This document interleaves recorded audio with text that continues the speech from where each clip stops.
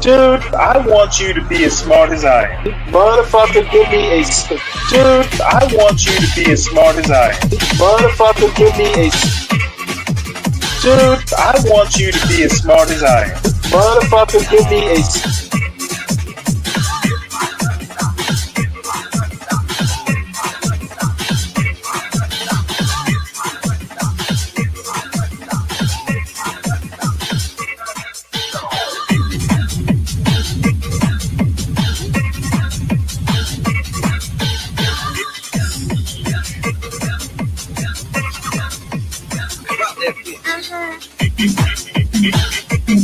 Dude, I want you to be as smart as I am. Motherfucker, give me a specific...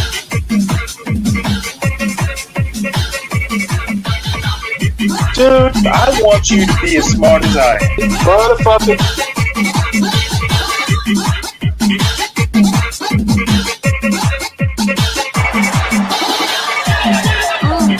Come on out, you rapist!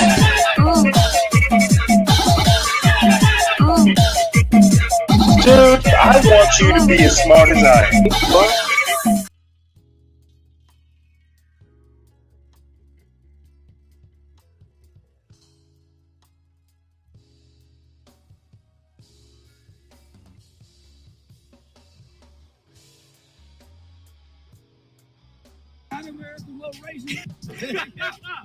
Yeah. We out here right here in white man country. Rapping come all my life. We out here right now, Harrison, Arkansas. Let's go meet America's most racist man. And y'all heard Kanye say white lives matter. White people lives matter too, especially white school teachers.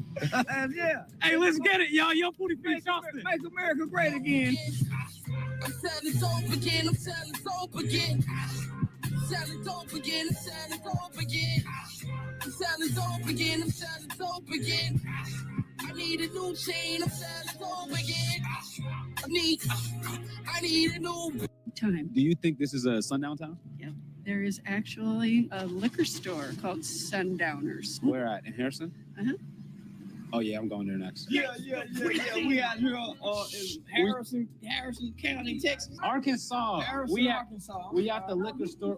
Still in Texas. I'm sorry. That's what he said. He said Texas. I sure did. You sure right, man. I said Texas. What's your favorite liquor? So I could buy you some now. What are you talking about? I was thinking about you when I really put this hoodie on. Bro, I'm trying to buy something for my friend. You know Tom Bowie? He always smokes something. I don't know what it is. I have no idea.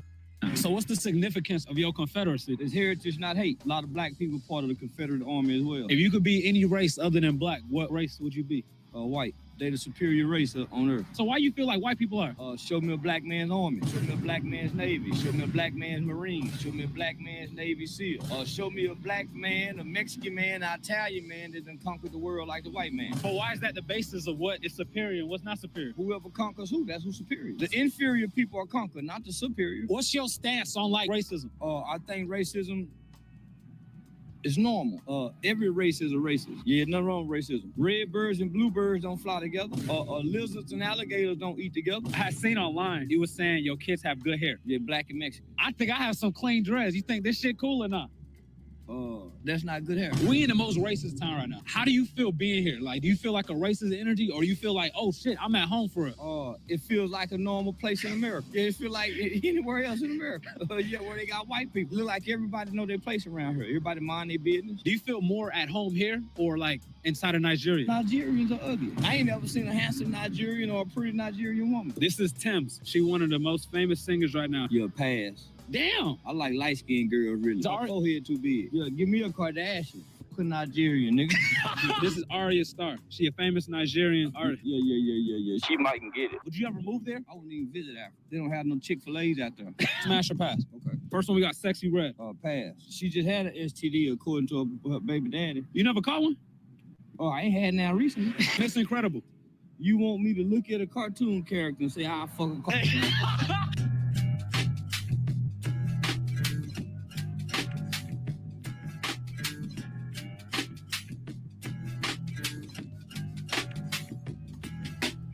You like the KKK?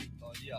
It's just like the Crips and the Bloods. Okay. And the PDs and the GDs. This guy that we about to speak to, he's like trying to keep it a thing. He's just a normal man. But overall, you like the KKK? Truth and honestly, I don't know they exist. To like them or not like them. There's black people. What do you mean? They've never existed to us. We've never seen the KKK. But that was people. When? Not in my lifetime. We've never heard the KKK burn nothing, no buildings, no churches, no nothing. And I was born in 77. Just because it wasn't there or it happened before you was born doesn't mean that it didn't happen. It's just like dinosaurs. Dinosaurs once walked the earth, but we've never seen a dinosaur. They say they're the KKK, but nigga, they don't exist to us. We literally about to go talk to him right now. They just like the old drunk in front of the store. They don't exist in front of the store. They don't exist nowhere else. So if you didn't come here, nigga, they don't exist. Because it's not legal to just people no more. The Ku Klux Klan ain't black people since the 30s and the 20s. The Ku Klux Klan wasn't niggas in the 60s. They wasn't niggas in the 50s. The Ku Klux Klan was defeated almost in the 1900s. So for them, the presidents don't mean nothing. So like they technically like false claiming for us. When last time you seen a Girl Scout or a Boy Scout? That's what I'm talking about. The Ku Klux Klan only exists to themselves. They don't exist to black America. Okay, how would you feel if the vice leader of the KKK moved next door to you? I would love it. What's the difference between him and a Delta sorority, Kappa sorority? There's no difference. But the purpose behind it. The purpose behind the Ku Klux Klan is what? Separation was their purpose. They did that 100 years ago. They hadn't done that in almost 60 to 70 years. What's wrong with wanting to separate? Black Lives Matter separated. And Black Lives Matter was violent. Black Lives Matter wasn't accepting of everybody. They didn't accept black police officers. Black Lives Matter. I seen them violently tearing up shit like the Ku Klux Klan did. If you was there back then when they was doing the burning, there's no amount of money that they could make you go and join them. Yeah, it is. Hell yeah, I join for the right amount of money. Would you get "I hate blacks" tattooed on your arm for $1 million? Of course. I'm gonna do it for $100,000. All right, y'all, approaching right now. I kind of wanted to blend in a little bit more. I thought I was blending it with this, but I'm gonna be honest. I look like a YN who just loves white women. I'm about to change it to something a little bit more zinc appropriate. Like a real ass nigga, right? We got the biggest Trump jersey you ever seen. We got the realest nigga you ever seen inside this bitch. This young Pootie Pig. This is the train tracks right here. Railroad track and all the way Nigga got fire trucks now? Wait, hold up. This nigga got an upgrade. Before we continue with this video, y'all, this video is sponsored by Prize Picks. If y'all love to make daily sports picks like me, make sure y'all download the Prize Picks app. Right now, I got a 100% deposit bonus code for y'all up to $100. It's literally easy. Just get your phone out, type in promo code Pootie, and they'll match your deposit up to $100. So if you put in $100, now you have $200, or if you put in 20, then you have 40. Instead of doing entries on teams, you do it on an individual player. So the team could lose, but you could still win money on that player. Take advantage of my promo code, use code Pootie, and make sure you download the Prize Pick app. Now let's get back on the rest of the video. It's Young Pootie Pig. My good friend, how are you? Damn, the rain finally stopped soon as I'm here. This is like a movie. It's been a while. You might want to give me a little space. I have the flu. You got the flu. Tom, this is Charleston. Charleston, this is Tom. What's up, Tom? How's it going, brother? I guess. All right. I wanted to bring him here because though y'all different, I feel like y'all might have some similar perspectives, some similar point of views. You good and healthy? What the fuck? You're associated with the KKK. You would be surprised at the things I'm associated with. Charleston damn near would join this shit if he could for it. Looking for like land. I don't have a problem with the KKK. I don't have a problem with nobody fighting for what they believe in. What if it's Black Lives Matter? It's headed by 3 lesbian bitches. So, yeah, I'm not joining up with 3 gays, especially studs. Pretty much, they're mentally disturbed. So I heard they had took the money and the leader had bought a house. A predominantly white community. A well-to-do community. So did Obama, so. And you'll never see Trump move into the hood. If he wants to move somewhere, it's in a Jewish hood where he has a banker next door. Okay. All black people with good sense move to white neighborhood. He actually ran for president. 2016. 2016. Is that something you would ever do, Charleston? I like to buy What? Bro! that don't preclude anymore. So wait, when did you like the Bible? All men like to buy. I like hoes. Okay. Hoes that sell. All right. Exclude the dates. Bypass the dates. Exchange money for sex. Have you ever paid back in the day? No. Okay. You interested? No. Okay. You'll never run for president. You give up all your privacy. What? Yeah. You like to get high. You can't sneak and get high. Put all your dirty laundry out there, and they got nothing on you. Look at Bill Clinton. What he meant in the courtroom is, no, I'm not getting a job right now. It was just carrying basket. They want to see if the shit sticks, and if you don't care, it don't matter. Right. If you be president, they can't later discover he's a racist. It's like, Do you not have internet? You know what I mean? Like, that's kind of since our video dropped. Everybody like you. You damn near black in a way. You mean I got to commit a felony now? Bro. What do you want? Do you want me to pretend to be your buddy in person and call you the N-word as soon as you leave the room? You really want to see a bunch of white people armed with M16s going insane at once? Black people got the guns too, though. Black people don't have the training. Most black people don't know how to break down a gun, don't go to the gun range, don't do no training, don't own no bullets, don't even know anything about guns. All they know how to just do is shoot the gun. But you talking about the black teens. I'm talking about all black people. So you think even the average black person in America do not own a legal firearm. The average black person do not know how to break down a gun, let alone how to clean a gun, let alone how to make bullets, how to make bombs. The average black person do not go to the gun facilities and train how to shoot. So you think if there was another civil war, black people be wiped off the earth? White. Oh my gosh. I came down the road from Maryland with those on the truck. They caused quite a stir when I made the wrong turn through Memphis. Oh, and tell Charleston, what is Memphis? Memphis in Africa, Memphis. The locals know it is that. For Drake and Kendrick watching right now, who y'all think won the Drake versus Kendrick beef? It wasn't a real beef for a competition. I don't see rapping as a sport. I think. Oh, that was in the Olympics. No. I didn't listen to neither one of them. I don't entertain bullshit. So you never heard They Not Like Us? No. Dum, dum, dum, dum. I turn that motherfucker every time it come on. I do have a gift for you, though. Could you guess what the logo is? Cotton. Black men and white men belong together. Don't let them separate us. We offered you honest work. Black man, come home. Cotton fields are waiting. Would you always get accused of putting y'all to work in a cotton plantation? All my family ever owned was hogs, not cotton. And again, my wife picked cotton as a child too, so. She used to be black. No. Massa told her to go outside, or?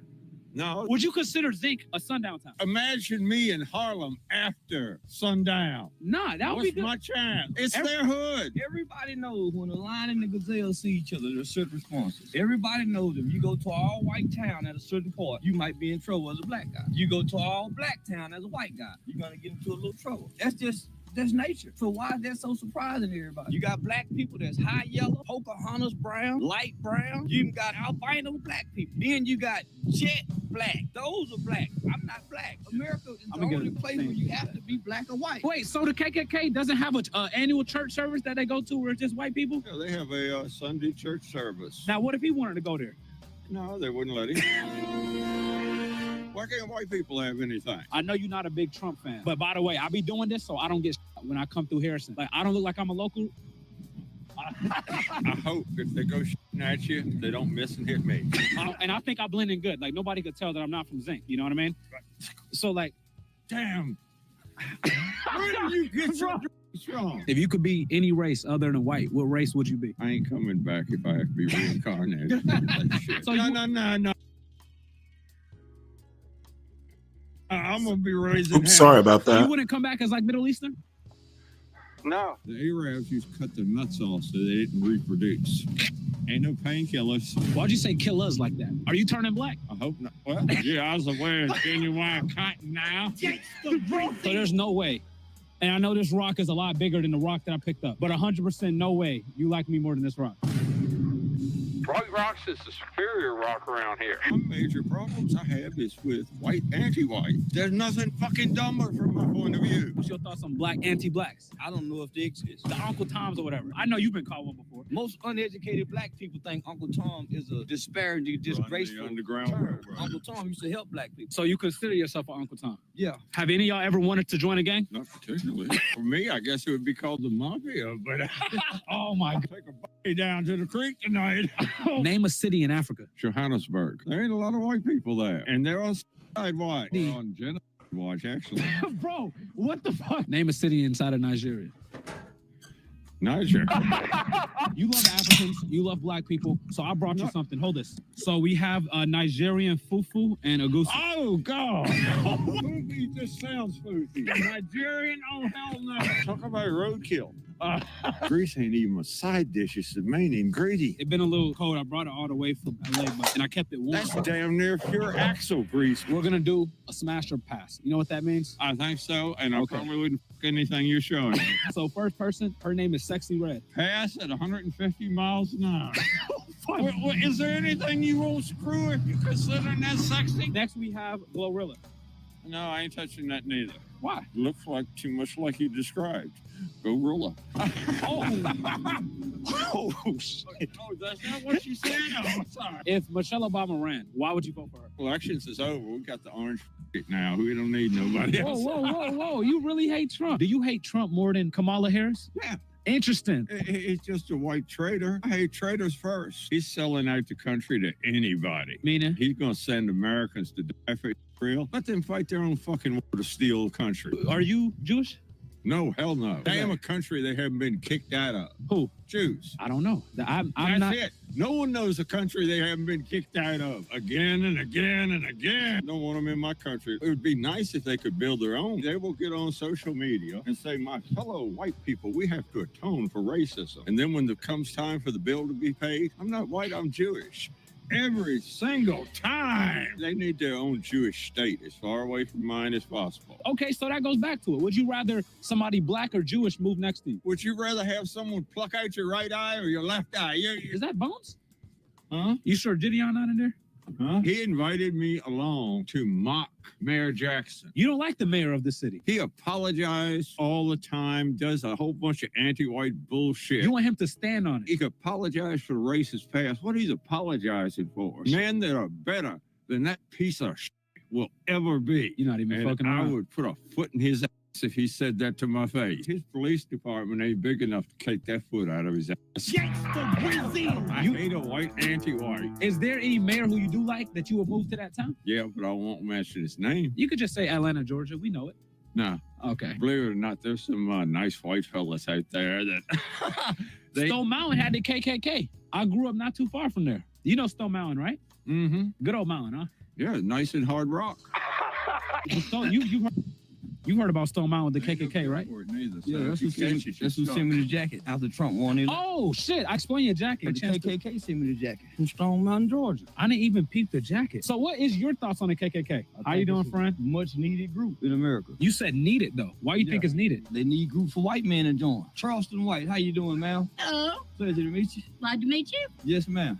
I never got a handshake. Don't give him nothing. What do you mean don't give him nothing? You not cold? Oh, you sick too?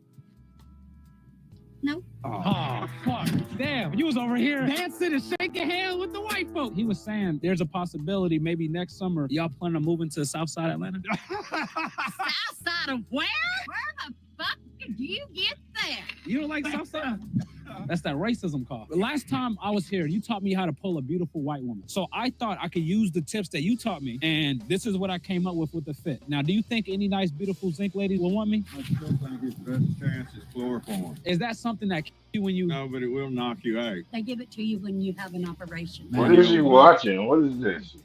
The fuck y'all know? Y'all, the Powerpuff Girls parents? Like, what the fuck? I do know what a hillbilly is. Hillbilly. And I am proud to be one. A hillbilly is someone that don't Stanley, what is this? nobody. What do you think is a black It's version of a hillbilly? Charleston White video. Right. It literally says it in the title. America's most racist town meets Charleston White. Every race got that, though. You don't never hear complain. You don't hear hillbillies complain. What's the difference between a redneck and a hillbilly? Well, a redneck is the same. They jump in. They don't think about their families. They think about, I'm going to beat the hell out of someone today. I'm going to kill them today. So I think the black version of a redneck, we got something called YNs. You know what YNs is? Young niggas take shit from they call when I'm in the bank. Count up for 20, then I hit the drop. Why you look like one of the Migos? And you'll never see Trump move into the hood. Abaru. They come back to Brazil, stupid. And food is not beefing. That's my little black man. sister. Give me a Kardashian. Could not. It's raining that attract me. You. Well, good morning, everybody. I thought we would start our day with Charleston White, a big fan of his, right? You are? Everyone, sorry I'm late. I actually had everything planned out and got up on Here for the Tea show, Child Listen. It's a podcast, and I highly recommend it. I always enjoy being over there. T and Mo Love, Definitely big fans of theirs. And as a matter of fact, I've kind of started making it a habit to go over there before I come over here. It's a weird thing. I kind of find, getting on a panel and talking to folks kind of, I guess I get kind of stage fright, believe it or not. Starting cold, it takes me a while to kind of get settled in. But anyway, everyone, please make sure that you subscribe to the John Gall Urban Landlord channel. Support your host. It's today's Friday. I need some Bud Light money, so make sure that you support the host, which is supporting the show. Also, make sure you support the executive producer. And when I say executive, I mean executive. She's a hard taskmaster. Make sure you support Portia, the $10 or actually $20 a day for Portia J. This show would not exist if it was. I mean, literally, the concept was her idea. I fit her idea of someone who's old, ornery, and just sometimes downright unpleasant. Make sure you subscribe to the Stanley Cross channel. It's at Stanley Cross 6000.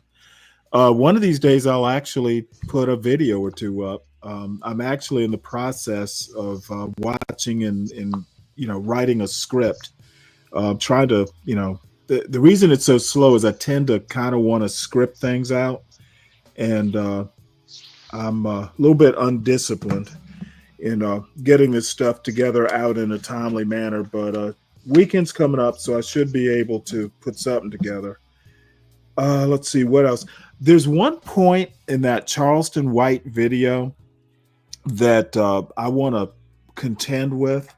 He said something about show him black Navy SEALs. There is a Black Navy SEAL Association. They have existed. They do exist. And dude is just ignorant.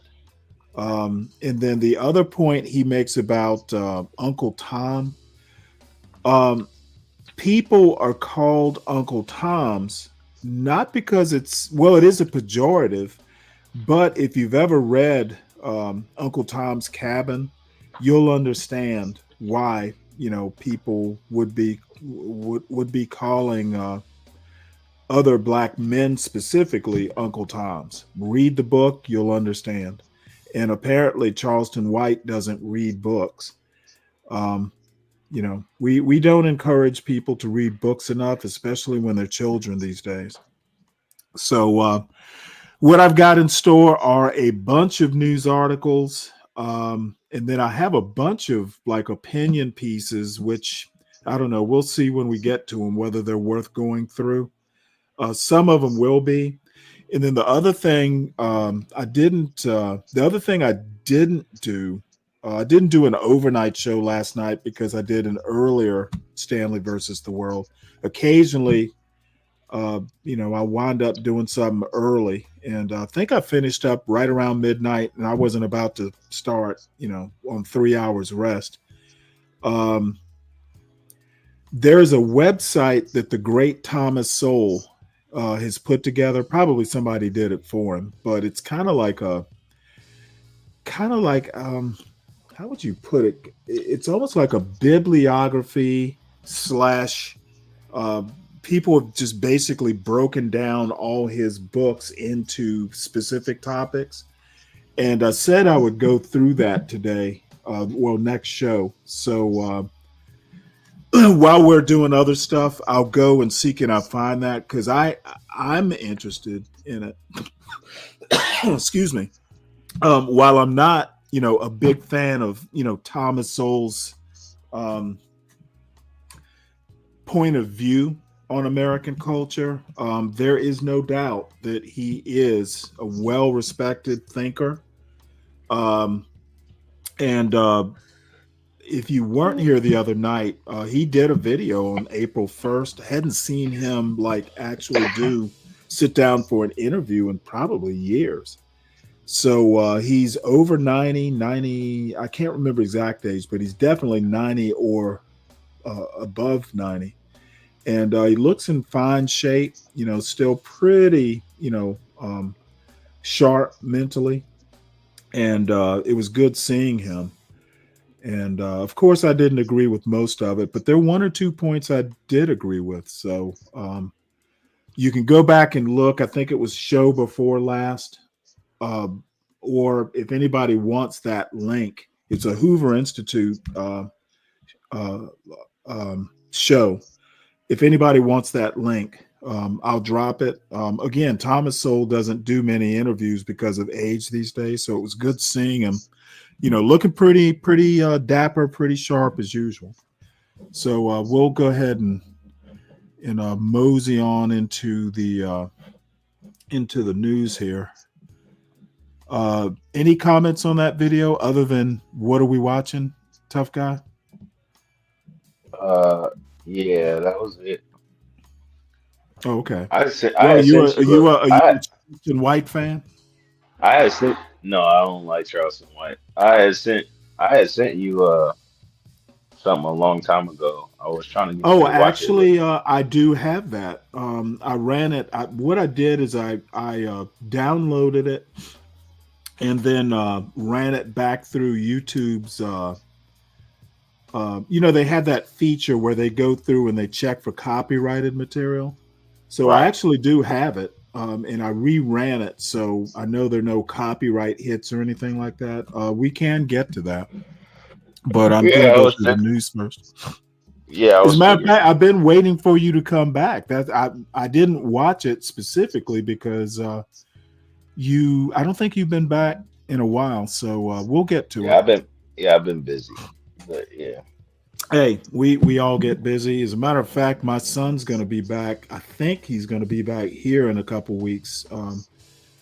They're going through finals or whatever it is they go through in college these days. So as far as I know, he's going to be here. So I'm using his room as a studio. I'm going to have to vacate the premises. It's going to be like John Galt tossing out a tenant. I'm going to have to get my shit out of his property. And, this year is floating. This year is floating on by. Yeah, well, it will float by, especially I noticed once everything was kind of slow, especially as a teenager. And then once you have kids, it's like time flies you just can't believe. Yeah. I still, I remember buying him an Xbox when he was 7 or 8, and that damn thing's like 11 years old now. It even, still powers up to play games is amazing. So, he took care of it. Time flies, but so it's you just have to deal with it, and you learn, especially once you get 60. Shit, you know what?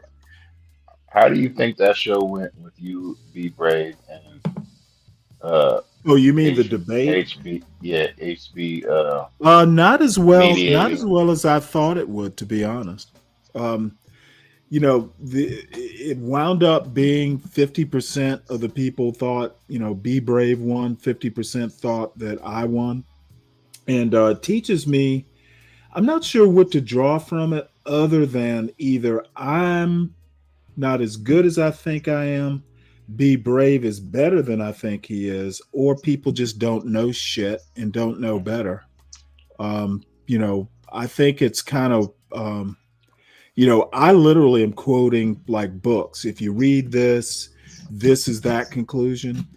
And what it basically teaches me is that people like Be Brave, who literally says he hasn't read a book in forever, or if ever, it just teaches me a lot about America. We live by the seat of our pants. That's why we get so much shit wrong. So that's my analysis. What's yours? Well, I mean, nobody's perfect, and I think everybody's still learning. We were once kids and we had to grow up. So a lot of us are still children trying to figure things out. And that is a shame. You should never be a 60-year or 70-year-old child. You know, you should always be a lifelong learner, but if you're not like taking lessons from what you learn, then it's just, hey, it's almost like reading and comprehending what you read. That you can read the words doesn't necessarily mean it's soaking in. What are But you that's what makes actually you. learning? But that's what makes you not perfect is you having different behaviors that might be childlike, but that's the thing. Everybody has their character Okay, and flaws. I'm not that guy. You don't think you have character flaws? Oh, no, no, no. I don't think that, you know how a lot of times, especially maybe say 5 years ago, there was a whole thing about debate bros, where they would say, oh, your argument is straw manning. And it got to be in vogue, like, hey, let me make sure I understand your argument, so I am going to steel man your argument just to make sure that I understand it, and then I'm going to go back and critique it. It was basically a push to have, say you're a leftist and you're debating someone on the right, civil discourse, civil conversation. And I'm not that guy. If I think you're fucked up, I'm going to tell you you're fucked up, and then you deal with it. I'm not that civil discourse. I've never been.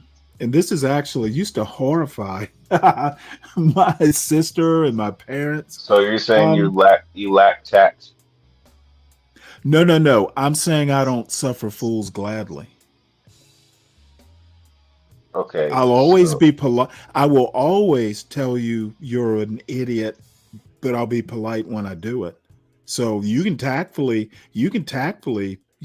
tell someone you don't have a high opinion of their intelligence. You don't even okay, have to call them an idiot. what's the best way you feel like you could do that in the Well, let most me let me make a in the quick. most professional manner, Let me like backtrack. in a professional Let me setting? I'm just backtrack a asking. little bit.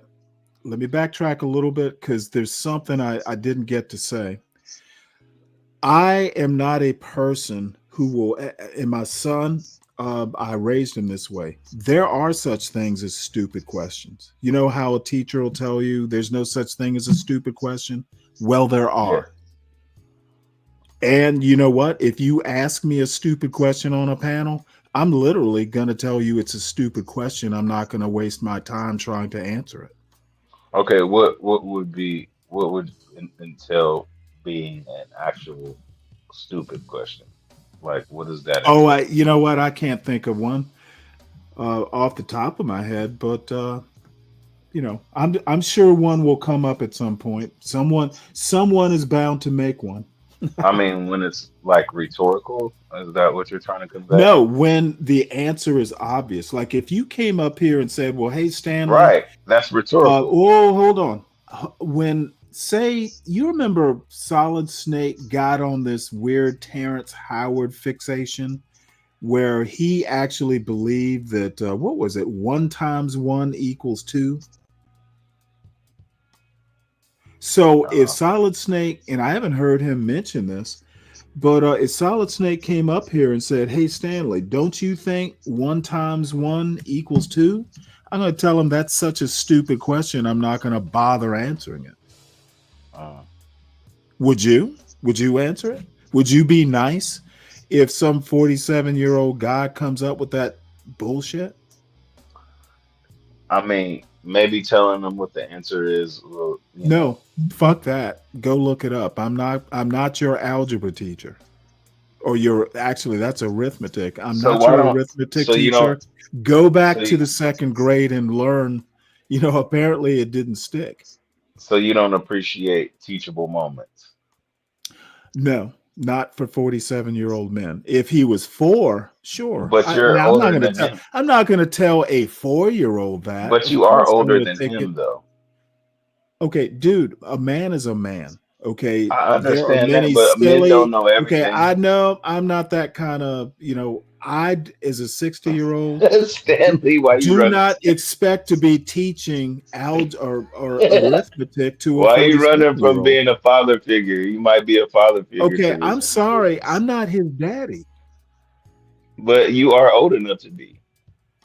Okay, if I have to go back and teach you second grade arithmetic, I'm not that kind of daddy.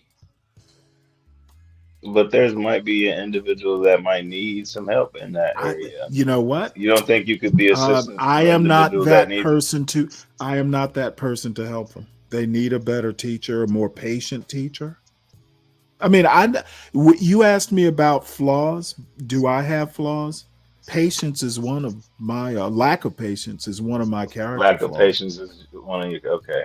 And it Um, has literally always been. It is a lifelong thing that I've worked on for years, and I still haven't cracked the code. Everyone, my parents know, my sister knows, my son knows. Sometimes they just don't come to me with that petty shit. And it makes me kind of sad, actually. so you don't have patience. Why didn't you Your why new didn't you nickname ask is me? Short Fuse. Short Fuse. That's you. No. There's a difference between lack of patience and short fuse. There's a huge difference. I don't Okay, get mad. I get give me that. sarcastic. But a short fuse would be ready to, No, I engage disagree quickly. that when I hear short fuse, I think someone who overreacts or just basically a short fuse is overreacting.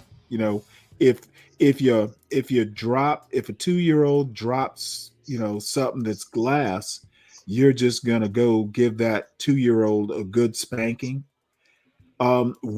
Why the hell are you giving a 2-year-old something that's breakable?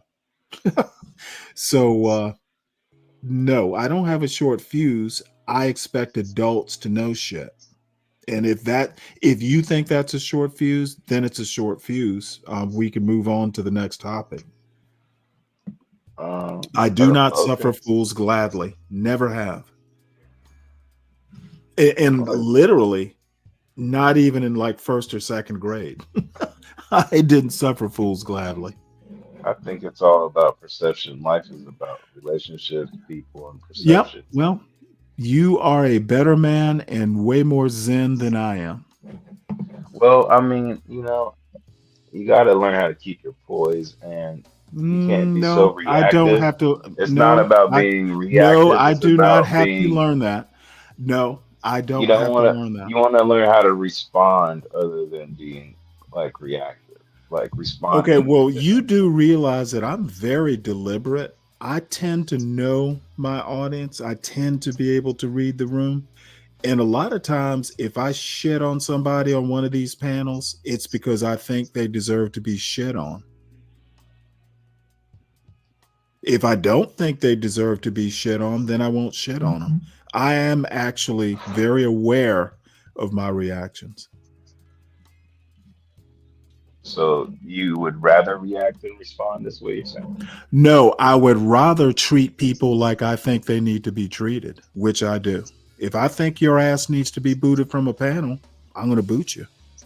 And I might be angry, I might not be, but it's going to be what I think you deserve. I treat people like I think they need to be deserved, which is a derivative of the golden rule.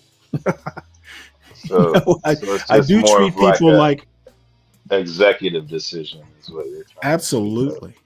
What do you think my parents trained me to be? They Well, trained me to be able. executive decision. They trained me to be able to think and to make decisions. You call them executive decisions. I just call them decisions. Well, I mean, well, what is an executive? Someone who does something, who executes a plan or whatever. Well, there you go. So if you're trying to execute a plan and you're running the show, you might feel like it's fucking up your flow as a content creator or as Well, a host. my flow is not the only flow I'm aware of. Well, I think it's about being versatile as well, though, Oh, I'm because very you may versatile, not, but you may I'm not, not patient. But you may not agree with something. That doesn't mean that you have There are to plenty of disengage. things in this John Galt universe. Dude, most of the shit that I hear in this John Galt universe, I don't agree with. You don't have to disengage with it just because you don't agree with it. Oh, I no, no, think it's no. I not. like locking horns when I think people are being like anti-black, for instance, which flows like mother's milk in this space. If I see something, and it happens all the time, and I don't address everything, but if I think someone is being anti-black and stupidly anti-black, and I can make a joke about it or make them feel bad for being anti-black, yep, I'm gonna do it. Well, essentially, you could, be maybe like overreacting or going overboard No, on I certain. rarely overreact. Well, I mean, I guess that would be your opinion or how you perceive it. And you know what? Whose else opinion? Who's if I wanted to know someone else's opinion, I'm never shy about asking. As a matter of fact, I'm going to ask Kimmy when I see her because I did a show on a friend's channel yesterday, and I saw that she said she was going to watch it later, and I'm always curious to know about what Kim thinks about my presence. Now, this was a show about a specific political topic, so I just wanted to know because I trust. There's some people that I actually do value what they think about me, Right. I and mean, well, what do you think they aren't. There aren't many. what do you think the true benefit of of that? I mean, why do you think it's imperative to appreciate uh other individuals Well, perception I don't think it is other than your imperative. own? I don't You think don't it think it's is imperative. other than your That's own? why there are few people that I care what they think. Kim happens to be one of them. Right. But okay, so right, that's what I'm speaking to. So an individual like that, why do you think Well, it's because I trust her judgment. right, right. And so being I able to don't trust trust everybody's judgment. right, but what I'm saying is being able to actually trust someone's judgment. Usually trust is a two-way street. It's not Earned. like a one-way No, street. trust is not a two-way street. You don't think so? No. I think trust goes both ways. Do you trust your 2-year-old to make good decisions? No, Hypothetical 2-year-old. I I would know you trust don't. my 2-year-old to trust to be Okay, a but your 2-year-old. 2-year-old trusts you. So it's not a But I, two-way street. but I would trust It my is not 2-year-old a to be two-way a street, 2-year-old. is my point. Trust is not a two-way street. It is. It is not. It is because I would trust my It 2-year-old to can be be. a 2-year-old. It That's the can only thing be I a could trust. okay, That's the dude, only don't thing I could trust. overtalk. But Don't that's overtalk. no, I don't. Why think are you doing you're that to right. me, man? See, this is where you get bootable. Oh, well, I Trust, mean, it's Stanley against trust. everybody, so I mean, It is called Stanley versus the world. Trust well, can don't hate on be. me though, Stanley. I'm just trying I'm to have not. a Why do you think constructive I'm hating? I'm not hating because on you. I don't hate you. I'm giving you some No, constructive sir. criticism. It doesn't. You are not capable of giving me good advice. How do you feel? How do you figure? You don't know what I know.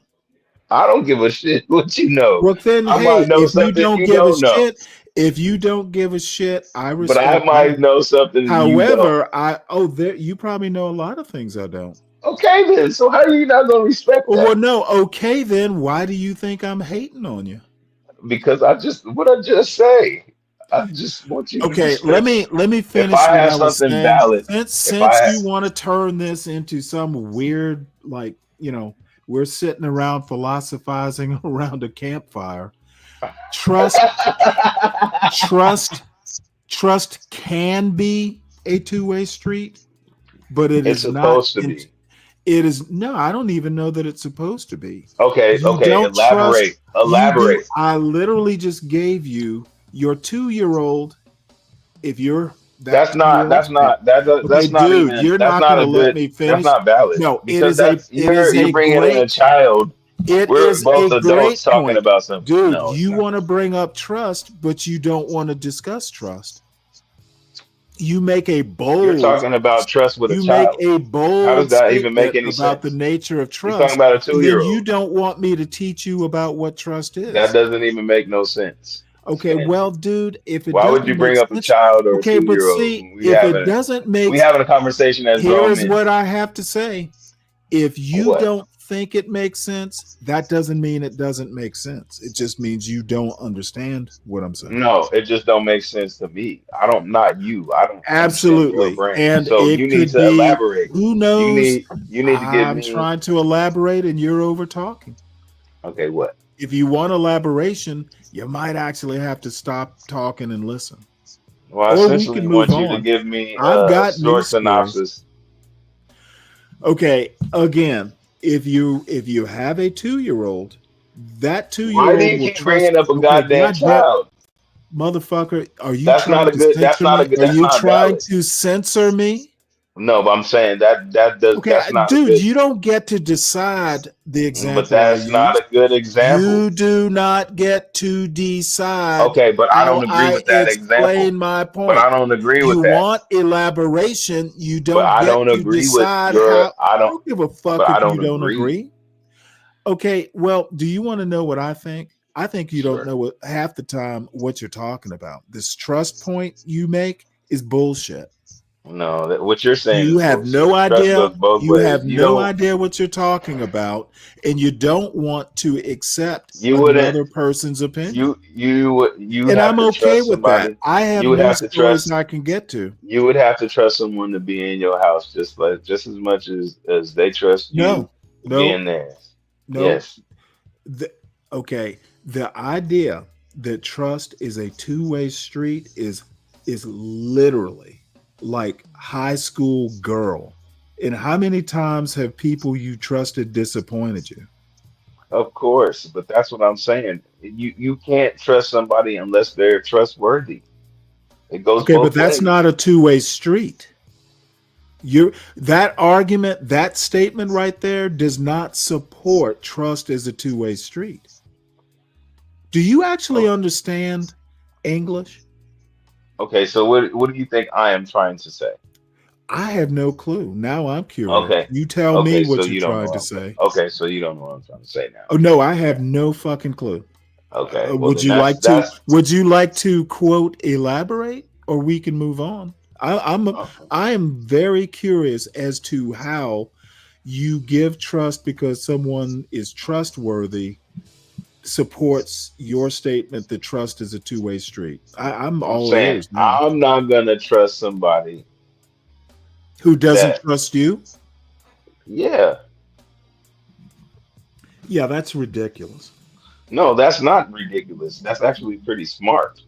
No, I think that is just one of the more ridiculous things I've heard in a Why would while. you trust somebody that doesn't trust you?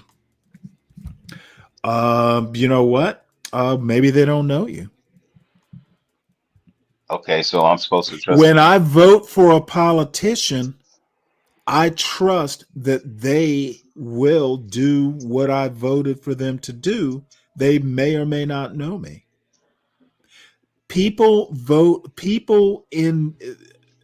give trust to people who don't even know them all the time. I mean, what? Like, what are you Okay, referring to? dude, you Like heard me a give you, you drive-through? don't think I'm giving you a good example? What are you talking about when people are making food for Okay, people? you know what? We might want to move on because maybe I'm moving too No, fast no, no. for you. We need to work this out because you ain't No, making we no don't sense. have to do anything. But you're not making no Don't sense, get that wrong. Stanley. Dude, people trust people who don't trust them all the time. Of course, but what You I am trust, saying, yeah, hey, and when you flag down a cop because, you need a cop, they don't know who the hell you are, but you trust the institution they represent. Dude, you literally need to slow your roll when you start talking things like trust. I actually know what the fuck I'm talking about. And I don't talk about shit that I don't know. okay, well, you might be a little No, older, am so I you wrong? might, People you might. trust people all the time. and that person they're trusting may not know who the hell they are. Tell me, is that cop example right? And I told you why a person might trust that cop. That cop may or may not, probably won't know who you are. That is an example of someone putting trust in an individual. That's not a two-way street. You make it easy for me, tough guy. No, that's not easy. I think I we're do gonna it. I agree do. to disagree. I appreciate you allowing Hold on, me to. let's ask Chat PT. I don't give a fuck what dude. I don't have to go to Chat GPT to know shit. I don't either, but I'm telling you, you don't agree with me. So I'm gonna ask. Does Stanley, my friend, doesn't think trust goes both ways? Does trust go both ways? Okay, let's see what ChatGPT has to say. Yes, Like trust. Yes, wait. Let me see what no, it says. you go ahead. Tell me what It Chat says, GPT says. it says, yeah, trust definitely goes both ways. At least it should. Exactly what I said.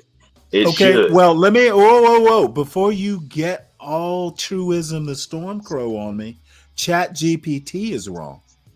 No, wait, I wasn't done yet. It's still got I'm some more. literally saying Chat GPT is wrong. I gave you an example of trust not I'm being about a to two-way finish. street. So can I Dude, finish you what are. it says? I don't go to I Chat can't finish what it GPT. says. No, you can finish once I'm done saying. Once I'm done shitting on you. Once I'm done You shitting can on you and try. You Chat, can try to shit dude, on me I all will. you want. Oh no, I'm not trying. You can go ahead, try. That you had to Go go to ahead, Chat try. G. Okay, You can motherfucker, try. I will put you in the back and finish what I'm going to say. Finish it, nigga. Dude, this is why I don't deal with amateurs. Okay, they go to Chat G. They go to Chat GPT to support their. No.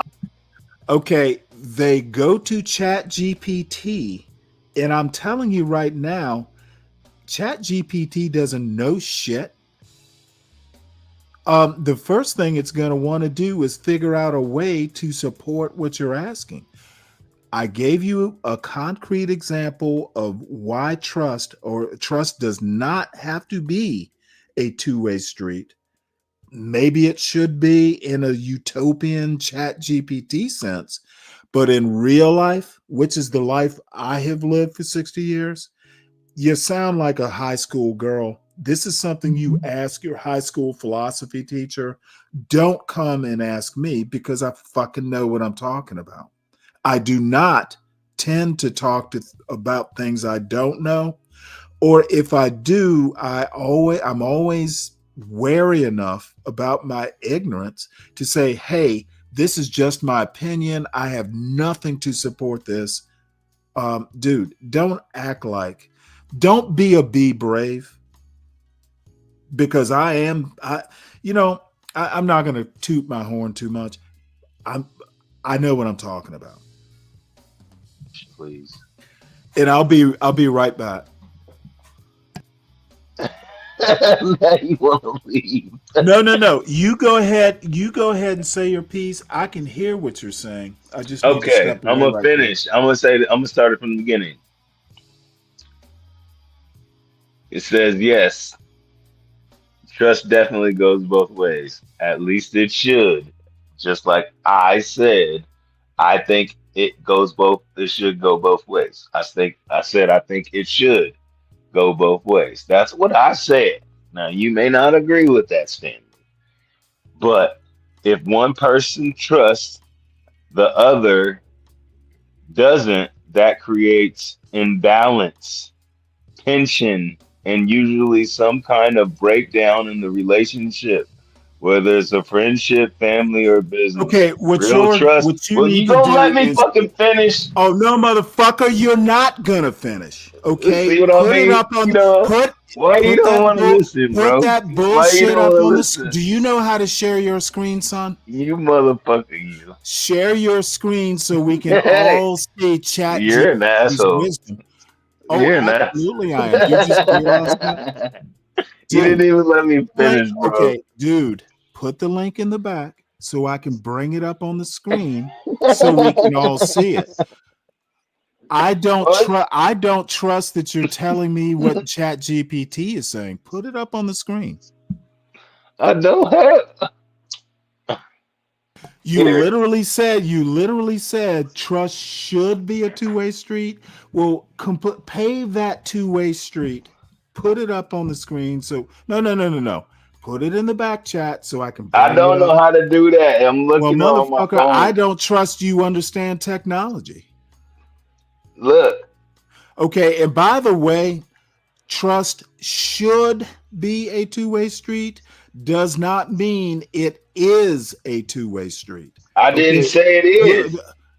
dude, you know what? What we're gonna do is we're doing a tailspin into you trying to sound right, and you're simply not. No, I made I said my point should. when I said You trust. didn't agree. When I said trust can be a two-way street, but it doesn't have to be, that is the equivalent of should. Okay, if you actually understood English, you would know what should means. Dude, I don't know what the fuck you're trying to do. Chat GPT is actually supporting what I said. Trust does not have to be a two-way street. So the truism that you're trying to make, trust is a two-way street, which was your original point. ChatGPT is basically blowing up your argument, not mine. If you understood English, you would know this. Damn, dude, let me just get to the news because this is just silly, like childhood, sit around a campfire as ninth graders talking philosophy you don't particularly know. How come I could And not? by the way, your next point in the Chat GPT about You ain't gonna let me finish. You really ain't gonna let me finish. no, you will finish after I'm done because I didn't even fucking finish. Chat GPT, that part about relationships, that is Plato. Oh shit. I can't, you know what? Now I can't remember. It's either the loved and the beloved. That I think that's Plato. Go read Plato. It will talk about what the end of that Chat GPT can stuff is saying. Yes, relationships are uneven. That part I do agree with. Plato. Read your Plato, son. Each other's interactions and actions. If your friend, True, doesn't think trust goes both ways, maybe they've been hurt or betrayed before. But truth is, trust is like a bridge. Only if both sides hold it up. What is the situation with your friend? Now they trying to ask, like, what's your problem? Yeah, well, I'm moving on from philosophy amateur hour to some serious news. Hey, man, you didn't. So the first story that's on is, yeah, everything's on me. You didn't. You didn't agree. That's. Oh no! I don't agree with you. Dude, I'm just not going to go back. Look, how do you figure trust doesn't go both ways? Do you feel that you won this argument? How do you figure? No. Answer my question. You think you won the argument, and I'm good with that. We can. Yes. Okay, great. You win. Let's move on. So, to something that it's like that. You just gonna try to dismiss me like that just because I actually proved a point and you didn't like it. I don't think. Whoa! I don't think you proved your point. You do.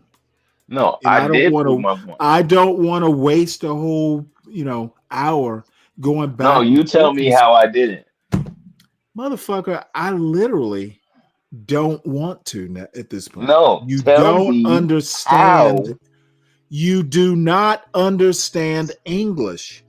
Okay, I am not going to go and teach you English so you understand how Okay, you're so wrong. you don't understand English, I'm then literally obviously. willing to just concede the argument and move on. No, but you're saying that I You don't understand win. English, but Hey, you obviously don't understand tough English guy, because you won isn't I good enough? I gave you enough.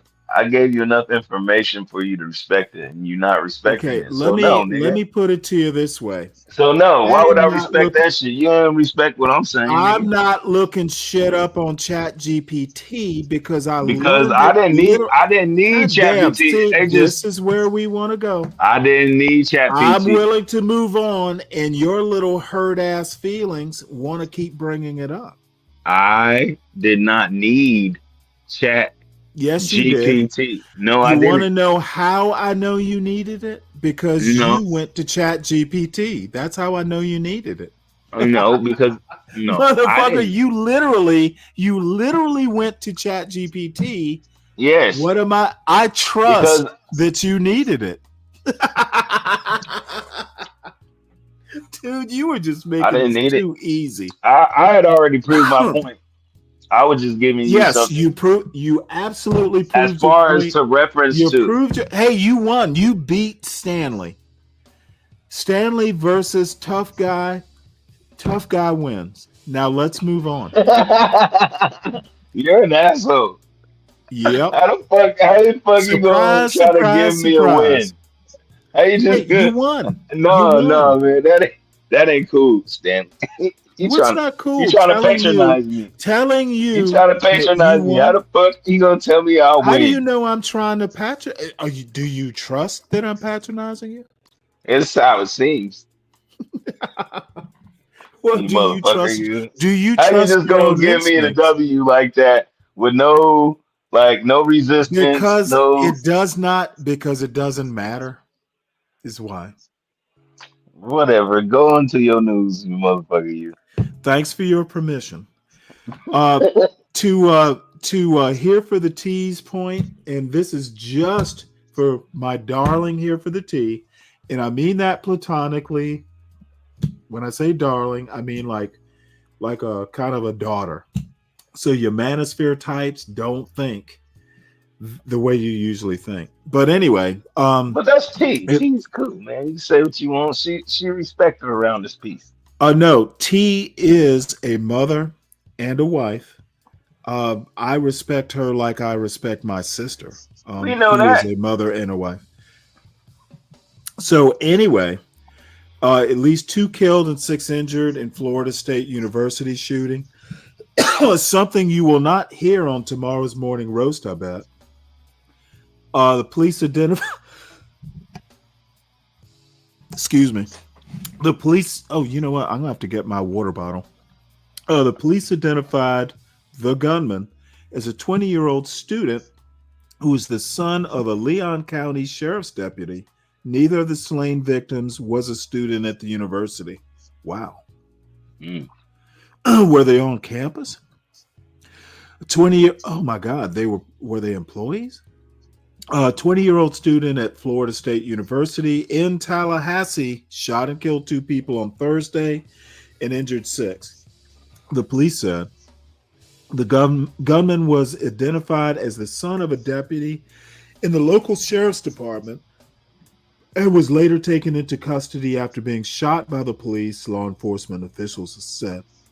Officials said the gunman, identified as Phoenix Eichner, was armed with a former service revolver of his mother, a deputy who has worked at the Leon County Sheriff's Office for 18 years and was allowed to keep the gun for personal use.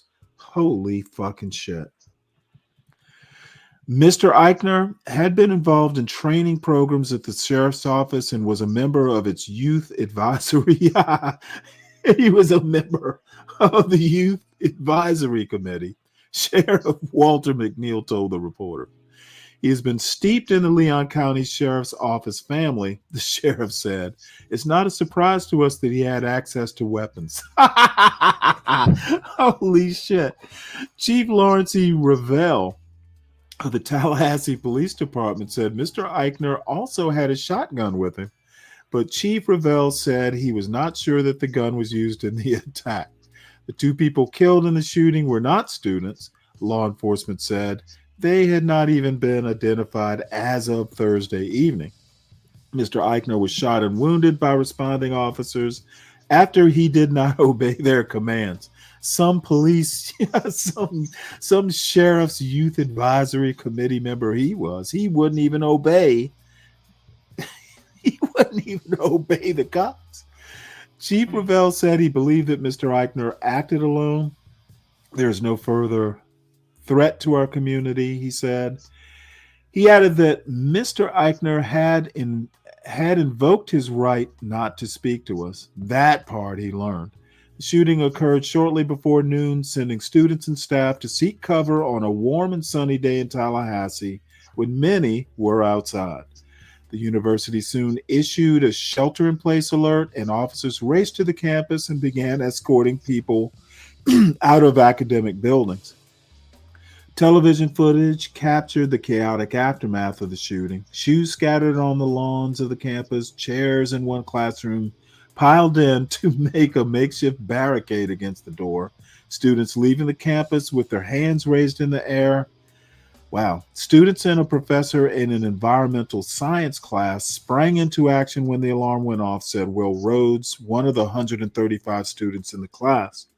The students barricaded the classroom doors with tables and used sweatshirts to tie the door handles together. Wow. Victor Castillo, who was in the student union near the shooting, said he had been momentarily confused by the sound of gunfire, but quickly took cover. All of a sudden, I hear boom, boom, boom, said Mr. Castillo, 20, a sophomore studying business management. My ears started ringing. I didn't know what was going on. I didn't think it would happen here.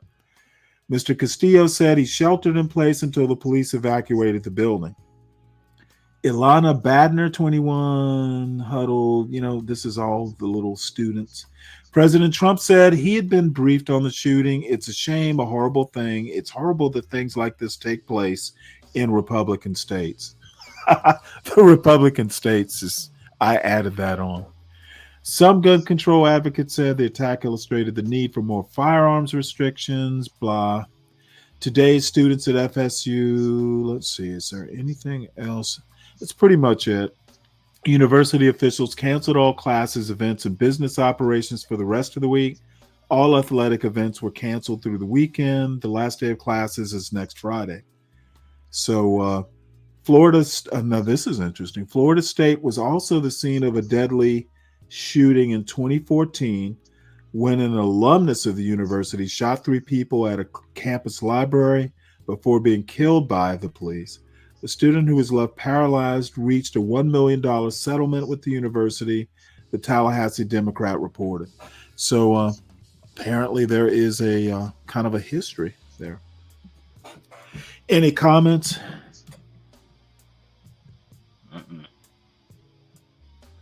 Okay, let's go ahead and play this video here. It's only 44 seconds. This is the Washington Post. The other story was taken from the New York Times. So let's see here. I don't know if it auto enlarges. We shall soon see.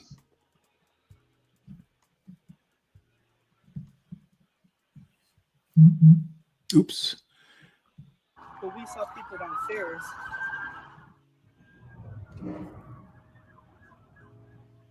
The shooter is 20-year-old Phoenix Eichner. And he's the son of a Leon County Sheriff deputy. Unfortunately, her son had access to one of her weapons. Fully briefed as to where we are right now. It's a shame. It's a horrible thing. Horrible that things like this take place.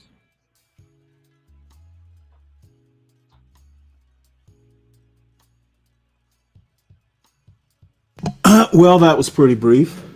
Gilmar Abrego Garcia is a 29-year-old Salvadoran That is a man different who in story. March was mistakenly sent to a Salvadoran.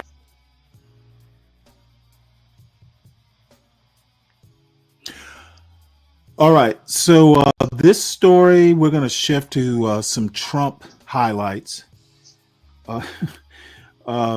Donald Trump, his approval rating breaks unwanted record. And I did not read this, so let's have the auto reader read this.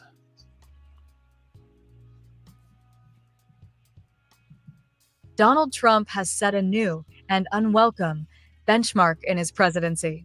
According to fresh polling data, his net approval rating among independent voters has sunk to a record low, surpassing even the most unfavorable numbers from his previous term. Why it matters. Independent voters often decide the outcome of national elections, and Trump's record low approval among this group signals potential trouble ahead, not just for his own political capital, but for Republicans heading into the 2026 midterms. What to know? According to CNN pollster Harry Enton, Trump's net approval rating among independents has gone from negative 16% in 2017 to negative 22% in 2025, meaning the president has broken his own record. Independent voters were a key pillar of Trump's coalition in the 2024 election, with 46% backing him, up from 41% in 2020, when a majority, 54%, voted Democrat. But that support appears to be eroding in the wake of the president's sweeping tariff announcement on April 2nd, which rattled the markets before a partial pause temporarily stabilized them. Since then, however, Trump's approval among independents has not recovered. Newsweek's analysis of every poll conducted after April 2nd that includes independent voter data finds his net approval currently stands at minus 17 points, with just 37% approving and 54% disapproving. His lowest rating came from a YouGov poll conducted April 7th to 10th, where only 30% of independents approved of his performance, while 61% disapproved, a net approval of minus 31 points. Poll date approve disapprove YouGov / I'm going to go ahead and stop it there. I think we get the point. Trump, he's always had like weird polls. He is in some ways more popular than he was. And I'm actually going to do a video essay on my channel. His polls are kind of all over the place. However, if you just ask about immigration, he is popular. But, his overall job rating, tends to be, hover right around 50%. Often it's below 50%.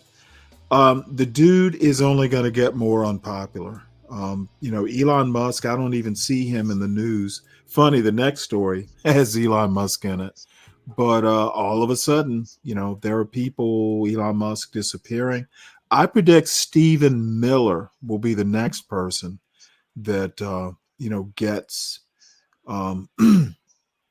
kind of put into the background. That signal thing, with the attack on the Houthis, that's still simmering on the back burner. And I think it's going to wind up being a problem because it looks like Trump wasn't in the loop. It was Stephen Miller that was kind of like saying, hey, I'm speaking for Trump. So that's going to be problematic at some point. I predict. Now, I could be wrong.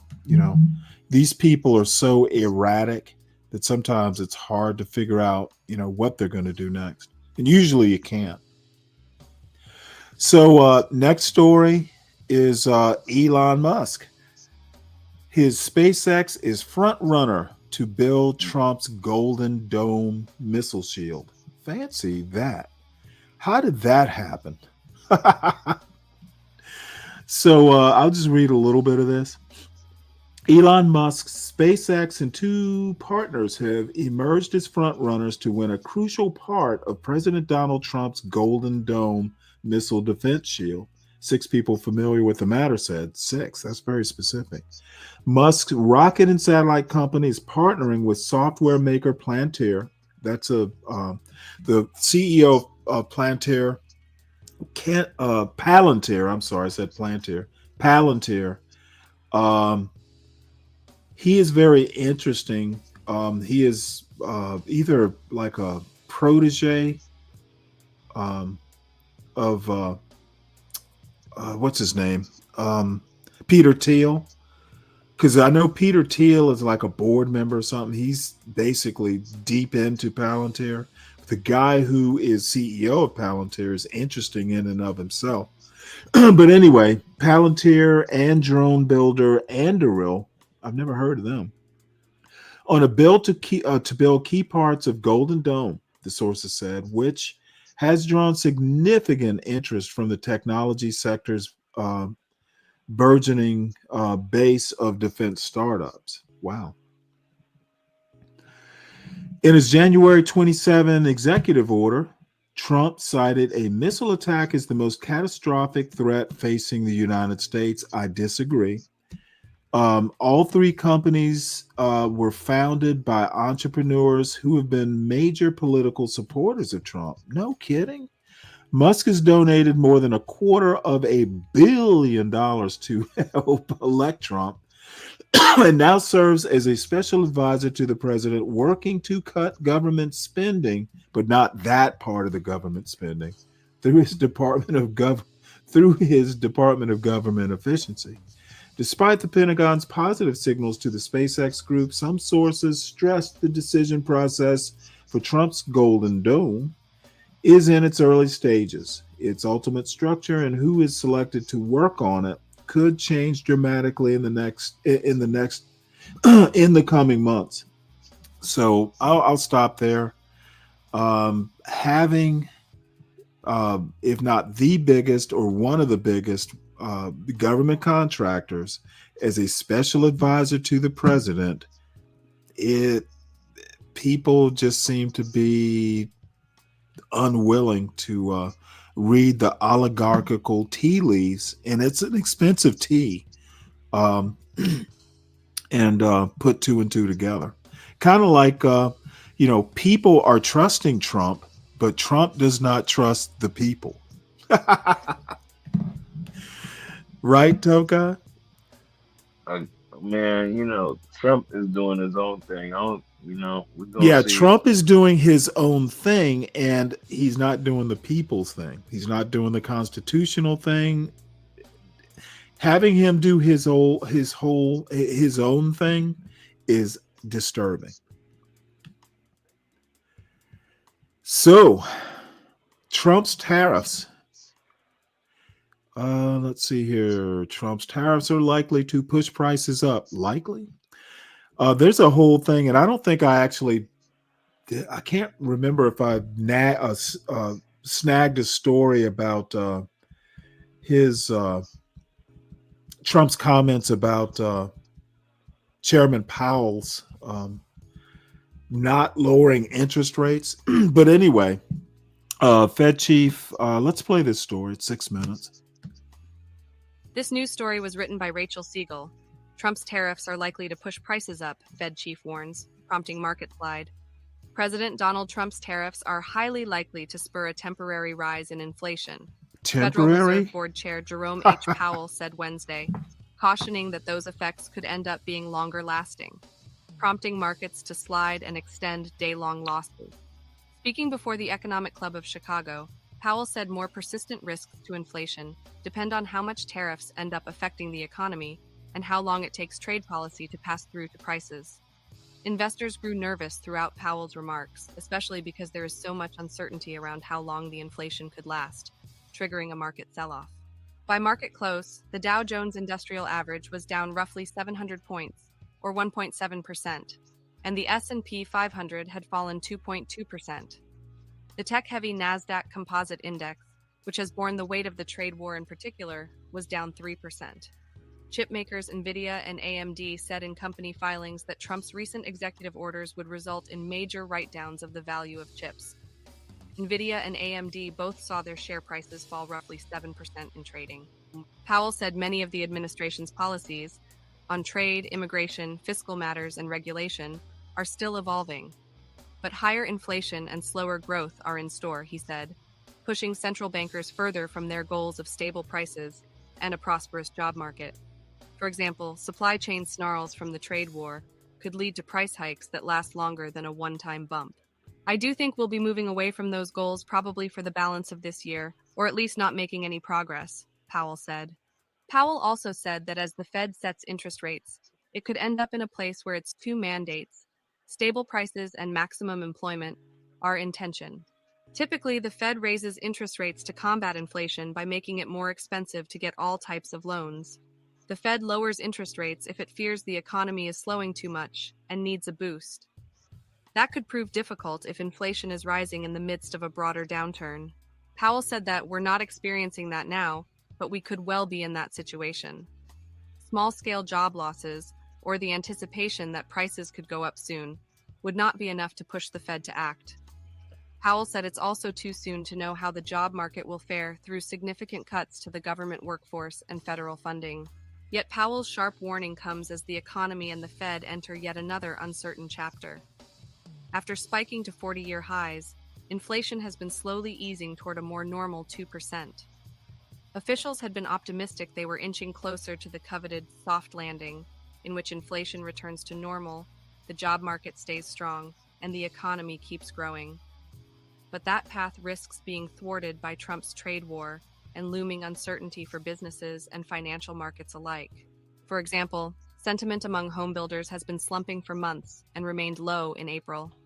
Powell said that in conversations with business owners, he routinely hears that uncertainty is higher than many have experienced in their lifetimes. That could lead people to pull back on investing and hiring, or to lay people off altogether. At the same time, the financial markets have been in turmoil. The Nasdaq Composite Index is down more than 15% for the year, and the S&P is down 10%. Plus, investors are fleeing treasuries and the dollar, assets usually considered safer when volatility hits markets. Powell said the markets are acting as expected in the face of so much tumult, but they are still functioning safely. Markets are struggling with a lot of uncertainty, and that means volatility, he said. Fed officials routinely say their outlook depends on how Trump's policies unfurl. Part of the difficulty also stems from policies that change in a matter of days. Last week, the White House paused many of the steep import taxes on most countries for 90 days, while further hoisting tariffs for China. It left in place a baseline 10% tariff on all imports from most countries, and continued tariffs on imports of steel, aluminum, and autos. The shift prompted many forecasters to pare back their expectations for a recession, but that possibility is still on the table. Earlier this week, Fed Governor Christopher Waller described new tariff policies as one of the biggest shocks to affect the U.S. economy in many decades. There's plenty of uncertainty based on how large the tariffs are, for example. But Waller said it's possible the effects on prices, while steep, won't be permanent, so long as expectations around longer-term prices stay grounded. Still, aggressive tariff policy could slow growth to a crawl and push unemployment up, he said. Fed officials ultimately will have to parse short-term shifts, such as a temporary rise in prices, from more lasting effects, such as inflation or a broader slowdown. The distinction matters because officials set interest rate policy with the long-term health of the economy in mind, rather than reacting to blips or individual pieces of data, and they have been wrong before. Fed leaders would also be hesitant to raise interest rates if the economy is slowing too much. That isn't happening right now. The job market has stayed solid through upheaval in the federal government, and the unemployment rate is at a low 4.2%. The Fed's preferred inflation gauge was at 2.5% in February. But there are other concerning markers on the Fed's dashboard, too. Retail sales jumped in March, with economists attributing the rise to consumers panic buying before tariffs take hold. Industrial production fell in March, the first decline in 4 months. Stocks have also flashed red since Trump kicked off the trade war. Trump has publicly pressured the Fed to lower interest rates to stimulate the economy. The Fed closely guards its independence from politics and takes pains not to get involved in fiscal policy. But Trump has historically ignored those norms, recently telling Powell to stop playing politics in a post on social media. He is always late, but he could now change his image, and quickly, Trump wrote earlier this month. Andrew Ackerman contributed to this report. Yeah, this is actually going to be a problem. To me, it seems, and I would have to have Ryan up here. I don't know how lowering interest rates is going to stimulate the economy in a way that, I mean, if prices are going to go up, stimulating the economy isn't going to do anything.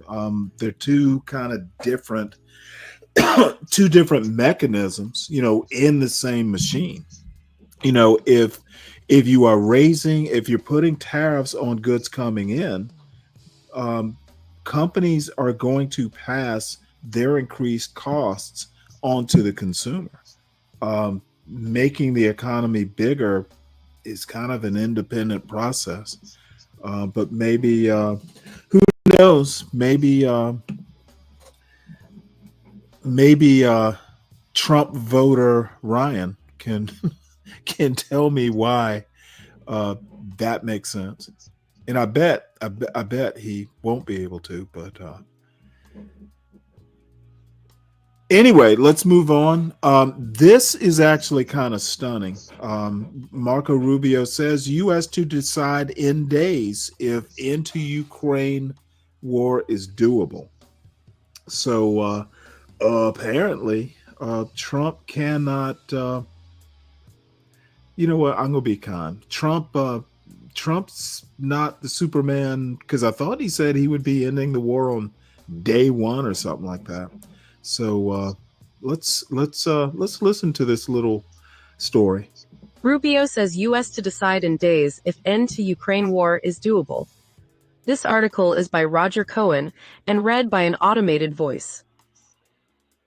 The United States will abandon efforts to end the war in Ukraine if it proves impossible to broker meaningful progress in the next several days, Secretary of State Marco Rubio said as he departed Paris after a meeting on Thursday with President Emmanuel Macron of France. If it is not possible to end the war in Ukraine, we need to move on, Mr. Rubio told reporters, adding that the Trump administration will decide in a matter of days whether or not this is doable in the next few weeks. His remarks ratcheted up pressure on Russia and Ukraine to end the war and appeared intended to inject urgency into European efforts to prod Volodymyr Zelensky, the Ukrainian president, toward compromise. While the United States is Russia's chief interlocutor in the negotiations, Europe has far greater sway over Mr. Zelensky. President Trump said on Thursday that he was not a big fan of the Ukrainian leader. Mr. Rubio said Mr. Trump has spent 87 days at the highest level of this government, repeatedly making efforts to bring this war to an end. We are now reaching a point when we need to decide and determine whether this is even possible or not.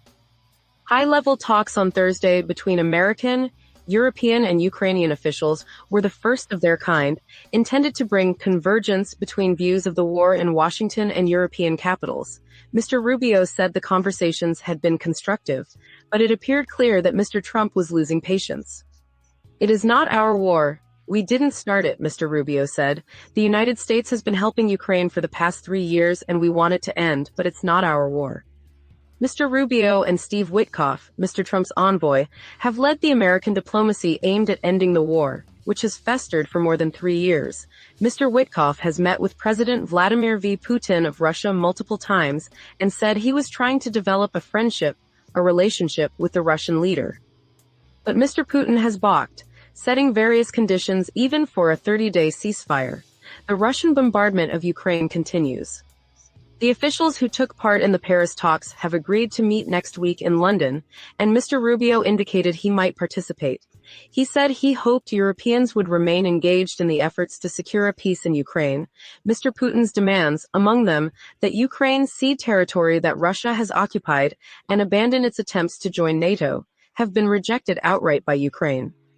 I think the UK and France and Germany can help us move the ball on this and then get this closer to a resolution, Mr. Rubio told reporters at Le Bourget Airport as he prepared to depart.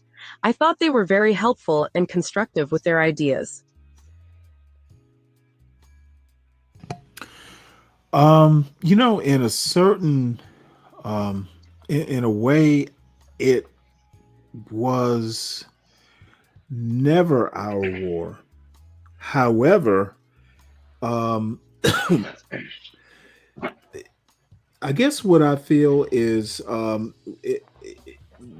it's not our war, but it was. It is kind of is because Ukraine basically the possibility of Ukraine joining the NATO is what Putin kind of, that was his excuse for going into Ukraine. And quite frankly, to me, it was kind of a hollow excuse. But, NATO is, whether we like it or not, the U.S. is pretty much NATO. If the U.S. pulled out, there would be no NATO. So I think that what my takeaway from it is Trump said it would end day one, and it didn't. And I think he thinks people are just kind of forget that campaign promise. Hey, Charles, how you doing? You're on mute. Hey, Well, welcome Stanley. to the show, Charles. Good to Hey, have Stanley, you how here. you doing? Yeah. Pretty good. So what are we Any talking about? thoughts on that? Ukraine and Russia. Well, Rubio's basically saying if this can't end in the foreseeable future, they're just basically going to move on. Rubio says U.S. to decide in days if the end to the Ukraine war is doable. And I've got some other stories that I didn't bring up, but basically they're going to say, hey, you know what? That's a Russia-Ukraine thing. We're moving on. And I know you Yeah, have thoughts on it. yeah. Well, I think it would be a bad thing to just abandon Ukraine at this point in time Oh, because yeah, exactly. if at all it was the US cutting Ukraine to come into NATO that sort of started this whole mess, right? If there wasn't some sort of nudging of Ukraine, although it's not an excuse because no country has the right to determine another country's foreign policy.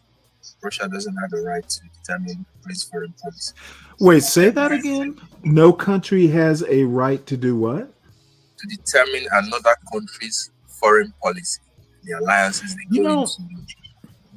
So that is an interesting statement. Anon would disagree with you. Basically, Anon and I had this discussion probably a couple years ago. Basically, if you are providing, aid to a degree that, you're kind of determining whether that country is going to be, that country's government is going to fall or not, you actually do get to dictate their policy, their domestic policy. What do you think about that? Even if I accepted that premise, I don't think that's true in this case because Russia wasn't providing Ukraine with that. It wasn't providing Ukraine with any sort of assistance for Ukraine. Well, no. What I mean, hold on. I meant from the U.S. side. The U.S. was providing Ukraine with a lot of equipment. So we, essentially now that Biden's not there, Trump is at the helm of the U.S. government. We have provided them with so much aid that Trump is basically saying, hey, look, your policy, Mr. Zelensky or President Zelensky, he probably calls him Mr. Zelensky. President would be too much respect for Trump to give.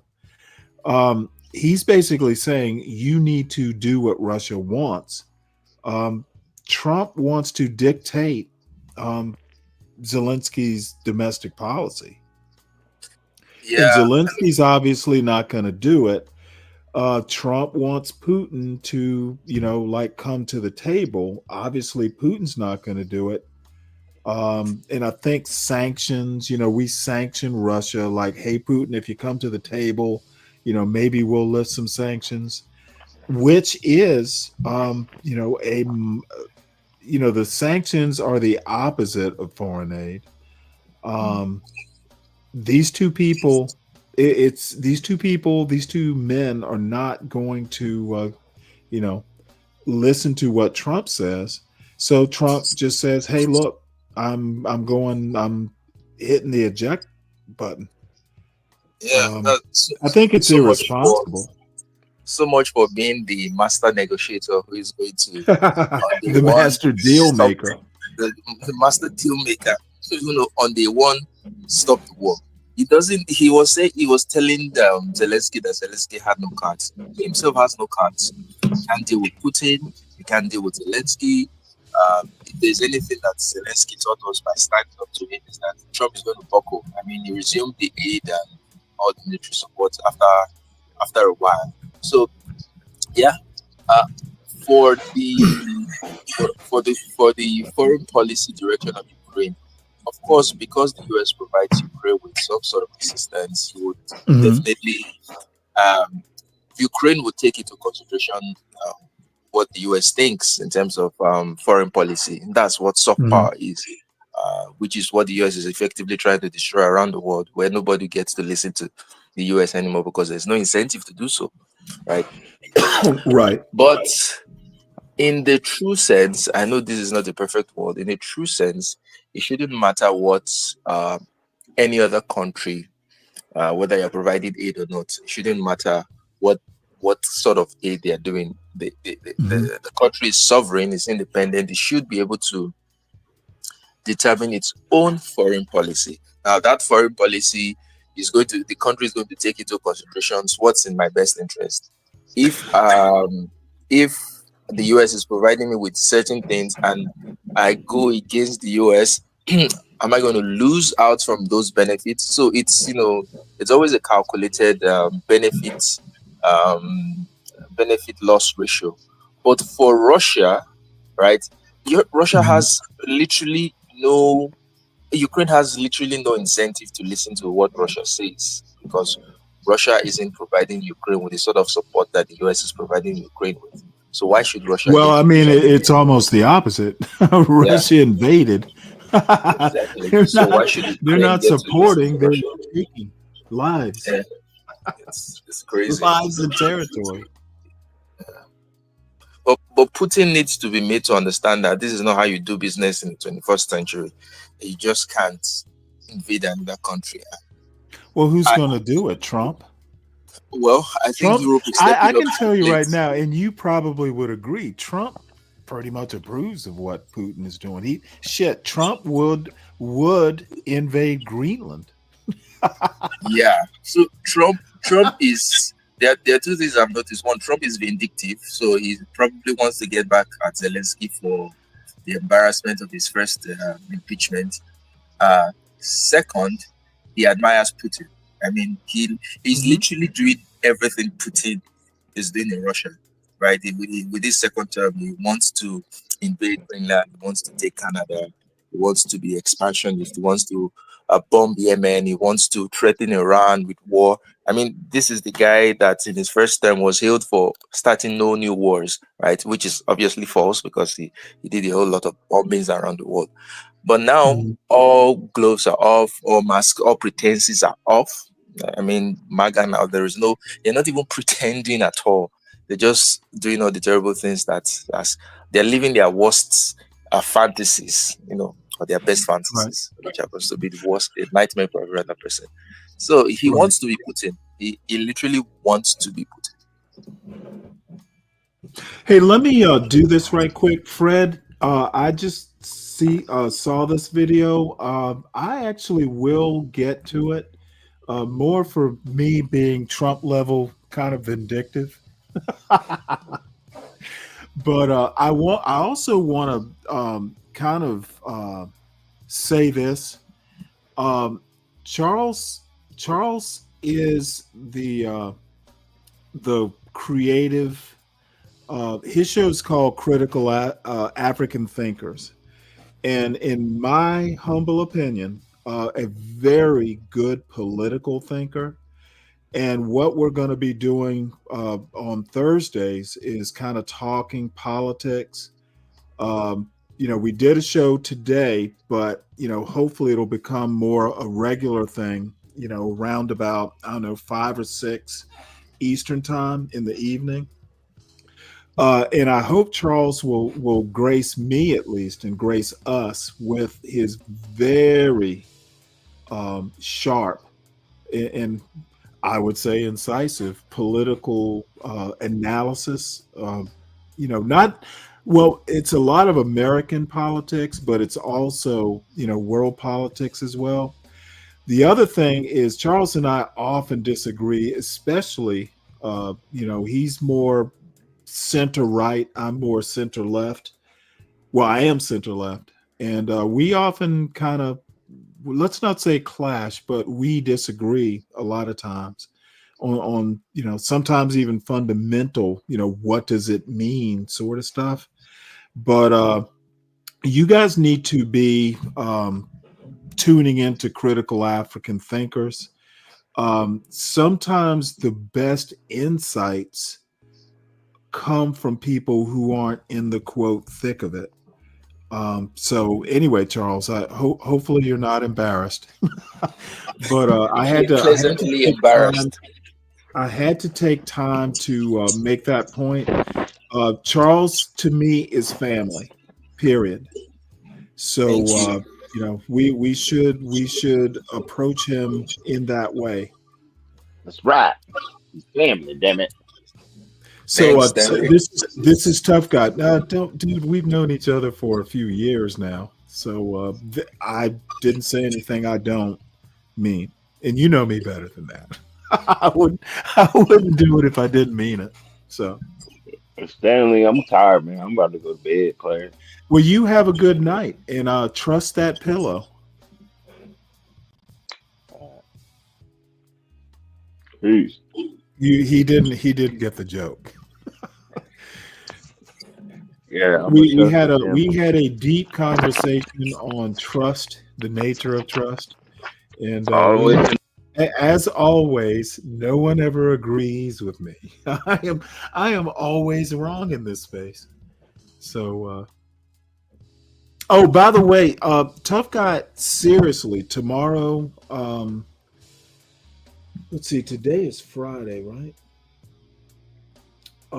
Tell you what, because I do want to watch that video. It is ready to go. You know my email, right, Tough Guy? Or is he falling asleep already? Well, I'll have to deal with him then. We got a couple videos he and I should watch. So anyway, let's see. We can move on in the news. Fred, I want to wait a while before, and this is Fred, Charles. Fred. Yeah, our Fred, the Fred. That's good.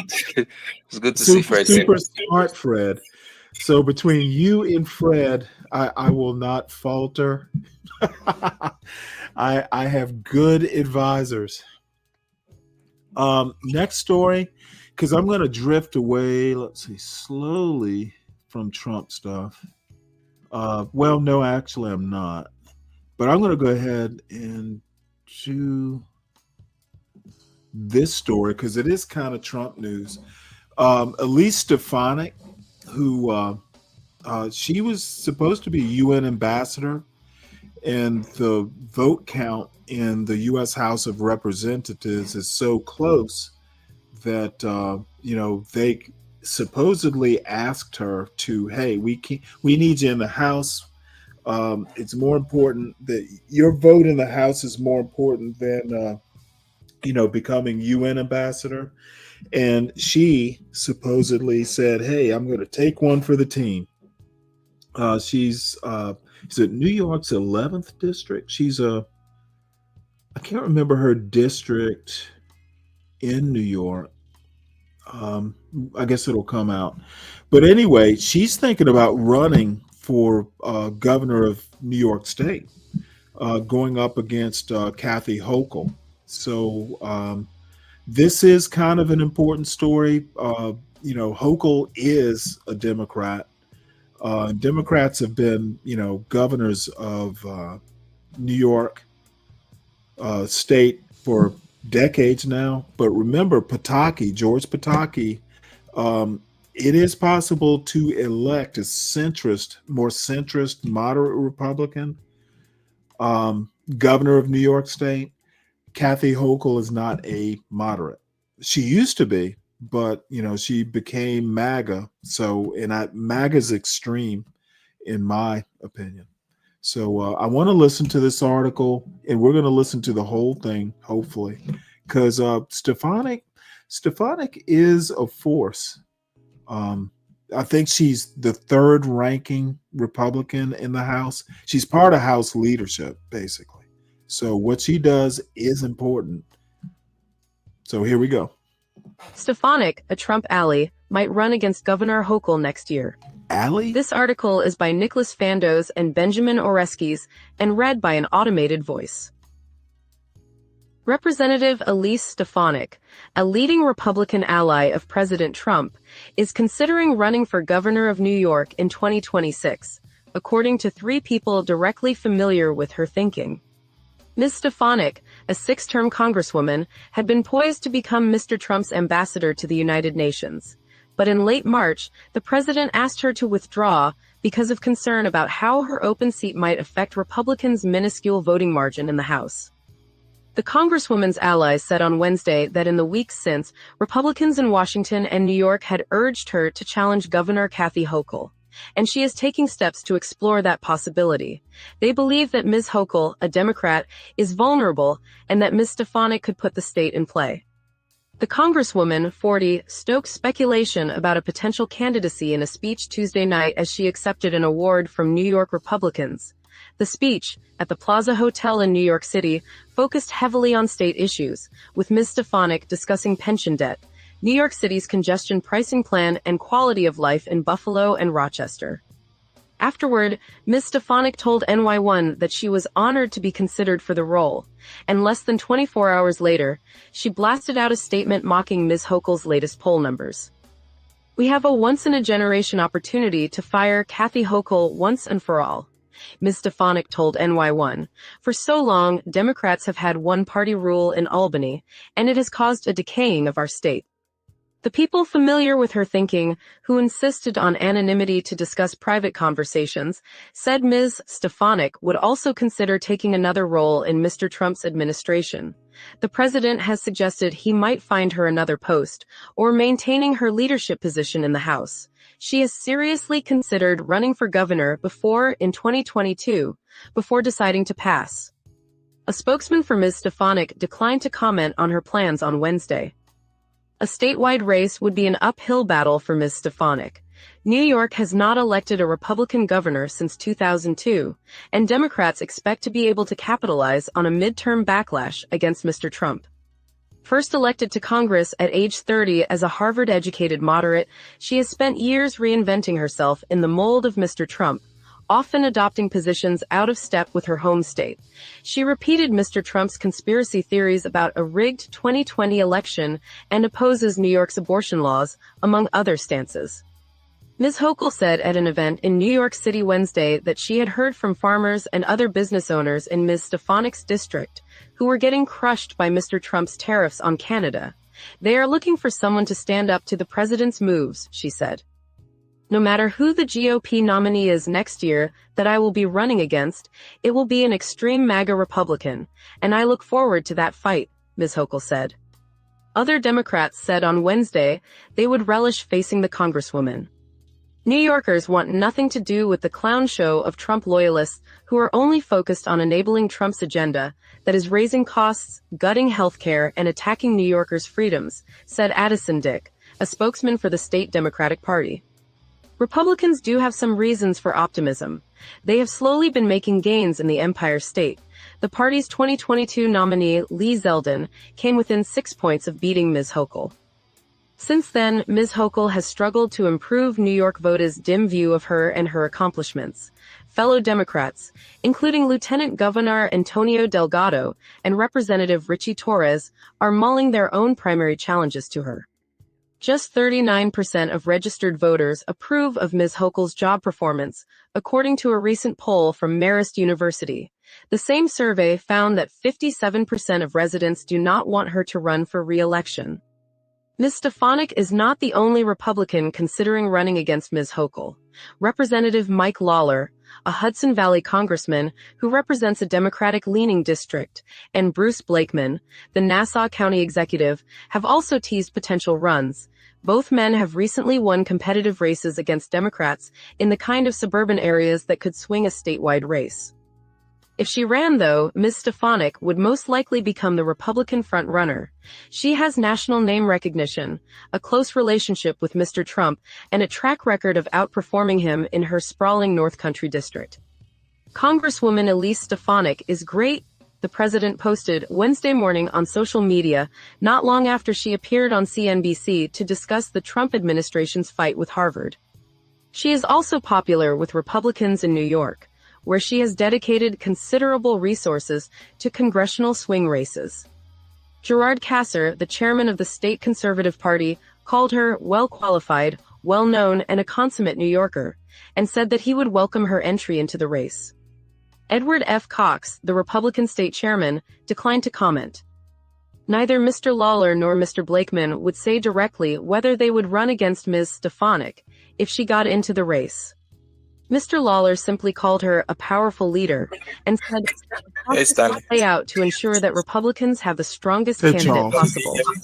Mr. Blakeman, in a statement, said New Yorkers were What's up? Yeah, so let me just quickly give my thoughts on this because I'm leaving shortly. It's early morning and I have some other things to do. Yeah. So, this reminds me of the conversation we had a few hours ago where I said there are literally no moderate Republicans anymore. Right? Every one of them is now aligned with Trump. They're now MAGA. Looking at the history of this woman, she's still not much more moderately, but she's she's even more Trump than Trump. So this is the pattern I'm seeing with a whole lot of Republican political figures, where they abandon every sense of moderation, and they've adopted everything that the right-wing MAGA Trump. They've adopted the position of Trump. They're backing him fully. I don't see how winning in a place like New York, nothing is impossible, but I don't see how winning, considering that it's more a Democrat stronghold and Trump's brand is toxic. You have to be careful. New York is not the Democratic stronghold you might think. Really? See, New York City, New York City, it's almost like Georgia. When I was a kid, they used to say, well, there's Atlanta and then there's the rest of Georgia. Same thing in New York. There's New York City and then there is the rest of New York. New York upstate, like way upstate New York and Western New York, it is Republican country. It's way more rural, way less urban, way less cosmopolitan. So she's not whistling Dixie. She could win. Now it's a bit of a long shot, but it would not be, like I said, it's been 23 years since George Pataki, but there have been Republican, governors. So she could win. Now, I don't think she has the kind of charisma because she comes off as a bit of a harridan. She's not very personable, but neither is Hochul for that matter. So I just don't, basically what I want to say is it's not that much of a long shot. Yeah. Okay. Let's see how it goes. So Well, I I think have to Hochul look will into. win, but it would not be. It's not Won't something be a that's just landslide. impossible. Oh, there was something else I wanted to say. You know what? I need to drop your link into the chats. Also, your show link. Do you have it handy, or I guess I could go find it Yeah. I have to because leave we now, need so to. you can just Okay, find well it. that's fine. Well, Yeah. folks, this is the great Charles Ekukutu of Critical African Thinkers. Hopefully, he will grace us with his wisdom. Dude's smart, great political thinker, Thank you, Stanley. and oh, dude, you know me. So All right, you go Stanley. have See a ya. good day. You too. Bye. Take it easy. All right. Well, let us forge ahead. I'm actually going to drop the link into the Urban Landlords channel if anyone wants to come up. J-Dub, how are you? Yeah, new blood, but actually, it's interesting. I can tell you right now, Charles is not going to be very amused at some of the anti-black stuff in this space. But you know what? He's over in Lagos, so he needs to know American blacks in their anti-black form. You know, he's got like my style of being black American. He needs to know the John Galt style too. Yearning for new leadership and are rejecting dangerous Democrat policies and leadership, but said he was focused on his own re-election as county executive this year. If she was to run for governor, it would be a sharp turnabout for Ms. Stefanik, who only recently appeared to be cruising to Senate confirmation at United Nations ambassador. She went so far as to hold a goodbye tour for herself in her House district. Fellow Republicans, though, became worried that her resignation from the House would not only tighten the party's already narrow margin there, but also jeopardize their hold on her right-leaning House seat. Ms. Stefanik agreed to Mr. Trump's request that she withdraw. She has since taken a new role as chair of House Republican leadership, but fellow Republicans said it made sense that she would consider other options. She is being embraced by her constituents with open arms, said Vince Casali, a Republican consultant who is based in upstate New York. It would make total sense that she is thinking about what's next. She had been ready to go. Robert Jimison contributed, reporting.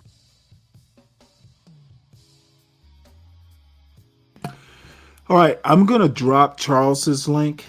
His channel is Critical African Thinkers, and he literally, has a thing for critical thinking. Of course, even what's critical thinking can be subjective. Mainly because you kind of have to know,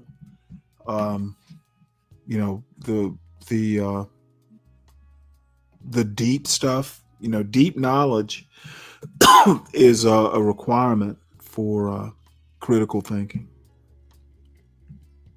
So anyway, hey Ryan, I see I have a question for you. Let's drop the link. My question, Ryan, is how would lowering interest rates to stimulate the economy offset Trump tariffs? I don't think they can. They're kind of two different mechanisms within that machine. But I'm not, I may not see a connection that you might know about. So let us know. And I'll drop the link. Let's see here.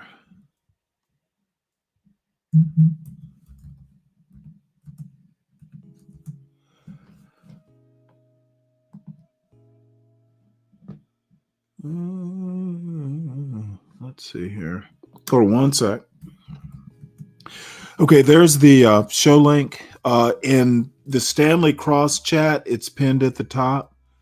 So this is actually what I will be laser focused on, especially come May. This is literally, now, this is my opinion and just my opinion. I have nothing to back my opinion up other than it's my opinion. This is basically where America pivots right here.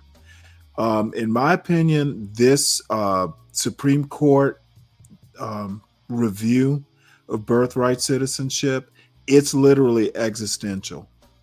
America will be a constitutional republic or it will not be.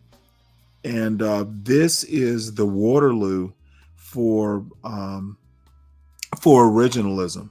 Again, it's my opinion, but I think I'm right. So let's play this in its entirety. This is extremely important, in my opinion. This news story was written by Anne Marimo. Supreme Court will review Trump's attempt to ban birthright citizenship. The Supreme Court said Thursday that it will review President Donald Trump's attempt to ban automatic U.S. citizenship for children born to undocumented immigrants and foreign visitors, scheduling a special court session for next month.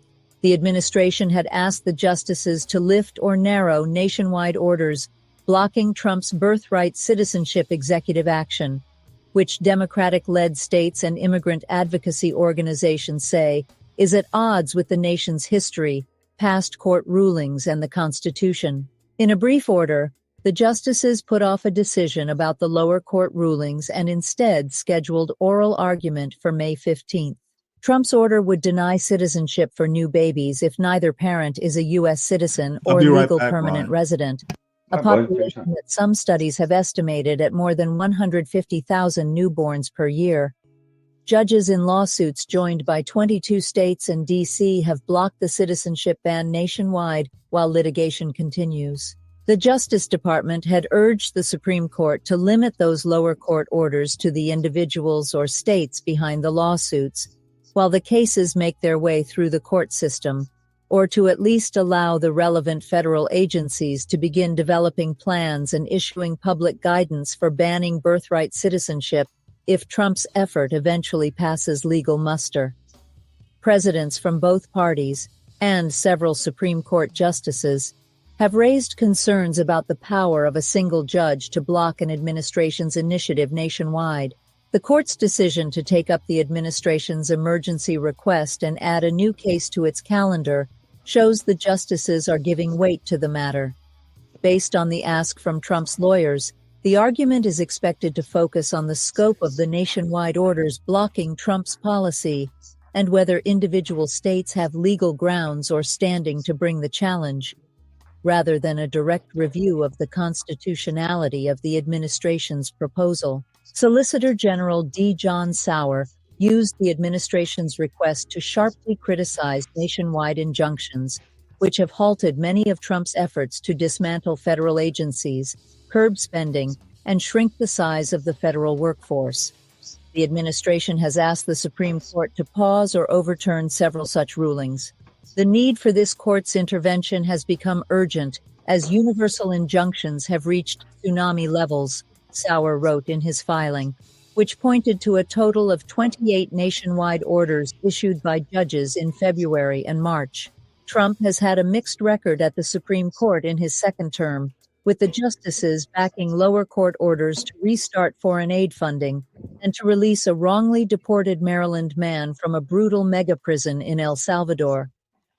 The justices also made clear in a separate case that immigrants subject to deportation orders must be able to challenge the administration's efforts to invoke a rarely used wartime statute to remove them from the country. In response to other emergency requests, however, the justices sided with Trump, pausing an order requiring the government to rehire probationary federal employees and allowing the administration to freeze the payment of teacher grants while litigation on those cases continues. In some cases, including the mistaken deportation of Kilmar Abrego Garcia, the High Court's technical procedural orders against Trump have left Justice Department lawyers an opening to push back and refuse to immediately comply with orders issued in lower courts. Attorney General Pam Bondi and other administration officials have accused lower court judges of overstepping their authority in Trump-related lawsuits, especially when the judges issue nationwide injunctions against a particular policy,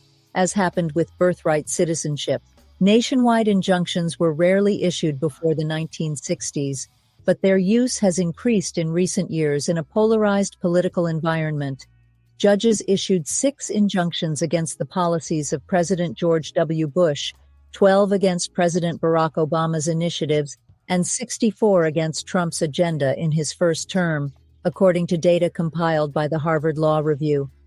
President Joe Biden had 14 injunctions issued against his priorities. Lawmakers in Congress have proposed limiting nationwide injunctions, and several justices, including Neil M. Gorsuch, Clarence Thomas, and Elena Kagan, have expressed concern about the phenomenon. Supporters say nationwide injunctions are an efficient way to halt potentially illegal government action and to avoid multiple parties filing overlapping lawsuits against policies with national implications, such as immigration.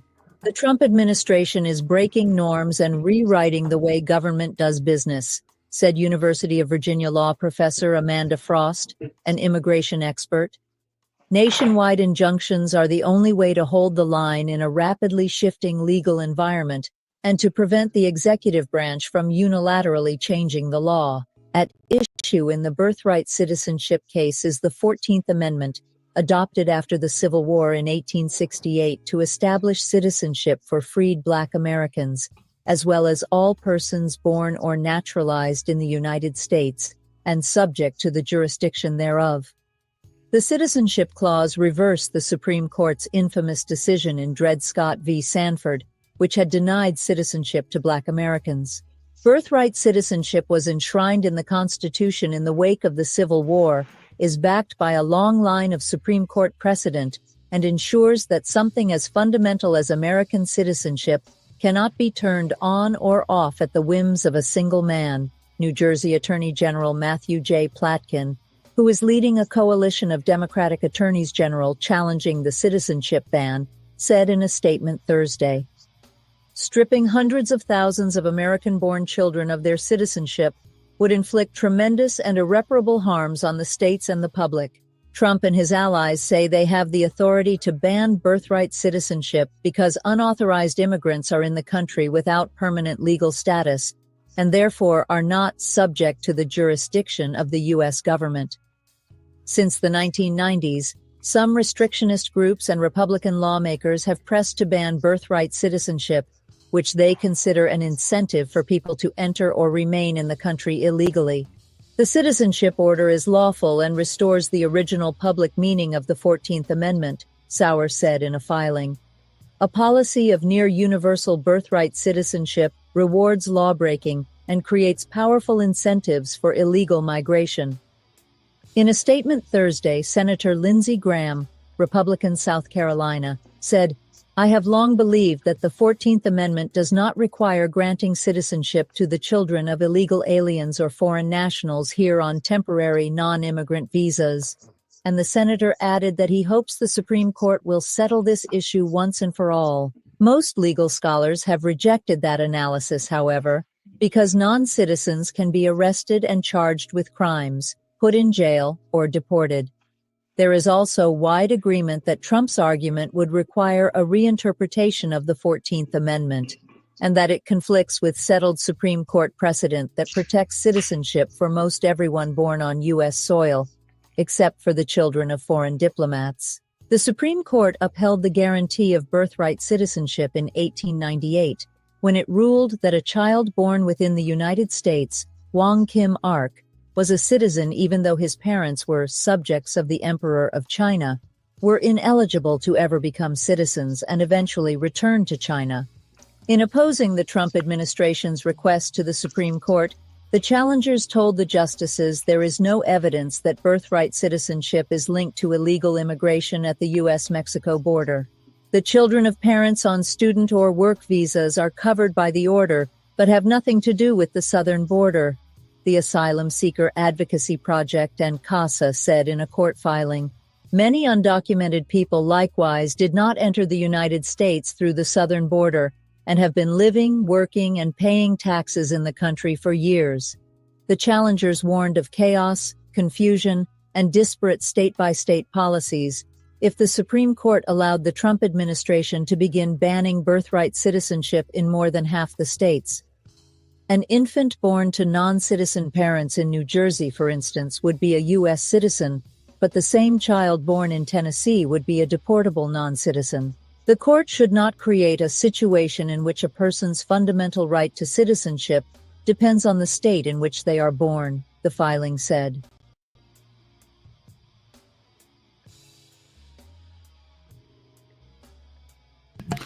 Okay, let me go ahead and bring this up. This is the text of Section 1 of the 14th Amendment. But before we get there, Ryan, my question of the economic question, how would lowering interest rates, the Fed lowering interest rates, affect rising prices? Why is Trump, talking about stimulating an economy? And I'm assuming it's in conjunction with his tariffs. I don't see the connection. It's literally their economic opposites. It's a stupid thing. If he said that, he's a moron. Well, I don't think he said it, but it seems in response. Now, again, I'm not your level of understanding, but I don't see why there's an imperative to lower interest rates. So lower interest rates, basically, when they cut the rates, people start borrowing money, and then they start using it, right? They start, I got to go buy a truck. The rates just got cut, right? A building owner goes, yeah, let's buy that hospital now. Let's borrow, because they leverage, borrow some of the money. So that has a stimulating effect on the economy, because they're going to build a hospital and a construction company is going to do it, and then they're going to hire guys, and those guys are going to spend money at Walmart, and it's a money multiplier that runs through the economy that increases economic activity. Too much economic activity means people raise prices. Inflation. Yes. So they work against each other. And I don't know why Trump wants to deflate the value of the dollar more than we've experienced in the last 4 years. Like we've had, really 2 years, but buying power's down.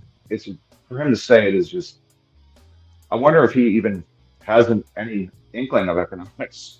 The tariffs were kind of stupid, and then him wanting to cut rates is equally stupid. So I don't know what he's thinking. Well, let me, and I would have to go back and find it, but I showed a Paul Krugman. I think it was actually like in the Harvard Business Review, where he talked about business owners making bad economists and the opposite, because it's two different ways of looking at the American economy. Well, business owners have a selfish interest in that they want cheap rates, right? And then the other thing is, anybody that borrows a lot, they actually want inflation, because that means their loan payback is less, right? So if you borrow a dollar and the value of that dollar goes down, it means, technically speaking, you have less to pay back, right, in relative terms. So I don't know if they're all bad economists. I think that's kind of I'm sure there's smart economics people that are business owners, so. But I just think, I think Trump's, I gotta be honest. I don't know why he said it. Maybe he's right now, because the market's hammered. If you cut rates, it'll help the market. So people. Well, the market got hammered because of what he wants to do with tariffs or his threat. Nothing to do. Well, no, you're right. So, but because it got hammered because of his tariffs, if they do a rate cut, the market's it'll cook, it'll go up, right? So then they'll stop messing. But Eventually, it's But inflationary. do you think he's thinking, hey, if the market shoots up, it will kind of offset the market going down because of his Yeah, tax? that's it. He's getting a lot of flack. That's kindergarten. It's kindergarten, and long term, it's fully retarded because the market will go up, but people will start borrowing money. That'll start running through the economy, and we're already looking at inflation because of costs going up because the labor got, it's more money to make the shit here, right? It takes a little while to get these things that running through the economy, but once it does, we could be talking 10, 15, 20% inflation or more. Like he's literally playing with fire by doing what he's doing. It's unbelievable how stupid he is. I just think these guys. I believe it. It's not. It's not unbelievable to me. and make no mistake, like we've been playing stupid with tariffs for a long time, and it's gotten to a point where you got to do something, but it's taken 40 years to set where we are. Like the Germans been doing this shit for 40 years with our vehicles. I mean, they tack 30 grand on our vehicles, right? At the end of the day, though, you don't declare a trade war with the world and undo 40 years worth of policy over a weekend. It's just stupid. He's a fucking idiot, man. He supposedly went to Penn and has some type of degree. I don't think he passed Econ 101. To cover supply and demand. He got a degree from Wharton. So, I mean, it's just theory. Hold on. Did he actually go to Wharton? He got an MBA? Whoa, not an MBA. Wharton is undergraduate too. He transferred. Oh, are they? Okay, I got it. Yeah, he transferred into University of Pennsylvania. Trump has an Ivy League degree. This guy now, was Daddy got him in. No. This is why I'm against legacy admissions fully. And this is why. No, it wasn't legacy. It was his father contributed a bunch of money. Oh, okay. That's similar. So merit, it's not a merit situation. Hey, Kelvin passed economics 101. But I'm so irritated with these politicians because this is a major issue. Trump has destroyed 20 trillion in just basic equity value, and Chris Van Hollen is in El Salvador. We will talk about Senator Van Hollen. But let me just deal with this because we went from the birthright. Oh, we're gonna get there probably in half an hour. But Supreme Court reviewing birthright citizenship, probably just irrelevant to bring up. But I want to talk about the text of the 14th Amendment, the Section 1 part where it talks about birthright citizenship. It literally reads, all persons born or naturalized in the United States and subject to the jurisdiction thereof. This is where these guys, the MAGA folks they are fixated with the point of jurisdiction. They're saying if you are an illegal, you are still a citizen of your country of origin. The country of origin has jurisdiction over you and your kid. But that is not true. If you are in any country that's not your country of origin, or if it is your country of origin, the country you are in has jurisdiction because of their laws. If you break a law in that country, you have jurisdiction. And the easiest way to prove that is if, say in a wild Earth 2 scenario, if murder is legal in your country of origin, and again, this is an extreme hypothetical, but you go to a country that murder is illegal, if you commit murder in that country, they're not going to go, oh shit, well, in your country, you're here illegally, but in your country, murder's legal, therefore it's okay here. Jurisdiction is literally kind of like a material thing. You know, if you're in a country where murder is illegal and you commit a murder, they have jurisdiction over you. You know, your country of origin isn't going to go and say, well, in our country it's legal, therefore that person, we have jurisdiction, therefore it's not illegal in your country, or send him back. That's not going to happen. This is how that the 14th Amendment Section 1 is written. How you like bend that. That's why I honestly think that, and J-Dub might agree, this is going to be a linchpin. I don't think anything I don't know will how pass you law-wise. undo that. I'm sorry. I think that, so most of these, like Amy Coney Barrett is, I think you called them originalist or literalist, I think. Well, no, they're originalists. Yeah. You know, that's a Scalia thing. You know, he kind of made it popular. And even what's her name? Ketanji Brown Jackson. She says she's an originalist. But I think they won't, even if they pass a stupid law and get a couple no. Laws, statutes do not override the Constitution. That's what I'm saying. I think the Supreme You have Court to will amend blow it it. up.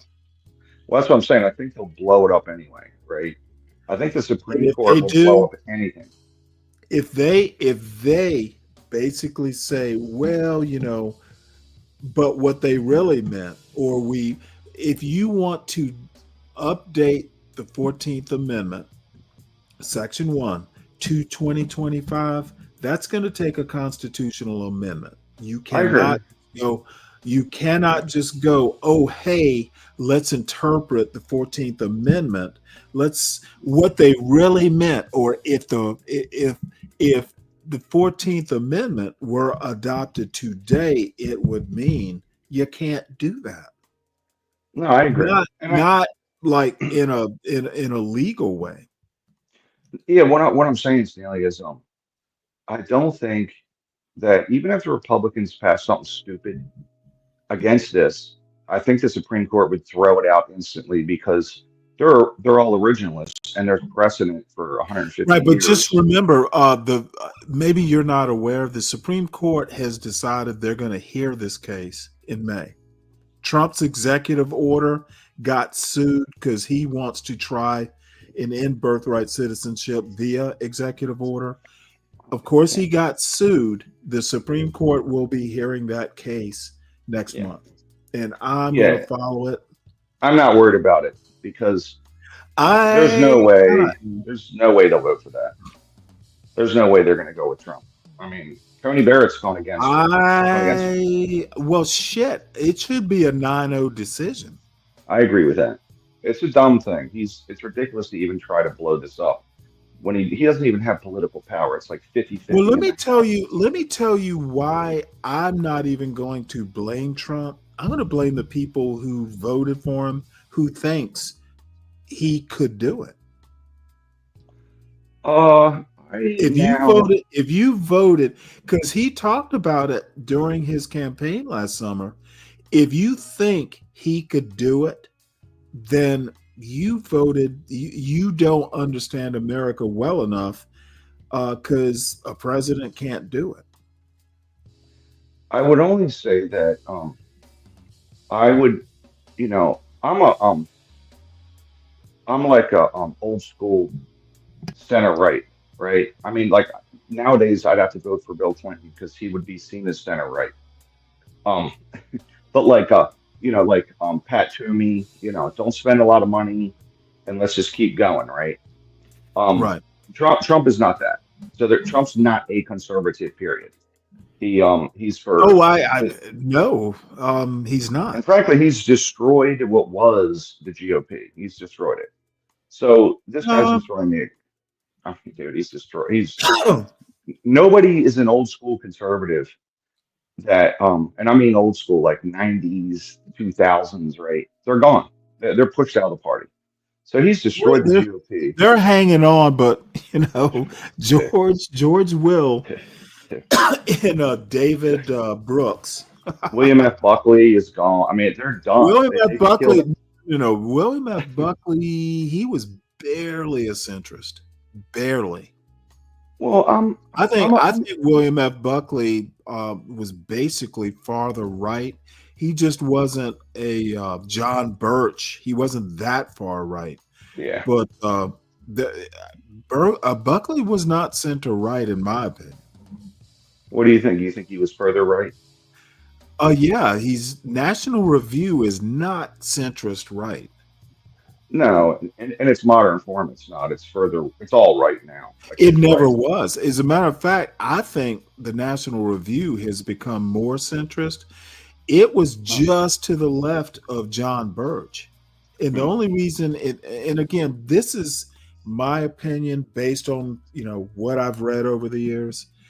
The only reason that there were some things, let me tell you my personal opinion. The only reason Buckley was anti-John Birch Society is they weren't that fond of Catholics, and he was Catholic.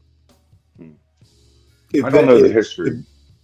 Well, I kind of do, not well anymore. It's been, shit, I haven't read that God and Man at Yale. That was Buckley's book. I think it was his first book right out of college, which was very influential.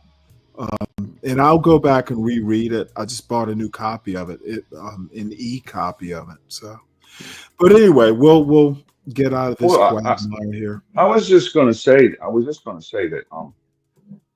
I feel like this is an you said you blame Republican or you blame the Trump voter, and yeah. I can't say that I blame you, but I also blame the Democrat Party because, well, no, listen, just hear me out. Tell me they couldn't easily beat this guy, right? If they would let go of some of these fringe issues. I mean, I don't think they're fringe issues, but you kind of misread. You know what? What you're thinking, I blame the Trump voter like I blame Democrat voters. What you're going to blame the Democrat voters for, to me, is kind of the same reason I blame Republican voters. And I think the Trump voter is generally kind of stupid, right? Like, well, no, I won't even say stupid. I will say uneducated on American history, and people just. I don't know if you saw John Galt's street interviews today. There were people. He literally asked several people, did they know who Karmelo Anthony was? And almost everybody said, "Oh, you mean the basketball player?" Yeah. Okay, they're not keeping up to the degree that the Galtiverse is. They had no clue who this young man was. People do not read news, and I understand you just don't have time to do it, in a busy life, especially if you're young. But people are going to have to make the time. When you go hit the bathroom and you're doing number two, you need to be reading whilst you're on the toilet. You need to know what your politicians are saying they're going to do. You also need to know, can they do it? Yeah. I mean, and Democrats and Biden's health and all that stuff, Democrats were just as stupid. I just think that Trump is so easy to beat. The Democrats have a better platform. They have better economic policies overall.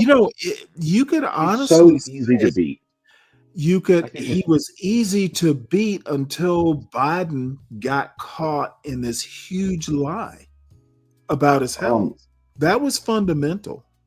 Well, that was a big deal, but I think the border is And what the way they really handle killed them. immigration, not understanding that when Republican governors are stunting you, they're pulling stunts and getting away with it and being admired for it, you better start paying attention.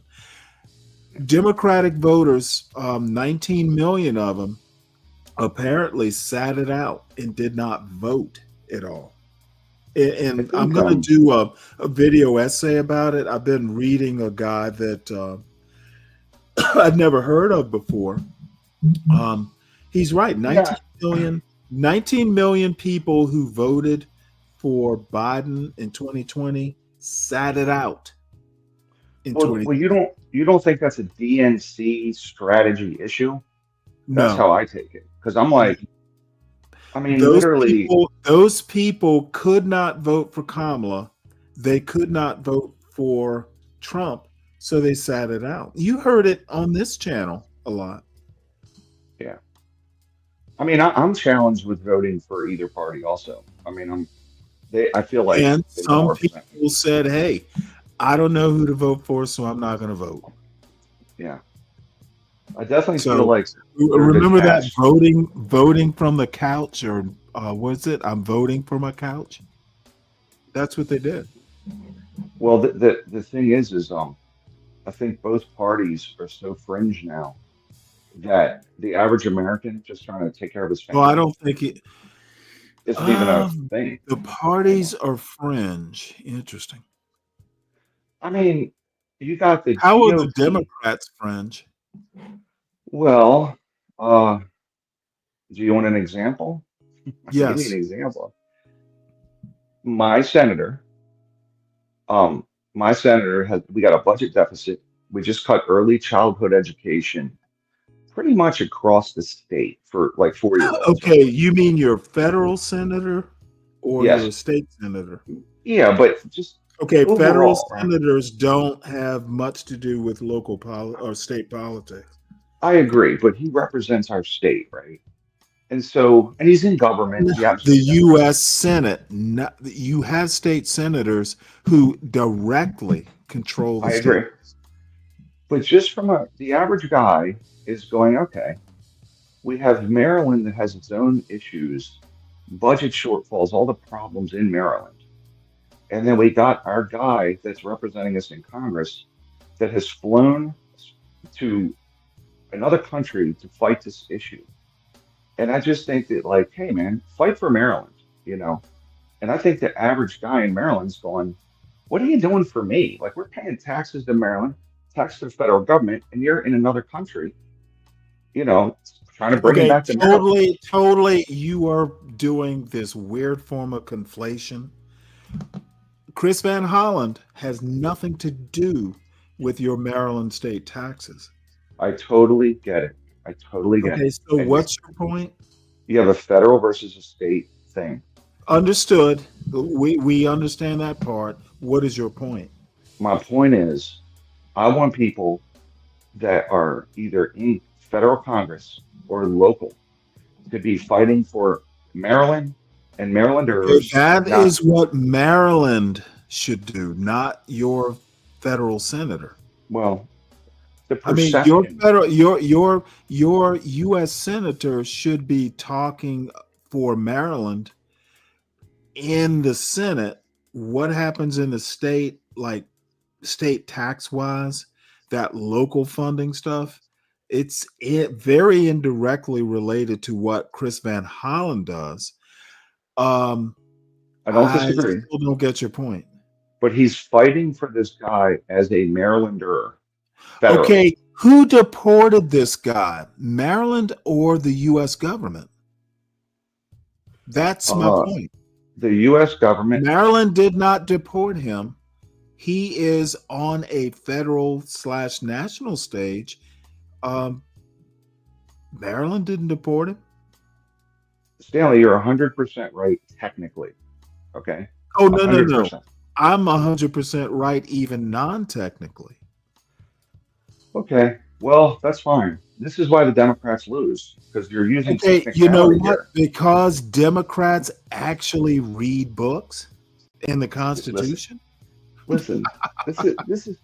Oh, I'm sorry for reading a book. They Not are teasing taking you. up I'm this. teasing you. And by the way, I think that what Trump did was wrong. I think federally it was wrong. It was illegal. All that stuff, right? Totally wrong. Oh, I we're think about to talk about that. But the funny thing about it is, as a Marylander, I'm like, dude, listen, what do you just come back? He's in another country. This thing is done, and it's just grandstanding. Dude, no, that is totally wrong. Okay, he didn't put his ass there. Dude, he's a welder. He doesn't have the money. He can't walk out of the prison he's in, buy a plane ticket and fly back. He can't, and there's a reason he can't, and it's not the money. Because he's a citizen of El Salvador, and their president said, "Nope, we're not releasing him because he's our citizen and it's our country," and that's the problem.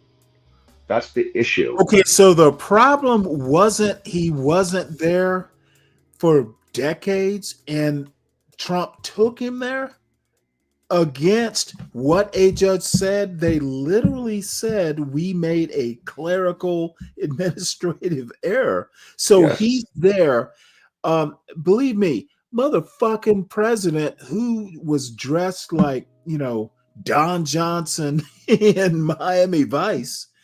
You know what? He could have put that man on his presidential plane and flown him up here. Okay, this El Salvador can't do it. Is be the FS, and we all know it. And Trump is going to lose this one. I can't agree less. I mean, it's their country and their citizen. We can't just kidnap him. We could tell the Calais, please return him. You're literally telling me that the man was in Maryland 4 years, long enough to produce kids. Yeah. He was abducted, basically, sent down there against a U.S. immigration judge's orders. Yep. So now we go, oh shit, we can't do nothing because he is a citizen of that country. He was here legally. What happened to him could happen to any visa holder and is happening. So I think per the UN, I'm not sure, but I would guess that we can't go into another sovereign country, take one of their citizens, and remove him based on our court judgments in international law. I'm confident of that. We can't just go to Israel, grab a citizen, and say, hey, we have a U.S. court injunction, and then take a citizen. So Trump's wrong. I totally agree with that. We should sanction him. We should punish him, whatever they do in this situation. But I think now that he's there, you can't just grab him and bring him back legally. But we're in the UN, right? We can't just do whatever we want. So I think it's against international law at this point, unless Kelly agrees to it. Fuck international law. That is such a weak ass. Oh, you know what? You sound like me reading a book. Dude, you sound like a colonizer. We paid El Salvador to take these prisoners. So we could stop funding it, but we can't take paying them. There are all, dude. We had their president in the White House. Trump should have slapped some cuffs on him and said, "We're going to put you in our jail. We'll do a prisoner exchange." I mean, dude, Trump is a fucking idiot. And let me tell you, actually, Trump is. You remember Trump back in the COVID days wouldn't let those American citizens off that cruise ship because he didn't want his numbers to go up. Yep. That's exactly what he's doing now. If he brings that prisoner back, he has to admit that his administration made a huge error. And he did something against the law, right? Trump basically has to say, I was wrong. That's why he's not doing it. But the other thing is, say, hey, we effed up. I was wrong. That's why he's not doing it. It is pure personal pride. And I think it's also political. It's politics, right? Of course, it's politics. if the president, who is Trump Almighty, says I made a mistake, people might start asking, well, what else have you done wrong? But I in all seriousness, this is all 100% on Trump. listen, I agree, but at this point, I do think Don't give me that. Can't bring him back here. We're bound by UN bullshit. So what if Putin did it? Just went to. Okay, I don't do grab- whataboutisms. That's what you and Tough Guy do. I'd be a tough guy. Come on, man. What the fuck? Where did he ain't even up here, and you're bringing him into this? Oh, yeah, because I beat him so bad that he fell asleep like the baby. Like after I spanked him, he took his little baby nap. You're gonna put you're tough guy. Was he up here earlier or something? Where did he come from? He was, and he wanted to start talking about trust. He wanted to talk the metaphysics of trust. Once again, came up here, no fucking clue what he's talking about. What he's used to is a John Galt level of understanding fundamentals. He's so critical. He doesn't understand English. He does not understand how language works. He does not understand philosophy. And I just, I finally just said, you know what? This isn't even worth talking to you about because you are so, you're in second grade and I'm not even your second grade teacher. People often come up here and want to talk bullshit, and then they get mad when I call them idiots. Listen, I know you do, Stanley. That's not very nice. But no, it is so. You know what? Adults, why are I'm Trump level on this. Why should I be nice to you when you are so obviously wrong? I do think that you should, because I've agreed with you on about 80% of what you said. But I really do think you have to think about the part of it's a sovereign country and he's a citizen of the country. I think you really should think through that. Just saying. I agree with 80%. Dude, 80%. It took me 8 seconds to think through it. So you think we should be able to do that at this point? Like Trump screwed up. No. I think what we should do is look, Trump isn't saying, hey, we are trying to do it. They are literally saying we can't do it. You could send him down there, then that means you can bring him back. If you made a mistake, pay fucking El Salvador $1 billion to correct your mistake if necessary. The man has an American wife, 2 American children, was gainfully employed, no criminal record in El Salvador, nor does he have one in the United States. Trump fucked up in that a president of the United States cannot have enough human decency to do everything he can to reverse his mistake is disgusting. So I'm just going to elected a man with no personal integrity, in my opinion. And I didn't fucking vote for him in the first place. So I think that even if you're right on 100% of it. It's not if I'm right. I am right. This is one of those things where there is no gray area. You fucked up, fix your mistake. This is like what your parents teach you. Okay, so let's just say you're right on 100%, right? Let's not just say I'm right. Let's just admit I am right. But I can't admit it unless I know the UN. All of a sudden, we're going to go to the UN. The United States always follows UN policy. I personally agree with the UN. Follow. I mean, this is a colonizer mentality. Yeah, I understand. It's a very colonizer. America follows the UN's lead. This is a very colonizer. We're bossing around these brown people down in El Salvador, man. We don't want to be colonizers. We want to give those third world countries their due respect. We've been doing it for 100 years. That's whataboutism. This is listen, man. This is it's definitely whataboutism. So let's say you're 100% right, right? So I'm not going to concede it, but let's just say politically, you know this what? is It's disastrous. more fun if you don't concede it, so I can keep shitting on that bet. Well, yeah, that's fine. But I'm saying See, now I'm politically, enjoying myself. I almost wonder if Trump set it up because it's a political disaster for Democrats. I think the optics are Okay, bad. you know what? You need to start. Democrats are not in power. It is all Trump, all MAGA, all the time. Now, And can MAGA? they're never going to win if they keep Can being stupid. MAGA? Let's not even think about it. Can MAGA fix its fuck ups? Is what it comes down to. If MAGA fucks up, can MAGA fix MAGA fuck ups? Can I give you a different example, but a similar stupid botchery by the So you Democrats? need a personal whataboutism? Please do. Okay. The Democrats are technically correct that sex and gender are different, but politically they lost on the topic because the voters said they're not that. Even if they're stupid voters, they still said, "Hey, we know they're different, but guess what? We don't give a fuck."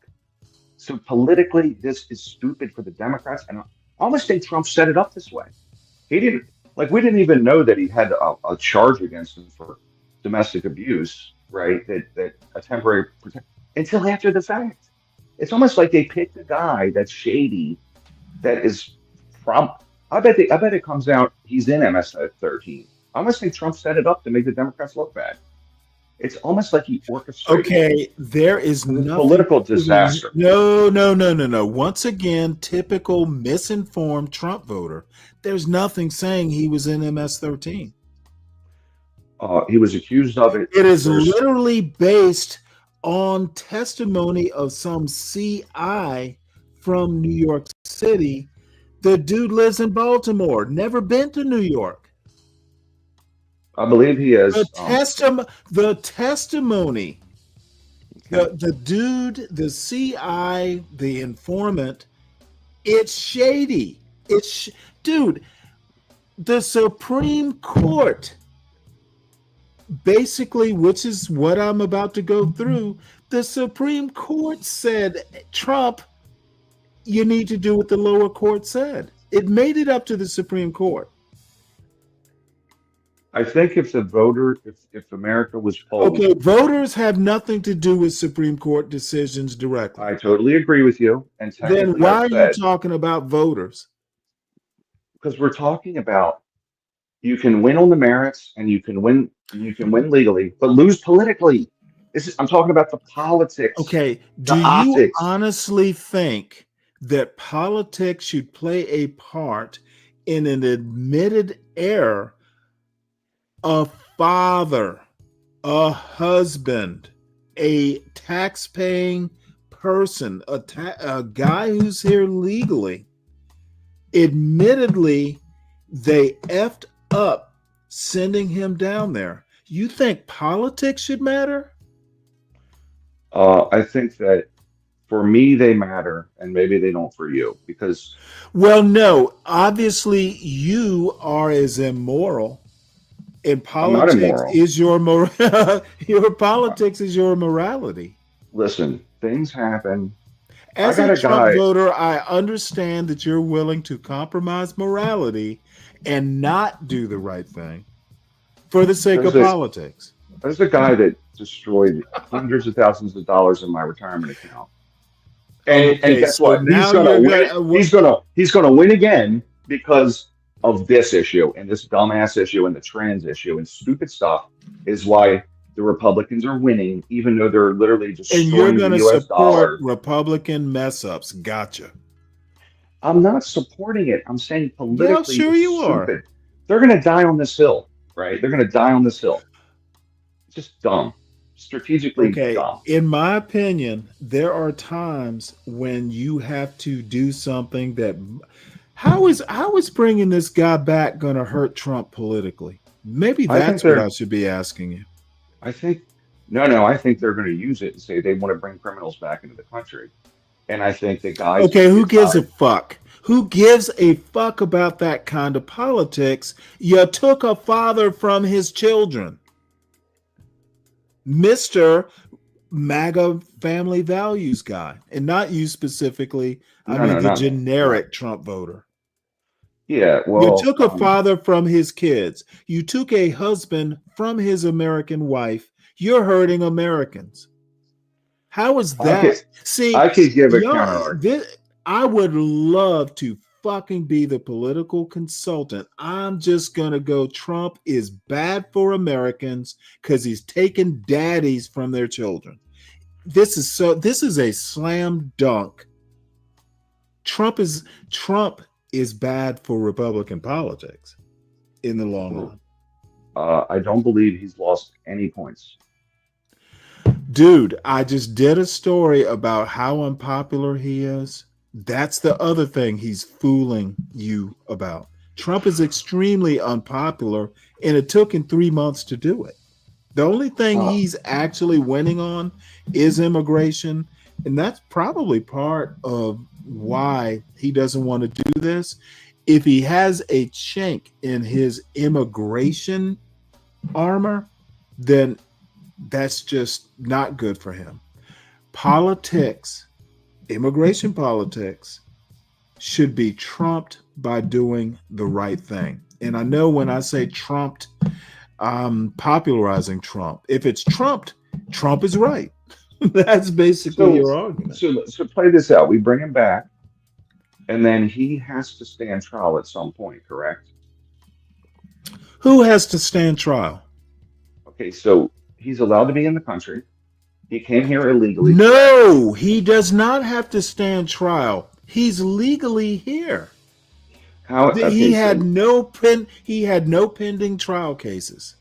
He has committed no crime. Let me just so in 2019, the immigration judge ruled back in like 2016 or 2019. He just got picked up. But okay, so I'm asking because I don't know. I've heard several things. Some of it's probably bullshit. I heard he was. Let me go find the story for you. Well, Give just me 1 second. I'll put it in the back chat for you. So he is allowed. Oh wait, hold it. It's in this this ground news stuff. Okay. I thought he still had to stand trial. He's here illegally, I thought. He was never. No. The judge ruled that he should not be deported years ago. So he was not current. He was not currently in any sort of trial process. So he's not on green card. There has to be some status. He's not a citizen. He's not. His status was his status. Well, probably green card, but his status, his last judicial status, is he cannot be deported because his life is in danger if he goes back to El Salvador. That was his last status. Well, that would be asylum seeking and approved. So he's been a. I think that's a yes, TPS. yes. Temporary protected status. Okay. I don't even know TPS. TPS is kind of a new thing. Here, let me read this ground news stuff, and then we can get deeper into it. Okay, that's cool. Yeah. Some of this might actually answer your question. This is specifically about the Abrego case. Hopefully, I'm pronouncing his name correctly. Ground news is good. Appeals court won't lift order to facilitate Abrego Garcia's return in blistering opinion. They're saying this went from that district court judge. His name begins with a B. I can't remember it. Now the appeals court is upholding the lower court's decision. A federal appeals court ruled against the Trump administration on Thursday regarding Kilmar Abrego Garcia. The ruling stemmed from Garcia's deportation to El Salvador despite a court order blocking it. The Justice Department appealed, Trump's Justice Department appealed Judge Zennis's order for officials to testify regarding compliance with facilitating Garcia's return. The court found the administration claimed it was powerless to free Garcia, which they deemed shocking. the panel, this is a panel in the appeals court, maybe probably a 3-judge panel. The panel asserted the executive branch risks appearing lawless and clashes with the judiciary. So we got 124 articles, and I'm looking at a center position. Let's go ahead and look at the right, all the right-leaning idiots. Sure. A 3-judge panel from the 4th U.S. Circuit of Appeals rejected the the Trump Justice Department's, I keep saying apartment. I've got urban landlord depravity on my brain. Justice Department's request to suspend a judge's order for sworn testimony regarding Abrego Garcia's return from the El Salvador prison. The Trump administration, his Justice Department doesn't even want people to come and do sworn testimony because they know they will lose. U.S. District Judge Paula Zenas ordered sworn testimony from officials of the U.S. Immigration and Customs Enforcement and Department of Homeland Security. Trump does not want his ICE officials and Homeland Security officials going to court to do sworn testimony. The 4th Circuit criticized the Trump administration's claim regarding Garcia's imprisonment as lacking due process. He had no due process. They just nabbed him. The court warned that the executive and judicial branches are in conflict, which could harm both branches and public perception. I'm not sure, dude, the appeals court. Here, let's do this. Straight Arrow News. That's a good one. High factuality. See this right here? High factuality centrist. Yeah, they're great. I like them. So let's read the full article here. And I'm loving this ground news. Thank you, Uncle Fatty, who was and maybe still is. Ground news is the bomb. Okay. Unbiased straight facts, huh? Appeals court rules against Trump in Kilmar Abrego Garcia case. Thank God there is an auto reader here. A federal appellate court unanimously rejected Thursday evening the Trump administration's request to reverse an order saying they must bring back Kilmar Abrego Garcia on Thursday evening, April 17th. The government previously admitted Abrego Garcia was wrongly deported to a prison in El Salvador. The 3-judge panel for the 4th Circuit called the federal government's request extraordinary and premature in its denial. It is difficult in some cases to get to the very heart of the matter, but in this case, it is not hard at all. U.S. Circuit Judge J. Harvey Wilkinson III said, "The government is asserting a right to stash away residents of this country in foreign prisons without the semblance of due process that is the foundation of our constitutional order. The legal battle between Abrego Garcia's family and the federal government goes on as he resides in El Salvador's maximum security CCOT prison.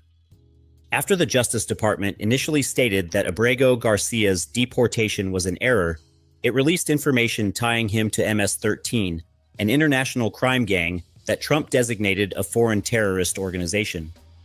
Maryland police officers identified Abrego Garcia as a member of the MS-13 gang after a 2019 arrest, noting gang symbolic clothing and a source identifying him as an active member. This gang affiliation is the basis for Trump's argument that his administration should be able to deport him without due process. The judges acknowledged these allegations, but echoed the initial circuit court ruling in saying Abrego Garcia wasn't given his due process rights. The government asserts that Abrego Garcia is a terrorist and a member of MS-13. Perhaps, but perhaps not. Regardless, he is still entitled to due process. The ruling stated, Trump said the earlier court ruling ordering Abrego Garcia's return couldn't be facilitated due to the fact that he was on a plane over international waters en route to El Salvador at the time. In a meeting with Trump in the Oval Office, Salvadoran President Nayib Bukele said he couldn't return the Maryland man. U.S. Attorney Pam Bondi said returning Abrego Garcia was now a decision for El Salvador to make, calling it a foreign affairs matter. Trump has lashed out at media outlets' coverage of Abrego Garcia's deportation. On Wednesday, April 16th, Federal Communications Commission Chair Brendan Carr claimed Comcast-owned news stations, including NBC and MSNBC, misled the American public about Abrego Garcia. He said the outlets covered the man's deportation closely until information came out showing he might have been less than a model citizen. Comcast outlets spent days misleading the American public, implying that Abrego Garcia was merely a law-abiding U.S. citizen, just a regular Maryland man. Carr wrote on X. When the truth comes out, they ignore it. Any thoughts? I mean, I think that the thing is, he screwed up. They shit the bed and deported the wrong guy, right? And it's a huge overstep. It could even cost Trump deporting more people, right? But I do think that we're wading into international law, and I think the optics. Oh no. Where does international law come into this? The man is not a citizen of our country and is a citizen of El Salvador. You know what? I'm just going to go ahead and stop this. I'll concede the argument to you. That is so stupid. It's petty, 100%. I don't know how. Correct. No, it is technically dumb. It's technically correct. Trump did not deport this man using UN or international law. He literally used the Alien Enemies Act. Okay, dude, that is such a bad argument that you're making that it is stunning. And I'm just simply, I need to move on. This is literally, Ryan, it is dumb. Yeah, I don't disagree. I don't disagree. But I will tell you this: regardless of law, politically, it's a hot potato, and I don't know if I'd die on the hill if I was a Democrat. Just saying. I don't know if I'd die on this hill. You can be right and lose elections. That's a fact, buddy. And we got to have a balanced government. It's getting too far right at this point. You probably agree with that. So, once you die on an economic hill that we're facing trillions of losses, or we're getting rid of early childhood education in our state or something. You're doing a tough guy here. You're doing you're going to shroud yourself in whataboutism. Okay, the bottom line is that if the hot potato, the political hot potato, you're accidentally right, in my opinion. There are others that you laugh, but I'm actually on target here. Dude, people still want this dude. The reason Trump does not want to admit his mistake is this guy isn't the only one who the aliens in the Alien Enemy Act basically says that if a person is dangerous to this country, you can deport them. It doesn't talk about due process. It assumes way back in 1798 that it would be so obvious because we're at war with this country and this guy is literally like a Frenchman, which is why the law was written, by the way. Okay. He's a Frenchman. He is the ambassador or some representative of a country who is our enemy and we are at war with. Okay, it just assumed that it was so obvious these people are a danger to our government in the country that, hey, the president can just go get rid of this guy. Due process is kind of, wandered into it.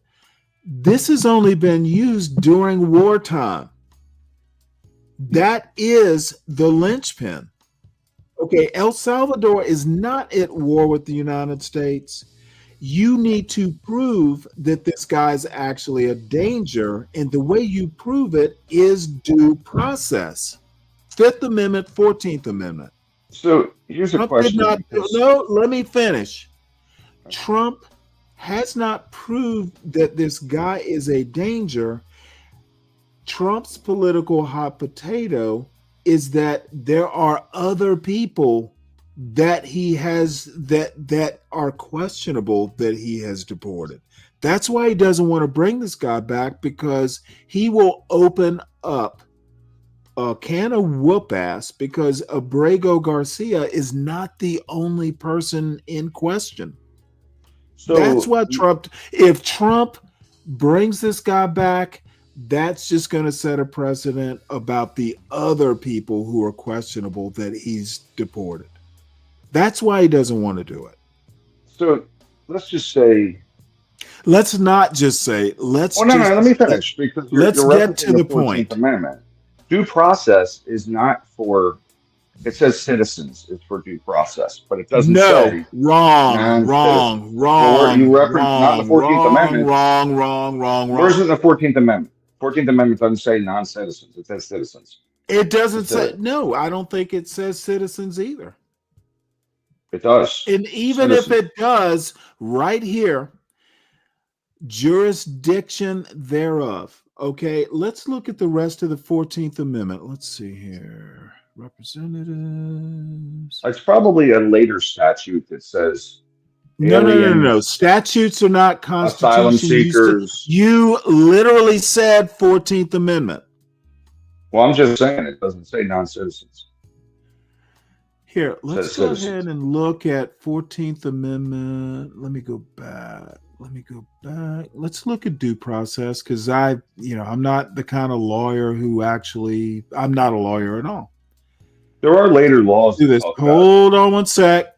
Laws are based on the Constitution. They do not supersede the Constitution. But it wouldn't supersede it, but they could extend it to non-citizens. It can extend it if it's not unconstitutional.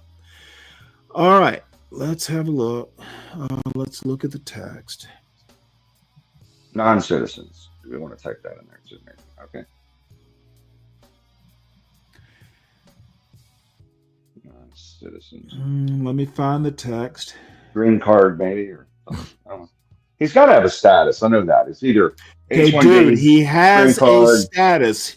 He has a status. He is legal. He may not be deported. Yes. So he has a status. He does, but I'm just wondering what it is. Is it because that's gonna drive? We can find it, but we can agree he has a status. That's really all we need to know. Yeah, some type. He can't just. He's either undocumented. Okay, let's do this little snippet. Let me make sure you can see it. See that part that's highlighted? Ensures no state can deprive any person of life, liberty, or property without due process of law. Where the fuck does it say citizen? It's assumed it says person.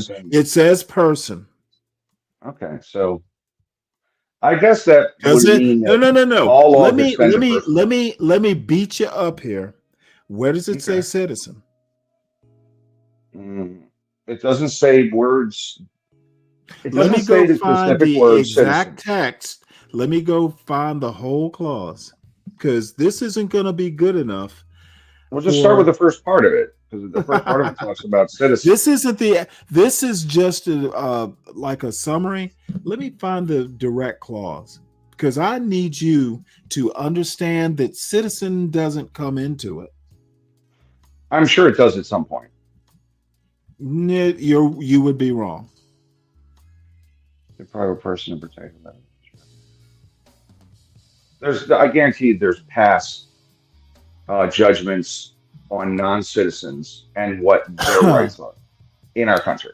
You cannot, even the judgments, the prior judgments cannot, it cannot supersede. Judgments have to adhere to the Constitution, sir. So you're saying because it doesn't say citizen, what I'm saying is don't let me say anything. Let me just quote the Constitution to you. if I can find it. It may not mention it. It does Person not versus mention citizen, at least in the due process clause. I still feel like he came here illegally, I'm sure. So therefore He did. He did. So then he should And be he deported. got some form of asylum status. He literally went before an immigration judge. I mean, El Salvador appears safe at this point. I would say. Oh my God. What does El Salvador have to do with this? He's a citizen of their country and no longer needs TPS. He doesn't need asylum anymore. It's a safe Once country. again, I'm just going to concede because I can't fucking seem to get you to understand. Look, we're him not being lawyers. a citizen. Visa holders are here legally, but they're citizens of other countries. Yes.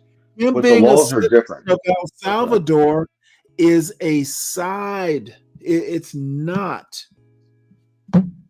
Dude, I hate arguing with people who actually can't critically think. Kelvin, I haven't been defeated, and I don't concede. No.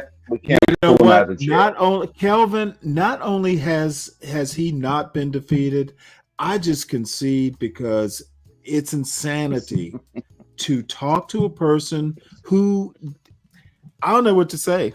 I don't like. You just hate Trump. Him being a citizen of El Salvador has nothing to do with this. He was a citizen of El Salvador when the immigration judge said he should not be deported because his life is in danger. And I he totally was agree a with that. citizen of El Salvador then.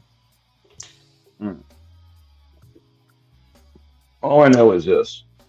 I bet he wished he had worked harder on that citizenship test. He probably shouldn't have had both taillights out and he wouldn't have got pulled over by the cops. You know what? It does not fucking matter. The point is, Trump fucked up, and Trump, if he brings this guy back, I've already conceded that. It opens the can of worms because this Abrego Garcia is not the only one who hasn't had due process.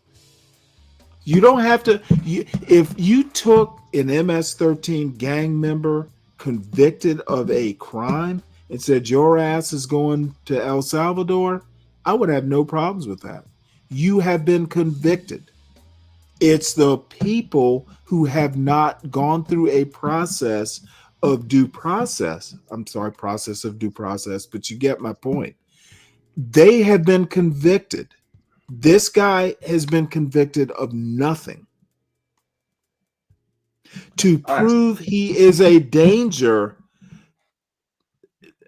to the extent that the Alien Enemy Act needs to be enacted without difficulty, you gotta prove he's a danger. Just because Trump says he's a danger doesn't make him a danger. He's here legally, and Trump's he done has this a the wrong status. way because he's an idiot. Like this is Dude, I don't think he's the only idiot I'm aware of right now. He's way up there, right? Okay. He got into office. He should have immediately hammered Congress to pass a law to expand asylum courts so you can run these people through trial and deport them, right? Instead, let's just sign an executive order, which is going to get challenged. That's how stupid he is. All these executive orders means he's losing political capital, and he's not going to pass any laws, and that's how dumb he is. That's why I hate Trump. He's stupid. He's just so fucking dumb. He had political gusto to pressure Congress to get a law around the immigration issue, right? And get a lot of stuff done. But he's too dumb to see that. He's so fucking stupid. It's unbelievable. Excuse my language. He's just dumb. And, his economic policies are fully dumb. And it's a real disappointment because I think what Biden did with opening up the gates was egregious. And Trump can't fix it because he's stupid. And that's a problem with our leadership. So, foreign policy-wise, idiot. Obama was the last good foreign policy president. Before that, probably Nixon. Okay? Ultimately, these guys are just idiots. They were just electing morons. So anyway, let's speak. Saying, what are you trashing me now? Oh Are no, you no, no, saying? no. Are you saying? I'm just Oh, you're saying. trashing tough I'm guy. You're just trashing saying. tough guy. He's not even I'm up here. just saying. I'm just saying that you are in such a groove that your critical thinking facilities, they're just turned off. No, they're not at all. What are you talking about? Dude, look, I'm on point. I don't know all Like I these said, laws. I am willing to just concede and move Well, on. me too. I'm not. I have no issue with I'm you. not going Yeah. to sit here and try and teach someone how to critically think. I think you're just reading too much of the New York Times and shit. That's No, all. dude, I'm reading Ground News. We literally just looked at Ground News, which I thought I heard you say you admire. No, it's So, awesome. And I've and already then said we you're 80%. and then we went to this non-New York Times publication, which you also said is okay. Everyone has Unbiased. agreed.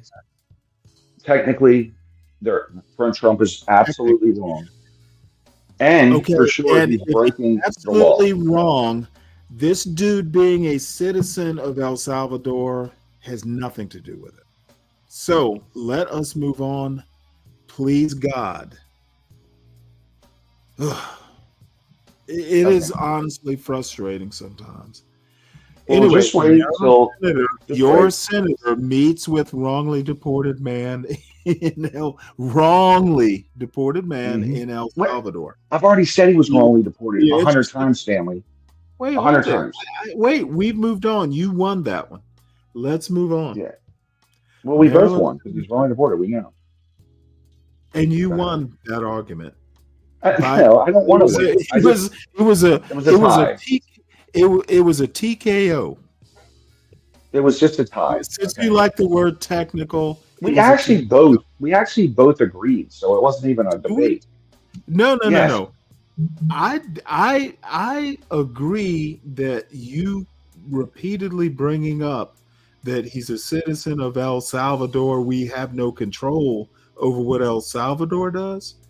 I find that just literally laughable. We don't agree on that because you want to break in. Well, we don't agree, and human trafficking back here. I think we don't agree is because I can reason beyond the politics. I don't agree with human trafficking or kidnapping, so we can't bring him back. Sorry. Who did he kidnap somebody or traffic something? No, we would be doing that. And what the to fuck El are you Salvador. talking about? If we went and got him from that prison, okay, Trump with our Navy SEALs, all we'd Trump be kidnapping needs to do is say "do it," and it would be done. Or is Trump that pussy weak? To Bukele, to El Salvador, to their citizens that voted him in. If Trump went to Bukele and said, "Hey, get him back here," would Bukele not do it? What if Bukele said no? Okay, I don't want to hear that bullshit. What if he said no? Of it. What if he said no? I don't think he would say no. I don't think that's even a possibility I would consider. If I was him, I'd say no. I do. You know what? Well, you are a. You are a 2-bit. You are the type that would be a 2-bit dictator. I'd say I've thrown off the yoke of colonizers.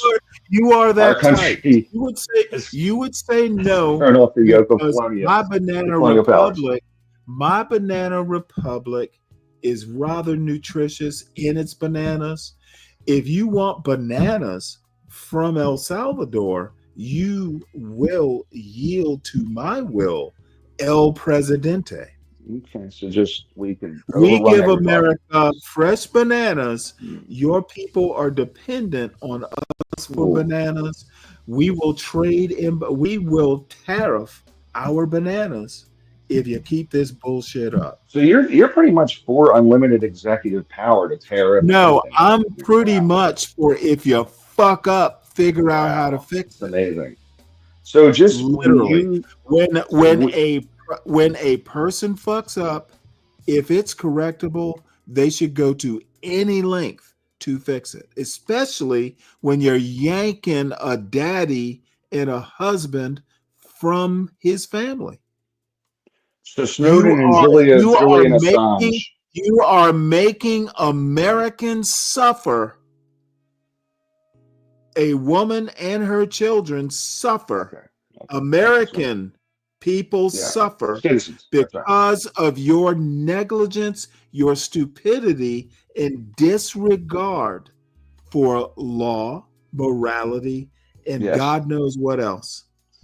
Yes, but we can't go get Snowden and Assange. I don't give a motherfucker about Snowden. Send Snowden to bring the motherfucker back. Well, that's whatever against, you got to do. Whatever you got to do to fix your fuck up. I think a president has many means at his disposal to fix a fuck up. And we couldn't get Assange, and he was bad. Trump is not a good president if he can't fix his fuck up. I just don't. I just think it's very arrogant. I don't expect you to understand. We can dictate the rules to every country. I have given up hope that you would ever be able to critically think your way out of that lazy boy recliner. So I'm going to move on. Just say you got to listen to us, Calais, and we want Assange back. One major country. Have you ever heard of the Monroe Doctrine? We could start with that. I think that was a U.S. thing. Wasn't it? America thought it controlled the Western Hemisphere centuries ago. Was that the Monroe Doctrine? Don't make me bring out the Monroe Doctrine. Yeah. I was thinking it was the. Don't make me bring up Manifest Destiny. America basically dictating Central American policy, and to a certain degree, South America too. Motherfucker, we control the Western Hemisphere. We're gonna take over the Panama goddamn Canal. Dude, you sound silly. So may we move on, please. A Maryland senator, meets with wrongly deported man in El Salvador. Earlier in the day, armed military officials stopped a U.S. senator. I injected the U.S. Senator Chris Van Hollen from trying to visit the prison where Kilmar Armando Abrego Garcia has been held for over a month. There's a picture. See him? Oh, wait. Did you fall asleep? Well, let me keep beating on this dumbass dead horse. Let me read the caption, too, of this picture. Senator Chris Van Hollen of Maryland is shown in a handout photo from his office with Kilmar Armando Abrego Garcia, the Maryland, I guess they meant to put man, who was wrongly deported on Thursday in El Salvador. Oh, look, they have nice glasses of water. Senator Chris Van Hollen said on Thursday night that he had met in San Salvador with Kilmar Armando Abrego Garcia. My tongue is hurting from all those R's rolled. The Maryland man whose wrongful deportation to El Salvador last month has become a flashpoint in the immigration debate and fueled a standoff between the Trump administration and the courts. Mr. Van Hollen, a Maryland Democrat and a member of the Senate Foreign Relations Committee, shared a photo of the two men speaking on Thursday evening, hours after the senator had been denied entry to the prison where Mr. Abrego Garcia is being held, not was, son.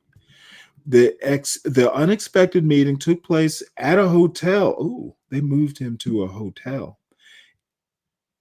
in San Salvador, according to photos shared by the senator's office late Thursday.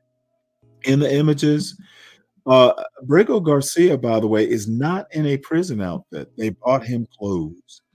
Maybe the senator brought clothes. Mr. Abrego Garcia was dressed in plain clothes and sat for a conversation with Mr. Van Hollen. El Salvador's president, Nayib Bukele, said on social media that Mr. Abrego Garcia would remain in his country's custody. The photos shared by Mr. Van Hollen and others posted by Mr. Bukele were the first public glimpses of Mr. Abrego Garcia since his deportation in March, which the Trump administration admitted in court was an error. The Supreme Court has ordered the administration to facilitate his return, but a federal judge overseeing the case has scolded the government for doing nothing to comply. Our purpose today was very straightforward, Mr. Van Hollen said. They meant Senator Van Hollen said in an interview on Thursday before the meeting with Mr. Abrego Garcia. It was simply to be able to go see if Kilmar Abrego Garcia is doing okay. I mean, nobody's heard anything about his condition since he was illegally abducted from the United States. Illegally abducted from the United States. You mentioned kidnapping, Ryan. That's what the United States did. He is totally beyond reach. So basically, Senator Van Hollen went down there to do a proof of life. Mr. Van Hollen had initially been stopped by the Salvadoran military officials when he tried to visit Mr. Abrego Garcia. I guess that's a picture of that. And described the encounter as a blockade intended to thwart his visit to the prison. Human rights advocates have documented overcrowding in El Salvador's prisons and reports of torture. This was a very sort of simple humanitarian request, Mr. Van Hollen said soon after the stop. Photos of Mr. Van Hollen's meeting with Mr. Abrego Garcia conveyed a very different atmosphere from scenes of the crowded prison, with the two sitting together at a table in a dining area near lush greenery and greeting each other on the polished wood floor of the hotel lobby. So I'm not going to beat this dead horse other than to say Trump fucked up and is unwilling to unfuck his fuck up. Oh, wait. Oh, hold on. I will do nothing but hold on, Ryan, till you come back. I'm just going to do that. So anyway, we're going to move on, though. Mocking this sort of brute stupidity is just, it does get tiresome. So this Air Force pilot erases first female Thunderbird pilot's achievements from websites. Wonder who was behind that. So let's play this quick article here.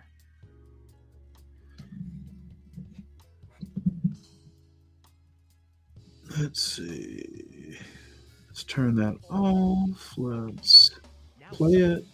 Let's expand it. Those articles have been removed. The military says the topics are considered diversity, equity, and inclusion, or DEI. And it's been really just shocking to me to see that we would censor the historical fact, the historical stories, the historical contributions of service members and veterans. Stories about Nicole with headlines like, "A Life in Flight for First Woman Thunderbirds Pilot" used to be on military websites. Now they've been taken down. An Air Force public affairs team called me today to say they were removed in compliance with President Trump's directives to remove DE&I content. There was indeed a time when women and minorities could not serve in our military. There was indeed a time when women and minorities could not, fly aircraft in defense of their country. And so for us to act like those barriers never happened or those barriers were never broken is to completely ignore our history. Nicole says other female aviators have experienced the same thing. I can't believe something like this is happening in the country whose uniform I wore. Now she's questioning why her accomplishments can no longer be celebrated by the military she served. For us to turn around and say you're good enough to serve but not good enough to be remembered is a complete slap in the face.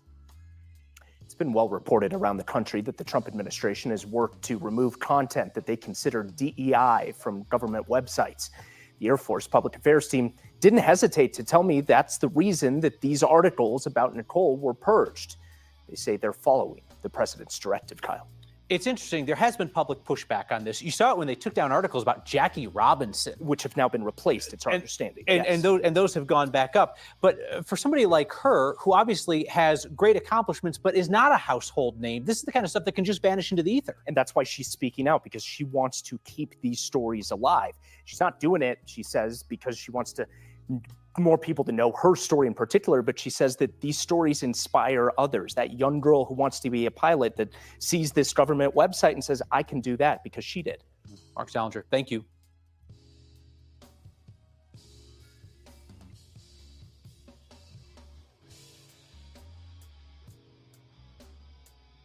All right. Well, that was, being a former military person myself, that caught my attention where I don't know why this is, being caught into this DEI net. Once again, it's literally just Trump and his stupidity. You go too far. You don't want DEI. So some like far right Charlie Kirk type intern goes back and like, well, we need to pretend America was always, into inclusion. Slavery never happened. We all built this country. Slavery has happened all over the world. U.S., we're not special. Everybody had slavery, so we were just kind of normal. And it's just, it takes the tough guys and the Ryans of the world to just kind of believe that. So anyway, 2 guards charged with murder and beating death of prisoner in New York. So we're going to play this. This is like, something that we don't pay a lot of attention about. And hopefully if John or HB are in the chat, they'll come up soon, because I have something special, a special request that Fred wants y'all to see. I haven't watched it, no idea, but I guarantee you I'll get a laugh out of it. So let's play this. 2 guards charged with murder and beating death of prisoner in New York. This article is by Jan Ransom and read by an automated voice. 2 corrections officers were charged with second-degree murder and 8 others with related offenses in the killing of a man who inmates said was savagely beaten to death by guards last month at a prison in central New York. The man, 22-year-old Messiah Nantwi, died March 1st after he was beaten at the Mid-State Correctional Facility in Marcy, New York, near Utica. Mr. Nantwi, other inmates said, was bloodied, swollen, and unrecognizable after the beating. An 11-count grand jury indictment was unsealed on Wednesday, charging 2 officers, Jonah Levi and Caleb Blair, with Mr. Nantwi's murder. They and 3 other officers were charged with manslaughter in the first degree and gang assault, and 2 more were charged with second-degree manslaughter. 8 of the officers were charged with trying to cover up the attack. The charges were announced by William J. Fitzpatrick, the Onondaga County District Attorney, who was appointed special prosecutor in the case. The officers, who pleaded not guilty, are due back in court on May 23rd. As a result of the numerous beatings by defendants and their fellow correctional officers, incarcerated individual Messiah Nantwi died due to massive head trauma and numerous other injuries to his body. The indictment said, the officers demonstrated depraved indifference to his life, according to the indictment. Government Kathy Hochul, in a statement on Wednesday, said that all officers involved would be fired. Mr. Nantwi's death is a tragedy, and we extend our deepest condolences to his family and loved ones, she said. Let me be clear. Our state correctional facilities must be safe for correction officers, civilian staff, the incarcerated population, and surrounding communities. Daniel F. Martuscello III, the Commissioner of the State Department of Corrections, offered his condolences to Mr. Nantwi's family. His murder was a senseless act that no family should ever have to endure, Mr. Martuscello said. Mr. Nantwi's death came amid a deepening crisis in the state prison system. Thousands of corrections officers in most of New York's 42 prisons had left their assigned posts in protest of what they said were hazardous working conditions, taking part in a series of wildcat strikes that lasted 3 weeks. It is the second time in 2 months that state corrections officers have been criminally charged in the death of an inmate. The other inmate, Robert Brooks, 43, was fatally beaten by guards in December at the Marcy Correctional Facility, directly across the road from where Mr. Nantwi was beaten. 10 officers were criminally charged in Mr. Brooks's death, 6 of them with murder, after they were captured on body-worn cameras beating and choking him in the prison's infirmary. Some prisoners' rights groups had accused the striking officers of attempting to distract attention from the beating death of Mr. Brooks and the prison system's deep-seated culture of brutality. I don't think any rational prosecutor could stand in front of you for the second time in 6 weeks talking about cases that have remarkable similarities and say everything is fine, Mr. Fitzpatrick said at a news conference on Wednesday, when asked if Mr. Nantwi's killing was a sign of systemic issues. It is a problem, and there is a problem. In a statement Wednesday night, the State Correction Officers Union called the indictment and the details of Mr. Nantwi's death extremely troubling, and said, "The overwhelming majority of our members conduct themselves with professionalism and are committed to providing the safest environment in our correctional facilities." Mr. Nantwi, who had been serving a 5-year term for second-degree criminal possession of a weapon, was pronounced dead at a nearby hospital early on March 1st.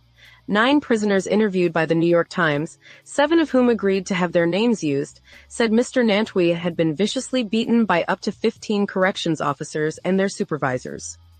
Mr. Nantwi, Mr. Fitzpatrick said, died from traumatic brain injuries as a result of violent blows to his head, as well as at least 69 other serious blows to his body. In addition to Officers Levi and Blair, Officers Thomas Eck, Craig Klemick and Daniel Berger were charged with first-degree manslaughter and gang assault. SGTs, David Ferroni and Francis Chandler, were charged with second-degree manslaughter, and 3 others face lesser charges. This indictment signals that violence and lawlessness in our prisons will not be tolerated, said Earl Ward, a lawyer for Mr. Nantwi's father, Patterson Nantwi Jr. The Reverend Kevin McCall, a Brooklyn-based civil rights activist and spokesman for the Nantwi family, was in the courtroom for the office's arraignments on Wednesday. "Something has to be done," he said, noting that he had returned to Utica on behalf of Mr. Nantwi while still fighting for justice for Mr. Brooks. "The indictments," he said, "were only a first step. We want jail time because that's what real justice looks like," he said.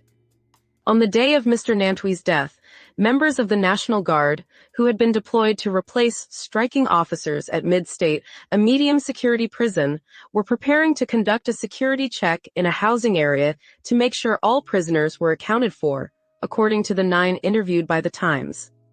The guardsmen had received little training on how to deal with and interact with prisoners, the indictment said. Shortly before 11 a.m., they requested assistance in handling an unknown issue with an incarcerated individual, the indictment said. Once the requested officers arrived, they were directed to a room where they encountered Mr. Nantwi.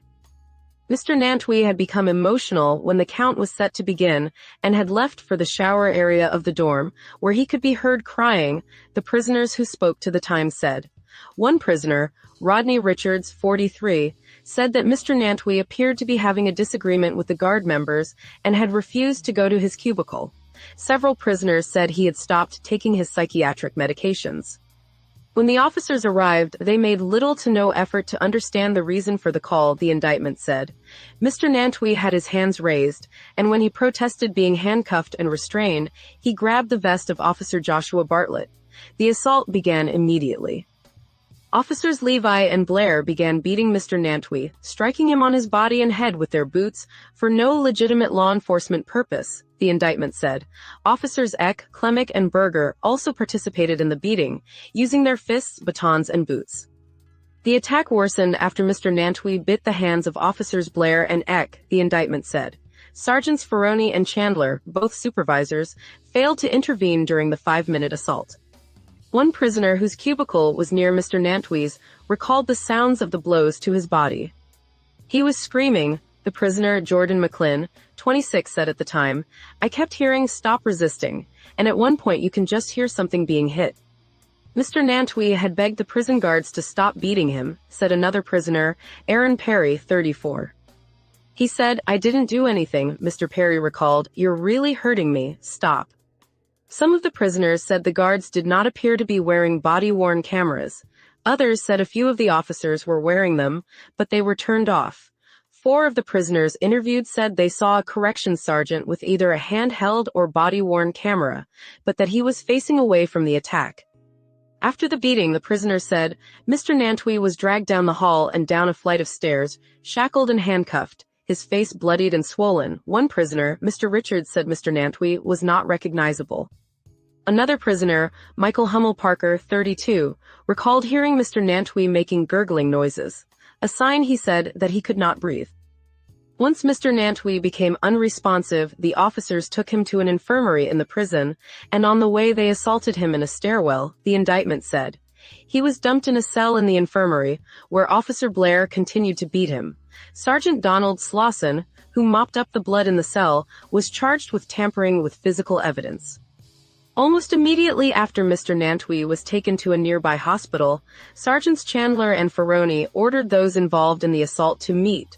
According to the indictment, the sergeants and Officer Levi pleaded with the other officers to omit them from the department's use of force reports. Sergeant Michael Iffert reported in official records that he had not witnessed force being used, even though he was standing directly outside Mr. Nantwi's room. Sergeant Iffert was charged with offering a false instrument for filing. Sergeant Chandler ordered another officer to retrieve a weapon that had been confiscated earlier in the day during an episode unrelated to Mr. Nantwi, the indictment said, and asked loudly which officer would volunteer to falsely claim that he had discovered it on the floor of Mr. Nantwi's cell. Officer Eck agreed to do so, according to the indictment. Sergeant Ferroni was caught discussing the weapon on a body-worn camera placed in the infirmary's restroom and uttered an expletive after spotting it, the indictment said. The next day, at the direction of Sergeant Chandler, the guards met for breakfast at Raspberries, a local diner, to develop a story that nothing improper had been done to Mr. Nantwi, the indictment said. The story they agreed to tell, according to the indictment, was that Mr. Nantwi had been armed with a weapon and that it had been recovered from his room. Kenneth Sturtz contributed reporting.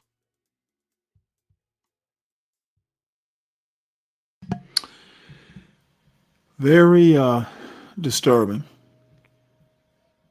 So I don't know. I'm going to drop the link here if anybody wants to come up, because I am coming close to going into more opinion essay part of this broadcast.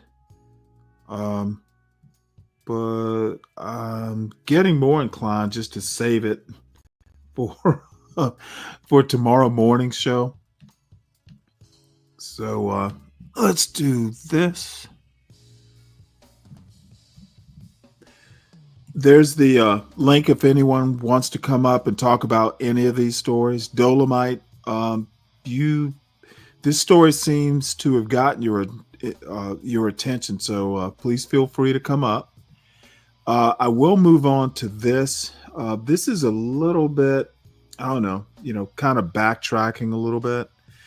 But apparently, U.S. intelligence contradicts Trump's claims linking gang to Venezuelan government to speed deportations. A new U.S. intelligence assessment found no coordination between Trinidad and the Venezuelan government, contradicting statements the Trump administration officials have made to justify their invocation of the Alien Enemies Act and deporting Venezuelan migrants, according to U.S. officials. So I don't know that I want to go too far into this. I just looked at it. I probably need to get deeper into this, but it is kind of disturbing, but not surprising. Disturbing, but not surprising. Invoking the Alien Enemies Act. This is literally something that's going to boomerang. And don't know what to say.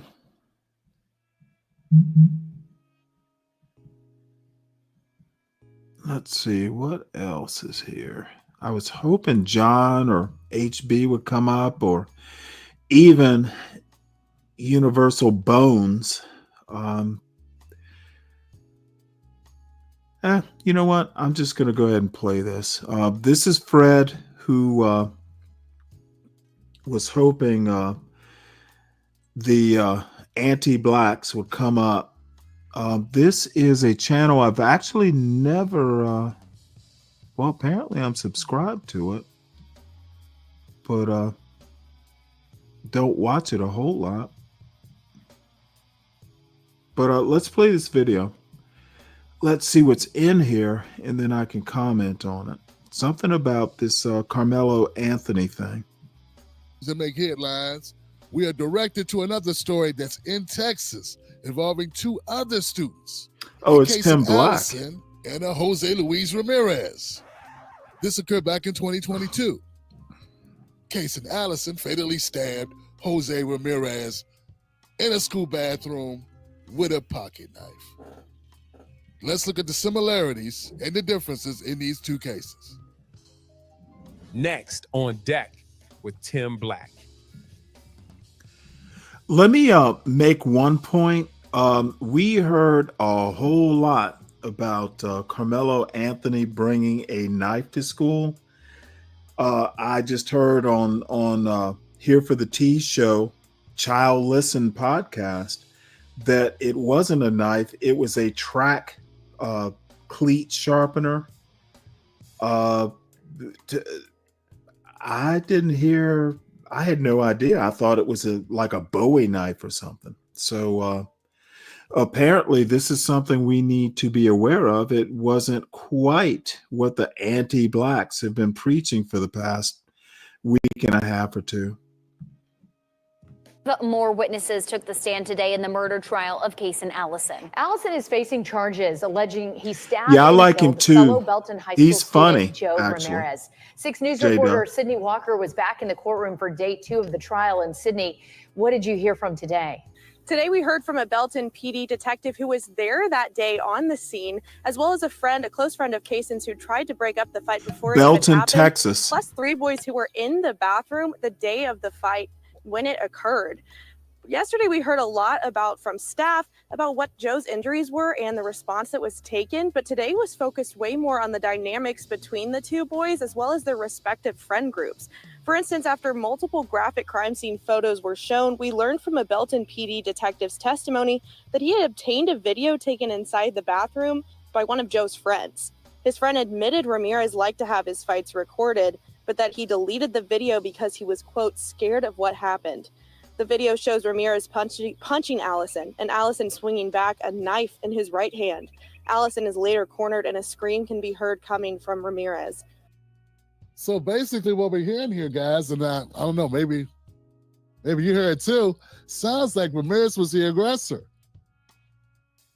And this literally happened in school, unlike Karmelo Anthony, who was at a track meet at a track that it was not at school. I'm going to kind of dispute that point about John Galt lying. John Galt wasn't lying. He's going on information that, he has read. To me, lying has to be intentional. So, let's not use the L word just yet. That's a little too harsh. In my opinion. But people keep saying it was at school. We got Kaysen Allison, who retaliated to the punch J-Dub, and stabbing the L Ramirez word 4 is a little times. harsh. And he's claiming self-defense. I haven't heard this one on the news, and you're right, folks. If you're thinking, hey, you know what? Whenever it's black and white, it's always going to get played up in the media. And I agree with you. And that's a damn shame, Johnson. Well, we are And here. we are media. Here we are. You know what I'm saying? YouTube is media. That's what they do. Well, what I won't do is pretend that we're not living in America, because America's been doing that since America's been America. Even before that, even before this country was officially a country, we've been doing this. Okay, let's talk about Samuel Garew's argument. Samuel Garew, this is actually an interesting point you bring up. My question to you, Mr. Garew, are police reports objective? Please answer yes or no.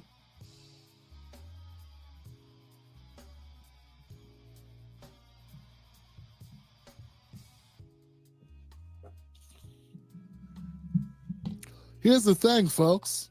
For some reason, he's been out on bail. Once again, at less of a bond. Anyway, so the trial began yesterday. Samuel Garew, so you're saying a question can't be part of an argument? You need to do a little bit better there, sir. Questions can be part of an argument. So I think what I asked seems reasonable.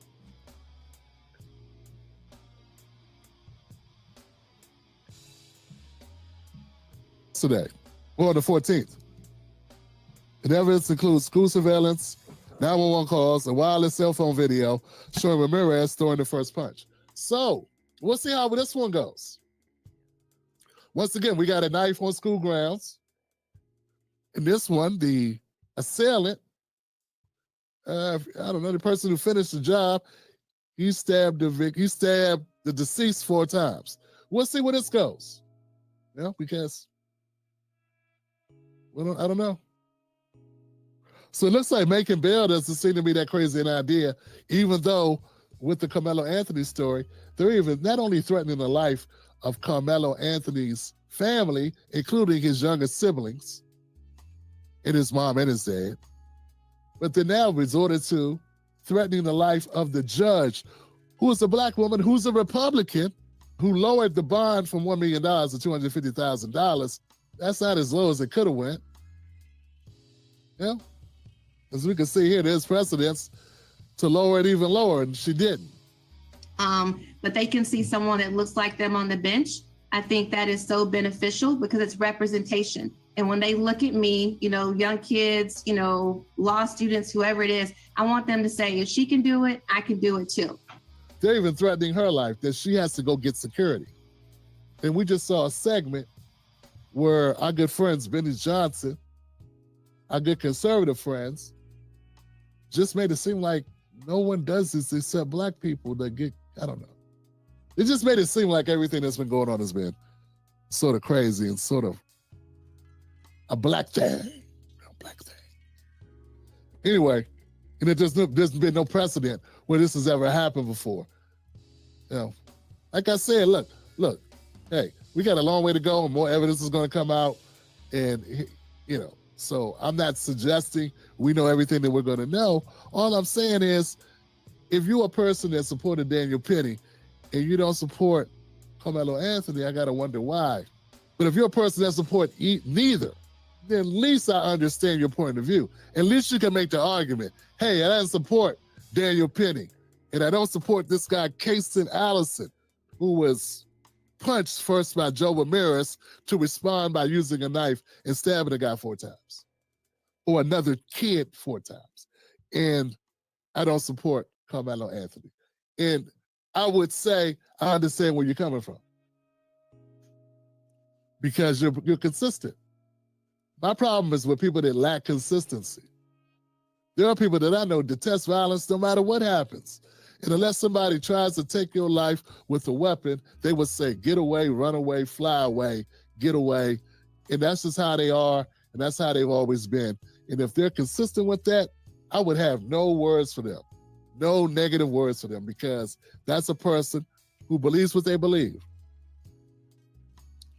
But I haven't been a person who grew up a certain way, where people did get violent, where people did pull guns and knives and stuff, and people did jump people. And I have seen people get beat to the point where they almost lost their lives, or were severely injured by a fist fight. Because when people get knocked down, sometimes they stomp you. All types of stuff happen. Point is this. My background leads me to believe that once you lay hands on people, you don't know where it's going to go.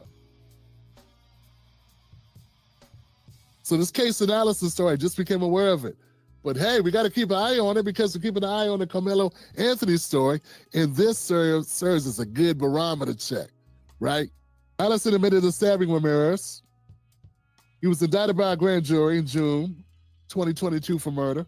And initial bond was set at $1 million, just like Karmelo Anthony. His bail was reduced to $175,000. That's considerably lower than Carmelo's bail. I think you can imagine the press coverage on this case has been immense, and the online and public reaction has been immense. And unfortunately, as is common in our culture, especially lately, the vitriol and the public reaction one way or the other has been intense. And threats and talk of race war and all kinds of insanity isn't good for, obviously, the Anthony family. It's not good for the Metcalf family. It's not good for the peace and safety of our community. So, I would ask, and I know both sides would ask, that the temperature on this be allowed to come down, that the media, you guys have a job to do, and I understand that everyone does, but at the same time, we just ask everyone in the public and everywhere to let this process play out fairly and fully for both sides. And he stabbed Ramirez chest, back, legs, and arm. He stabbed him 4 times.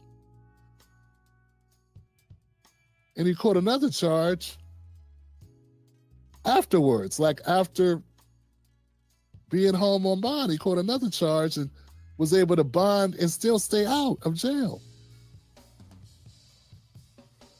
He's also arguing self-defense.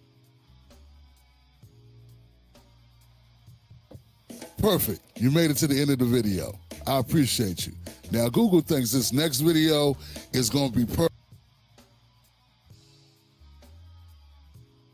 Yeah, I think, and I'm just gonna do a little bit of an editorial here, and I've probably said this in the last few weeks. The anti-black blacks are worse for the proverbial black community, black Americans. Let's call them legacy black Americans who have deep American roots. They're worse for the community than racist whites are.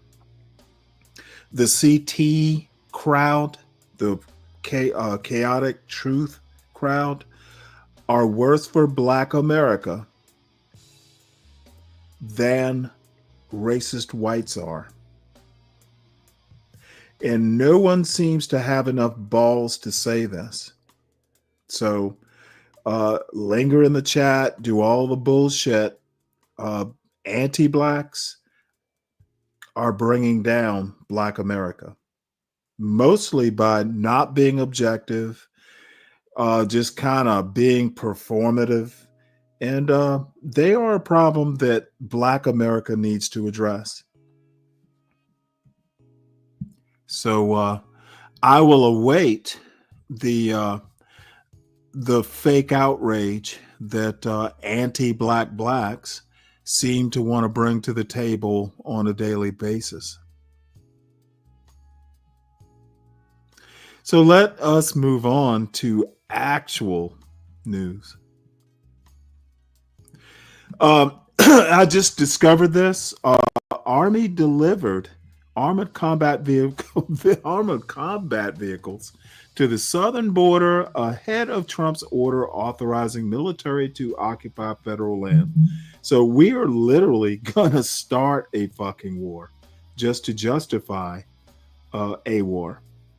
So let's see here. Let us play this.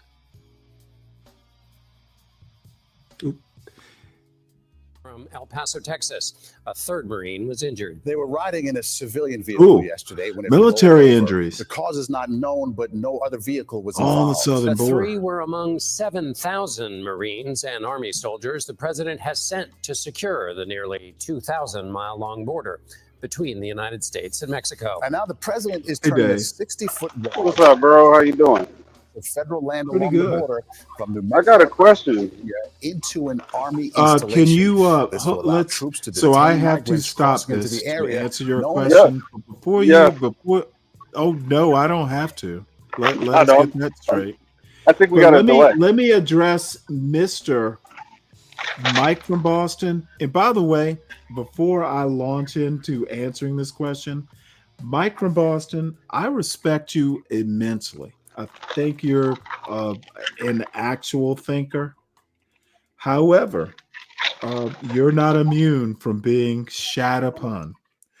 Keep the same energy for the drug dealers. What I need you to do, Mike, is you need to send me stories about the drug dealers that actually negate my arguments. Just fucking doing that same old, dude, whataboutism is what you want me to do. And I try, and I often do. I'm not above and am just as prone to whataboutism, but I try not to. Don't tell me about drug dealers. When we talk about drug dealers, then your point will be salient. Dave, what's your question? Still there?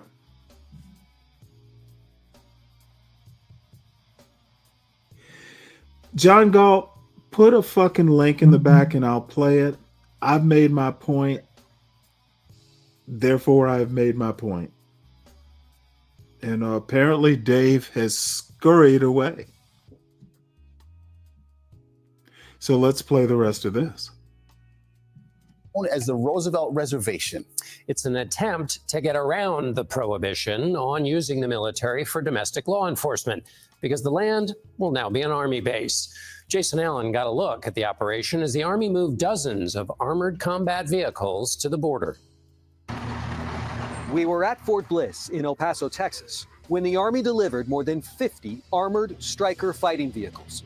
He's checking the BC. Designed for the battlefield, they are a centerpiece of President Trump's plan to seal the southern border.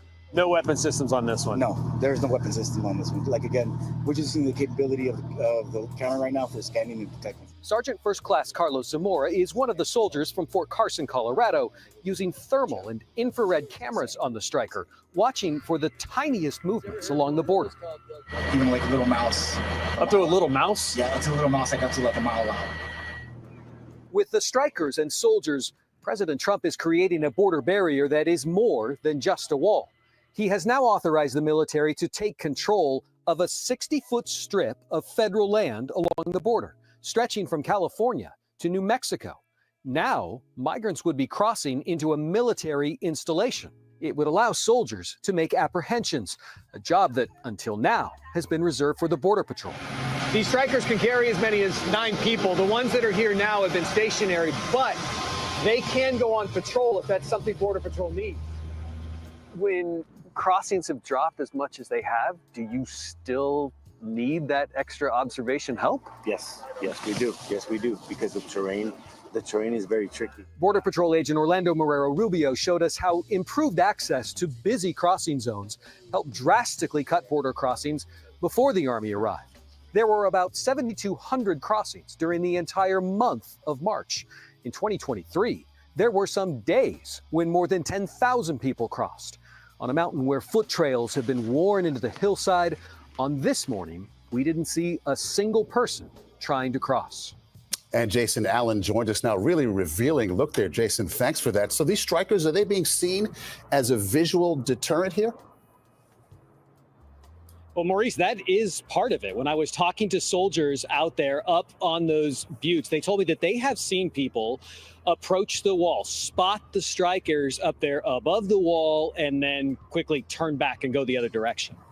Jason, did they have no scanning ability for this area before, or were they able to scan and this is just extra? John, this is something extra, and you point out something here that I think is good. They have these towers, in fact, more than 30 of them that are sensor towers right now that are placed along the border, and they scan the border as well and give Border Patrol an idea where people may be. But when I asked the Army and Border Patrol if these two things were redundant, they said no, they look at this more as a integrated layering of defense there along the border.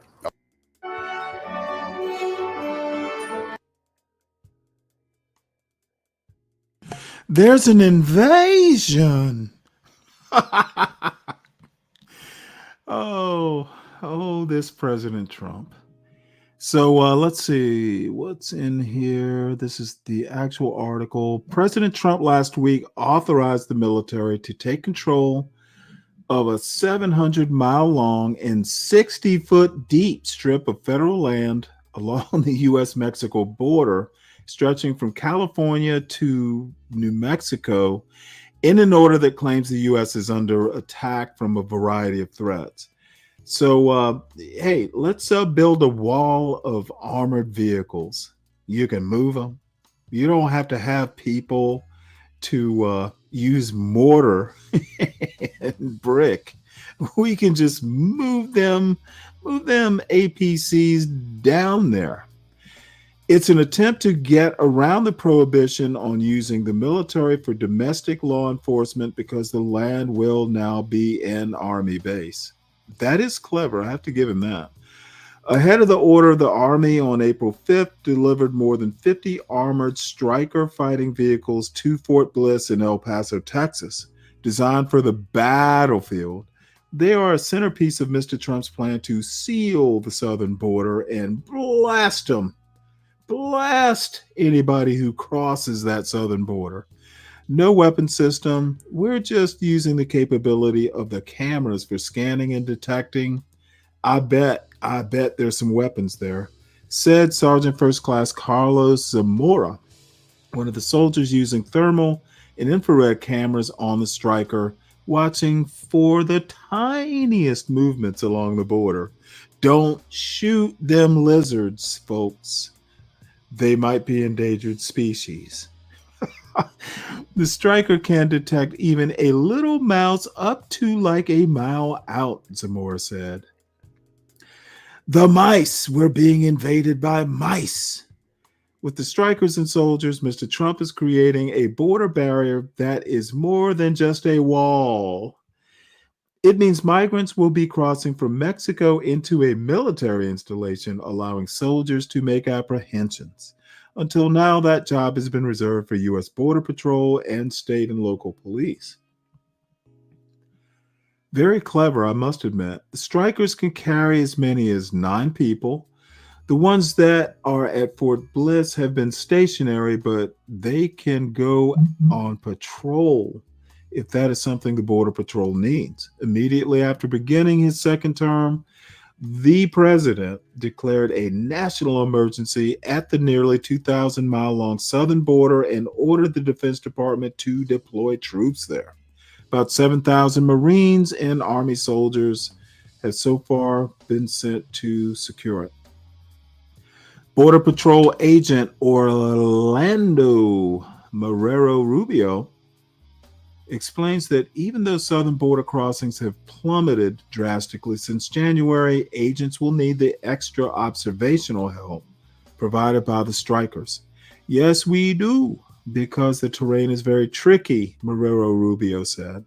Marrero Rubio showed CBS News how improved access to busy crossing zones have helped drastically cut border crossings before the Army arrived. There were about 7,200 illegal border crossings during the entire month of March, according to the U.S. Customs and Border Protection data. there were some days when more than 10,000 people crossed, I guess in the past. And on a recent morning on Mount Cristo Rey in Sunland Park, New Mexico, where foot trails have been worn into a hillside, a CBS News crew didn't see a single person trying to cross. So, it is what it is, and I, oddly enough, don't necessarily have a problem, with the mobile striker wall there. It'll give some soldiers some training time, driving around that very narrow but wide military base. Hey, let's not say these people will be bored sitting in garrison. And let's see. Chris Reed says, Mr. Stanley, how are you going to get rid of Spanish people that's already there? Well, let's hope they're of U.S. citizens. Are you proposing U.S. citizens of, quote, Spanish descent should be gotten rid of? Chris Reed, please expound. I'm sorry. Mamma mia. Uh-oh. It is Dr. King Shinard. Hello. Peace, how you doing? Doing good, man. Yo, I checked out that stream last night. I caught like the end of it, the street interview. I wanted to talk about that. Of what, Charles's? No, John's stream. Where? Oh, the street interviews. Yeah. I caught the end part with the so-called YNs, all right? Mm-hmm. Yo, that shit was. Well, I call them boys. Right. John calls them YNs. So. Well, John uses language I don't always approve of. The way he was talking to these kids, man, calling them N-word this, N-word that. I think he said it like at least 100 times. Mm-hmm. And then like he had one kid take off his ankle monitor. That's what he just. Oh wait, is that possible? I didn't see that. I didn't see that part. So John was encouraging this youth to break the law. Right. So he already caught a charge on that. And then he wasn't even speaking like any positivity to them. Like he wasn't trying to like tell them like there was one kid on there. He looked like he was like a follower. There was a kid. He had like a black hoodie, and I didn't see John trying to like give him some like any. First of all, he shouldn't even be talking to these kids in the first place. They're children. You got to get consent from their parents to do something like this. I mean, a reasonable person would do that. But no, he sees a group of random black kids walking down the street, and he got really excited. I think he got excited because he has content for Be Brave. I'm sure they're gonna go over that. And it's just like why would you do that? I lost the little speck of respect I had left for John. That shit's gone. Well, as usual, I'm gonna kind of disagree with you there.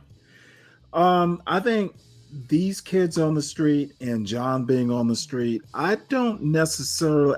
I have different criticisms than you do. So let's just leave it there. You don't think that was wrong? No, not intrinsically. A guy talking to kids on the street. Why would that be wrong? Can you expand on that point? Why would it be wrong again? It seems like those kids are just showing out in front of the camera. You don't know what you don't. As kids will do. Yeah, but you now, don't know. What I need you to do is stick to my question and not do this weird form of Ryan Manioni level. I said Renato Manioni level whataboutism. My question was, what did John do that was wrong? Interacting with them. Was it illegal? No. So you're making some weird moral point? Right. Okay, well, moral's very subjective. John did nothing. Again, my concerns weren't so much that he was talking to him. So, no, I don't see what John did as wrong, legally or morally. Because it's like you don't even know if what those kids were saying was even actually true. They could have just been saying that. Whoa. Let's concentrate on that. Is it John's job to care? I mean, why is it John's? See, you are actually interesting in this point. It's not John's job to figure out whether these kids are being truthful or not. Why would it be his job? I mean, why would you? I just don't think you should be interviewing. Okay, you literally are telling me what you think, and I respect what you think. I just think what you think that's a you thing. You make no larger point other than you think this. Right. Yeah, that's why. Yeah, I mean, so you don't think that shit was messed up? Not to the level you think it is. I mean, I think it's actually really cool that John can talk to young boys, and hey, they were vibing. I think it is very rare that people can, and if they had been me, I'm sorry, if I had been there, I probably would have talked to him about what are you reading, what are you learning in school. John vibes with people on a different level than I certainly would. Let me put it to you this way. They'd be damn bored if I started asking them, what are you learning about in American history? That is actually something that I admire.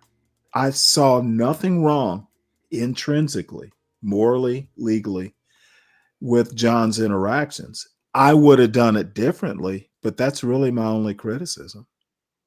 When I was the age of those kids, right, the elders were like the boomers, and one thing they will always tell us. Did you expect better of your elders? Yes, yeah. So what specifically did John do that disappointed those kids? When I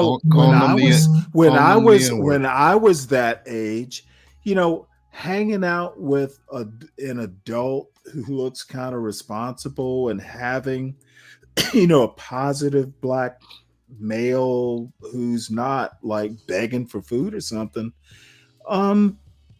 Hey, maybe I can be like John. John asked at least one of those kids, what do you want to do in 10 years? Shit, my elders used to do that. What do you want to be when you grow up?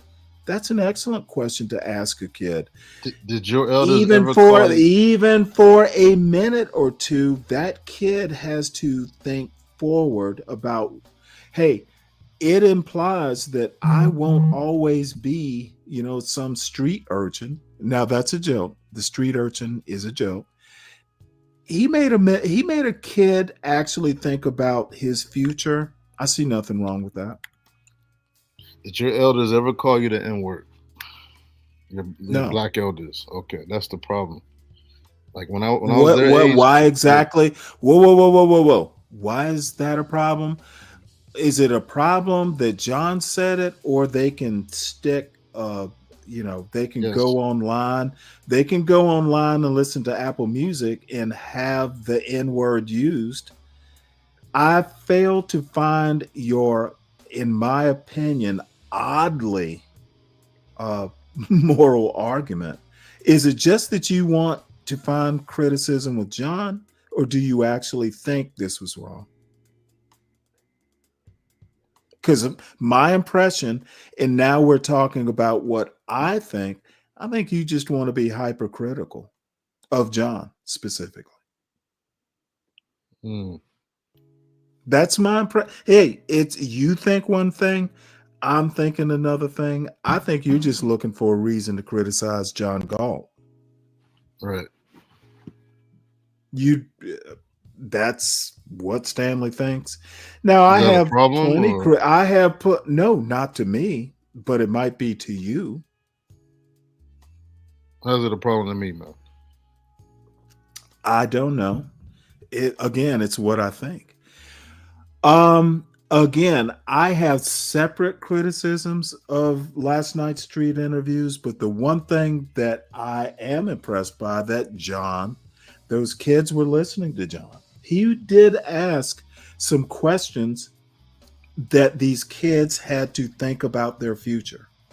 No, and I just don't have I may have problems, but I don't have your types of problems with John. Hey, yeah, he did ask them like, what do they want to do? yeah, What are they gonna and do that in seems 10 to years? me a question an adult would ask to a young boy. But it seemed like he was Perfectly just trying valid, to get, in my opinion, an admirable question. it was sort of like I'd mocking shit, them I'd in a probably. way. It was sort of I'm like sorry. it was sort of like mocking Sounded them in what? a way. Those questions, No, they weren't really genuine. No. It did not strike me as mocking. Now, if it was, I'm not the best at reading people, but he didn't strike me as mocking. So he struck you as someone that actually cared about those kids. He didn't strike me as genuine. He didn't strike me as like, oh, I give a shit, what you do. He didn't strike me as giving a shit, but he also didn't strike me as mocking. Not giving a shit is not the same thing as mocking. Because I wouldn't have given a shit. I can't. I'm not their parents. I don't see how you don't see it as mocking. He's calling them little young You YNs don't and see N-words. a lot of things that I see. Who in this laughing John every Galt- second. My N-word, my N-word. Like, come Okay, on, man. that is a style criticism. That's kids. That's a King Shanard The problem. youngest one looked like he was like 6 years old.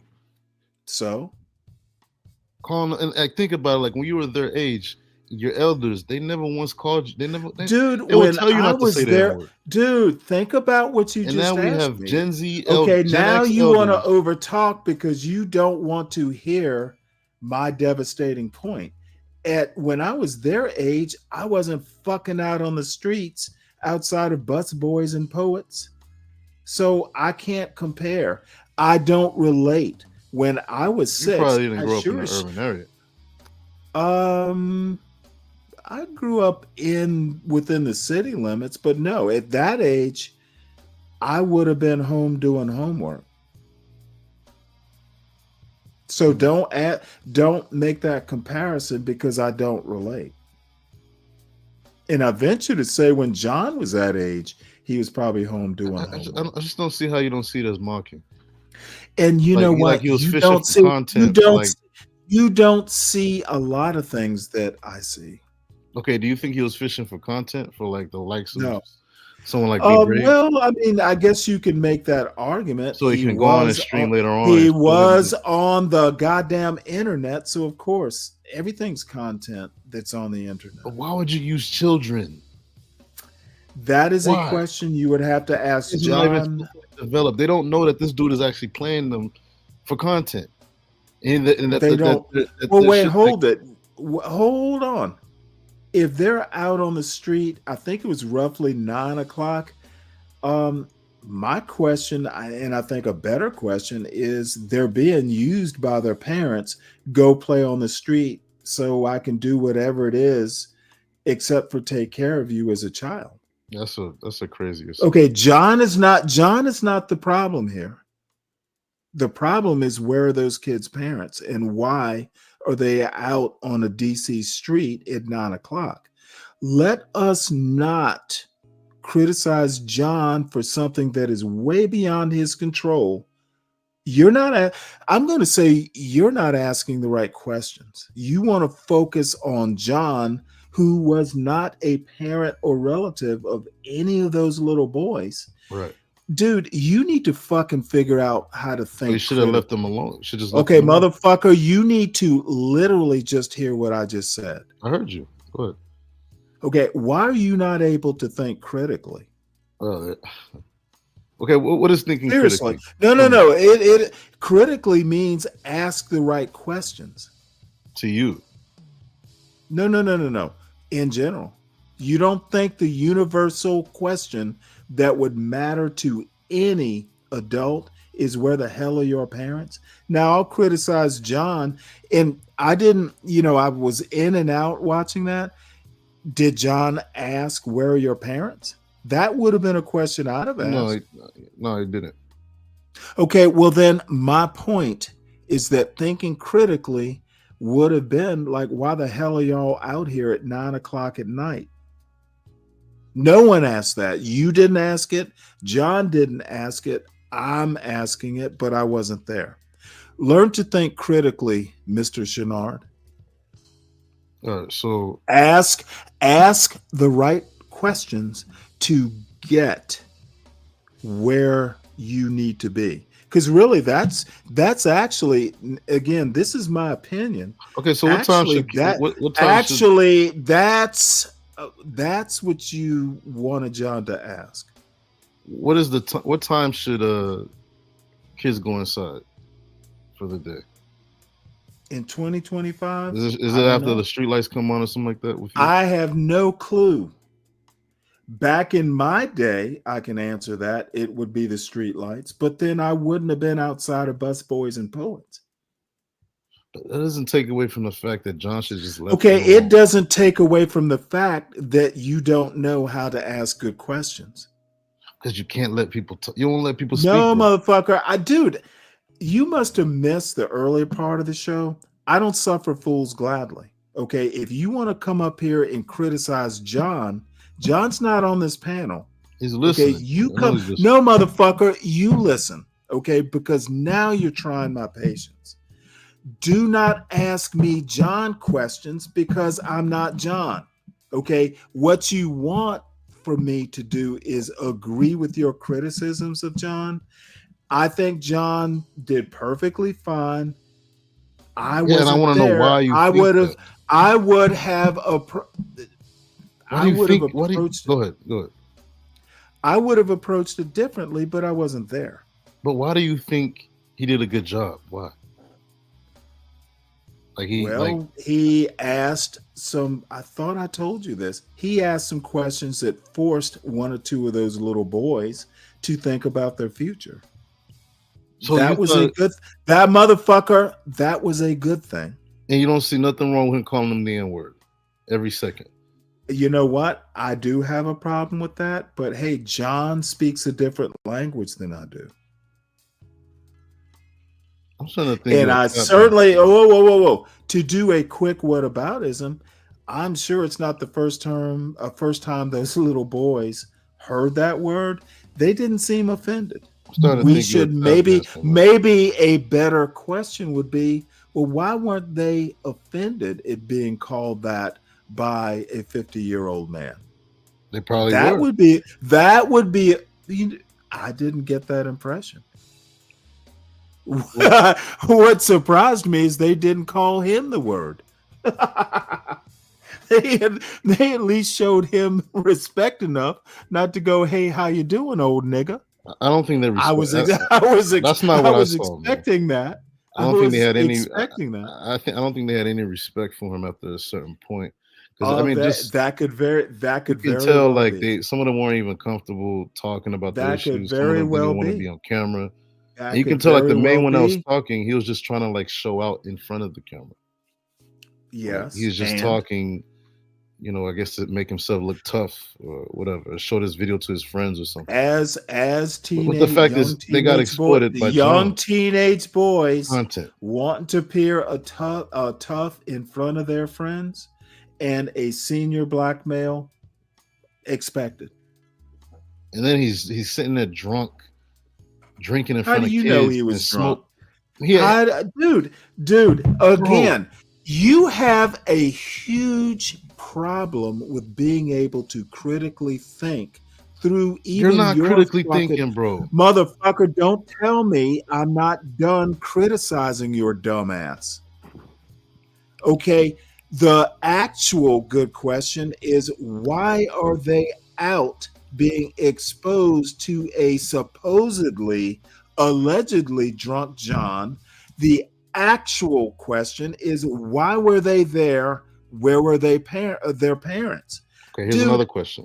I don't get fucking fooled by your kind and your particular brand of irrelevant questions.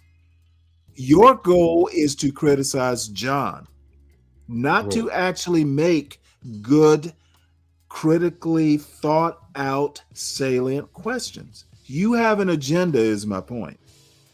What is my and agenda? It's easy to see through. What's my agenda? Your ass came up here to ask me what I thought about John's behavior. Right. Okay. So what's my agenda? You want to basically find out what I think about John's behavior, and you want it to align with your simpleton version of moralism. You're overthinking things, man. Oh, motherfucker, that's what I do. I overthink, and half the time I'm right. If you want to know Now, 50% right is a low percentage, but in this case, I'm in the right half of the 50%. And no, I don't really care that much what you think. I'm trying to think. I'm trying to see if you're really a tap dancer.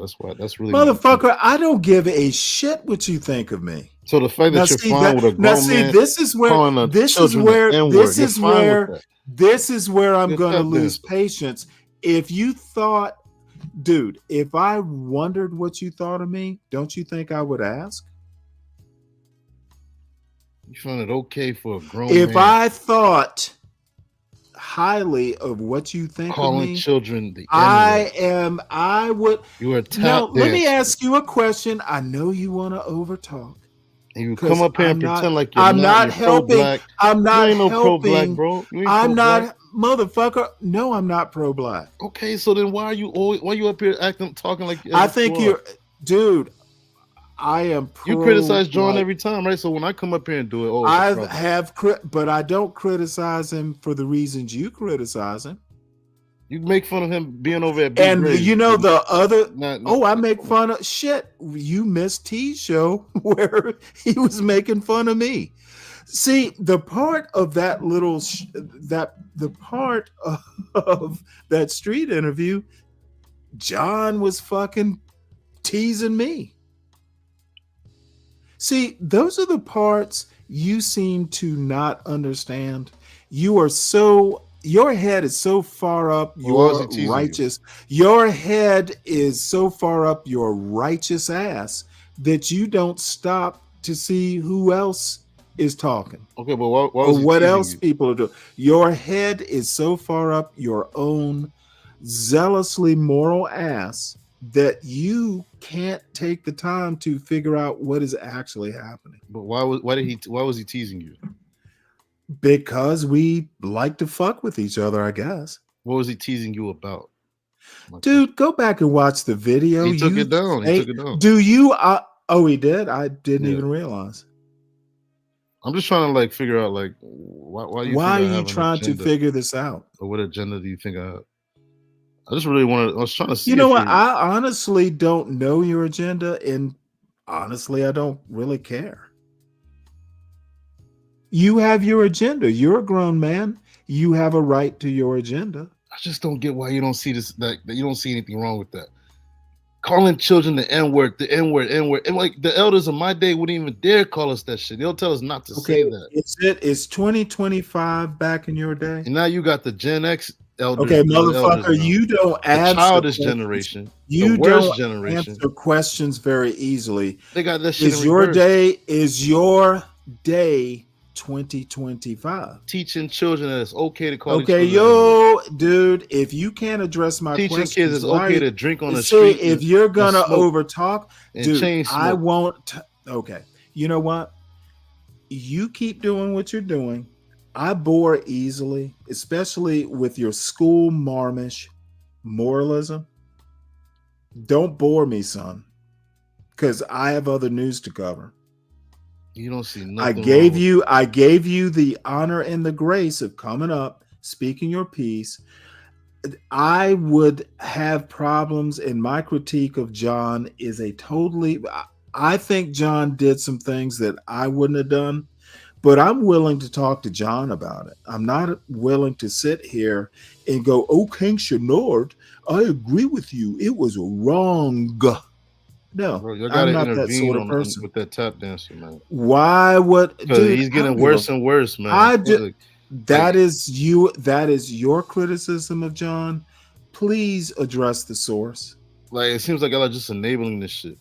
Y'all really got to talk to him. Well, wait, what? Did you say y'all? Yeah, everybody here. How am I enabling it?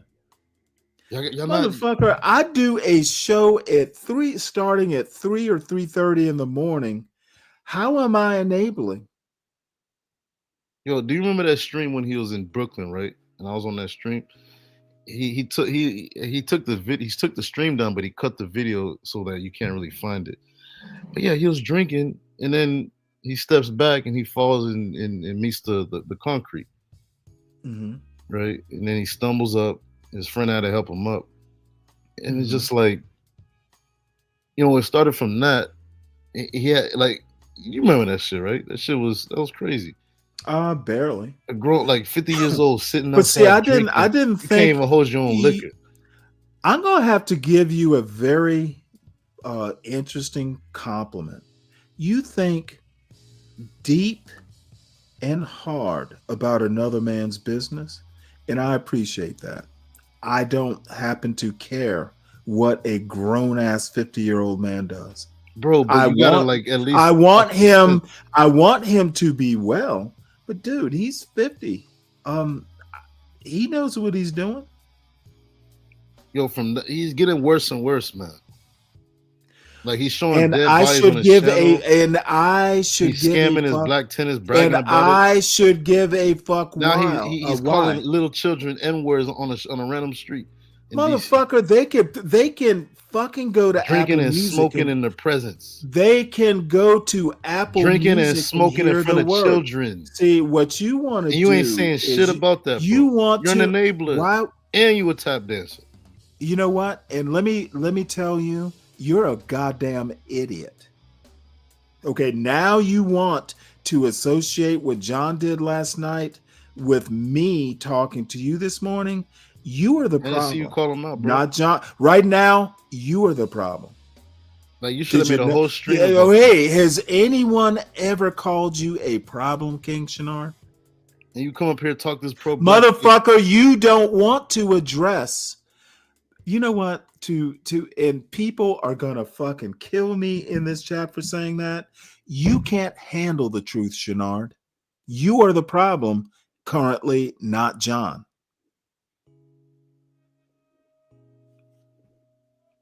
Now, may I move on? This is sad, man. I can't even believe motherfucker. You go. Make yourself some breakfast and be sad over it. I bet you cross the street. Motherfucker. You see, like, those type, like, kids that look. The only reason I'm tolerating you right now. And then you come up here and pretend like you're pro black this, pro black that. The chat laugh. You are motherfucker. You are my content right now.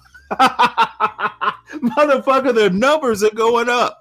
My dry ass motherfucking news with my book reading son of a bitch in ways. You all of a sudden made my dull ass content actual good content that people will tune into. You are my content right now, Shenard. Now tell me, is that okay with you? Mr. Tap Dancer done figured out the steps he's going to take to drive my numbers up. You are my content, my only content. Dude, you are silly. I can't believe this, man. Oh, motherfucker, believe it. It is happening in real time, in real life. I think you hate right black before people, your eyes. I don't think you like black people. Stanley Cross versus the World finally has content that is interesting. My numbers are running up. Thank you, King Shenard. You are king of content right now. And I see how you interact with different skin colors. I see how you You interact. noticed, huh? And you like to pick favorites and shit. Absolutely, I Yeah. do. Doesn't matter if that Right now, favorite, you my favorite nigga. You my favorite. you know, and You are my favorite. Hey, do you have a problem with King Shenard? You are my favorite right now. Thank you, sir. yeah, you've been. Yeah, don't like motherfucker, black you are my. Oh, wait, are you getting shy all of a sudden? You are my favorite. You are driving up these numbers. Thank you. You know, when you talk Go to ahead, black, go ahead and criticize John some more, please. that's what you so do. I can fucking get these motherfuckers. If I hit 50, I swear to God, you're gonna become my co-host. I don't see you cut off whites. When whites come up here, you don't cut them off as much as you do blacks. Oh wait, did you not hear what I told you? Didn't hear me call Ryan a fucking idiot? Or how do you remember that? You didn't, oh motherfucker, because your dumb You're trying to ass just is give me not an here. example Your of- dumb ass is not here 24/7. I literally called a white man an How do idiot you and remember that? criticized his critical thinking. How do you remember that? Because it happened about an hour ago. It literally happened an hour But I'm saying, ago. like, when a black Motherfucker, person go back and watch the replay and then reassess your dumbass opinions. you rarely let the blacks talk on your panel, but when it's whites, you give them more. You know, you give them more time to speak. You don't Dude, do that I shit to me. tossed a white man And you're off more, my... and the tone Wait, of your voice is different. is 12th man white? But it's different, man. Motherfucker, answer my goddamn question before I toss your dumb ass You give off. him more. You have Is more 12th goddamn man white? How many times, be brave, a white man complains won't come up on my panel because I toss his ass off? Motherfucker, you are literally stupid. You are literally counterfactual. You are literally not able to think your way out of your own fucking biases. You're anti-John.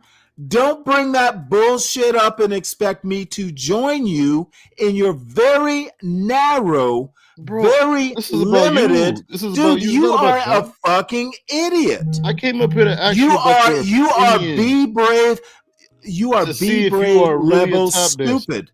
Motherfucker, I don't give a shit It's what not you about think. John, bro. It's not about Motherfucker, John. it's about you right now. It's about Dude, you're getting me. I'm at 29. Let's see if we can see if you can get me up to 30 or 35. Grand Hold on Rising. one sec. Hey, Ignat, just give me 1 sec. Let me trying to call out the dispatch bullshit. Let me dispatch this dumb fuck. Dude, I'm at 29. Shenard, say some more to get me up to 30. John Galt will let me have this morning. Oh, there it is, 30. John Galt's going to let me stay for tomorrow's show. Now get me up to 35, motherfucker. You are literally my Jerry Lewis telethon. All right, so you said you're not pro Everyone black, get me up to 35. If you can get me up to 35, I might be able to stay here through next Monday with this morning show. It was dry and boring as a motherfucker till you came up, King Shenard. Thank you for your content contribution. You just said you're not pro-black. Now, what you need to do is you're not piss off, dude. You are a moralistic, very narrow, uncritical thinking motherfucker with an anti-John Galt agenda. You're projecting, bro. You're projecting. Oh, motherfucker, I'm shitting on you is what I'm actually doing. You just described yourself. I love it. You are letting me exercise my... dude, you are bringing me to full capacity. I get to shit on a person who deserves it. Many people don't think they deserve to be shat upon, and you are actually letting me shit freely. Nobody's going to be mad that I'm shitting on you. You think you know everything. This is freedom. You are narrow-minded in the way you think. This is freedom. I get to shit on a motherfucker nobody likes. Everybody's gonna congratulate me for shitting on you. This is freedom, dude. I've been waiting for this moment. You for talk weeks. too much. I've been waiting on this moment for weeks. Ignat isn't calling me an asshole or Stanlisha. He is enjoying me shitting on you. Everybody wants me to shit on you. And you're disrespectful. Dude, motherfucker, I disrespect you. And you're 60 with years with all of my Something ability, I'm disrespecting you. Let me see if I can sit here for 2 minutes and think of a better way to disrespect Well, you. why can't you act your age? Why do you act like a child, Motherfucker, man? I am acting my age. I'm taking your dumb buck fucking faggoty ass and shitting on you. Like, act your age, man. That's what 60-year-olds do to dumb young bucks like yourself. The Gen X generation. I'm treating you like the young buck you worst is. generation. You is a young buck, and I'm treating you like you is. This is sad. Dude, you need to fucking sad. quit while you're ahead. You're too old for this. Man. It is. I am way too old for this. Too old for this. Yes. So you are enabling. You can't listen to motherfucker. You have trouble doing I that. will not listen to you. You run your mouth like crazy. Like, Are I don't you understand people? how a grown Motherfucker! I run my words in a mouth day. like a mother goddamn fucker. I talk too slow, but you know what? I cut talk people fast off before enough they to can even. I cut you act off. like you can predict what people Dude, can I say wish next. I could cut you off. I wish I could fucking cut you off fast enough that you can't get the words out of your mouth. That's childish. It is. Who's going to disagree with that? But at this point in time, my childishness is well spent because nobody in the chat is telling me leave Shenard alone. Let Shenard live, Stanley. You're too mean to Shenard. Not a motherfucking soul in that chat is saying this. Have you noticed? And what does that say? What do you think that means? It says you're a piece of shit and they want me to shit on you. Okay, let's put up a poll then. They literally, that motherfucker. Who's the bigger piece of shit, me or Stanley? Or put a 1 if you think Stanley is, put a 2 if you think you want to do is you want to do a let's see, shit let's off. see. You want to do a shit off? Who's the bigger piece of shit? Put a 1 for Stanley, a 2 for me. Ignat, what's up, man? This is just getting out of control. There's something wrong with you, man. There's really something wrong with you. I'm running out of jokes. And I rarely run out of jokes. But you made me shoot my wad all over your fucking wide open mouth. You see, like a child. What you need to do is swallow and let me move on to someone who's interesting. This is like middle school jokes. Like high school. Yes, it is. I don't even know what kind of man thinks like this. Hey, you are totally man? right. You are bringing out the little boy in me. I haven't been to middle school in motherfucking like 40 years, 45 years, and I get to be a little boy again. I just had like one question I wanted to add. This motherfucker is out of. Oh, dude, thank you. I'm reliving my youth of shitting on motherfuckers who were idiots in 7th grade. Thank you. This has been a walk down memory lane. Not even. I'm gonna tell my sister. I'm gonna tell my sister about this walk down memory lane. That's crazy. Guess what? I was thinking about 7th grade, and this dumb son of a bitch, King Shenard, reminded me of the time. Dude, you are a fucking waste case. I don't think you grew up past your teenage years. I don't think you grew up. So, Ignat, what's up, man? Can't even have a discussion. Grand rising, my friend. Hello to you and hello to your guests. You got up here, Shenard. How you doing, Shenard? I actually like this guy. You know, he cries like a little lady. You know, and He thinks he can point his finger, and he needs to go holler at barbecue in Haiti and take care of that. You know what I mean? We can't really respect you in America when your shit in Haiti is a shithole. Respectfully. John's a piece of shit, but who are you? Are you Mother Teresa? Huh? Is your pussy bleeding this morning? Shit tard? That's my only thing. John called a little 13-year-old a nigga. It's a free country, baby. This is America. This shit is sad. Cry about it. Get you a blankie and cry about it. Okay, be a man. All these tap dancers. Hey. You can't be calling. All these tap dancers. Can't be calling them little boys a nigga. Shit hard. Dude, you are just a fucking sad old woman. You gotta pull your nuts out of your vagina, shit tard. Okay? Pull them out. Stop being a lady. Talking about this is sad. You're a tap dancer. Brother, you're like a Pokemon. Is that the only word you know? Can you spell expeditious? Honest question. Can you spell? This nigga came here on the boat. He's a goddamn scammer. He lives in a shithole. Like, let's talk about you, shit tard. You want to talk about Americans? Let's talk about you. Go ahead. You's a funky, shitty ass dude. You look like you came out of Ninja Turtles' asshole. I know your breath smell like halitosis mixed with butt juice. I know you probably ain't got no shoes on and your feet ashy and they stink. I know you probably woke up next to a goat this morning because you Haitian. So you probably sacrifice goats and chickens on a daily basis to your click clack god or whatever, Motumbo or Dondo. What else? What else? What else? Okay. Your mother's a whore. Let's go. Your father was never there. That's why you're crying like a bitch whenever you see a man do what a man want to do in America, pussy. This is America, bitch. You don't like it? Take your funky ass back across the water. Okay? That's what I came here to tell you. Stop crying. You sound like Karen. This is sad, man. Tap dancers, man. Tap dancers. Who the fuck are you?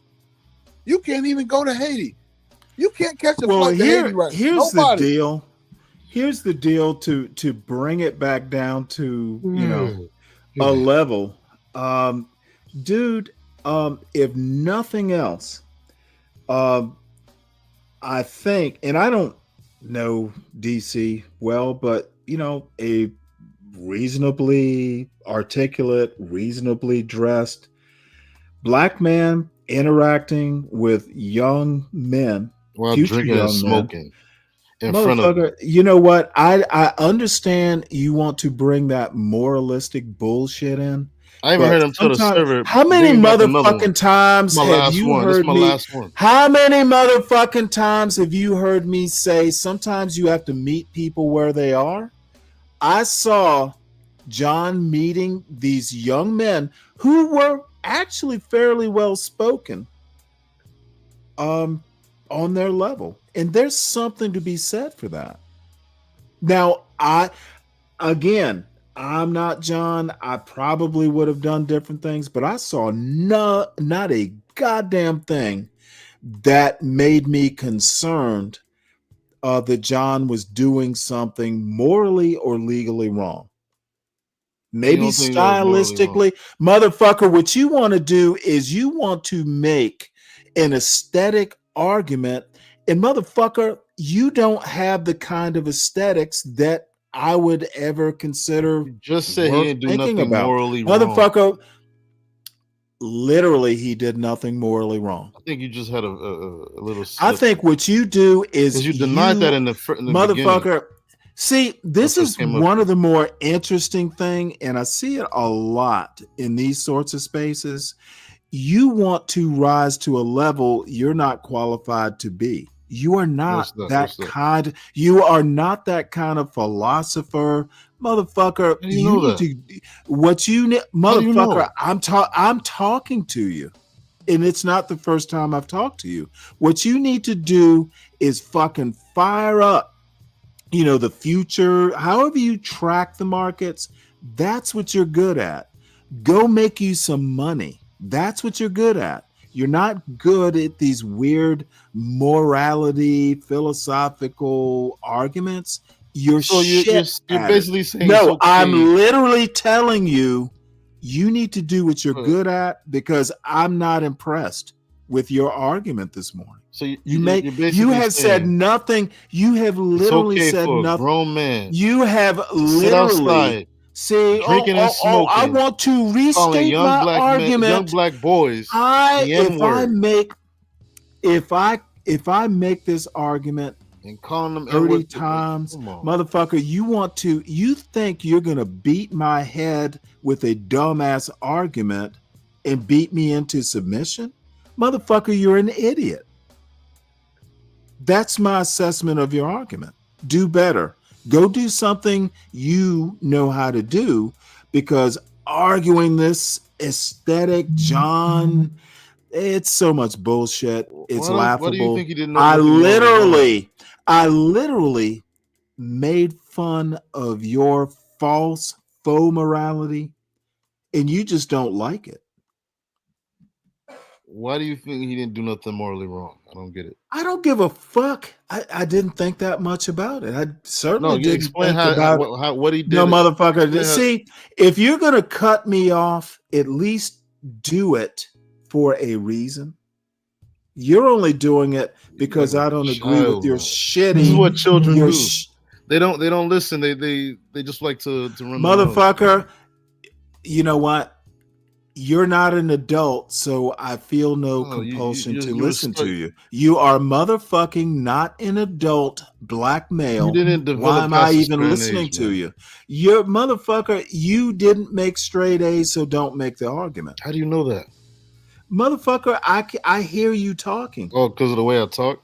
I hear, yeah. No. I don't talk like you or some shit. No, see, once again, your idiocy does not allow you, motherfucker. Your English is hard for your tap English. Okay, now you're very starting hard. to overtalk to a point to where I might put your dumb ass in the back so I can say what I'm going to say. How you're saying it, your English is fine. It's what you're saying that's juvenile. What am I saying? That it's Nothing. wrong for Nothing worth me noting. A grown man. You are saying nothing. Black That's how I know. N-word. That's how I know For you're a content. kindergartner.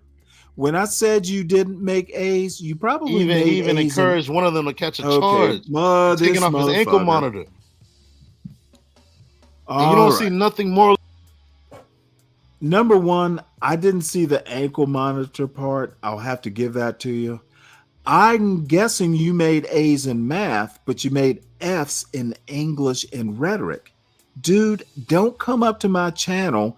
I told you how I felt about John's live, and you just want to keep beating a dead horse. You either move on to something else, Prince Shenard, because you're not king yet. You either move on, let's move on to something different, or just go make some money and come back later and present the John Galt critique to John Galt. Okay, I'm not playing your game. I have problems with some of what John did, but I had balls enough to put it in the chat. The one thing, John and I may go back and forth, but motherfucker, I'm willing to say it to John's face. I'm willing to go up on his panel, and I know that motherfucker gets annoyed at me. But that's fine. It is what it is. You, King Shenard, you, excuse me, I'm sorry, I'm coughing. This motherfucker has made my throat dry, just talking useless words. Shenard, if I'm a tap dancer, I'm a tap dancer. You need to deal with it. You're not going to change my mind. You're not smart enough, quite frankly. So save the shit. I'm going to let you up, but if you start in beating that dead horse, I'm just going to boot you.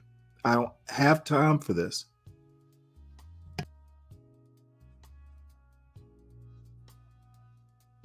So there you are. Hopefully you heard what I said. Hopefully we can move on. Yeah, I mean, I got you, man. I got you. You don't want to. Well, thank God. I do not want to. You got that right. I do not want to. So let's put up just real quick. Put up Ignis picture real quick, like full screen. Just full screen. Real Why? Quick. For what? Like, just look at how can a human being get that big? Motherfucker, it's perfectly fine. This dude is built like a pumpkin, a beanbag. Why? You want him to look like your African beanbag? Look at him. Oh, for God's sake, dude, you are just literally... How is that even possible, bro? How is what possible? For a human being to get that? How is it possible? How is it possible for a Black American, in theory, heterosexual male go talking about another Black heterosexual male's figure? What you expect him to look like right now? Let's both cam this up shit right is now. sad. Let's cam up. For God's sake, no, motherfuckers! I want to move on to some. This dude has to. He has to turn sideways you know what? just to get into his. This goddamn Stanley versus the world is derailed, dude. Let me talk to my audience right quick, please, dudes. Folks in the chat, please hit the like button. Please subscribe. Please subscribe to the John. You're a tap dancer. Stop pretending. Please subscribe to the John Galt Urban Landlord channel immediately for this fine quality content that I seem to be able to bring to you, maybe by sheer luck. Please share this wealth, because King Shenard's going to be back one day. Also, if you would please, especially you, Sharice, subscribe to the Stanley Cross 6000 channel. It's my personal channel. One day, I'm going to do a whole video essay on fucking second level Black intellects who are anti-Black in and of themselves. On my channel, I will do a video essay. And Sharice, if you would like, please come up. My condolences. I know we have words, but I actually admire you pretty much from that first conversation. So don't be shy, ma'am. And I have watched your show a few times. I'm an admirer of yours. So I'll figure out how to get the link down there. Okay. And also support your host. By the way, if DiCapriono's out there, I haven't seen him type anything. DiCapriono, thank you for your support of the show. I really appreciate you. So make sure you support the host. It's almost the weekend. Wouldn't help to have a couple of them Bud Lights. And you must support the creator of this show. Her name is Portia J. $20 a day for Portia J. If there's any way, this show would not exist without Portia. And I am freely admitting that she created this monster. Now you must give her money to assign responsibility to her for creating this monster. So anyway, we'll go from there. Sorry, I had to do it because I forget to do it, Igna. Yeah, she's a mad scientist. I think she's just irresponsible. What the fuck? She brought the combustible chemicals together, and it's made an explosion of events. Well, Sharice, anytime I don't, I'm horrible at this sort of thing, but if you want to come up and talk about it, if you want to do a one-on-one, tell me what I can do for you. and I will do my level best to do it, man. Hey, yo, you got You're one. always welcome on this panel, by the way. Yeah, baby. Salute to you. Happy Don't Friday. do that. Not the time. Praises to your family and all that. Stanley might send you a laptop like Universal did. So anything's possible, baby. You could get a MacBook. You know what? Let me put it to you this way. If I sent a laptop to a woman in this space, they just go, "Oh, hey, it's a laptop." They would think nothing else about it. They don't. They know I'm not the kind of lover that a Universal is. Universal is in play for these young women. Old little, back of the, I'm on the downslope of life. If I sent them a laptop, they go, "Oh, what a sweet old man." I'm not getting nothing for my Stanley, laptop. you like pussy, right? You like pussy, right? You know what? Hey. It has to be age appropriate, though. These young girls aren't going for 60-year-old black men. What age you talking about here? Motherfucker, I'm 60. So what age is appropriate for you?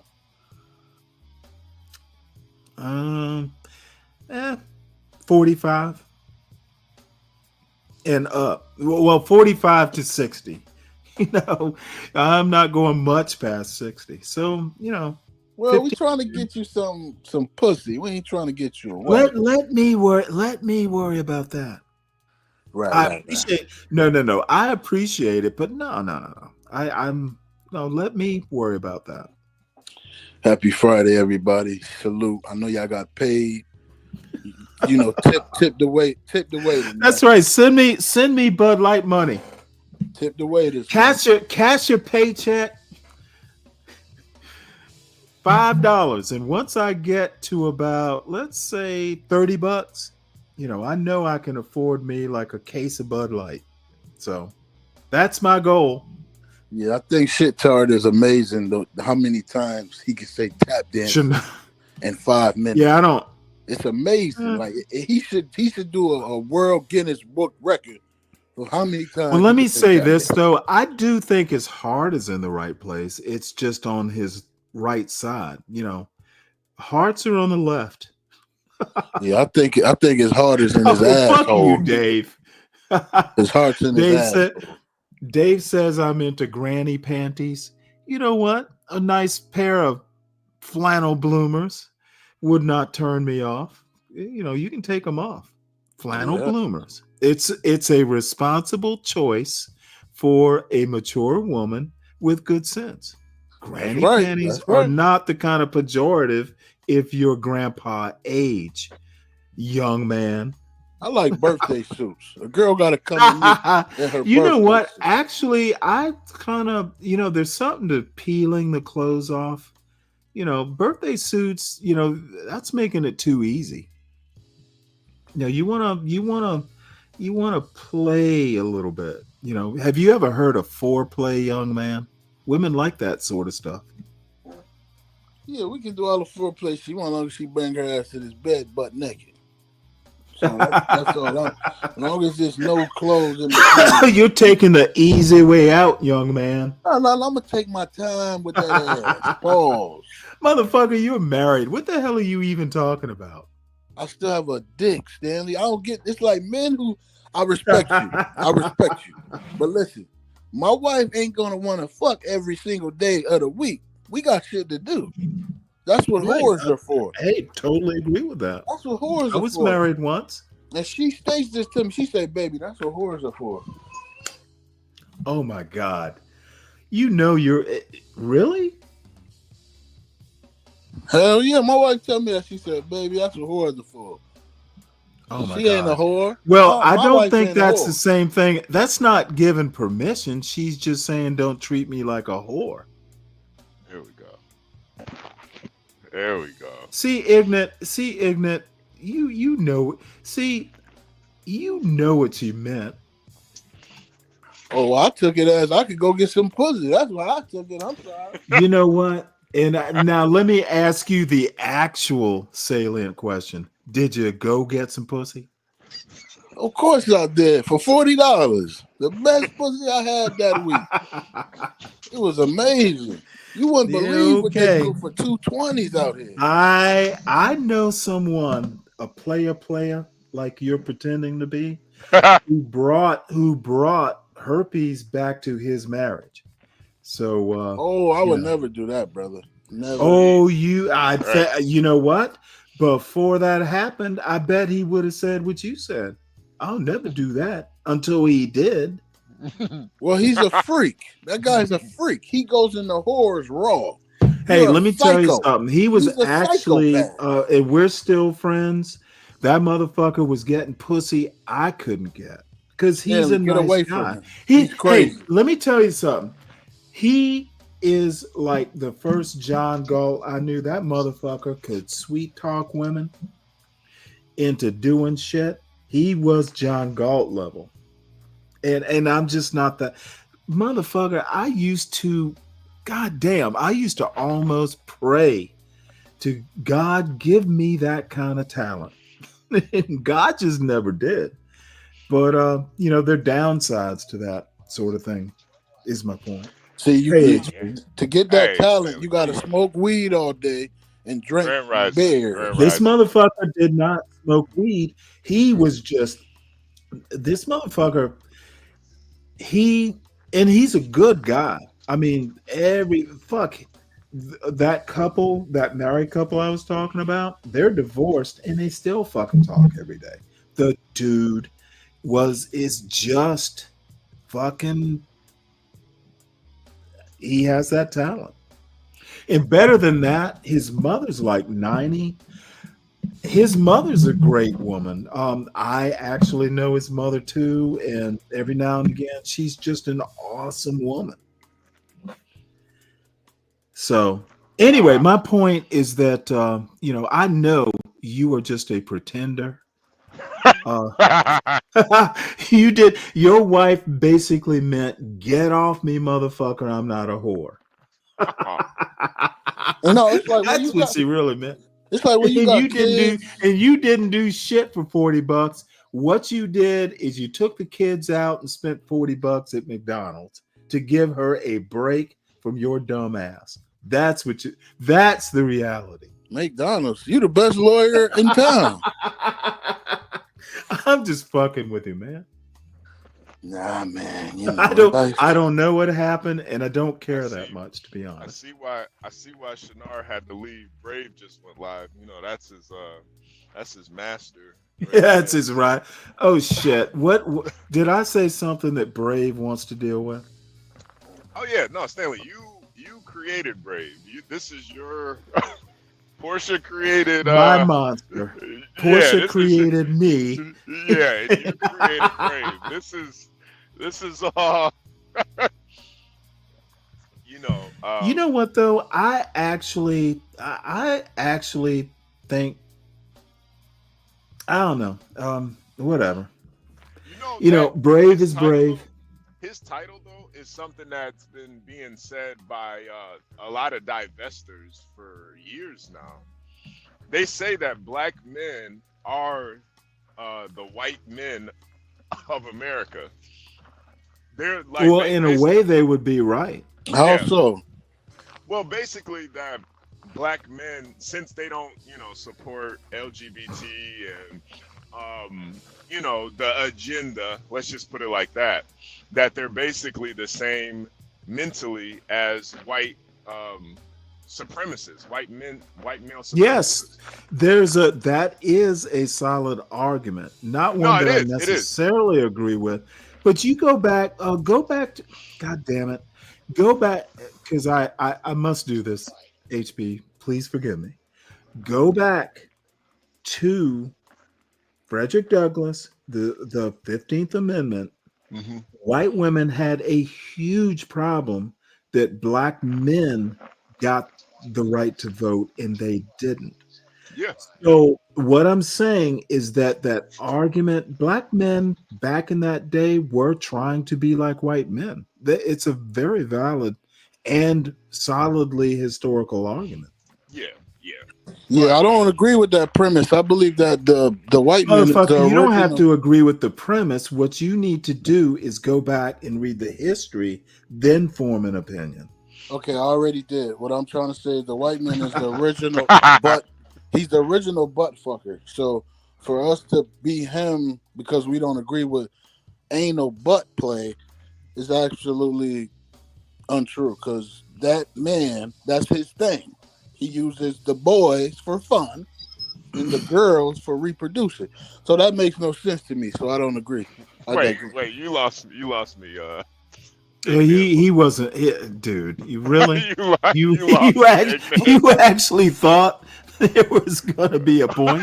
Well, HB said the black That's why I man stopped talking. He's the new white man because he doesn't agree with legit. Yeah. Wait. Hold on 1 second, Stanley.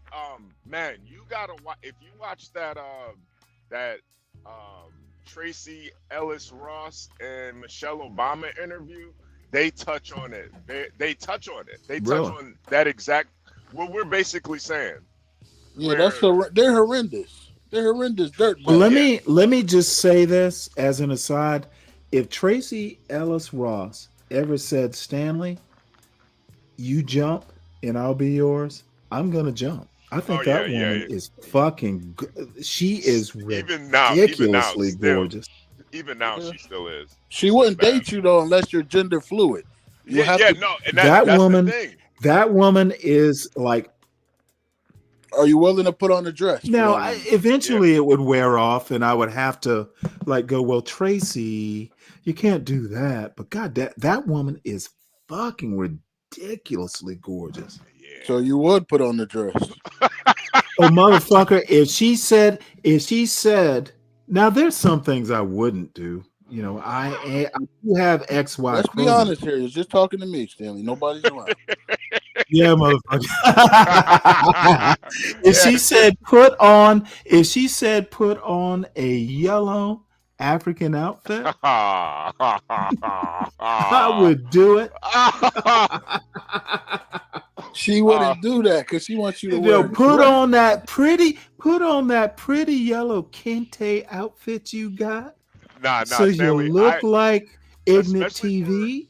Stanley, especially for her age too, she's fucking gorgeous to me, man. Is she even 50 yet? She's still in her 40s, right? I'm pretty sure she's 50. She's almost 60. Yeah, I think she's. No, she's not.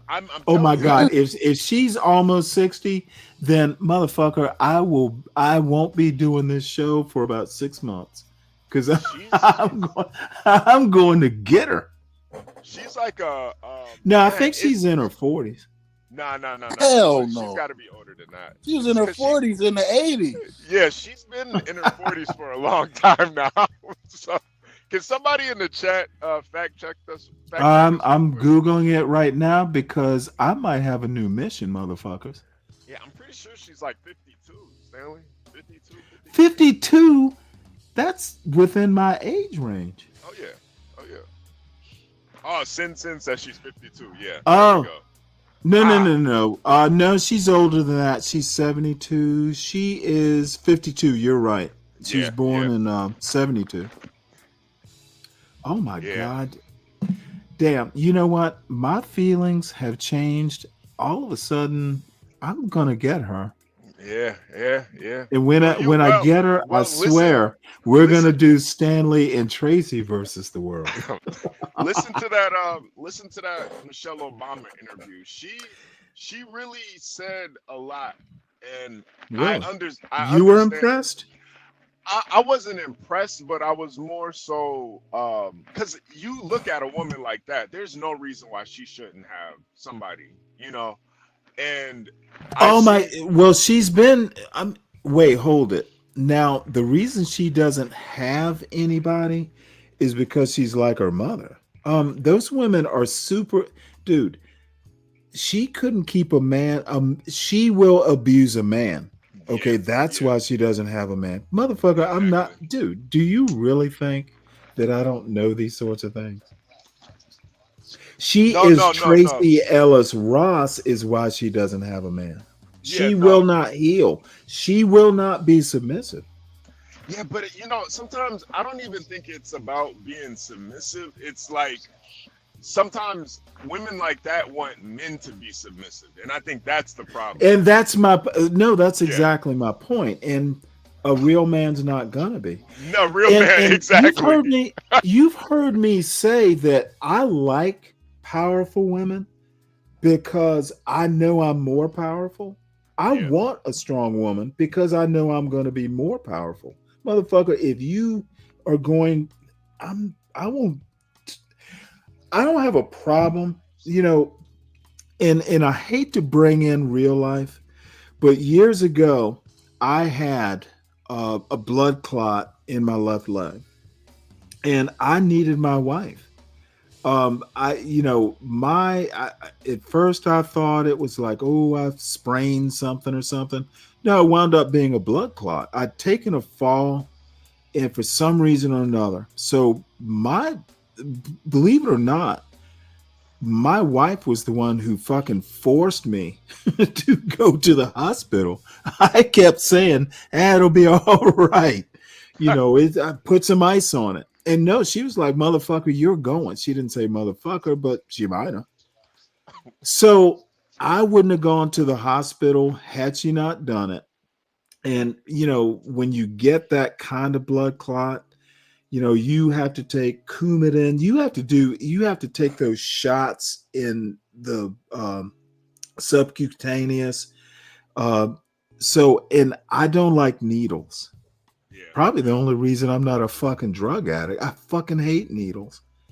But you know what? I would be like, honey, I need you to, can you give me the shot? And she'd be like, no, motherfucker. She didn't say motherfucker. She wasn't that type of woman, but her intent was to say, oh, she loved giving me those shots because that shit hurt. And she soon got to a point to where, isn't it time for your shot? Yeah. But my point is that my wife was a strong woman, but you remember HB, I told you, I once told her you need to know your place. Yeah. Because she needed a level set. Believe me, she was loving that shit. Yeah, motherfucker, all that know your place shit now. Let's see how this hurts. So I don't think Tracy Ellis Ross, I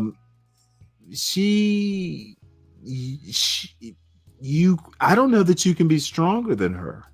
Nah, you can't. You can't. And therefore, she is a goal no man will ever have. Believe me, I would like to make her submit, but sometimes you have to go find a woman that you can have. Yeah. That woman will probably die husbandless. And I don't know, does she have kids at all? No, she doesn't even have kids. Then she's not going to have kids. She will be one of those women, she is every man's dream. That's what she was talking about during the interview. And it was kind of crazy too, because it was almost like she was taking shots at Michelle during the interview. She was like, I don't want to be one of those women that have to stand behind a man. I was like, God damn, are you really taking shots? Yeah, but see, but no woman has to. See, that's the bullshit that she's spewing. No woman has to. You want to. Right. And if you don't want to, that is totally fine, ma'am. Men, there will be the Sidney Poitiers, and I'm just using him as an example. There'll be like superstar men who are actually the shit. Stanley, you know what? You won't produce super children. Your ass will be barren, but beautiful. Stanley, I would just a suggestion. If you did you went over, you did a reply or not a reply, but you went over that interview and gave your opinion on it. I think that would be I'll do that. really interesting. No, if you suggest it, Yeah. dude, you got me interested. I will. Yeah. Yeah, But check it you out. still know that, dude, I'm not into that women must submit. But, you know, if you've ever read Plato, you'll know where I'm going. Yeah. There is no such thing as 50-50 in a relationship. Fact. It's very situational. It's very loved and beloved. Nuances. Yeah. Yeah, and you know, someone who wants to be that numerical, you know, oh, it's got to always be 50-50. Nah, life doesn't work that way. Never. Who was in control when I couldn't motherfucking walk? Right. My wife. Right. Right. And I needed her. Motherfucker, I needed her because I could not walk. Amen. Now she was enjoying the shit. Which in this case she deserved to enjoy it because motherfucker, I'm a horrible patient. CKJ said Kevin Samuels will have a field day with that interview. Yeah, I agree, man. It was, you know the thing about CK, it, though, hit the link, man. Let me drop that link. It's like it's you know the thing with Tracy Ellis Ross though is that she's actually like likable. That's what's so fucked up about it. Tracy Ellis Ross? Yeah. Like she's spewing all this bullshit, but I still like her. It's something. Why You're looking at that ass? Do you like her personality or what is it? She got a gorgeous personality. She's funny. Yeah, I do like her personality. She's still like, even though she's a bitch, she's still kind of soft to me for some reason. She's a nutcase. Look, I know she is. you know, and I still now see. I'm the kind of guy. I'm pretty sure I could tame her. I don't know. Stanley, you just said you don't believe in I taming never women. see. Y'all think I am some weird form of he talks slow and Well, stuff. to be fair, I know. Hey, until I know I can't, I know I can. Well, you just said you don't believe in that though. But no. No, I don't. But you know what? I'll motherfucking go in and change the rules. I saw you tame Shenard, so I think you might be able to tame. Motherfucker, Shenard's a goddamn. You know what? Look, see now this is actually totally disrespectful, motherfucker. You thought that was hard? I think Shenard may be a little. That shit. That was, dude. If I did not tame Shenard, I might as well just fucking quit. That motherfucker's just. I don't know why John even puts up with that bullshit. I just don't get how we gonna tame a lady Motherfucker. who said Oh, she by wanna the be a way, woman. I did not. I put Shenard in the back. I think he left on his own. I know. No, what he thought was that you were gonna see. He doesn't get that. You don't need a bunch of people to help you shit on John. You have your opinions. You don't need anybody else to agree with you. He doesn't get that. He thinks that. Oh, let me team up with Stanley against John. And this isn't even pretense. What he thought, and I agree with what you said, but my critique of John's behavior is actually not a moral one. Not necessarily. You know, don't bring me that school marm fucking formulaic bullshit. Yeah. And if you have a problem with John, there's a motherfucking morning roast. Go to John. John, you know, for all the criticisms I have, that motherfucker does not shy away. He will, motherfucker. Did you hear him? Hey, this is the other thing on that little interview thing, motherfucker. He was trashing me. Yeah. Oh, it was like, goddamn! I almost called in. But that's the thing, you know, he'll go out to the public and just be himself, smoking and drinking. He's not hiding from nobody, man. And I think, you know, somebody. And see, that's the motherfucking great thing, motherfucker. Yeah. He is John Galt. You know, besides the fake name, he is he. Yeah. That motherfucker is not pretending. who's gonna not respect that? Only a But you fucking know what? hater. I'm the same way. I am motherfucking me. You know, if it's not, you know, No, and that is why I respect the man. The I feel motherfucker the does same not way. hide. And that's I feel the same way about you too, Stanley. Like, how can you not respect somebody that stands on what they stand on? Like, you don't have to agree. And but, motherfucker, be consistent. Don't you know, you're changing your mind is one thing, but for all the hate I get, I've never heard many people go, well, Stanley, you're inconsistent. Motherfucker, I can change my mind. Nah, you're a little too consistent if you ask me. Did you mean obstinate? Wait, is your boy Freddie asking these goofy ass questions? Freddie, did you not just see the black boy yesterday that shot up his school down in Texas? I don't Okay, know, but he's talking about the Florida State shooter, white son of a deputy sheriff, a sheriff's deputy. I'm sorry. You know what? We have a problem that actually somewhat transcends race. And it came up on T's show, and John's a little pissed off at me right now, by the way. Why? What happened on TV? Because I just shit on him about that dumbass Karmelo Anthony point. In Be Brave's show, which I honestly want to listen to because Yeah, go ahead, do your thing.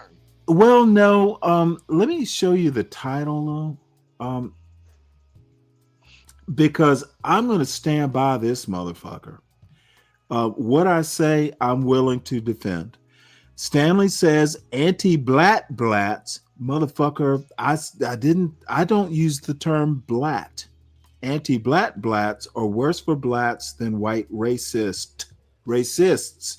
Yeah, I have come to the conclusion that the John Galt level, I'm gonna trash blacks and their culture. They're worse than the KKK level whites. Oh, motherfucker, I'm not laughing. I think I'm right. It's like internal rot is worse than external rot. Let's think of it like a biological thing. Sepsis is a lot harder to cure, and it's always going to leave damage. Motherfucker, an external virus, you can take antibiotics or you can take a shower or something like that. If you develop an infection internally, you better catch it early. There will always be consequences. Even if you survive the sepsis, you're going to lose an organ or you're going to lose a toe. And I have no. I have personal experience with sepsis. You will lose if the inner infection goes unchecked, and oftentimes you don't know there's an infection until you wind up in the hospital. It's a personal experience. So external, the whites are the external virus. The sepsis is the anti-black blacks. And I will defend this argument any day, anytime. I'll motherfucking do a debate on that shit. Well, can I give you my, because I vehemently disagree with that.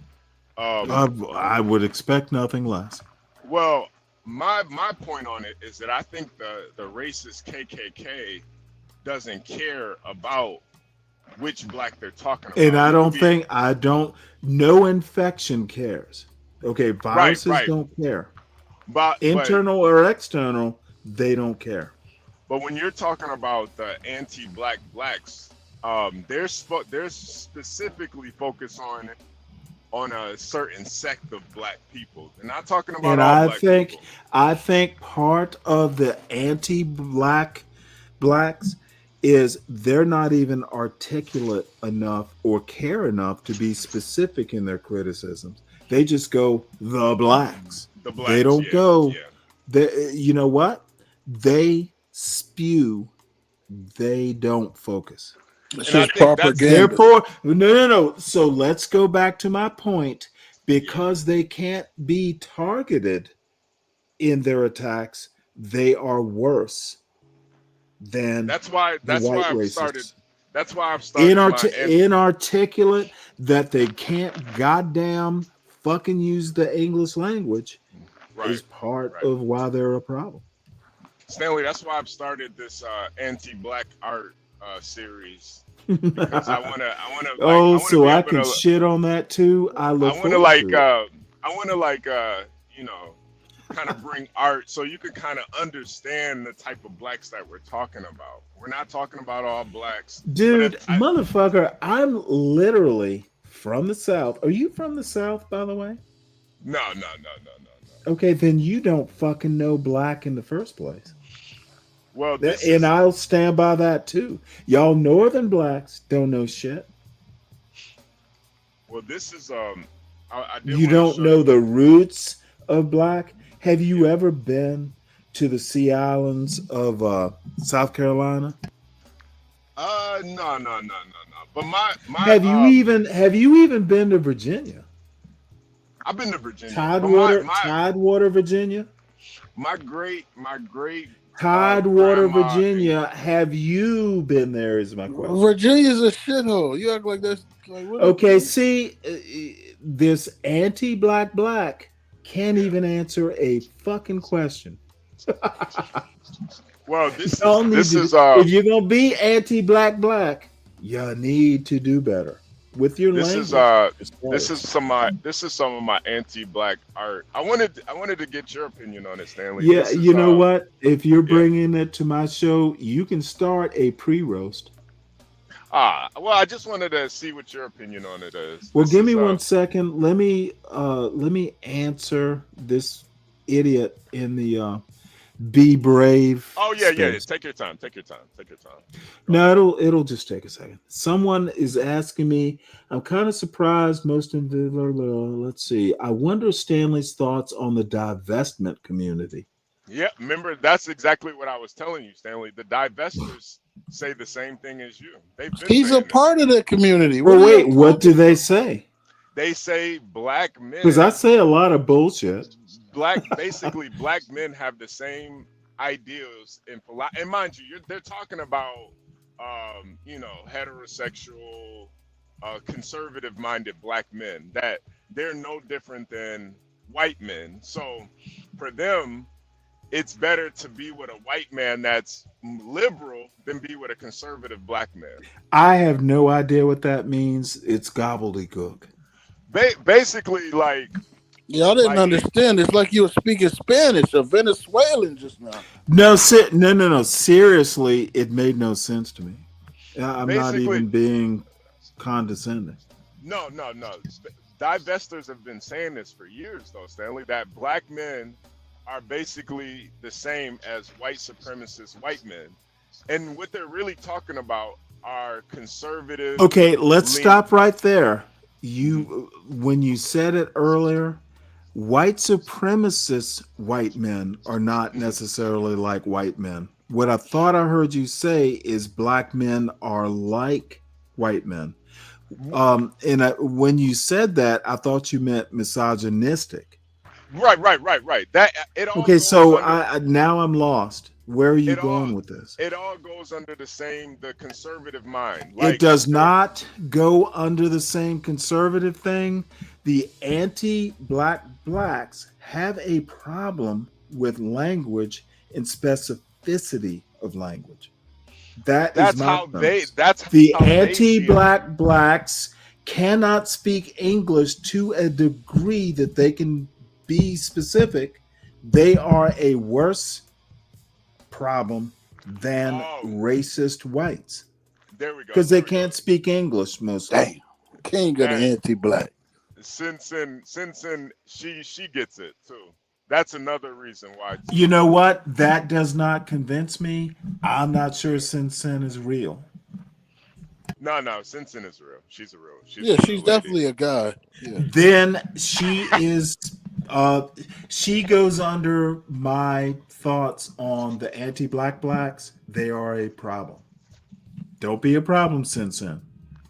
What I'm saying though is they've been saying this though, Stanley. They've been saying this. Like this whole idea. Okay, honestly, and this is a good faith question. They've been saying it makes them right. No. What I'm saying. Okay, then why are you saying this to me? What I'm saying is they've been wrong. Is my response. What I'm saying is your opinion aligns with the divester movement. And I'm saying that you're wrong. I don't know that much about divestors. They have a different orientation, point of view, focus than I do. If there's similarities, it's coincidence. Yeah, HB, logically, he is a divester, so of course he would agree with those things, though. So let's, you know, should be honest. Yeah. I mean, there's nothing wrong with divesting either. Don't get me wrong. Yeah, there's nothing wrong with digesting either, but you know, to mix with those people, you asking for trouble. That's all I'm saying. CKJ, man, salute, man. What's going on? What's good, y'all? Oh man. CKJ, what's up, baby? How you doing? You all right? Sound like you sleeping over there. You all right? Wake up, baby. No, I'm good. God. Hey, Admiral, I apologize. These fools got me so wrapped up in their ridiculousness. Look, divestors make conscious decisions. I wasn't going out looking for a white girl. Okay, it just happened. Divesting That's not true, implies, Stanley. That's not true. motherfucker, you better heal. Heal. Divesting implies heal. Divesting implies intent. Once again, an anti-black, it doesn't understand what words mean.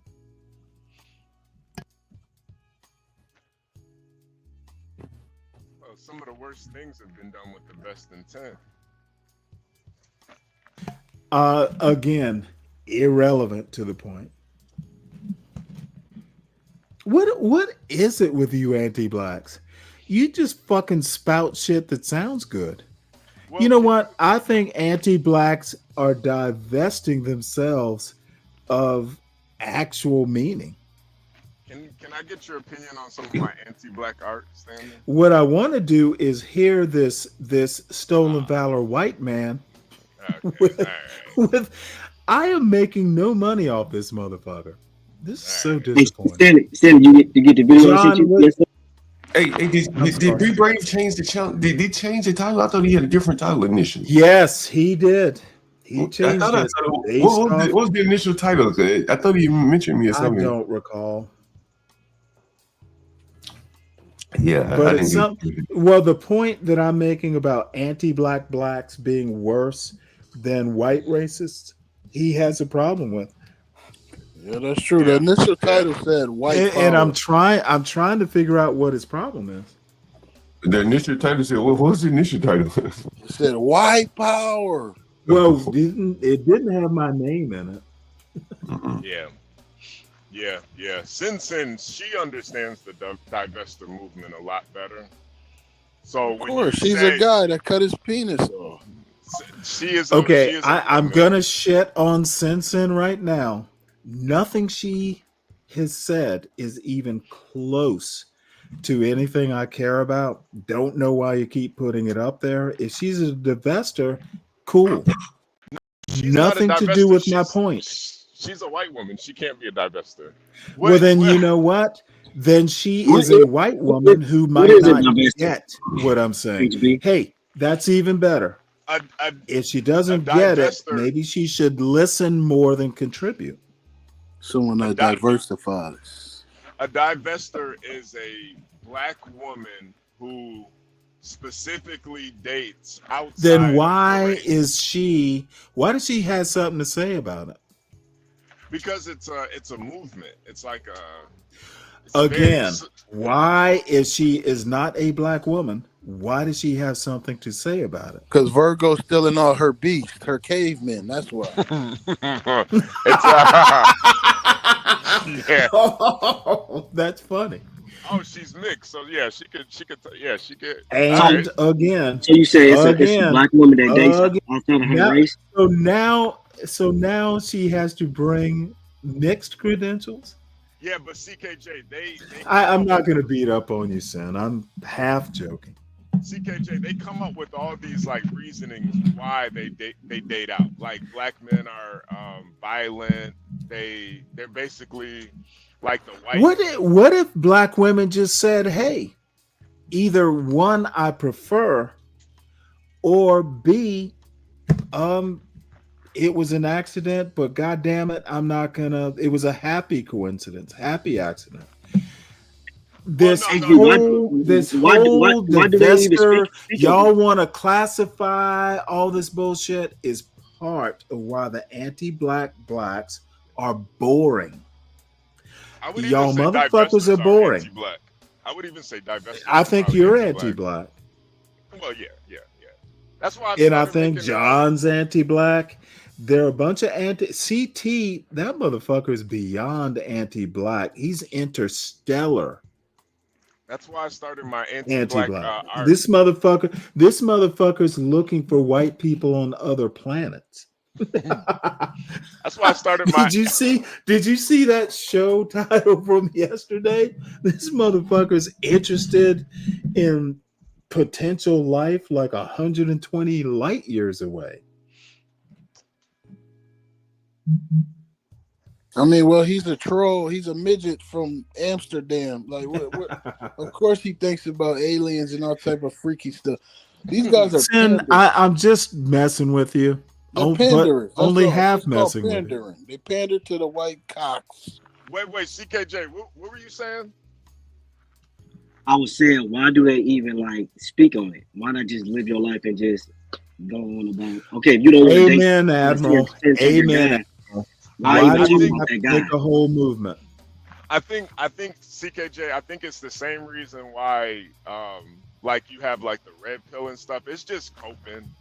It's like they do. No, what it is just motherfuckers who can't live their life. They want to make everybody else miserable like they are. Exactly. Yeah, they want you to join in on the misery. Hey, I divested to a white man with a small peen. I need you guys to do it with me. That's all it is. You know what? You know what? You are interested. You are interested in a lot of interesting things. Why are we talking about white men with small peens again? What are you divesting of? Masculinity? Maybe you didn't get the concept, but motherfucker, I don't care about the concept. That's great, Stanley. Don't be a John. Wait, Stanley, John, did you hear Shenard this morning? John Goat. You know John Goat is a white gay singer. When I looked him up, that's what came up. You know what? Do you always have to why if you don't say something every 5 seconds, do you think we're gonna forget about you, Ignorant? I'm just dropping facts, just dropping them in the bucket. What you're dropping is annoyance. Okay, cry about it. You know, it's not. Have you ever had a pet rabbit? They drop pellets everywhere. That's what you're doing. Rhetorical pellets. So you started menopause that we have to clean up. Menopause. They're dry little pellets. Menopause. So your pussy's dried up forever now, right? Motherfucker, I was talking about the rabbit droppings. You seen as you go down that rabbit hole, you're leaving little droppings. Oh, okay, so your pussy is dry like rabbit. Those droppings are shit. Oh, okay.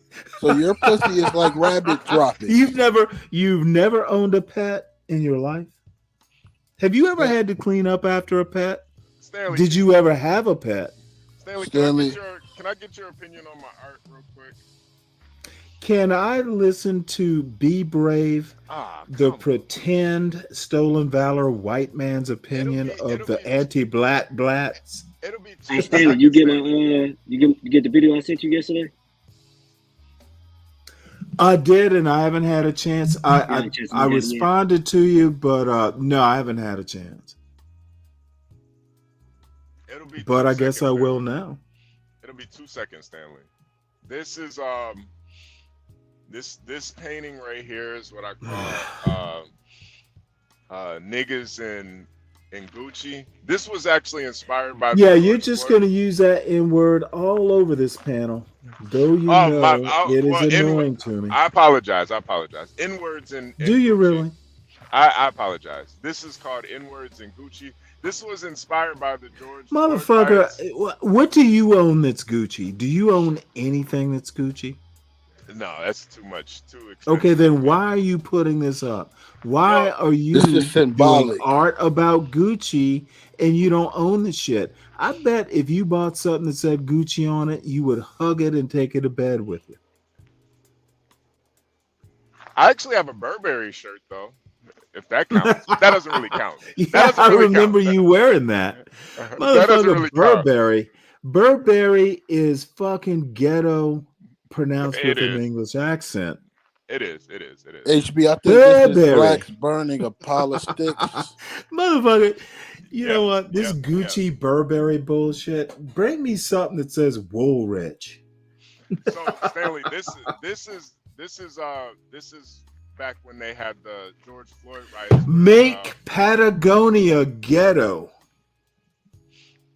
They've been trying. Niggas have been trying. Trust me. It's not there yet, though. Nigga, you know why they can't? Because wool is scratchy. You know, I actually have a Patagonia jacket. They're really nice. Dude, I've had Patagonia since I was a kid. It's expensive as shit, and no one can afford it. However, every now and again, you get a cool flannel shirt. On sale, by the way. On sale. I have another anti-black. Look at Sin. Hey, I'm not going to even talk about, like, what is it? Is it Filson? Motherfucker, let's talk Orvis bamboo fucking fly rods. I can get whiter.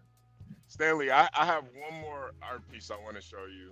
So you don't like you're just gonna insist on your talent, aren't you?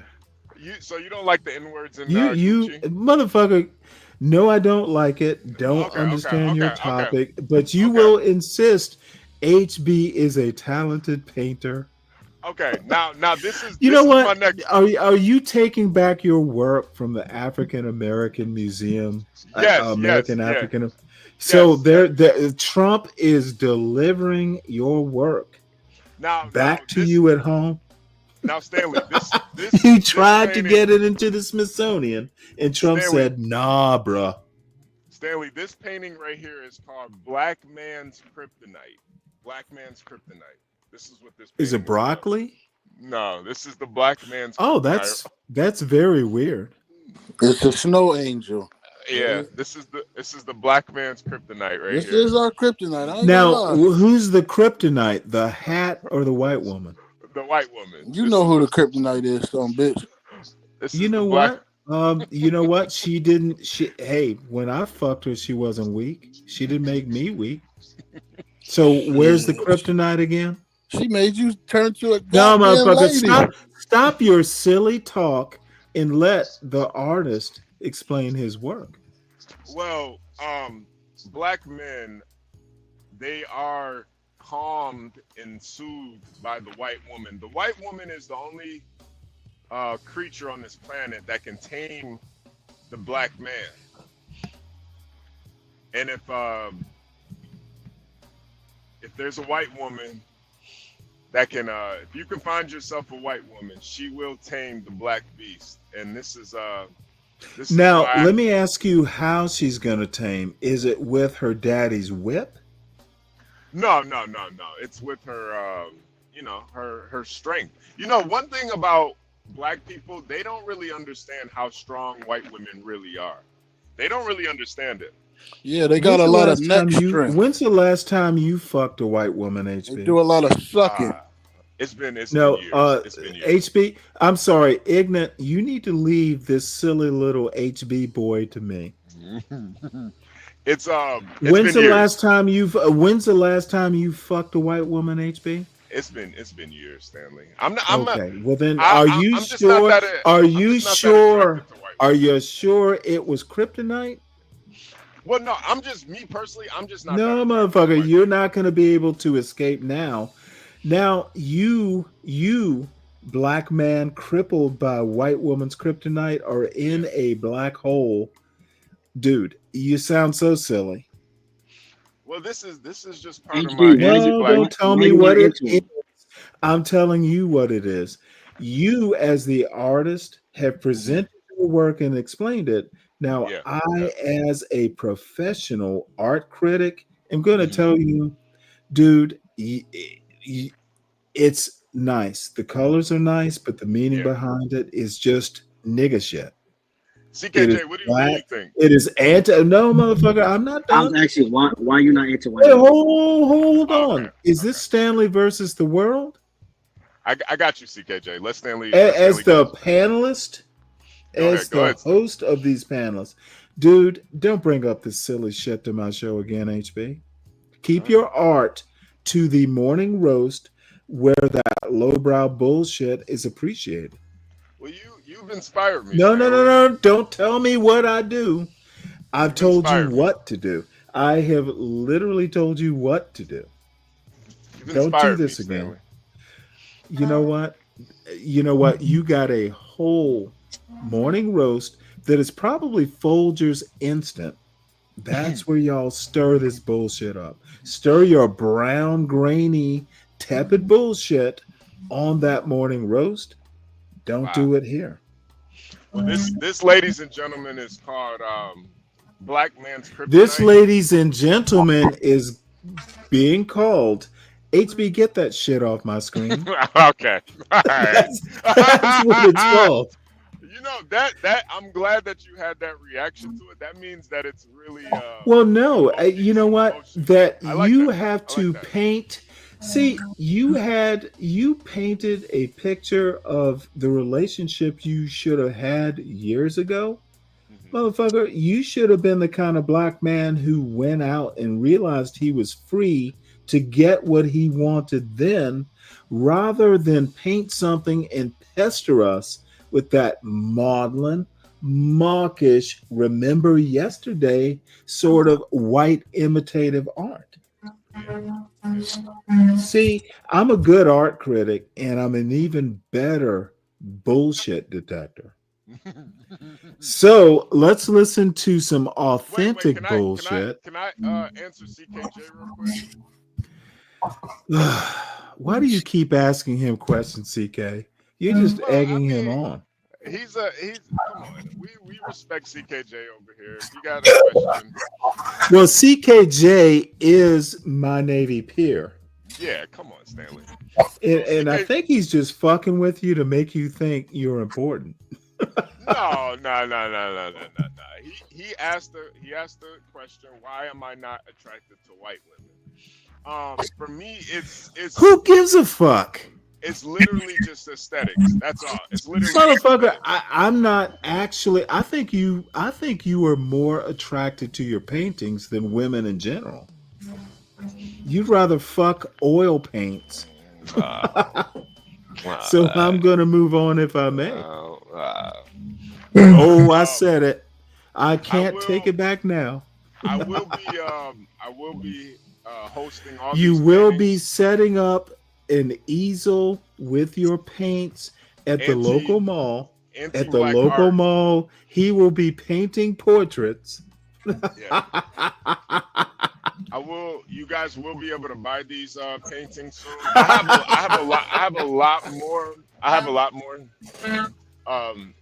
Obviously, Stanley's not impressed by them, but I'm not, dude. I don't have a painting on any of the walls in my house. Just call me. I'm not an art lover. Okay. Yeah. No, I get it. I get it. If most of it is your level of explanation. Well, I'm doing anti-black art, so you're not going to see anything like this anywhere else. Is there such a thing? Well, you've inspired me to create this new genre of art. What I should inspire you to do is be your own HB. I am.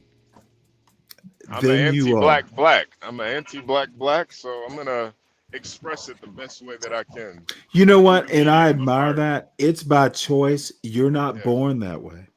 Yeah, yeah. No one is born anti-black. You just you just get to be that way. I don't know. Motherfucker, most kids don't even know colors until they're taught. That's true. That's true. They know differences, but they aren't. Now, that reminds me of something. Kids know beauty versus ugly/scary. Kids do know that. That reminds me of a story when my son was like less than a year old. It's a friend of my father-in-law's. I did not think that was possible, but the woman was not attractive. And she had no surgery or anything like that. It wasn't like, she was injured in any way. It was my father-in-law's friend. So she wanted to hold my son, and he started crying. I was so embarrassed. It's like the woman was objectively ugly, and my son looked at her and started crying. I think he was scared. Yeah. Ugly women. So I'm like, come here, and I had to fucking apologize. I don't know where my wife was. I don't think she was home. But I was so embarrassed. You know how kids will do that? They will tell someone if they think they are ugly. And it wasn't a white or black thing. She was objectively. I was like, holy shit, what an ugly woman. But, I don't cry when I see ugly people. I have to remind my son of that. He will not remember it because like I said, he was less than one. Oh my God. I was so embarrassed. And, it was my father-in-law's friend, and my father-in-law, he knew what was going on. Because my son, he was actually a pleasant person. Anybody could hold him as long as, he knew my wife, as long as there's family. Oh, hey, your friend. Yeah, you hold me till I get tired of your dumb ass. But no, it was like, grandpa and daddy are there. And he was like, motherfucker, y'all better get me quick. I'm upset. You know what? I miss my son when he was that age. It's fucking. I mean, dude, you can get it. I will never have that again. Just go get another chick pregnant, Stanley. What are you talking about? Go get a. Well, for someone as handsome as you, that's an easy chore. Not for people like me. Motherfucker. Even if I was Prince Charming, I look like, like a CT level blonde prince. Don't do that to yourself. Then there becomes the personality part. Don't do that to yourself. Hey T. Yeah. Nah, I think if you got on some of those dating apps, you'd be. I'm not even going there. She will either wander into my yard, and we sit down, and I invite her to go to CT's muffin shop in the hood. Do you know how silly that motherfucker sounds? Why can't blacks open up a muffin shop? That is so fucking gay. It is scary how weak that little munchkin is. And tell him I said that, because I know one of y'all motherfuckers will wind up on the show. Tell him I think Tell CT I call him the Muffin Man now. He's my little brown Muffin Man. That's the new leprechaun.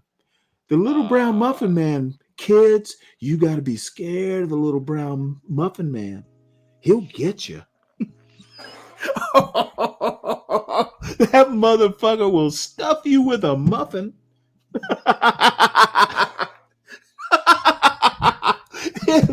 And that little motherfucker's a health nut. It'll be a bran muffin. CT's a fucking freak. I don't even think that motherfucker that wouldn't know success without his little weird, warped, savage red crowd. Fucking basically going, hey, we admire your depravity. We admire you being a freak of nature, CT. Let's give you money. Make sure y'all quote me or clip this once it's posted. I want that dumb son of a bitch to know what I think of him. And shit, he's on B Brave's channel right now. Maybe motherfucker, I'll just type it in the chat. Hey, Muffin Man Leprechaun. I'm sorry. I'm kind of going on a rant here, so my bad. Hey. Let me just put CT, you are a fucked up like your godfather Brave. I think I'll type that. I think Brave's a pretty decent guy, though. I think B Brave is mortally stupid. Like, I literally, dude, he has to listen to my show and he misspells black. Who came up with that black bullshit? He did. Yeah, I don't know who came up with that either. I feel like it had to have happened during that whole So yeah, the very ad healthy doing what I do on bicycles. It's good shit, my guy. Yeah. Brave, I hope. All right. Excuse me. I'm gonna will ask. Let's see. Be Brave. Recap your very stupid argument for the Stanley versus. Oh, John's over there now. John, Be Brave. You seen them YNs last night? Jesus Christ, John. That's John's white daddy. His white daddy. He got to run it past Santa Claus. Hey, you seen those young niggas? And it's like, Brave, he gets a kick out of it because he gets to say the N-word around black people. You know? I've never heard Be Brave use the N-word, oddly enough. Well, I've heard him use it numerous times. How about you, Really? HB? I've seen him he sprinkled it in there a couple times, but he tries not to say it. He tries not to say it. Sprinkled. Okay, now we're protecting our Santa Claus. Oh, okay. No. I say sprinkle because usually he doesn't need to say it. It's pretty. You could pretty much taste the nigger in what he's talking about. So he doesn't usually have to say it, but sometimes I feel like he thinks he needs to say it to add a little bit more flavor to whatever he's talking about. On a minute, old buddy. I've never seen you up here, and I'll bring you right up here as soon as I do a Jay show. Yeah, he's the color of raw pork chops. I don't mess with anybody the color of raw pork chops. You know. His skin. Hey, hold on one sec. My question to Be Brave is, Be Brave, please recap the racist analysis of my point. Are you mad that you are a second-rate racist? Blacks are better at it. Kind of like you don't just go over there and address him, Stanley, like a man. Motherfucker, I'm on my show. Why would I go over there? Why can't he come over here?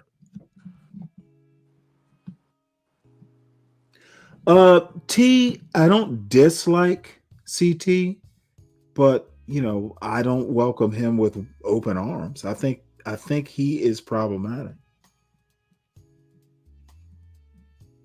No, CT, you know what? We could talk about a lot of things, but in these weird anti-black spaces, we talk a hell of a lot about race. And I think this anti-black bullshit is just that. We don't, and part of it is because people don't take the time to actually understand the water that they live in. America is fundamentally racist, but at least we've gotten to a point to where if you're like a CT or a John Galt or an HB, you can kind of ignore it and be okay. So that's my analysis. You can be ignorant or willfully ignorant that America is fundamentally racist, and you'll be okay. And you know what? That's a good country. You can be an anti-black, and fuck, people will give you super chats because there are many who agree. Yeah, it's called catering. They're doing a catering service. Hey, motherfucker, everybody has to eat. If you need to cater and you're okay with that, honestly, I don't think there's anything wrong with it. It's just, to me, I don't like my soul rotted. Yeah, I believe it's the smallest part of YouTube, to be honest with you. Like this whole race sector, it's the smallest part. Literally. Guys talk about ants, and they got 40 million people. So this is really a small. You know what? Actually, that's a good point. I mean, it's just we do dwell on it. And I literally spent the first probably 2 or 3 hours doing straight news because that's what I enjoy. It really didn't get racial until Shenard showed up. Isn't that strange? Yeah. I mean, I don't know. I don't blame you for the racist banter, but no, motherfucker. I'm gonna shit on myself. I probably put up with it more than I should. And I know I'm a part of the John Galt channel. Technically, he is my boss. So, and I appreciate, he kind of tolerates my bullshit. I know he does. I know, but I respect John. I just don't agree with him.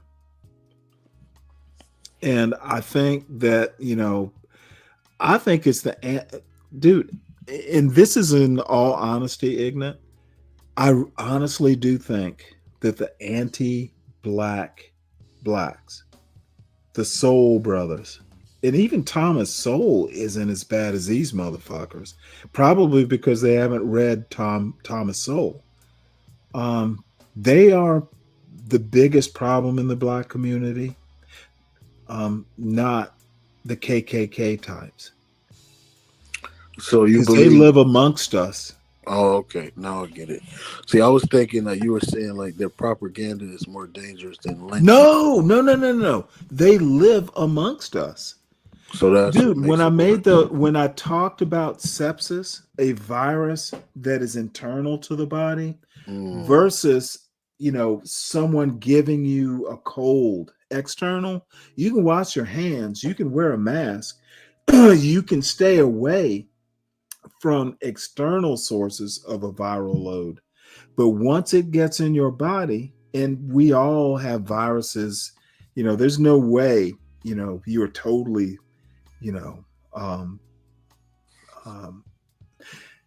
once a virus or another type of contagion goes unchecked within your body, you are in more peril than someone walking around who might cough in your face. There are defenses that will keep, hopefully successfully, someone, if they cough in your face, there are defenses external to your body. Once it gets inside of you, it will run rampant. That's what I'm saying the anti-blacks are. They live within the community. They look like us. That's a great analogy. Honestly, it really. Yeah, you think I'm an idiot, though. No. I never said that. That's a great analogy, honestly. Because they consider themselves as good to do. One of blacks. us. They consider themselves as good to do blacks, and they look at the ones who they consider lower level tier blacks, and they the criticize. blacks. How many times have you heard, well, the blacks are fucked up? They are one of us. That's why they're so dangerous. Dude, I swear, I've been saying this all along. I think it's brown nosing. It's like them looking down upon motherfucker. It's because you're born with a brown nose. You don't get noticed if you put a little bit more brown on your brown nose. But do we blame the people who are willfully ignorant, or the people? Yes, absolutely, I do. Okay, but what about better? What about the people who are ignorant without like they honestly don't know? Are those people within the black community?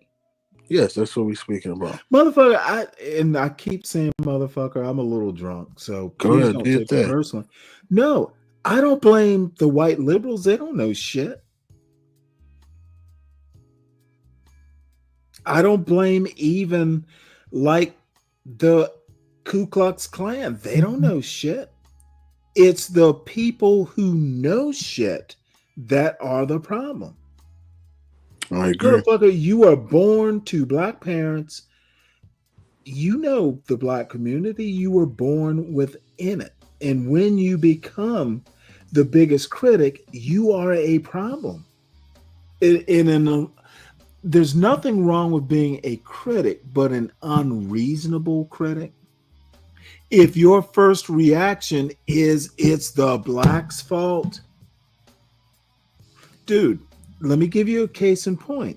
This whole Karmelo Anthony thing, and I'm not going to even bother taking a side, but I heard for 2 weeks the boy had a knife in his book bag. He pulled out a knife. As it turns the fuck out, it was a cleat sharpener. The dude was at a goddamn track meet with something to sharpen the cleats on his racing flats or whatever they call them now. So it wasn't a knife. The cleat sharpener is sharp, but it had a purpose. It was not the dude just fucking brought a Bowie knife or machete. It was a cleat sharpener. Why didn't we know this? It doesn't make what he did right, but he didn't just bring some knife. It was a tool for something that's appropriate to a track meet. Hey, Stanley.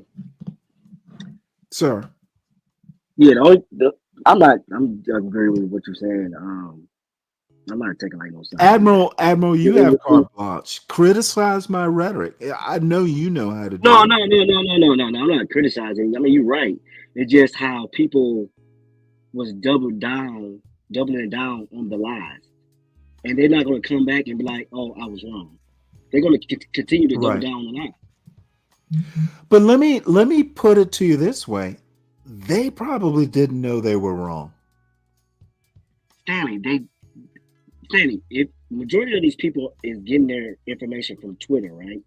You can go on Twitter right now and you can ask the AI bot that's built into Twitter, is this story correct, wrong? Really? And it would tell, yes, Stanley, it would tell you right. that it's fake information.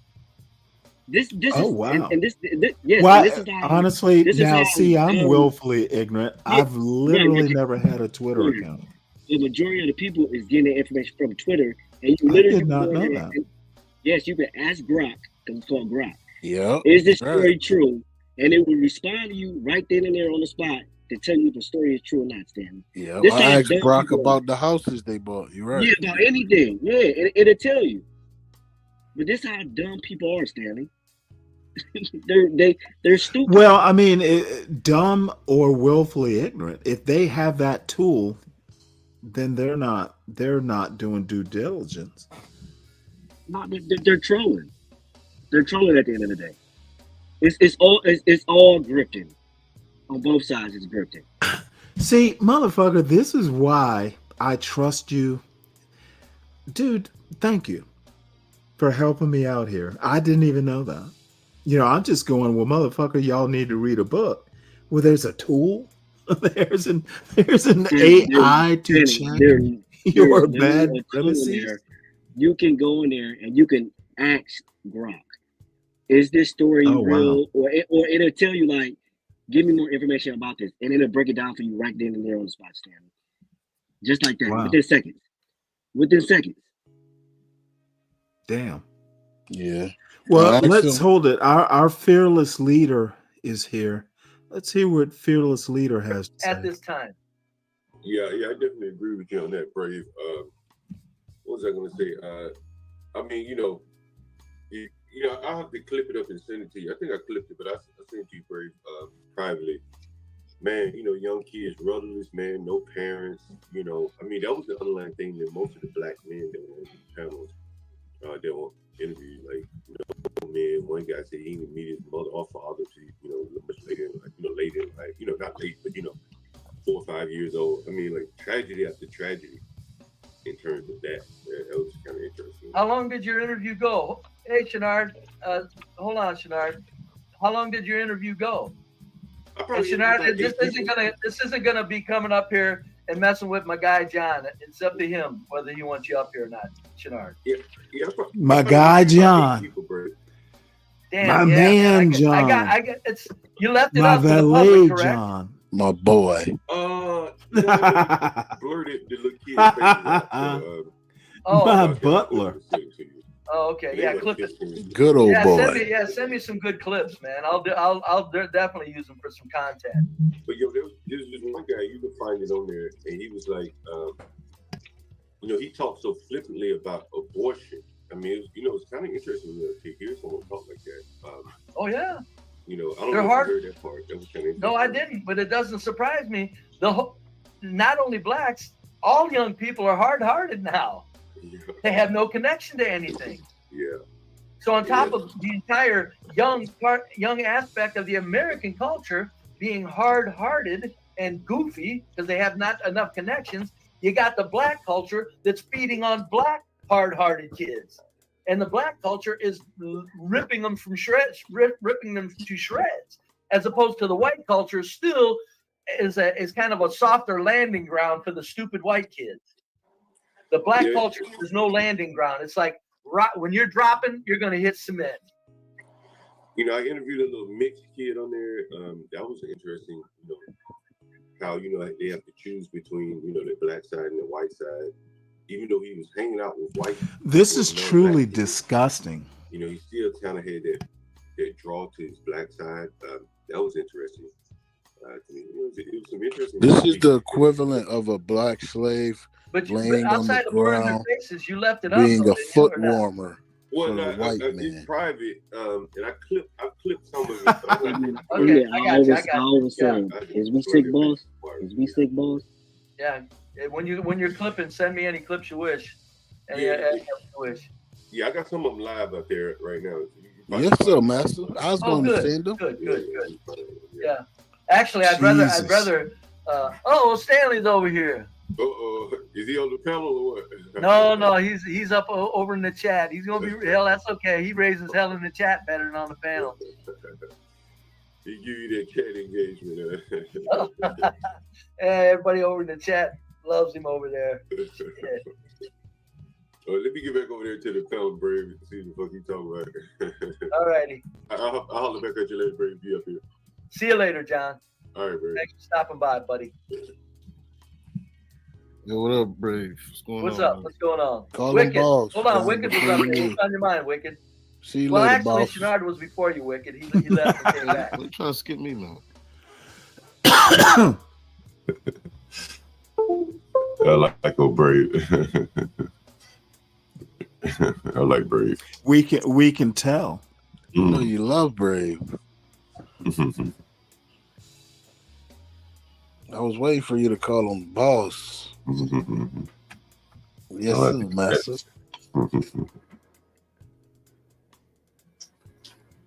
Now I like people who just talk straight. You know what I mean? You know, just talk straight.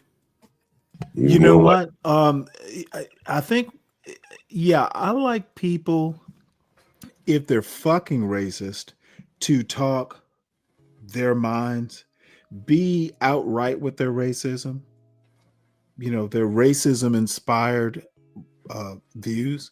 So yeah, I appreciate that.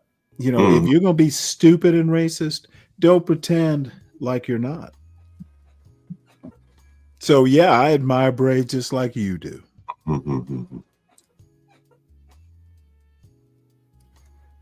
But you don't think Brave is racist, do you?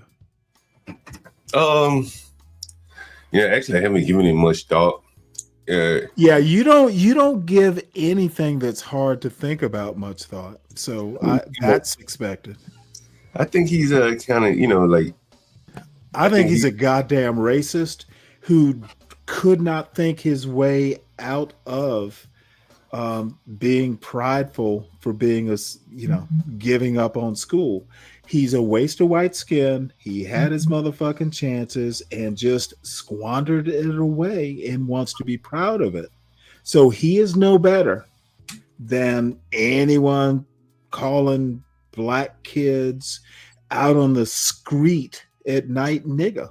It's the same thing, in my opinion.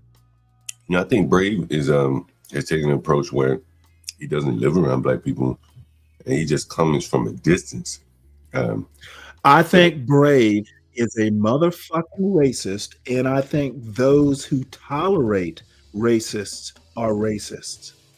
Yeah, I guess it depends on your definition. I don't want to hear about Brave being away and objective. Motherfuckers are racist, and you tolerate him.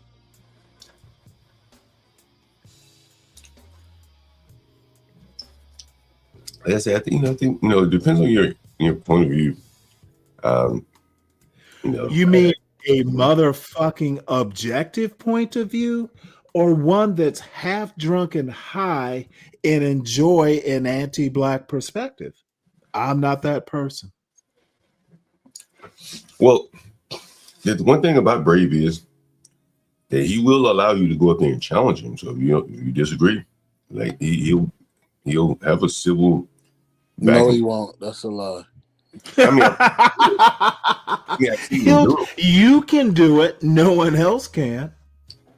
I mean, I've seen. You don't lick his boot. You can't really say what you want. If you go up there and you say, "Hey, I disagree with your premise about 70%," he probably will say, "Well, what's your number?"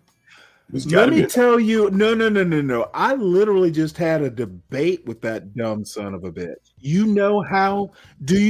John, do you know why 70% didn't come up in my debate with him?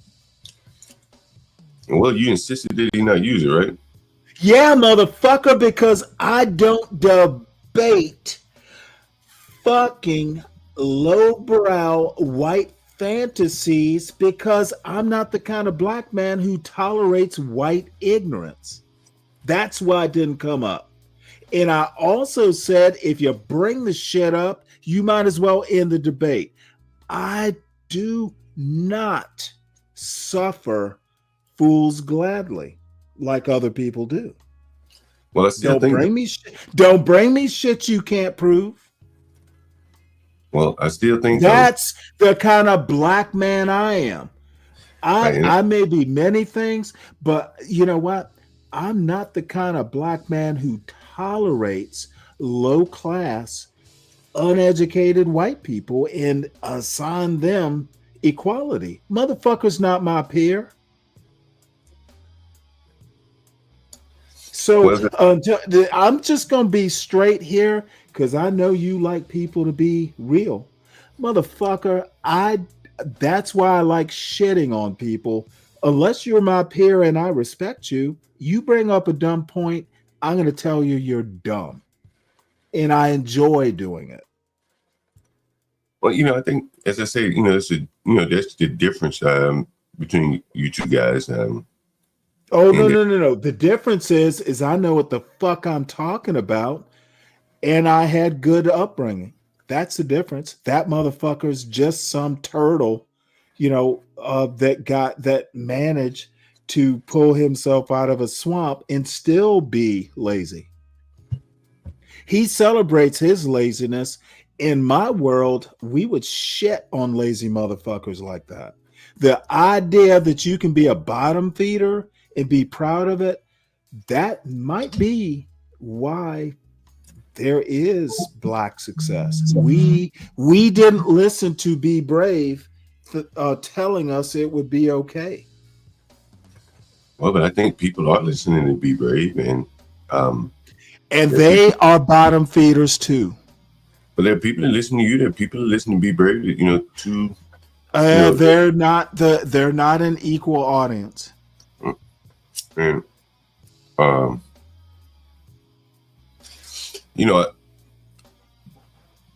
Be Brave may talk about the things you say and your point of view, but I think you talk about Be Brave. It's like Trump derangement syndrome. You know what? Let me tell you. I heard your ass say that Be Brave. I think Be Brave did the better, and that's not exactly your words. No, I didn't watch the debate. No, motherfucker, I'm talking. Be Brave was the same way during that debate, and it's funny you say that because someone that isn't even connected to the channel saw it, and they're like, "Well, that motherfucker's one note. He was struggling."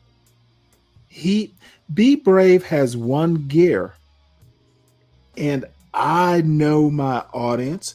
I know how to behave. I know when to be, Stanley on a panel cursing people out. I also know how to motherfucking quote books and do what needs to be done to be convincing and make myself research me. Be Brave is one way, and you appreciate that down home, earthy, uneducated, white mudsill sort of behavior. Just say that. It's easier for me to stomach. Yeah, I think what Be Brave does, he does it pretty much better than almost anyone I see that does it. From the angle he's able to come from is a very unique perspective. The motherfucker is a mudsill. Have you ever read John C. Calhoun? The motherfucking, I never heard of him. Oh yeah, you know what? That's part of the problem. You don't know shit. You don't know shit, and you like people who don't know shit like you. Yeah, that very well could be the case. Oh no.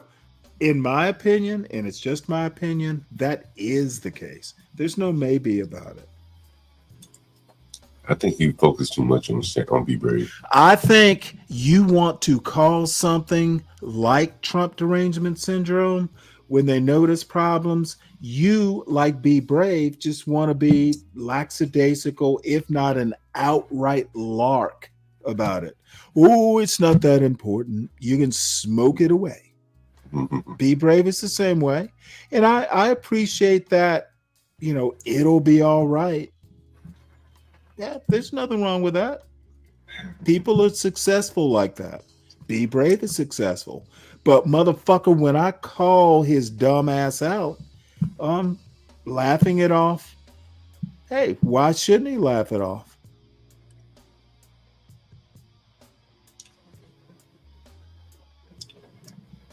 And you can be that way too. You are. And that's why you get along with kids who, without asking them where the fuck your parents are. You didn't get They told you where their parents were. They told everybody where their parents were. You know what? By that time I'd left. Yeah, that's a couple times. Where your parents? Why the fuck would I stay here and watch this travesty. That was actually the end. That was actually yeah, and I care because. I mean, that was the end. So if you were there to see that, you saw the end of it. I mean, dude, yeah. you were playing around with those teenagers for quite some time. It wasn't close. It was the end hour. Yeah, if the ending was an hour, it was an hour. Yeah, that was the last interview I did. Yeah, that's what I should say. Yeah. It was the last interview. Yeah. And Shenard, did he talk to you over on Be Braves about that? He loves talking to me, but no, I didn't talk to him. Motherfucker came up here for almost an hour or more, wanting me to criticize you for that, and I just couldn't see his point. I mean, I don't know. I don't know what I'm open to whatever his criticism. You're in the you know moment. what? You shouldn't be. It was an idiotic criticism. I mean, I didn't you hear know what? it. If he ever comes up and talks about that interview, I would appreciate it if you would just say, go to Stanley and talk about it. That'll piss him off. Like the kids would ask me, let me smoke weed with y'all. I wouldn't go smoke no weed. What the fuck? You know what I'm saying? Like, I wouldn't do that. Now, that I would take offense to if anybody did it. You know what I'm saying? Like, I'm like, bro, like if they're gonna do it, let them do it. Don't do it with them. Don't be an enabler. Mm-hmm. Like, saying like when the boy cut his ankle bracelet off. I'm like, I thought well, John. He cut it off? Yeah, I like, boy, put this. How old was that kid? He's 15. And what's interesting about him is that and I pointed it out. I didn't know they did that for juveniles. Shit, yeah. Man, this is a big business. Wow. See, in DC, unlike other places, the ankle monitor is free to you, right? Anywhere else, most places you have to pay for it. So if you get ankle monitor and you're in Georgia, you're paying for that shit. In DC, since it's federal, there's a whole industry on passing the motherfuckers out like M&Ms, and giving them to people. You understand? And so that's why they're quick to put you on that shit because it's money for them. Mm-hmm. So he's 15 with the shit on. Did you see? I'll find that article if I remember and send it to you. There's going to be a huge industry of if we privatize. We're going to wind up privatizing the bail industry. I'd be interested to know if they didn't put an ankle bracelet on Karmelo Anthony. Yeah, he has ankle bracelet. Yeah, he has ankle monitor. Yeah, okay. That's part of the condition. That's part of the condition for lowering the bail, and he will be paying for the monitoring, the bracelet, all that stuff. He's paying for it. So you know what? That part doesn't seem to have come out. Well, most people, motherfucker, you're not just going to be paying the bail; you're going to be paying for the monitoring. Well, it's not going to be overly expensive, not to say it's okay. That's not my point. The point is, you will be. It's not free. It goes. There is money on top of that bail that you will be paying for. As a matter of fact, basically, if you want to, be technical, he's paying some people's salaries. Yeah, he has to hire security. Profiting. There are people profiting. Well, that's what we talked about yesterday. That's what we talked about yesterday, Stanley. And that's why I say it was, somewhat sad. As you really look back, you take a 1,000-yard view and you zoom out a little bit. Mm-hmm. You see that the man who was representing the family, he was really he's a travesty. Well, but he was about himself. You know what I'm saying? I'm not criticizing him. I'm just saying his interests. I think the family could have done better. I'm not going to finish your point because I actually have a funny point you might agree with. And so what I saw up there, honestly, which is sad for the little boy, regardless if he's innocent or guilty, his parents have now seemingly been swept up in a movement that's bigger than them. Mm-hmm. This guy sees this as a way to advance his organization. Mm-hmm. And it may come at the expense of the young boy. And that's what I thought was sad because I don't think the parents know what's going on around him. You know what I mean? That's and you know what? I thought his father was some sort of lawyer.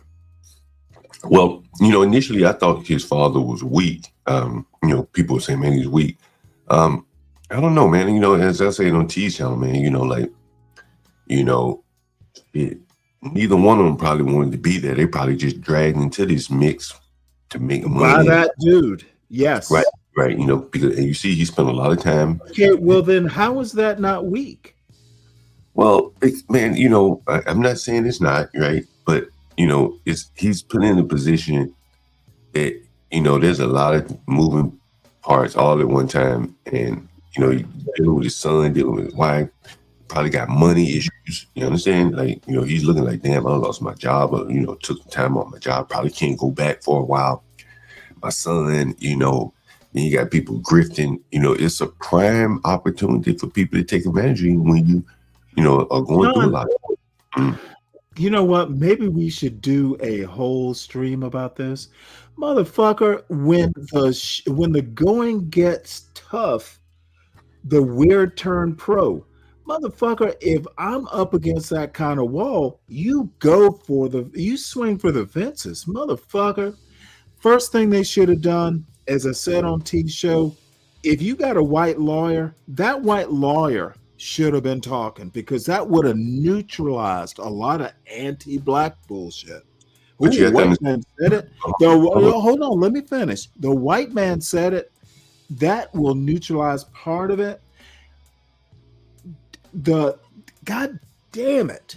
The worst time to be weak is when the shit is hitting the fan. Apparently that father fuck the wife, fuck the son. I gotta fix shit.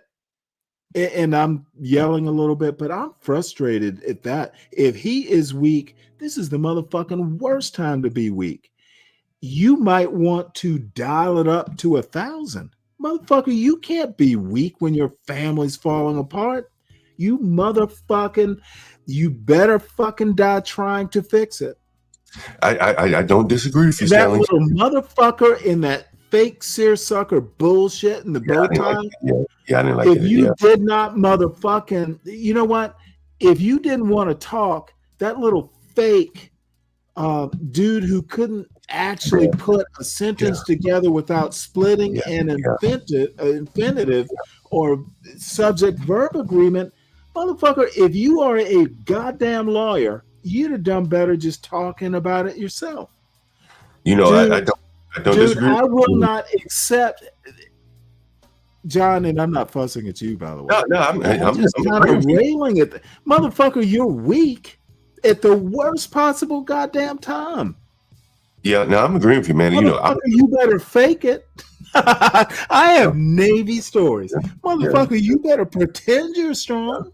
Now you changing my mind back again. I was trying to show some sympathy for him. Initially, I did come in. Motherfucker, you know what? You and I will agree on that. Yeah, motherfucker, you better be provide. That father should have been splitting infinitives. Yeah, I can't disagree with you at all. And I guess I'm just looking at the whole picture, man. Like, I think they're caught up in some shit that's so much bigger than them. And don't get caught up in the shit.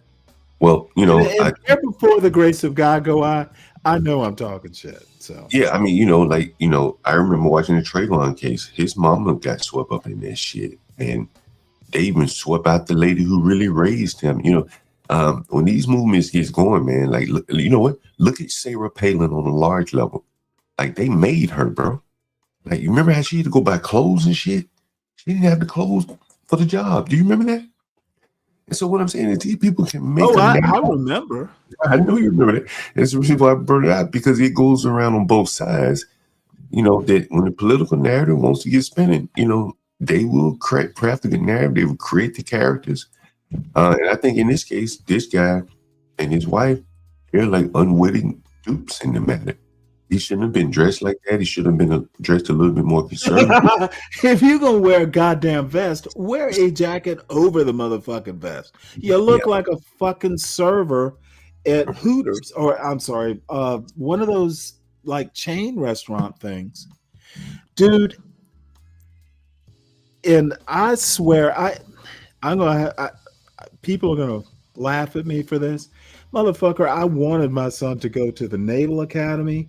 There is an NROTC option at Georgia Tech, and I know he's not going to do it, but motherfucker, if you want to know how to handle yourself in a crisis, the one thing, and I'm going to have to credit my father, who is in the military as well. Motherfucker, the worst time to lose it is when the shit hits the fan. You better get objective. You better not be emotional. You better motherfucking be able to think your way out of this goddamn problem. Motherfucker, it is so annoying to see weak black men. I'm a little tipsy too, so it is so fucking frustrating. Motherfucker, think your way out of this. I used to have a captain. Stanley, you need to drive this problem. Drive the motherfucker. Fix it. Think your way out of it. Don't fucking be passive and don't listen to bad advice. And you better motherfucking be able to know what the bad advice is. I think there's a crisis of manhood in America in general. And I don't mean in that weird red pill way. When I say we're maybe not raising men to be men, I literally mean that doesn't mean you have to think women are second-class citizens. I just mean, motherfucker, and stoicism isn't what these idiots think stoicism is. Dude, critical thinking is a must. And motherfucker, that father did not raise a good boy. He was incapable of it. That mother did not raise a good boy. Now I understand, it was a little overwhelming. That's why they shouldn't have done that goddamn press conference. Well, Stanley, I think, and here I am, somewhat defending them, man, like, surprise, because I'm just looking at it straight. You know what I'm saying? You're getting a lot of bad advice. You're getting people grifters here. Look how many GoFundMe's and gifts and goes that people. Motherfucker, go pray. If you're a church goer, go to his. I agree with everything you're saying, right? Preacher, his reverend could have given him better advice than that idiot. Well, who couldn't tie a tie, by the way. Well, did you notice his tie? But here's part of the thing, though. Here's the thing. You hear me talk about this quite a bit. You mentioned his reverend, right? You said, well, his reverend could have given him. Well, he moved away from his church more than likely. He lived in Frisco. He probably didn't have a church in Frisco. And so he kind of moved away from that. So he didn't have someone that he could, that he could reach out to and say, "Hey, man, I need you to come speak for me on behalf of my son." That's what they used to do back in my day, right? But he didn't have that, and so he's left the grifters to speak for him. He probably didn't even do a background on the guy. I'm not criticizing. I'm just saying he got so much shit flying around his head. He didn't do a background. John, if that motherfucker came up to you and said, "Hey, I will help you out," motherfucker, you would know better. I don't disagree 100%. And I'm not saying he's not. Well, I'm not fussing at you. I'm just saying, where the fuck, dude? That guy like early 30s or what? Who do you talking about? The father? Yeah. You talking about the father? Yeah, he must be. I know he's not. By the way, he's probably mid-30s. He probably mid-30s, right? And again, I'm not 40. Yeah, maybe very well could be if he has a 15-year-old son, 17-year-old son. It could be. But I just think that this couple is ripe for what's happening to them. All these gifts and goals and GoFundMe's that people are fundraising off of them. And I had a thought that people were giving money, writing provocative comments in the gifts and go, stoking the narrative. That's outside of the parents' hand. A lot of this shit we didn't hear from the parents. 3.75 GPA. We heard that yesterday. Now let me ask this, because that 3.7 GPA was confirmed by the dude with the badly tied red tie. Right. That's the first time I ever heard that. Yeah. But to be honest, why does that even matter? 3.7, he still stabbed someone. Well, I think damn it, it is so frustrating to hear people talk about. Who cares if he had a 3.75? It's really not even Is he relevant. a good kid? Well, it's not even relevant at this point. It's not going to come up unless It he never was, in my opinion. Well, in the sentencing phase, assuming he gets convicted, they'll talk about how good of a kid he was. Okay, we haven't even gotten to trial. Right. Well, and to be honest, and this is my opinion, if they hadn't talked in 2 weeks, they shouldn't have talked. They should have just not talked at all. Well, I think did not make their shit better. Well, I think the reason why they talk, Stanley, and then that little fake white man pulls his stunt. Well, I think the reason why they talk, Stanley, and the bigger point which people need to pay attention to, is they talk because they need money. Understand? That's my belief. That they're probably facing a $500,000. Okay, and that surprises you? This motherfucker is going to cost like $8 million. Of course, they need money. Well, you know what I'm saying. And so, how do you get money, right? I think if your point is they debased themselves, I don't think they're going to get a lot of money. Well, but if you want money, that little 2-bit, like I just formed a nonprofit. Well, he's been around a while. Black people, I'm not sure they're doing the right thing. That motherfucker is not going to be able to raise them more money. Well, I mean, go big time. Go to the NAACP. They have a proven record of raising money. Go to. Well, I think people don't go to New Visions. I just discovered I'm not a hood. I just learned how to tie a tie charity. Well, I think what this really highlights is this is a local matter. In NAACP nationally is probably not. Oh, come on. The Texas NAACP does exist. I'm sure.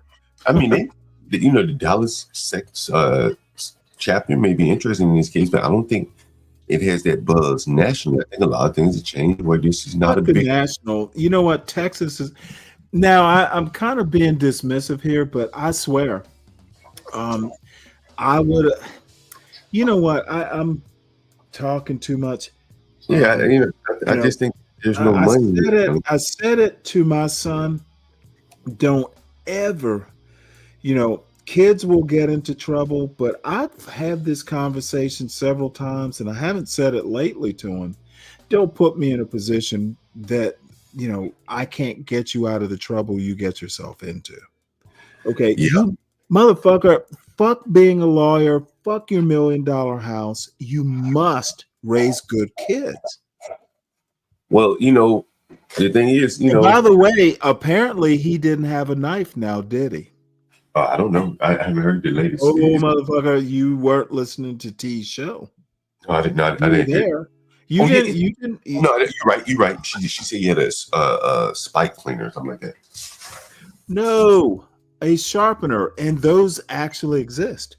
If you run track, therefore, he wasn't just bringing some Bowie knife. Right. It was a tool that would be appropriate for the venue. Yeah, I heard that last night. Yeah. Oh, does that change your mind at all?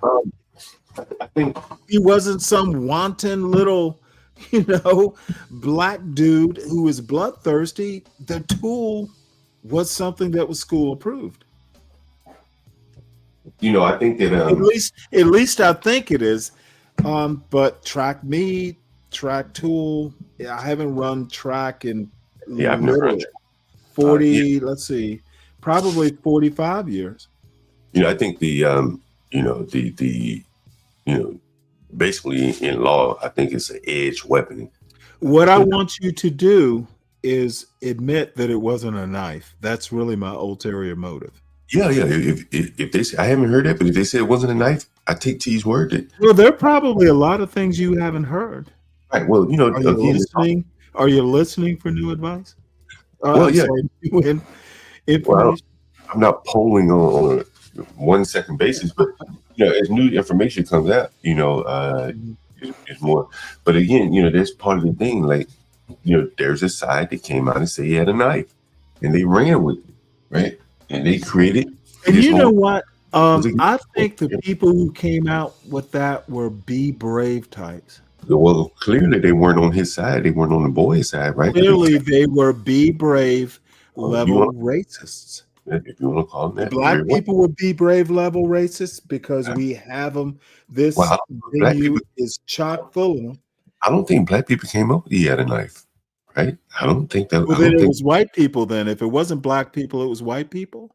Yeah, it was probably the people that were against. So the side. white people. Well, I'm gonna give you time to think on that. So if it wasn't black people, it was the white people, right?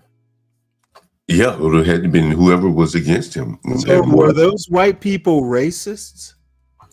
I can't speak for if they're racist. I think that there are a lot of people. Of course you can't. Would you like me to speak for them? Well, I think you're going to speak for them. But as I said, I think that there are a lot of people that make a lot of money ginning up shit like this. And they have an incentive, probably more so than even the parents. Why, if we have no information and the story keeps changing weekly, why the vehemence in calling out the parents? Well, you just called a parent or saying they are, dude.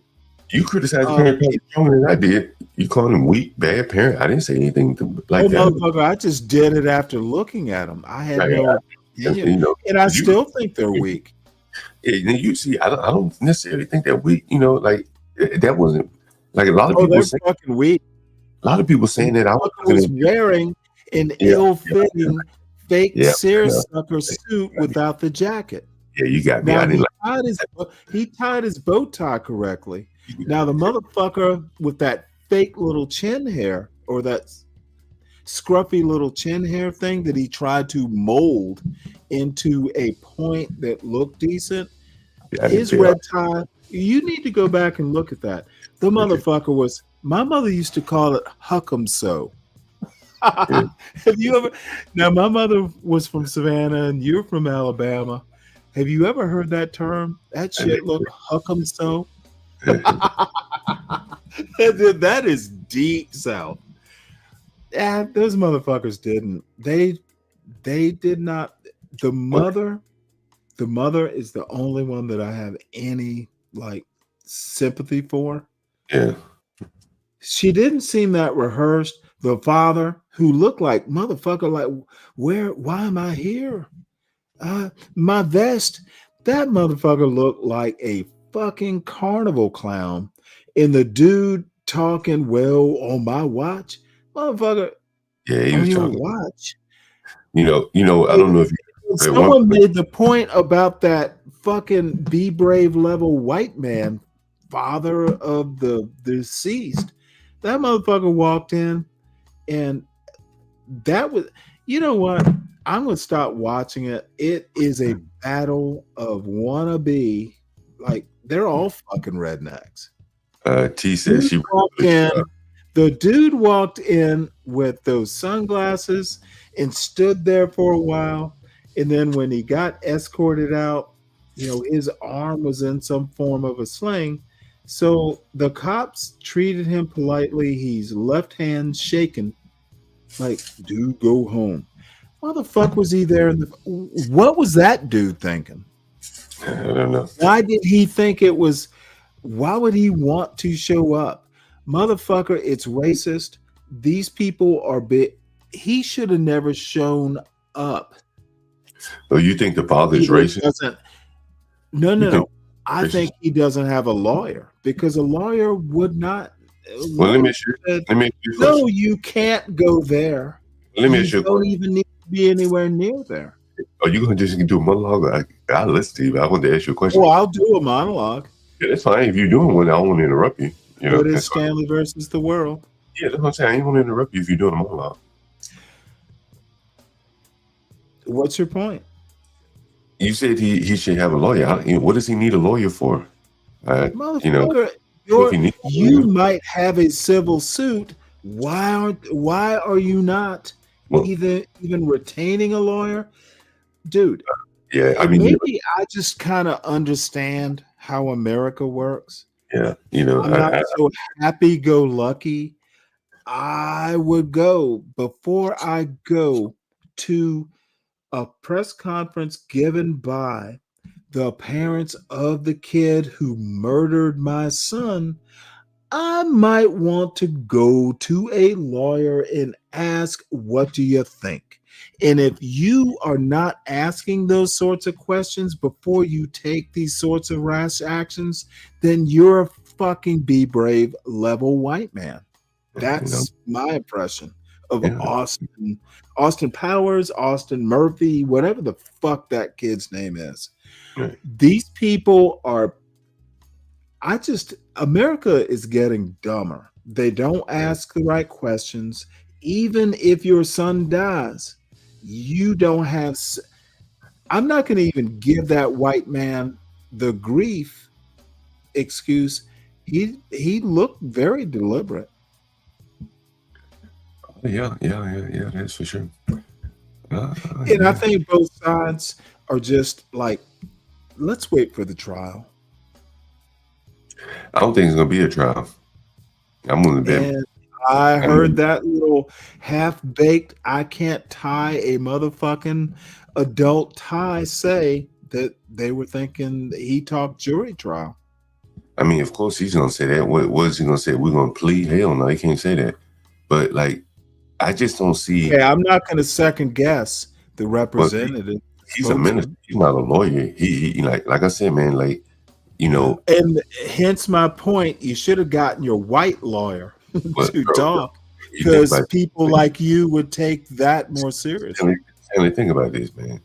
If the lawyer wasn't there, the lawyer probably told him don't do the shit. But they need money, bro. So they had to go anyway. They had to go anyway, bro. You score. That you are right. You know what I'm saying? That's why I say I feel sorry for them, because they've been delivered right into the bed of grifters now. Okay, you win that one. You are absolutely totally agree. That first wave of money came in, he crested out 400,000, and shit. They looking okay. at Well, they apparently, supposedly, they've taken no payment from it. But what I'm saying is that's probably true, but they probably haven't paid much of the lawyer. You think they're doing promissory notes? No. I'm saying, you know, if you hire a lawyer in a case like this, he may say, "Hey, give me the first 50,000 on a retainer." Oh, motherfucker, give him all of it. Get my son off. No. You don't want to do that, because then you just start churning, because he'll start just churning your ass. So, you know, then they chew down your retainer to maybe like the last 10%, and they ask you to basically, you know, fill it back up. So you got to come up with another 40,000 or whatever, to pump it back up to 50. And so they probably haven't had a need for it yet, because they haven't really got into the trial yet, or even into the, you know, preliminary hearings, evidentiary discovery, all that.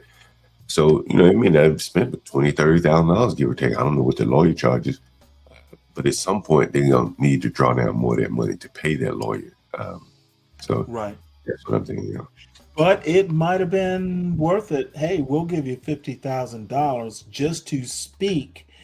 John, I'm going to give you this. You are absolutely right about what that press conference. I think you're right about that. That I don't know what the fuck these parents were doing.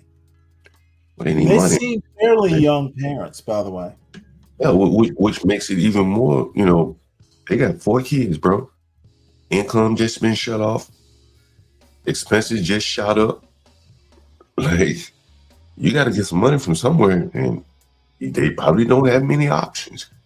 You know, he couldn't even appeal to a wider audience. He had to appeal to black people. You notice at the end of his speech, he said he's appealing to black people for money. You know, that's a hard demographic to crack, to get them to donate money to you. You know, I'm just saying that's a hard demographic to go get them to send. They got their own problems to deal with. And so, anyway, it's very interesting. Well, you know, it's kind of like I said earlier, this kind of hits home for me in a weird way, because, you know, I have a son that's close. My son has never been I trust my son not to take rash or make those sorts of rash decisions. But God damn it, 17-year-olds are 17-year-olds. Yeah. Even if you train them right, and I Yeah. know I sound like I'm fucking husbanding cows or something, but it can go I bad. don't know what I would do. Had that been me, those parents must be terrified, and they've got other kids. That's the thing that really hit home when that young lady started talking about her daughter. Yeah, motherfucker, there are victims of this that had nothing to do with that action. Either, in theory, the parents didn't either. It's terrifying. Yeah. I don't doubt that. Yeah, it's like I said, I don't think they go to trial, man. I think they may have financial considerations not to go to trial. Trial. Well, they do have other kids. Would you blame them? Would you blame them? I'm sorry, say that one more time. Would you blame them for taking the finances? They have 3 other kids. They I didn't have blame them. hard decisions to make. No, I'm not saying. I'm asking, would you? No, I didn't say you did. Let me tell you one time, I paid this lawyer retainer. I was on trial. Then this motherfucker got appointed a judge. And that motherfucker used up all my retainer money and then dropped me as a client. And now I got to go and basically come up with the $25,000 again to hire another lawyer. This one quit on me. And that's the bad part, man. Like, you have to come up with so much money up front. But, whatever the retainer requirement is, usually it's going to be more than $5,000. It's going to be 5 digits. You know what I'm saying? So they'll have to keep constantly asking you for money, And that's why I think, the trial, you probably got 3 or 4 lawyers on the trial in the case. John, why you think it's not going to trial? Because I think in a self-defense case, if you don't have people testifying in your defense, then you're gonna have to testify yourself. So, like, if there are no witnesses, so what? Maybe this John, is. You think there's no witnesses? Well, I think that the witnesses probably are gonna, and along with the evidence. Dude, you got the lethal weapon wrong. Can you be wrong on this? Well, yeah, that's true. But again, John, you was wrong on a lot of stuff, John. Well, I was right that it's an edged weapon. It doesn't matter if it was a knife or a spike. If you stick it in somebody, except when you say it's a knife, it matters. When you came in, come on, John. John. But if I say you gotta admit to it, John. You came in. Let's just say, hold on, CKJ3. Let's say I was wrong about the knife. No, we're not saying. Let's say you was wrong, John. You was wrong. Okay, so go point by point. I'll admit, okay, if it wasn't a knife, I stand corrected. But the man is still dead from an edged weapon. John. Okay, so are you saying that it wasn't an edged weapon? No, what he's saying is it wasn't a knife. Okay. Everything from the okay, John. Let me say something. Everything from the beginning. Hold on, CKJ. Beginning. Hold on. We're not gonna say everything. Hold on, we're gonna go. No, we're gonna go. Hey, CK Admiral, just go slower. You need to let John being wrong absorb slowly. It's almost like you don't want to rain down. You want to sprinkle that rain. Look, whatever I'm wrong about, I want to go by point, if you don't mind. Motherfucker, and you better be fast because you know you were wrong. See, this is one of the wonderful things about the anti-black Thomas soul, bro. Y'all see, when you're wrong, what you want is you want to spread it out. No, I want to know what I was wrong about. No, motherfucker, this is Stanley versus the world. Okay, and I'm going to tell you about yourself.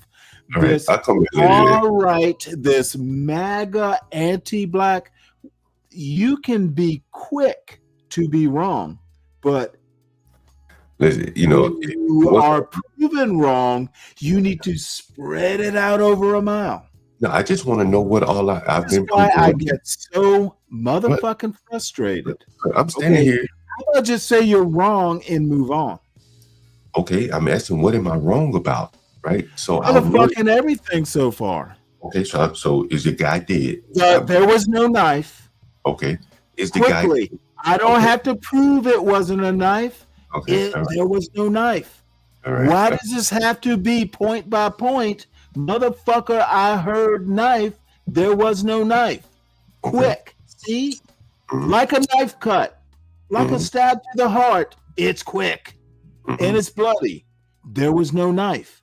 Now let's move on to the next point. See how quick that was? That's what I was trying to say. Okay, what's the next point that I was wrong about? The next point is jury trial. Prove there's not going to be one. Well, that's my opinion. I gave out opinion. Motherfucker, then it's your opinion. Let's move on. Okay. See? Quick. But hold on. Bloodless almost. Hold on, if I took a knife and asked you, it was quick, bloodless. Now we can move on from that. You don't know is the point. Can I ask CKJ3 a question here? CKJ3. You have to. I'm listening. So you believe that it will be a trial, is that right? Yeah, I'm gonna tell you the reason why it's gonna be a trial. You tell me why. Because everybody already grifting off of it. You got what's the guy name? Matt Walsh. Matt Walsh, I think is his name. He was like one of the first persons that came out spreading the lies, and he got 2.3 followers on Twitter. On just Twitter alone, he got 2.3. So by him coming out spreading all the lies from the beginning, that's why it's gonna be a trial. They already making it big business. Can I ask you a question again? Can you give me a legal basis for why this go trial without mentioning people that aren't involved in the case? Matt Walsh, the legal basis that's in charge of the he was talking. I watched his interview. That's down there in Texas. He said as soon as you get the I guess all the information and stuff, and they can indict the kid or whatever they need to do. He said it's going to trial, and that's from him. So that's why I say it's going to be a trial. He's in charge. So, but that doesn't mean that it's going to go all the way to trial. John, it's going to trial, John. All right. Look, that's your opinion, right? And I'm not just trying to change your mind. I'm just trying to flesh out why you come to that conclusion. Because you still haven't mentioned like the case. You mentioned what other people say. I'm looking at it specifically at the case. John, I'm talking about the guy. Okay, well, John, you go ahead and cite your legal opinion. Well, why do you think, based on a legal opinion or precedent or some bullshit that you think I won't ask you a question about, why do you think it's going to trial based on something legal? Well, as I said earlier, as I just pointed out, and I guessed a priori, it's your opinion too. And your opinion is no better than CK's. I didn't say, as I said, I didn't criticize. You didn't say, you didn't have to. I noticed. Okay, well, if you noticed something that I didn't say. But anyway, you mentioned the word give. You asked CK to give you something legal. Now I'm asking you to give me something legal. Okay, so from the standpoint of self-defense, either you're gonna have to have the witnesses. Motherfucker, cite me a statute. I'm not gonna cite me something legal, not John Galt's opinion, dude. Cite me a constitution. Cite me a statute, dude. Maybe you don't understand what legal means. Okay, yeah, I ain't gonna Is that possible? Yeah, possible. Right. There's a reason I have Trump derangement syndrome is because not a motherfucking thing Trump ever does has precedents that he can cite. Y'all anti-blacks confuse your opinion with something legal. And I love shitting on those dumbass opinions. If I have Trump derangement syndrome, I would tend to call it, I don't tolerate fools gladly. There you go. Lead. Oh my God, it is our guest star. How the F are you doing, sir? You never come up here. I'm so glad you did. Interesting topic. Take the floor, I just sir. want to say this real quick. Is everyone familiar? In Texas, there's a trial going on right now that parallels the Anthony Metcalf case. Jesus It's a Christ. case where it occurred in I believe 2021 or 2022. A white boy Hey, stabbed can you a turn your Hispanic girl. mic up a bit? Or do I need to do it? I can do it from this You end. probably you do I it. want You I do it. want you to be heard loud and proud because I heard Jesus Christ being invoked I mean, we at covered the this case. voice of reason. We covered this case. We had But opportunity. you were just covering it. You were just covering it just now, right? So now we're Dude, covering it you now, right? literally just We had can I asked you to cite something legal. So now someone with an L in his name has something legal to say. You're gonna you're gonna pray for Jesus Christ? No, I mean we covered this case. I don't know if he may have mentioned it though. Hey, We did. motherfucker, let's cover it again. Sure, let's cover Lead I mean, he was as just the covering guest it, but star. they don't never want me to talk. It's okay. Lead, please. It is Stanley versus the world, and Stanley yields the floor. Okay, you turn it up on your end. Is it up now? Can you hear me clear? I'm muted. No, we hear you. I Can can't you hear hear me? you. Okay. I can, yeah, I can hear Okay, you. good. So let me try to be brief. There was a case, baby girl. Please be quiet. Please be quiet, okay? There was a case right now that's in trial right now where a white kid stabbed a Hispanic kid. The difference is the white kid went into the bathroom to engage the kids. He stabbed one of the kids, ended up killing them, stabbed them multiple times, ran home. Right now, he's on trial and he's pleading self-defense. Similar case he got when he was originally arrested. He was charged. It was a $1 million bond, then it was dropped to 150,000. He's on trial right now. Anthony has a case for self-defense. So why would he plead out? He was minding his business. This is the problem what I don't understand with all these tap dancing and moppers and sweepers of white people. He was there minding his own business. The Metcalf twins, not Austin by himself. The Metcalf twins approached him, and they were not supposed to. They should have did like how all the other Karens do and go call security, call a teacher, call someone if you feel that he doesn't belong there. He had a right to be there because he was part of the track team. He was the captain of the track team. So they approached him, they threatened him, and they put his hands on him. Austin Metcalf would still be alive if he kept his hands to himself. But he learned touching from his father. His father doesn't know how to keep his hands to himself. That's why Austin is dead now, because he doesn't know how to keep his hands to himself. So Carmelo Anthony has a great case for self-defense because one action preceded all other actions. No one, whether it's a knife, this is the first time I'm hearing it wasn't a knife. So in my opinion, that's beside the point, because the knife would never have been produced if those gentlemen kept their hands to themselves. There's all kind of concealed weather, whereas legal, illegal. Texas, forget about it. You could do concealed, you could do constitutional carry. Do we know what that means? That means you don't even need a license. You don't need a license. They have open carry. People marching down the street with AKs. And now you're saying something about this young man because he's black?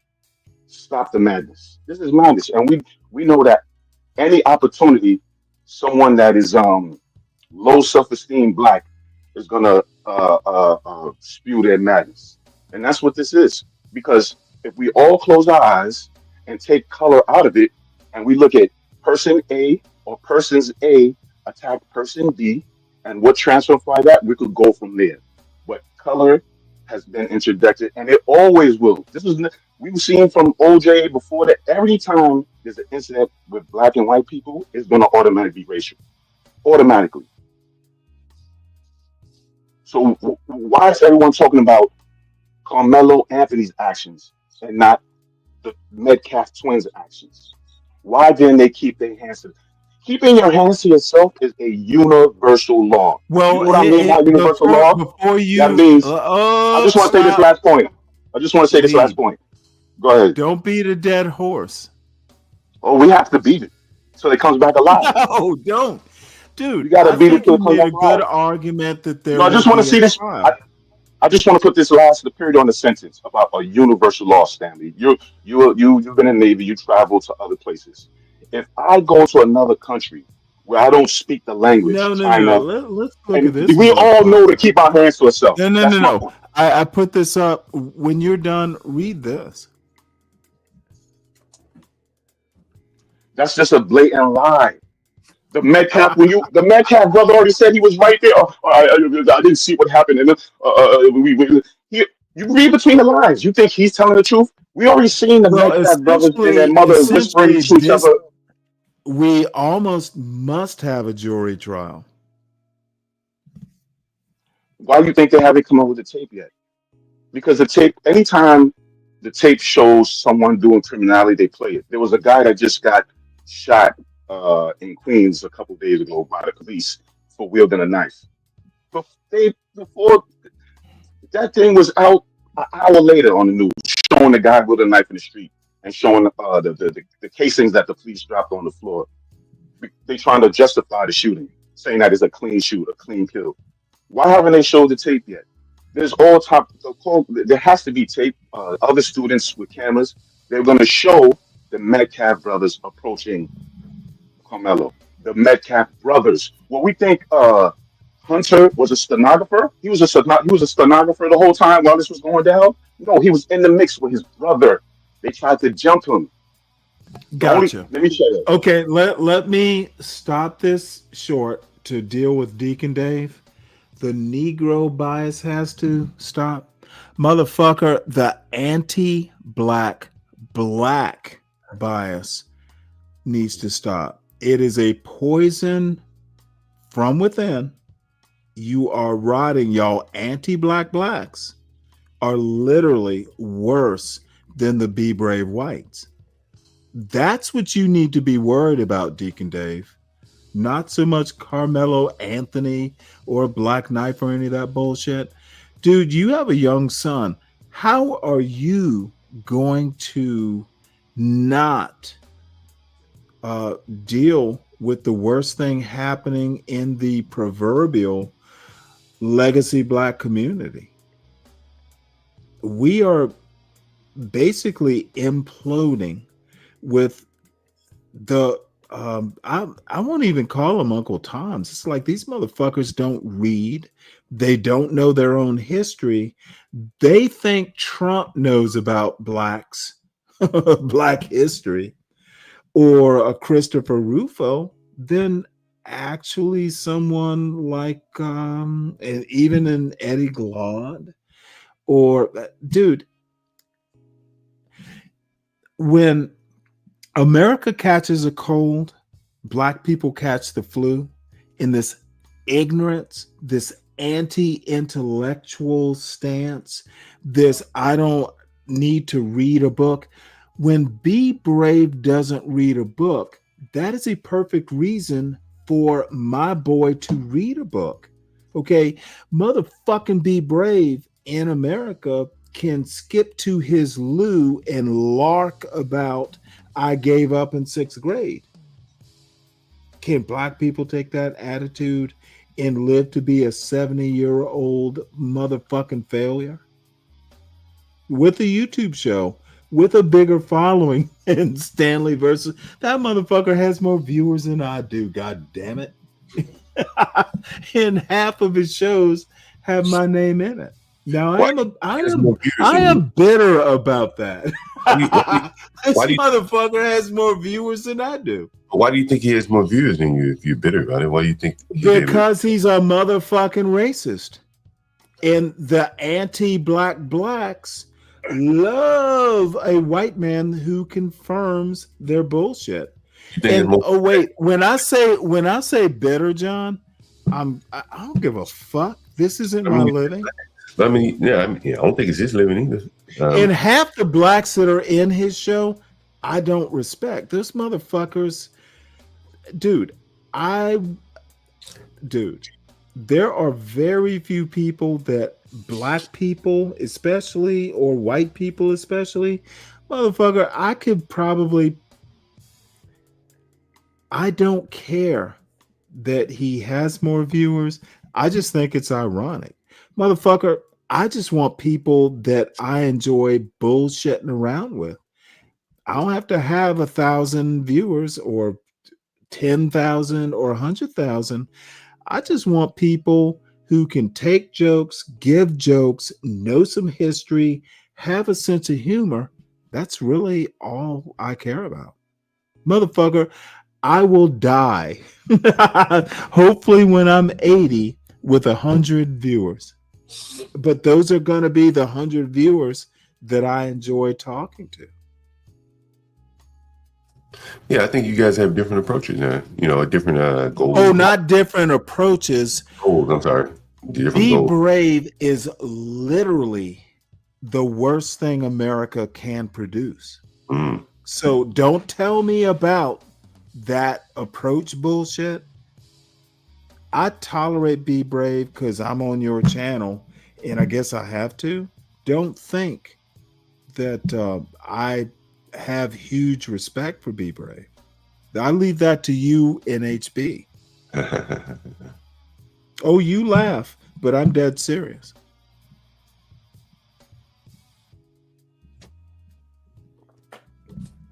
So where I was going with this is, you know what? I don't care if we have different approaches. I'm 100% sure my approach is right. And mine is historically tested. Be Brave.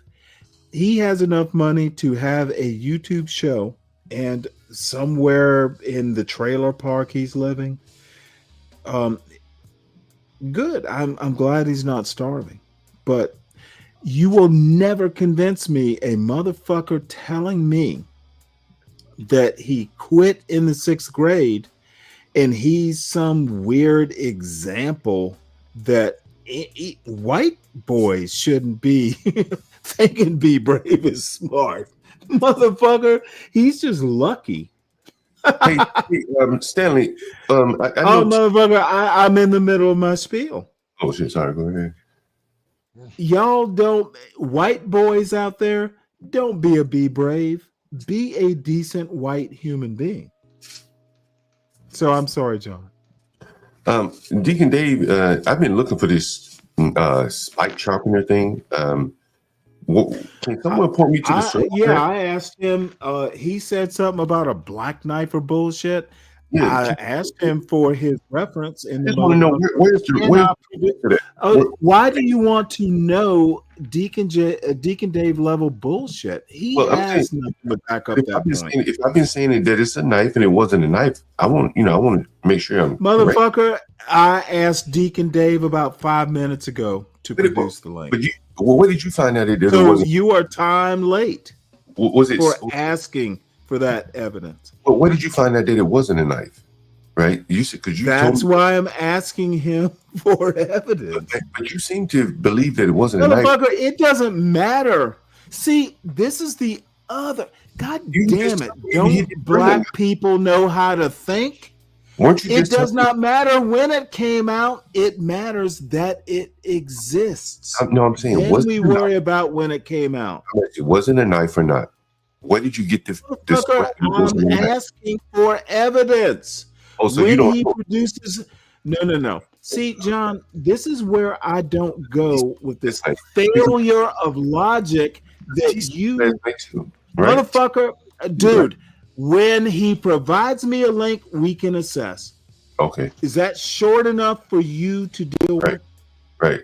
So produce a link, Dave. Okay. And then we can ask timeline and what are. Yeah. I'm wondering. The motherfucker has no mother.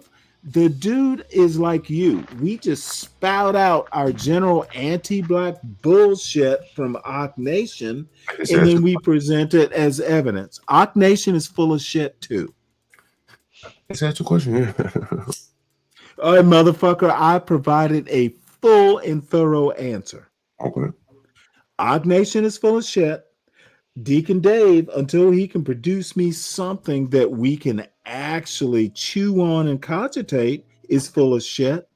Who here wants to tell me I'm not right? Motherfucker, HB, don't you add to the stupid black fire that John is building. I was just Good morning. up here to say salute to Oh, morning roast. It should start soon so I can let y'all dumb niggas go and build your roasting fire. Did you notice I used the N-word? I literally broke my own rule to make sure I get my point across. Dude, y'all are the anti-black of the anti-blackest. So when are you going to build that anti-black fire? Because those flames are dark. I think you're the anti-black. And motherfucker, like I care what you think. When did I start caring? When did I start caring about what you think? Can you name the day? Because Deacon Dave can't give me. Deacon Dave doesn't have a talent for building timelines for his bullshit. Motherfucker, and you know what? You're not a white man, so why are you wasting your words? You only care about I love this. Let's put this motherfucker center stage. I don't care about anything but what the white man thinks. Yeah. Is that what you say? Let me put this down too, so I can see your dumb, shiny white teeth directly. Yeah, you don't like my teeth because they're white. I don't think you know how to think. So you don't care about the white man. I'm black. You don't care about the black man. You just don't care. You just think. Motherfucker, you're gonna keep repeating it like King Shenard. King Shenard in braids in a pretty little flower in a cute little suit are what you're doing. Like a goddamn. If King Shenard had an oiled scalp and nice looking braids that he had to spend $1,000 to get plaited like the little pickaninny he seems to be in a pretty flower in a cute blue suit, King Shenard would be you. Niggas can't think. Anything, niggas. Stanley don't care about what. Motherfucker, you are little. You came up here. You came up here to save your pickaninny uncle. Hey, I don't make sense to pickaninnies like you. Hey. Hey, do you know what we call those? Do you know what the hairstyle you are wearing we call in the South? Why are you worried about motherfucker. Dude, I don't even need to put you down because you're not. You came up here to rescue. Anytime you want to let me talk, son. Stop worrying about how I look. Let me, motherfucker. I will worry what the fuck I want to worry about on Stanley versus the girl. See, you came up here to. You came up here. No, tell me what I need to do, HB. Tell me what I need to do, HB. Listen, I know I look good. Motherfucker, you get to listen on Stanley versus the world. This isn't HB the Pickaninny Platt, man. Dude, you have Pickaninny Platts. Pickaninny. I can't even say it. Pickaninny Platts. Don't come up here. Don't come up here with that half platted. Motherfucker, you are center stage. Goddamn queer eye for the straight guy. Motherfucker, you're wearing a ponytail. About 28 ponytails on your well-oiled scalp. Motherfucker, I bet you put Royal Crown grease on your scalp, and motherfucker, you want to act like you need to be taken seriously. Motherfucker, use Murray's hair grease, not Royal Crown. I'm uncomfortable with family undressing you like that. That's weird. This motherfucker's using Royal Crown versus Murray's hair grease. Motherfucker, do you wear a cap? Do those pickaninny plaits ever make waves on that well? Hey, motherfucker. I'm sorry. When I say well oiled, I meant that motherfucker uses hair grease. Hair grease, motherfucker. This motherfucker uses hair grease. In 2025, this motherfucker uses hair grease. Black. That's because I'm black, Stanley. No, it's because you are a pickaninny. You are a pickaninny. Y'all look like a pickaninny. Motherfucker, you're not. Worry about Murray's, does he? He got that good hair. Motherfucker. My son got that good hair. Yeah, see, Stanley, I got nigga hair, man. You need to use. I got nigga hair. I'm proud of it. What's it to you? You had to go. You should be proud of it, and you managed. You managed to fit. See, nigga hair in plaits. Nigga hair in plaits. Motherfucker, real niggas get a goddamn haircut.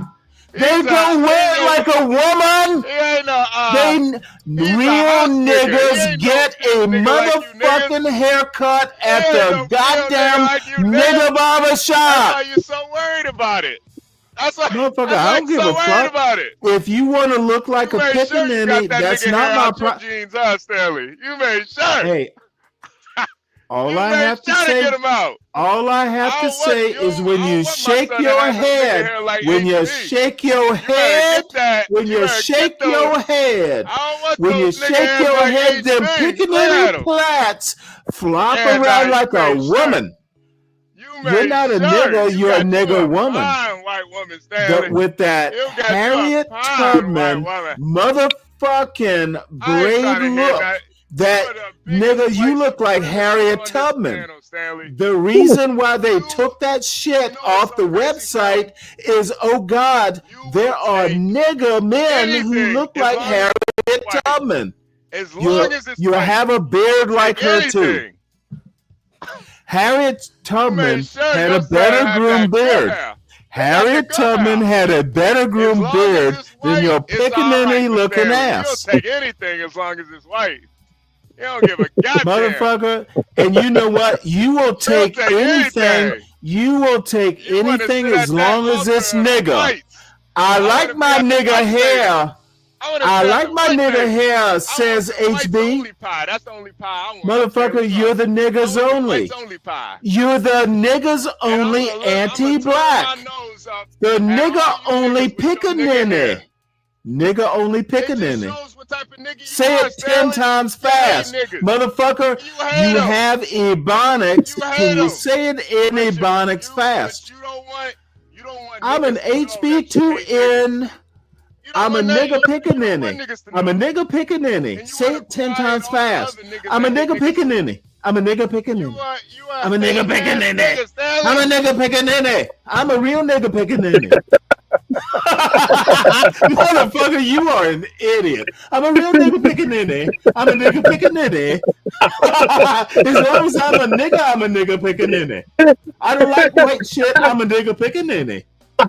You are a fucking idiot, dude. You can't compete. I will find a way to defeat nigga pickaninnies.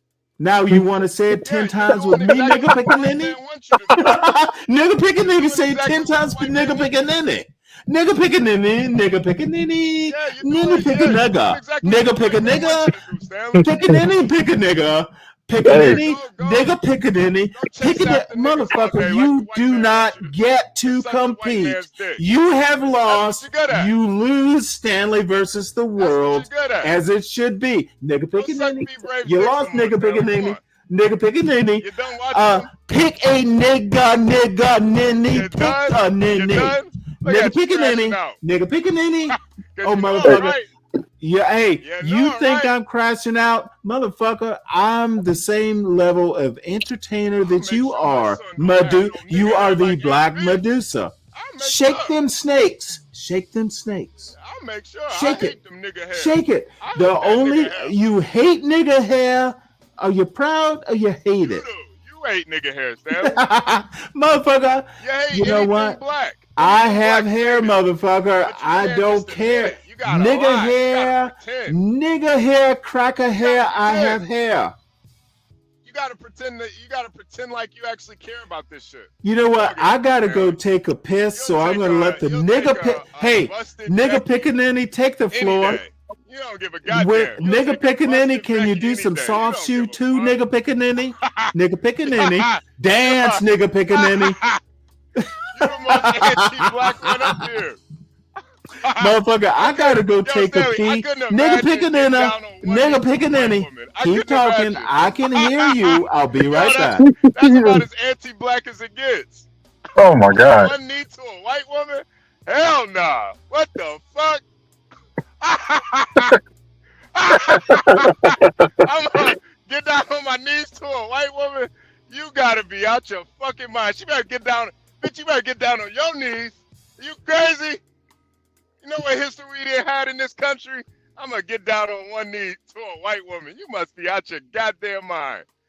Got too much pride for that, Stanley. But you, oh man, you couldn't wait. You couldn't wait. You couldn't wait.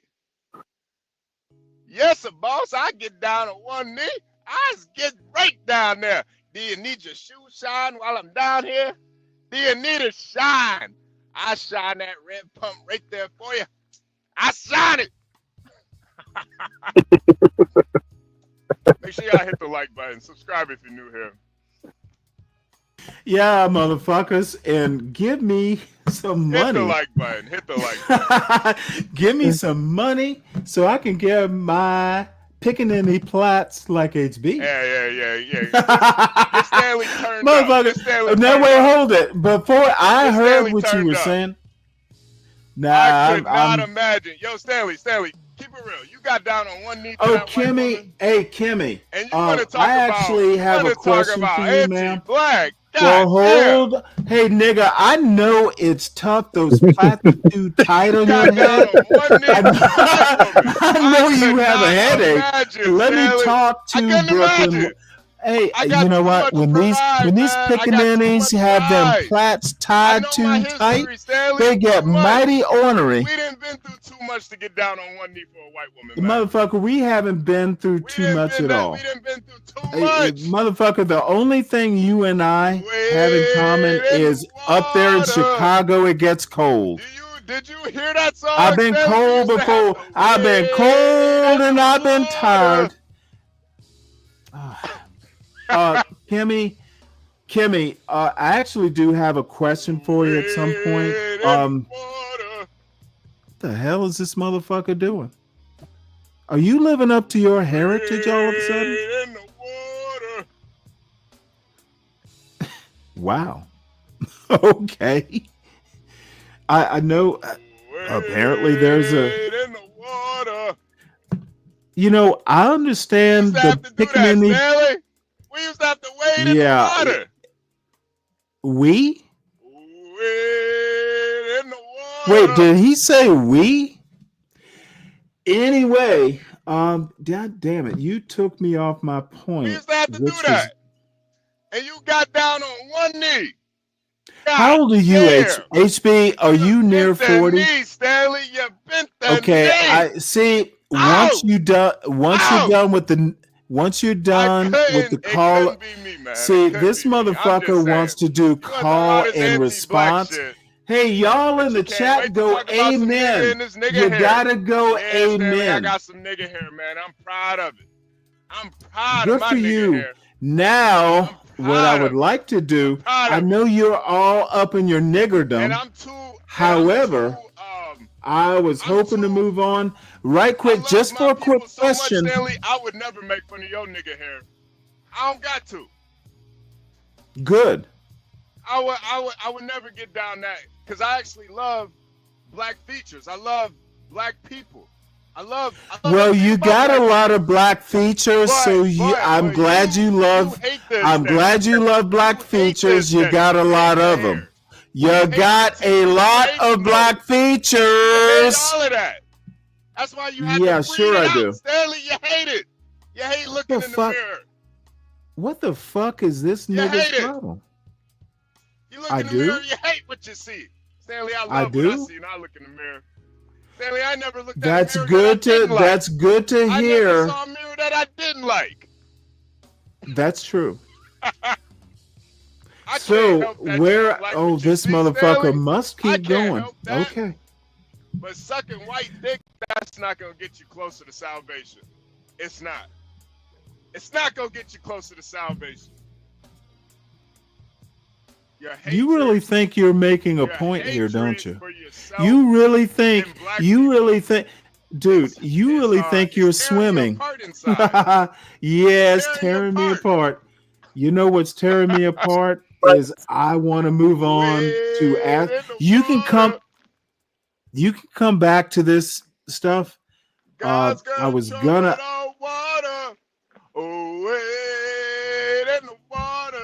Hey, Deacon Dave, this motherfucker has like those plats are too tight. Y'all getting it, but you lost your Bud Light sponsorship.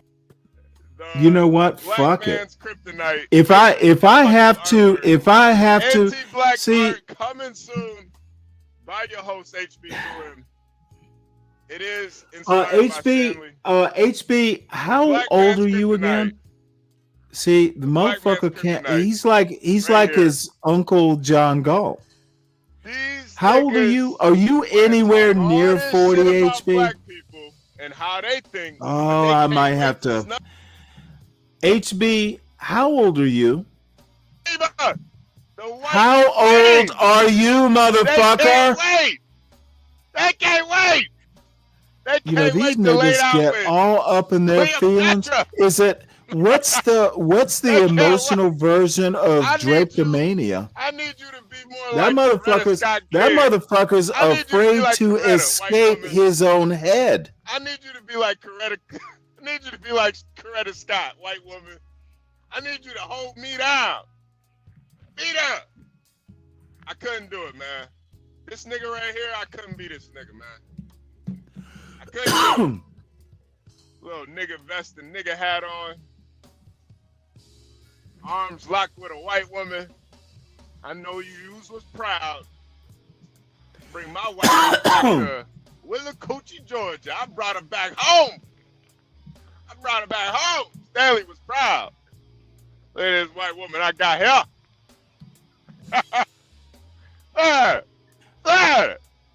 Anti-black. You ought to be ashamed of yourself, Stanley. Anti-black.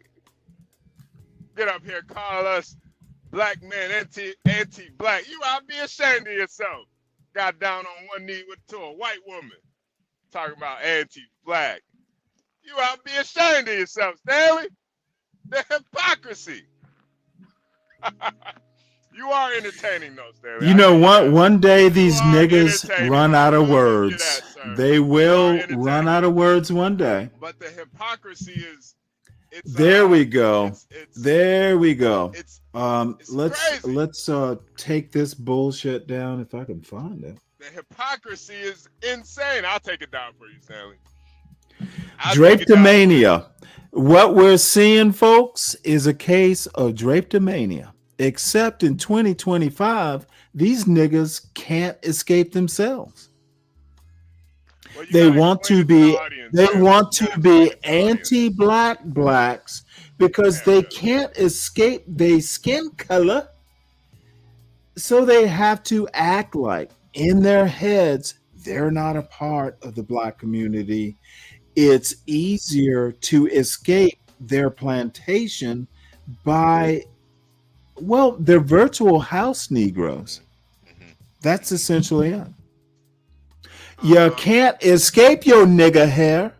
Therefore, you have to pretend you don't have nigger hair. That is Drapetomania 2025. Now, I bet it's too difficult for you to comprehend. Do I need to give you homework? I don't think you understand. Do I need to do tutoring? Stanley, I don't think you understand what it is. Motherfucker, I understand that you're 40 years. I understand that you're. I understand. Yeah, I understand, motherfucker. You're talking about marriage at 40, and you have no motherfucking clue. Laugh, talk, be bravery, dude. Get married. Don't talk about you as a twisty haired motherfucker. You just described yourself, literally. No, I didn't. I literally didn't. Did I use my name? Did I motherfucking say? Did I see when if you actually understand twist? You made sure he's a house nigga, right? You made sure. I have no clue. See, this is the dude. I literally don't know where you're going with this. See it? No, I don't. Even see it. I do not. Yeah, that's what's so funny about you. That's what. So you see it. So you see it. Whoa, motherfucker! You can't answer a question now, can you? Do you see it? Google this word. You're smart, but you had to Google it. Yeah. Shut up. Why do you think I Googled it? Shut up. You had to Google it. Why do you think I Googled it? How would I know what to Google, you fucking idiot? Motherfucker, you have to know a word to find the definition. Dude, you just disproved your own argument. How would I know what to look up? How would I know what to look up? Stop giving all these black women, these fine black women in the chat fake hope. You wouldn't be with one of these black women if your life depended on it, Stanley. You know it. Talking about anti-black. Talking about I need to get married. Okay, now I have to put you back up. I know you want to be back up on the center screen, so let me put you up here. I have no where the fuck is this idiot going? You don't know what the fuck I'm doing. Hold it. Hold it. You want to praise and nigga speak your face. Nigga speak your face. Just because I ain't like you don't mean nothing. That don't mean I ain't trying to get married. That don't mean I ain't trying to have no kids. I'm trying to have black kids. Who on earth are you talking? Like you, dude, the women in the Okay, I get it. No, I get you now. I get you now. And I'm going to use some old-fashioned words here, folks. I'm going to have to use some old-fashioned words. Let's let HB wind up this forever argument, because if I talk, I'm just going to embarrass him. Worship women like you do, Stanley. Especially not absolutely, I praise and worship a motherfucker. You're crazy. Praise and worship service every day. Anytime. Can a Stanley? Can an elder talk? It's ironic. Can an elder talk? Stanley crossing your worship and praise to a white woman. That's can ironic. An elder talk? Ironic. That's the irony. You know what? But the iron would not. You were meant to do this. You were meant to the iron would not be in your spine, son. Irony. Irony. There's no iron in your spine, son. The white woman worshiper. You're still praying at the cross to this day, Stanley. You can't. You won't even. You know what?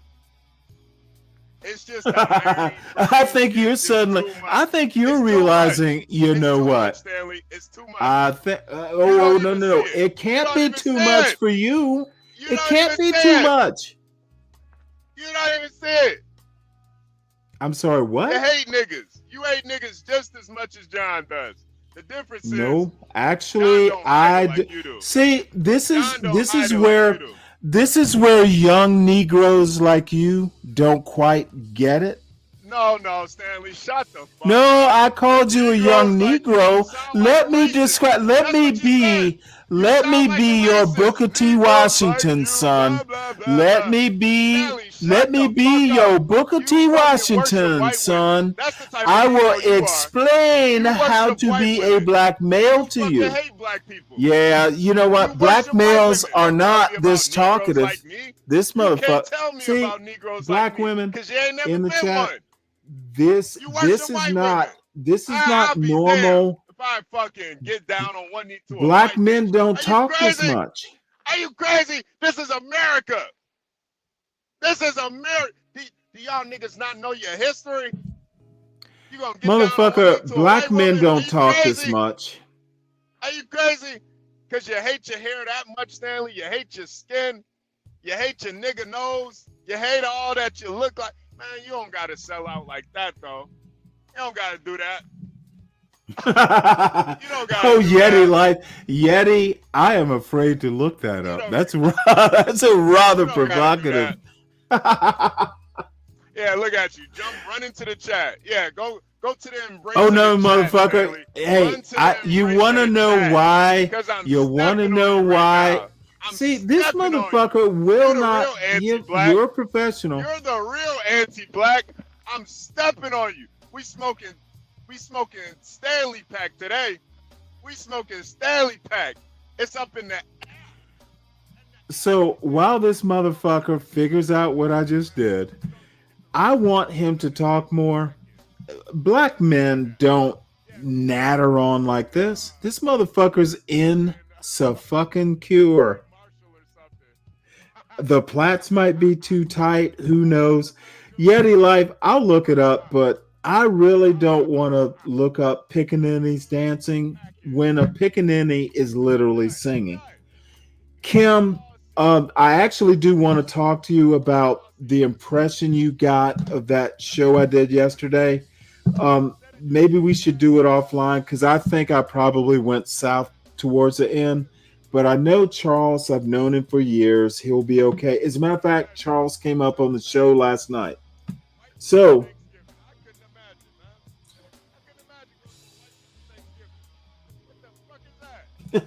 well, T, we would do Mein Kampf because I've never read it. HB has read it, so that's what I propose the debate should be like. This motherfucker will never figure out that I turned his volume way down. Sometimes you have to be kind of interesting in the way you combat these little young boys.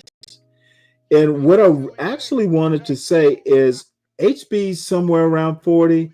Motherfucker, it was late in life, but I was motherfucking married at your age, possibly with a child on the way.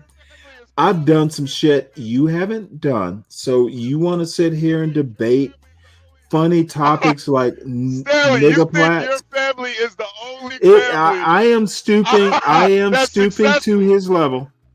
Stanley, the thing is, my family. Well, I don't think you're successful, son. We have class. I don't think you have class. That's why. I don't think you are classy, dude. Stop the nigga not argument. Yeah. John? Yeah. Your little protege. He's trying to get out of here, y'all. I sent your new code. I just sent it to you. John, please talk. Tell your nephew. I just told you that once. Motherfucker, you don't tell me. Hopefully you will tell him HB He's fucking with the audio, y'all. He's done. He's done. Dude, I don't want to be so impolite as to take you. You are literally in the middle of this little over talking Negro. What is up with this over talkative Negro? Crazy. Motherfucker, you're on the screen. Shut the fuck up. John, what were you saying? A fucking bug. Now you're over talking, John. Really? Are you crazy? I'm fucking nigga, what? What? Nigga, John, what? John, what? Oh, I was on the phone. That's black excellence to you. That's black excellence to you. Oh my fucking dumbass car. Nigga, we talking. Listen, man, Stanley. I don't have. Yeah, I'm listening. I have no choice but to listen. You don't have class. I do not. You got no Not class. your kind of class. You have Hey, no decorum. not your kind of class. None. I agree. None. You don't have any. Then Your I don't family have is any step on your class. family. That's fine. That's fine. Crazy? Talking about doctors, lawyers, all that type of bullshit. Nigga, that's nothing. That's nothing. See, niggas like you think that you know about all types of niggas. You don't know shit, Stanley. You don't know shit. You think getting a white woman is classy and let me get a white one. Let me upgrade. Should be a goddamn. Let shandy me know when you're done, young man. Nah, I'm never gonna be done. Calling somebody anti-black. Oh, you'll Goddamn, be one done, nigga or a white motherfucker. What time be is your ashamed of yourself. natural? Shut the fuck up. What time I'd is your be goddamn- natural You know, element? if I brought a white woman to my family, they would be ashamed of me. Boy, we didn't raise you better than that. See, this is where motherfuckers don't. I didn't bring a white woman to my family. I told them what I was. Look at him. He's running. Hey, King Shenard level.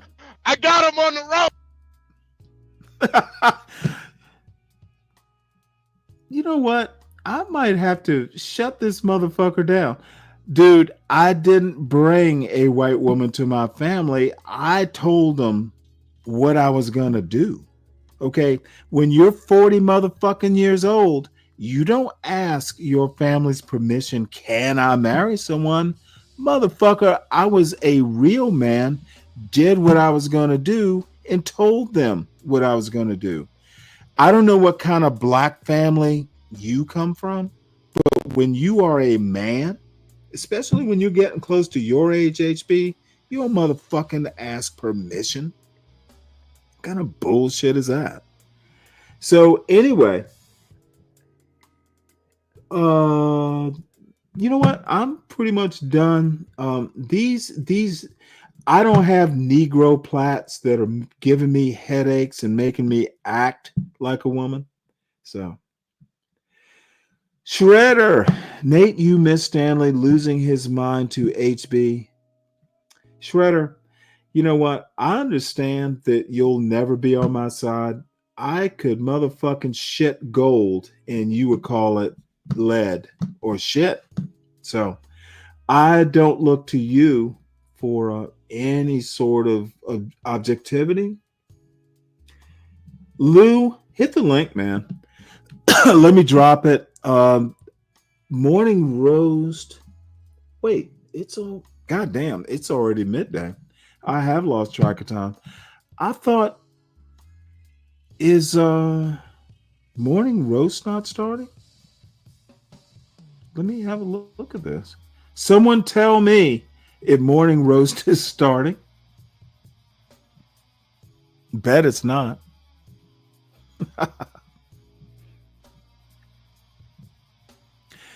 Son, it is tough teaching young black men the basics.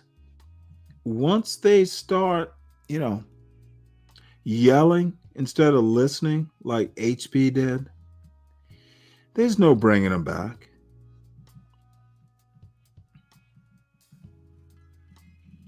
I bet HB went over. Oh, I know where HB went. That motherfucker probably went over to B Braves. Well, T, it was scheduled. What? These Negroes can't do something on time? Of course, I fit that description as well. Oh shit! There was a Negro roast or roasted Yeah, Negro. you are the roast. Wait, Stanley. the roasted Negro White isn't roast. happening. You're The the white roasted Negro, the roasted the roast, Negro Stanley. isn't You're happening the white today. roast. What happened to roasted The Earl Negro? Grey. You're the Earl Grey. We already roasted you up. Oh, hey Lou, no, Lou. You did. Let me talk to Lou. You did nothing wrong. I was gonna ask you to come up. So you did nothing wrong. Yeah, man. The fuck? Why would you ask that, Lou? Yeah. So is Negro roasting coming up? I'm roasting you right now, Stanley. You're the roast. Do you actually think you're see? This is one of the more interesting things. But I'm putting you in there, Stanley. Motherfucker, you ain't doing shit, flames, dude. You are so you literally took this white woman home. You said, "Hey, I'm gonna marry this white woman. This here my white woman." Well, that's what people like yourself do. Let me ask you a question. If I could ever get a word in edgewise, you got the I'm going to win this, right? Somebody else anti-black. Stanley, you like talking. You like talking about dead. You got all these beautiful black. This motherfucker likes talking about a dead white woman. All these beautiful black women in the chat, and you got the. This motherfucker wants to talk about a dead white woman. Listen. Now look at you. No, it's disgusting, man. It is disgusting. Motherfucker, you are disrespecting the dead. Thank you. This is what anti-black Negroes do. They take dead people. You see a dead white woman abuser. Listen how it all comes around. He wants to be a victim now. Look at him. You should be ashamed of yourself, Stanley. Oh my God. Now you want to be a victim. That dead white woman. That dead white woman was the mother of my motherfucking child. You disrespectful black man. She was the mother of my black son, my child. You are disrespecting my child's mother. He was born in oh, now you're disrespecting my son? Stop lying. Yeah, that's the quality. That's not it. He wasn't born from a motherfucker. Stanley, You disrespected my wife. You disrespected my wife. You disrespected my whole family, motherfucker. You disrespect families. You should be ashamed of yourself saying that you that disrespect white woman birthed a black baby.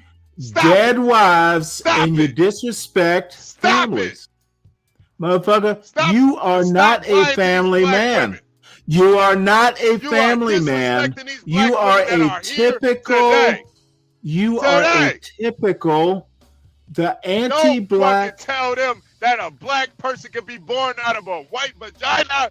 Are you crazy? That's a mulatto for a reason, Stanley. This motherfucker is yelling about white vaginas.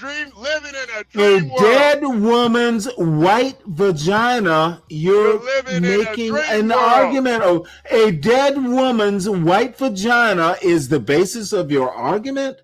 You motherfucking perverted nigger. You are a perverted nigga talking about dead white vaginas. That's a mulatto. Dude, you're talking about a duly married woman and the fruit of her vagina you're finding fault with. You're disgusting, HB. HB, you lost the chat's respect. Anti-black. You keep, motherfucker, you're anti-life. You are anti-life. You are anti-marriage.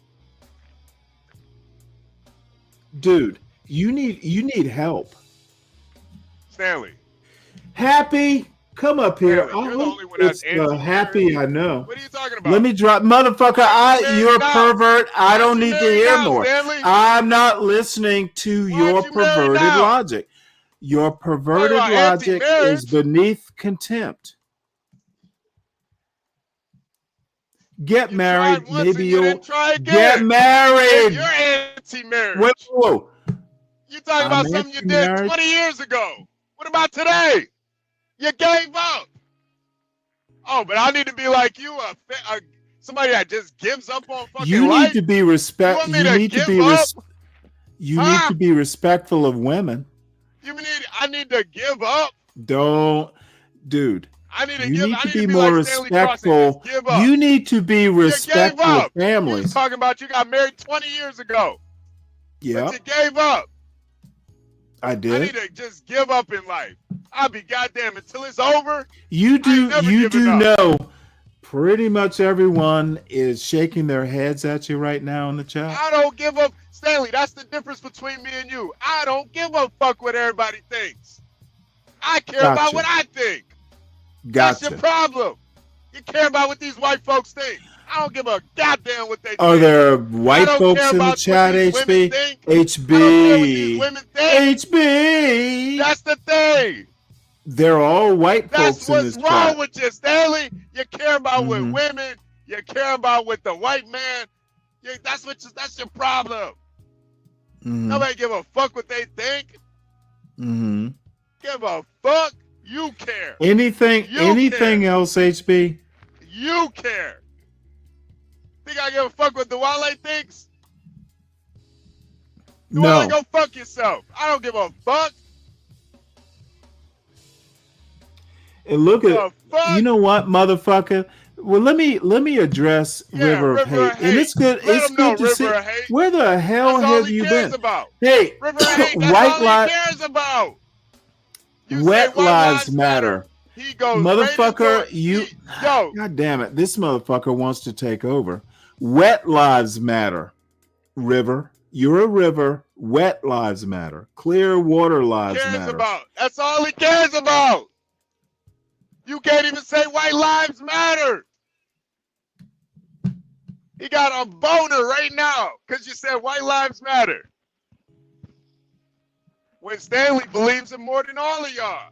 He believes white lives matter more than anybody up here. I think Mrs. Watson or Ms. Watson married, son. You says don't know it's what the hell better. I'm doing. We aren't You don't know white, what the hell I'm doing. HB. No, say it. Sing it, Kimmy. God We damn. aren't white. Motherfucker, can you read? We Exactly. aren't white, HB. Dude, you are hilarious. Bother you? Of course it bothers him, River. Oh, no. Of course it does. What bothers me Of is course your it shit. does. This motherfucker Of course it wants bothers to him. just be. Dude, stop being shrill. Of course it bothers him. Look at White him. lives matter. You got a Of boner course, right now because you said it. Of course, white lives matter. Oh. Except you're. It matters so much he got down on one knee. Except that's how much it matters to him. He loves the white woman. He loves white people. Loves Be Brave. You created Be Brave. Except gave him all River that of fucking time and attention. Be Brave ain't a woman ain't never gave Be Brave as much attention as you gave him. Fucking, you should be ashamed of yourself. God damn. You want his fucking autograph too? Can't stand you fucking fake ass pro-blacks. All y'all want is a fucking pat on the head from the white man. That's all you want. You sound so shrill. You put that fucking white man on your level, Stanley. You didn't actually did shit in your life. Accomplish shit. You made that white man feel like he could even talk to you. Cause you, let me unblock me, bro. Unblock me. Yeah. Fucking, y'all should be ashamed of yourselves, man. Fucking, all y'all niggas want to do is eat at the white man's table. That's it. Yeti, I'm yelling because I can yell. The fuck? Why is he yelling? The Yeah, fuck? I'm kind of asking that myself, Yeti. Can yell all I want to yell. All of a sudden, The it's fuck is going on? It's HB What's versus it to the you chat. if I'm yelling? It's HB versus the chat. What is it, We have anti-black to yell transitioned now? from Stanley versus A the nigga can't world yell? to HB Goddamn. versus the chat. Niggas And can't by do the way, shit. River of Hate. Can't River do of shit Hate. around you niggas. River of Hate, if you can possibly hear me off of this nigga screeching, you're not white, you're wet. Wet lives matter in your case. All it is jokes. That's all it is. Yeah, He's a motherfucker, goddamn it's all comedian. jokes. A white Nothing but a joke, motherfucker. He is the joke. You are the joke, Stanley. You're the biggest joker of us all. You're the joke. Jokes, bitch. You haven't even put it out there. Still worship worship at the altar of white River of hate. You still worship that Where white woman. lives matter. You still worship at the altar of white women. You like criticizing dead mothers and orphan children. This is Stanley right here. Okay, I understand your depravity. You like criticizing my dead wife. You go ahead and beat off to my dead wife. I bet when you painted that, you were imagining me and my wife. I understand that we are a model to you. We were a happy couple and you painted us. You painted our happiness. Thank you so much. Did you call it Stanley and wife? Motherfucker, send me, dude. I'll buy that painting from you. I will buy the painting. Black art. I'm making it with you in mind. Dude, you are so fucking I'm weak, making it with you in mind, Stanley. I want to encapsulate the mind of a fake pro-black and show them what anti-black really looks like. This is what it really looks like. Anti-black looks like this painting that HB claims he painted. It's Stanley and wife, the happy marriage that it was. And Polo HB couldn't get a wife. Stanley. Polo HB is screeching like the little hoot owl. Hoot owl. A hoot owl. HB hoots and more owl. Hoot. I could get a black wife without Hoot for wife. Y'all hoot in the chat for HB. Hoot. Motherfucker, stop being so. You can't. Hoot. Y'all hooty wife for HB. The H and HB stands for. The H and HB stand for hooty hoot. Stanley, this is how much you want to talk about baby daddy. Hooty wife was a baby mama. She was a baby mama, Stanley. Get the fuck out of here. Don't talk to me about none of that. Talk louder. I would never. Never. Motherfucker, you are going to lose this. This is Stanley versus the world, motherfucker. You are not in control. If you want control, go roast you a whole universal roast. Hey, Yeti Life, it will be tasty and fat. I painted it. Yeah, universal roast is tasty. Anti-black. Tasty. Universal be tasty, porky, and fat. Go get your meat. This is the that should be tasty on that roast. That should be tasty. This another painting I did. Tasty Jones. This another one. Tasty Jones, a fork from HB, and motherfucker, I can't talk about anything and get it right, John Galt. I don't even know my own name. I'm that nigga, John Galt. It don't matter my name because I'm that nigga. Not about to settle. I love this shit. I don't have to have a name because I'm a nigga named John Galt. Talk to me about wife and nobody else. Nigga, I don't need to know my name because I was born a slave. I was born a slave. I adopted the name John Galt.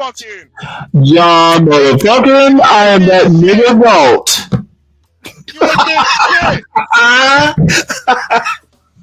The fuck? Are you crazy? Acting like you did something. Why can't I be that nigga goat? Pregnant and married a I'm that nigga That is goat. not. My name is nigga goat. Don't talk to me about no account. My name is nigga goat, and here my nephew, Pickaninny nigga. Oh, I'm a Pickaninny. Yeah. My name is Pickaninny, and this is my uncle. I am that nigga goat. Talking about. I'm Pickaninny goat. Talking about get married. No, this is getting boring. The fuck? You black like the crushed pepper. I guarantee you that. It's a crushed pepper black. Woman that already got. I am that crushed black pepper. I got too much pride. Raising no other man's kids. My pepper is crushed. Fucking punk ass nigga, you over there raising other niggas' kids. I don't need a name no more. Punk ass I nigga. be John Galt. I'll be damned. And this is my nigga nephew, Pickaninny Jones. Yeah, look at you, bringing up everybody else. Look at you. Yeah, look at me, motherfucker. Don't tell me about marriage. Look at me, bitch. This is you. Put all highlights on your defeat. To this day. HB, the Pickaninny at the altar of the uncle, nigga go. Pride. Motherfucker, you don't have any pride. Talking about why you ain't married, HB? Motherfucker, I said it. Now, see, this is the interesting thing. You never bothered to explain. Talk about it like you do. Motherfucker, I am your better. I am your better. Get used to it. Yeah. I am your better. I am your goal. Nah. I am your better, son. Get used to it, son. I am your better. I am your goal. Say it, bitch. Say it. I am your better. I am your goal. And not only did you marry a baby mama, you married a white baby mama. That makes it even worse. You couldn't even help a black woman out. Struggle, bitch. Couldn't even help a black woman out. Struggle, bitch. You'll never win this. It's not about winning. It is Stanley versus fake Negroes who can't talk loud, can't be married, and want to read Hitler. Integrity. I read Hitler, nigga. I read Hitler, nigga. You wouldn't be worried about I read Hitler, nigga. You wouldn't be worried about I read Hitler, nigga. Getting married was winning, but you didn't even consider. Motherfucker, anytime you get married, it's winning. That ain't motherfucker, winning. Not in my book. What That's not fucking hood did you come up in? That's not winning. Anytime you get married, nigga, it's winning. That's a fucking failure. Niggas win when they marry. That's a failure. Niggas win when they marry. A married nigga is a winning nigga. Your daddy didn't teach you that?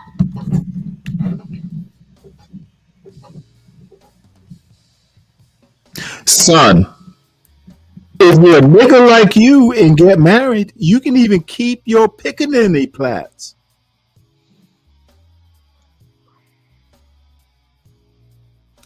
All right, well, that is done. So anyway, since I have gone on too far, following up this, really not. I'm sorry. He's got to talk more. Nigga hair. That's why you did it. That's why you're so hyper focused on my nigga hair. Yeah, you know what? Look at my nigga hair, y'all. I need to look go at my nigga and hair, get y'all. more beer since this afternoon. I don't hide and I bet if I get dressed and I go get more beer, this silly nigga will be talking when I get back. How much you want to bet? I don't want a white woman so I can whitewash my hair away like you do. You anti-black sellout. You fucking white woman simp. You still praying to that altar. To this day. Tired of you weak ass niggas coming up here simping. Tired of that shit.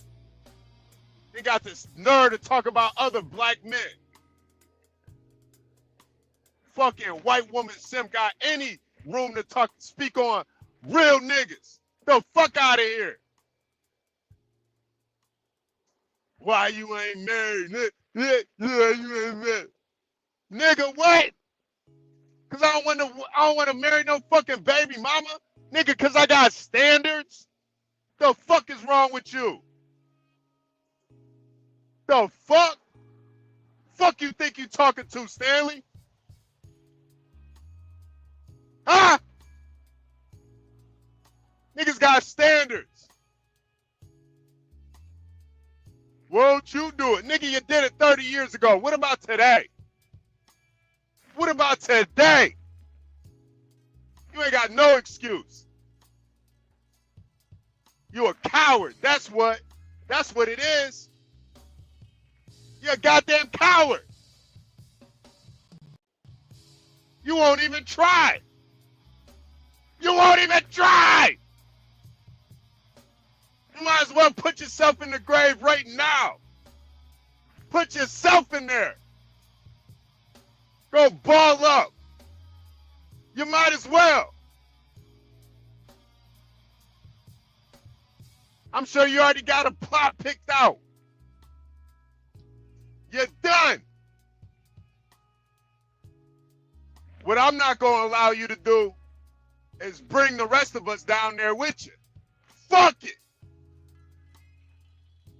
The fuck? You ain't bringing me down there with you. Nigga, I ain't never giving up. I'll never surrender. I will never surrender.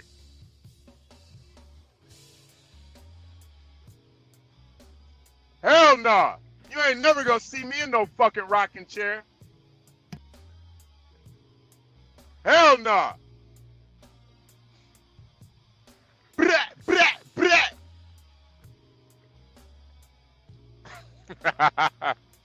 No. Humble's president. No. Listen. You want to talk about my fucking nigga hair? You want to talk about my nigga hair that I'm proud of? We could talk about how you don't want your son to have no nigga hair. We could talk about it. You want to talk about the proud black products black people got to use? Well, your son don't got to worry about none of that, Stanley. He don't got to worry about none of that. And you made sure of it. You made sure of it. You made sure of it.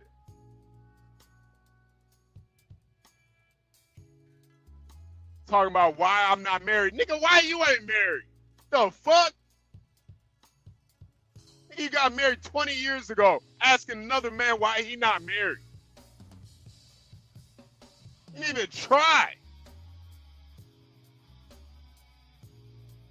Fucking nigga that gave up on life gonna try to tell me about life. Nigga, get the fuck out of here. Get the fuck out of here. Nigga that done gave up trying to tell me about something. You crazy? I never fold. I will never fold. The hell?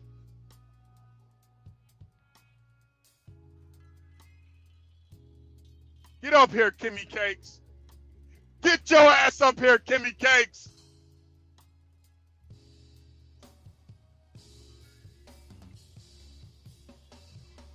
You gonna tell me this nigga gave up.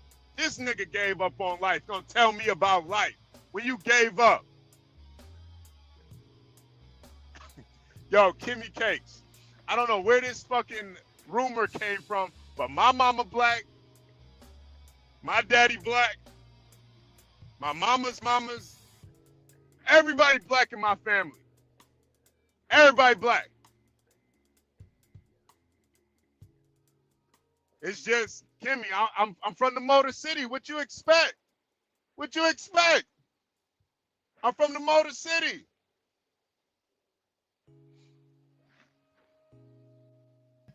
Hey, I just came back to see if this was still going on.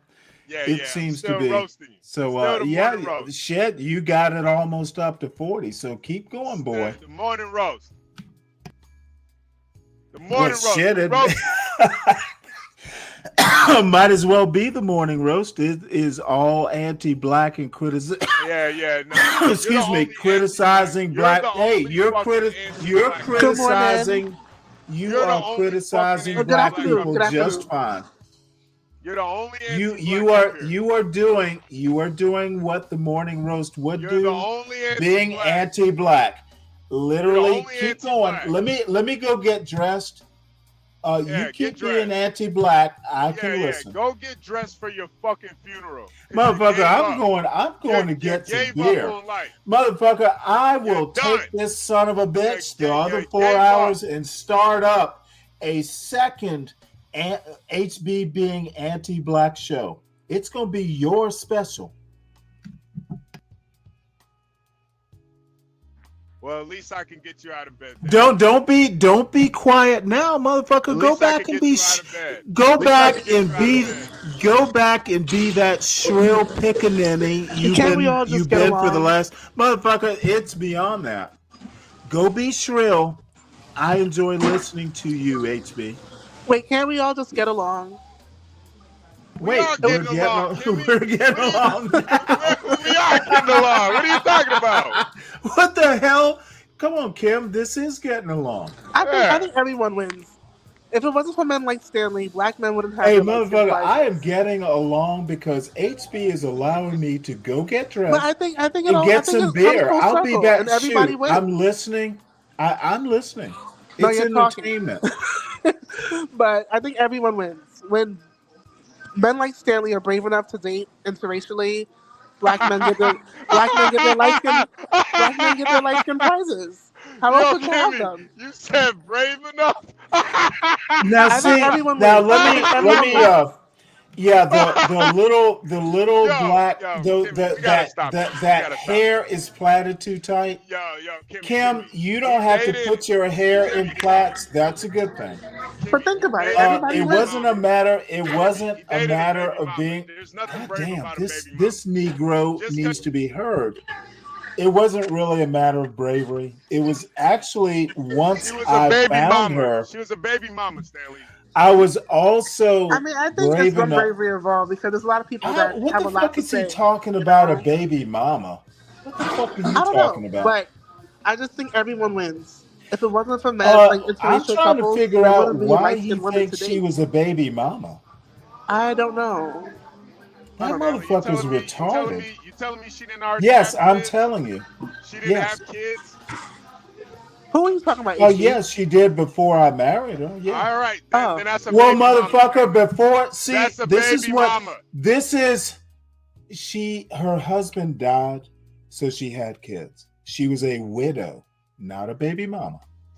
Oh, look at him. This motherfucker is seriously. Y'all see that? This when is when they're white, they're widows, but when they're black, they're baby mamas. Well, Y'all when peep their that? husband's Y'all peep motherfucker. Y'all peep Dude. that? Look at The it. woman's This is anti-black. Was she This actually is The woman's anti-black. her husband had died 14 years before. Look I met at her. him. Look at him. Making wait. excuses. Wait, hold on, HB. So when you met her, she had adult children or small children? No, they were mid-teens. So they lived with you and everything? Yeah. Oh wow, I didn't know that. Not saying I had to know that, but Well, there's a lot of things people like HB don't know. But what I will say, bingo, you didn't know shit. Bingo. Yeah, okay, I get it. You see how these black men worship. You know, everyone wins. HB. It was a difficulty. It was a difficulty, but you know what? They were Look at this. Look at him making all these excuses for her. Yeah, these black men can be mighty divisive to actual conversation.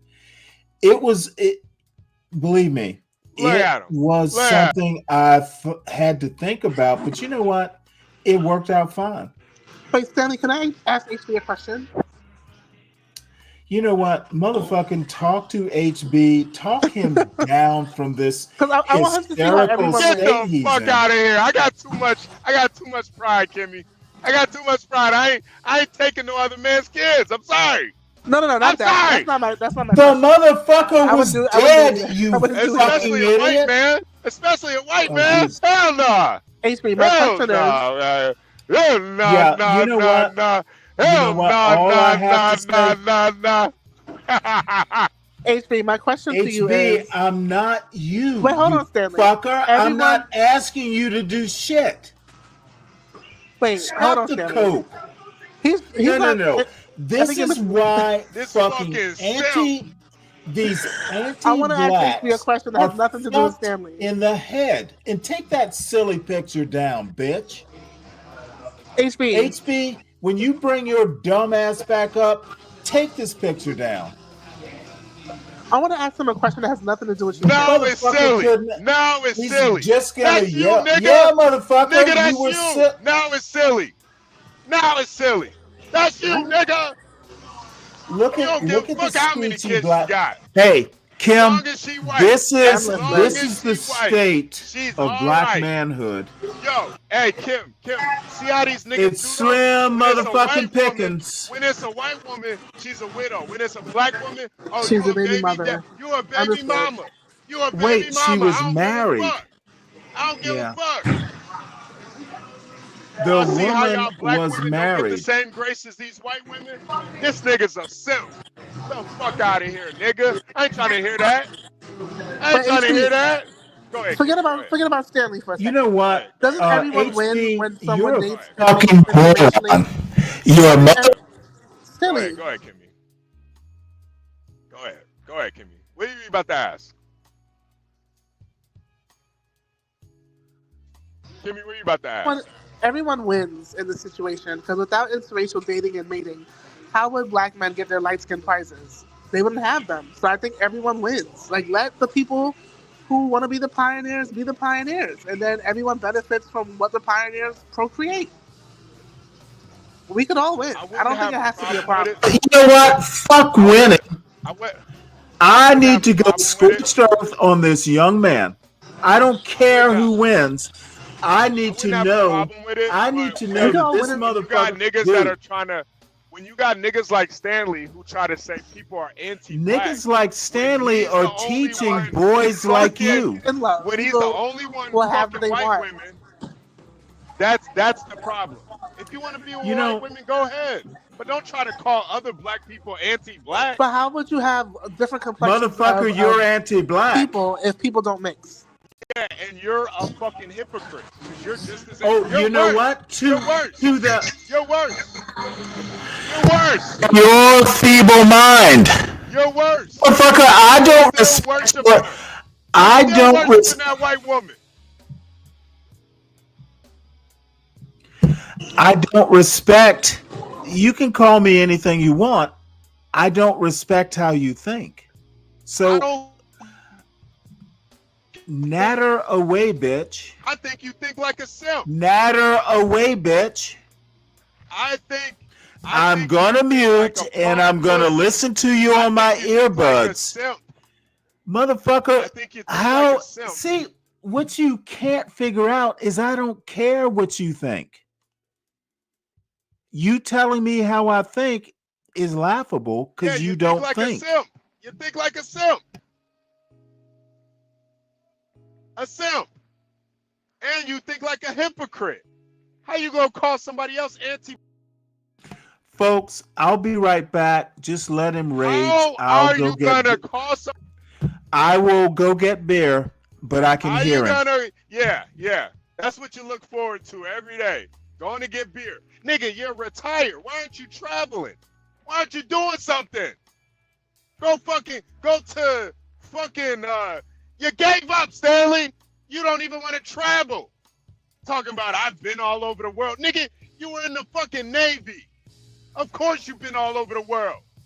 You're fucking retired. And you don't Hey, even then wanna dumb travel fuck. nowhere. Hey, dumb fuck. Then I've been all over the world. Okay. Do something. Of course, you were in the Navy. You traveled all over the world. Therefore, I've been all over the world. This motherfucker doesn't know how to think. Retired. Yes, and the only travel motherfucker. you do is to go travel for some beer. That's it. Yep. Good That's enough. it. Good enough, folks. Let him rant. Travel the world now. Travel the world now, Stanley. You don't want to. No, that's why I'm not traveling the world, idiot. Yeah, because you're a lazy nigger. That's why. Fuck. Hey, and I'm enjoying it. Yeah, now you forgot to nigga. You forgot to bring up the fishing pole in the pond part of the lazy. I am a drunk ass lazy nigger who fishes every now and again and gets on YouTube. I'm happy. That's all cap. I'm happy. You fish. Be happy for me, young nigga. You don't sound happy. You don't sound happy. Sound like a nigga that's in denial. That's what you sound like to me.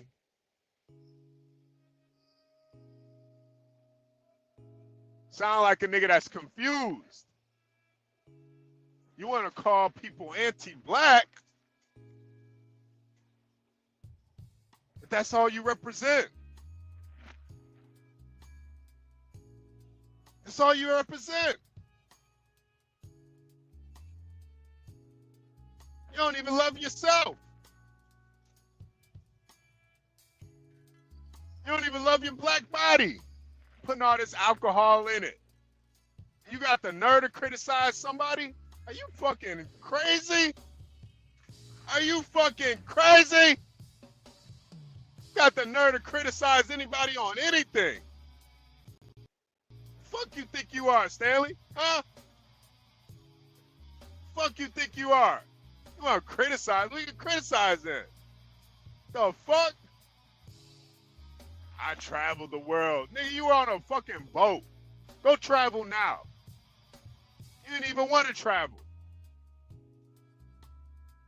All you wanted to do is be a little country ass nigga dating a white woman. That's it. That's it. Fucking, let me go get my fuel. Nigga, I don't need no fuel. I don't need no fuel. The fuck? Talking about anti-black. Why you not getting married? Nigga, you don't know what the fuck I'm got going on. But I damn sure ain't gonna kneel to no white woman. My mama was black, nigga. The fuck I look like? Fucking love my mom. The fuck I look like? Bringing a goddamn white woman home. Are you crazy? And then one with kids at that. One with kids. Oh, she's a widow. Whoa. How these niggas try to switch it up? Wouldn't dare take no black woman with kids though. Would not dare. Hell nah. See how these niggas do y'all? See how these niggas do y'all? They glorify that white woman. They glorify them. They glorify these white women, man. Go get married to a woman with a bunch of kids and got the nerve to criticize me why I ain't married. Nigga, because I don't want to raise nobody else's kids. The fuck? The fuck? Yeah, look at these niggas. The emperor, the white woman is God. A lot of you niggas think like that. See, Stanley just don't want to admit that's how he thinks. A lot of you niggas think like that. Oh, but we're anti-black for pointing out fucking little niggas, little YNs fucking up the neighborhood. We're anti-black. Do y'all see the fucking hypocrisy here? Do y'all not see this shit? But we gotta sit and pretend like this nigga is saying something that's groundbreaking. That's actually thought-provoking. We gotta sit here and powwow around this drunk old fool who fucking worships a white woman. We gotta sit here and act like he's saying something. I'm tired of it. This nigga wanna criticize everybody and their mama. Everybody and their mama. When you switch that mirror up on him though, this nigga ain't no better. Everybody and their mama. It ain't no better.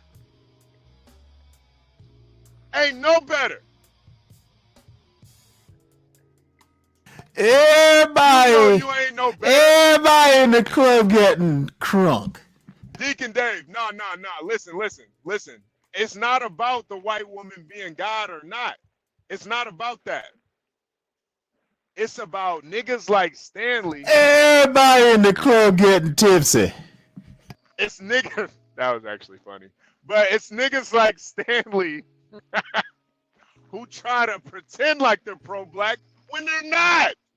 All they can do is criticize niggas for having. I never said I was pro-black. See, That's all they can do. I'm not pro-black. But you want to call people out for being anti-black, right? Y'all are anti-black. Yeah, for calling out bad behavior.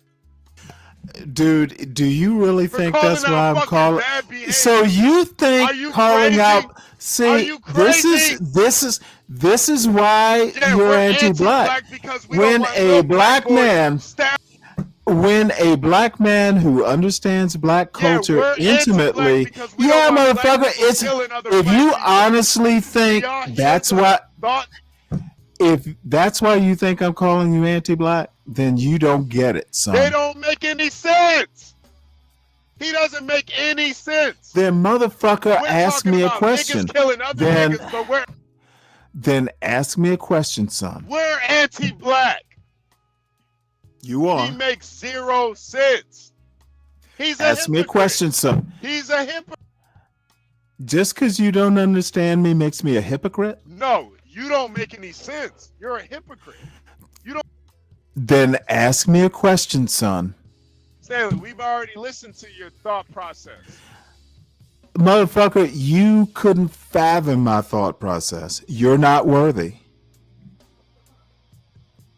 We know how you think, Stanley. Dude, you couldn't think yourself. Dude, I'm listening to you think. You're doing it in a rant.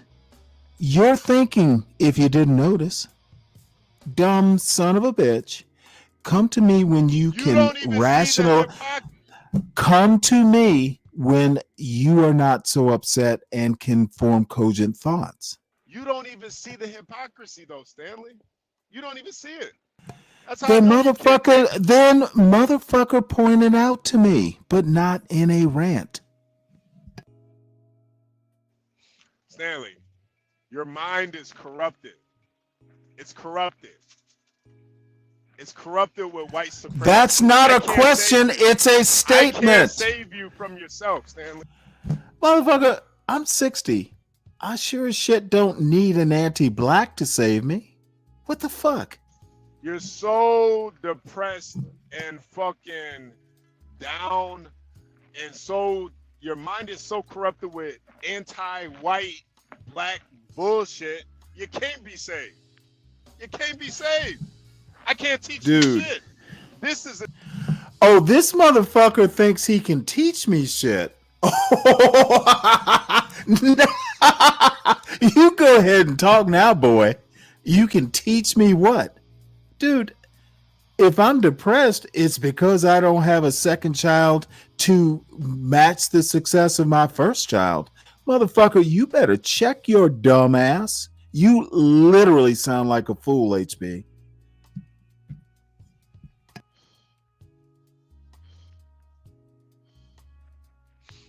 Yeah. Why don't you have a second child, Stanley? Why don't you? Because I couldn't get it up. Well, now we're getting somewhere. Now, if I was 60 and my dick didn't work, I'd probably be pissed off too. I'd be mad at niggas too. HB, I've told you. Hey, I've told you why. So you're admitting that your dick doesn't work. All right. No, I admitted know that I my didn't even wife know and that. I actually had Hey, comments. chat, doesn't this? I admitted that both of us were over 40 and we didn't want Doesn't to this tempt. make a lot? See, a nigga making a good decision. See, motherfuckers like him want to just have babies wantonly. We were both over 40 and it was tempting fate. We got a perfect child. My son, oddly enough, it was a home run. You said your dick doesn't work, Stanley, right? That's exactly what I said. Okay. All right. So this is why you're so angry all the time, focusing on what black men are doing with their dicks, right? That actually makes a lot of sense. This is why you're focusing on, oh, you a baby daddy. I know you wish I was a baby daddy, don't you, Stanley? You wish I was, but nah. Wait, I called you a baby daddy. What the fuck are you talking about? You just said I want to have kids indiscriminately or some bullshit like Well, that. that was a joke, HB. It's not the same thing as one of them niggas. no, I'm motherfucker. not one A of them joke. niggas. A joke is not calling you something from the mind of a nigga. I can put you in the category. You see this white woman up here? You hate your fucking self. You hate black Oh, you people. mean my hate white wife? people. Yeah, that. You're Yeah, she was You're pretty the like fucking that. anti-black She is what I'm actually talking about. had that kind I of could put you in the strawberry blonde category. hair. Oh, motherfucker. My wife actually had roughly that color hair. Worship white So women. you got. I love that worship you got that. I love that your artistic ability imagined what my wife looked like without ever worship seeing a them. without ever seeing a picture. You saw the kind of white woman I was with. Thank you. Can I have a copy? Motherfucker, you need to get a grip, HB. I told you this is gonna be antiblackart.com. Just give me a second.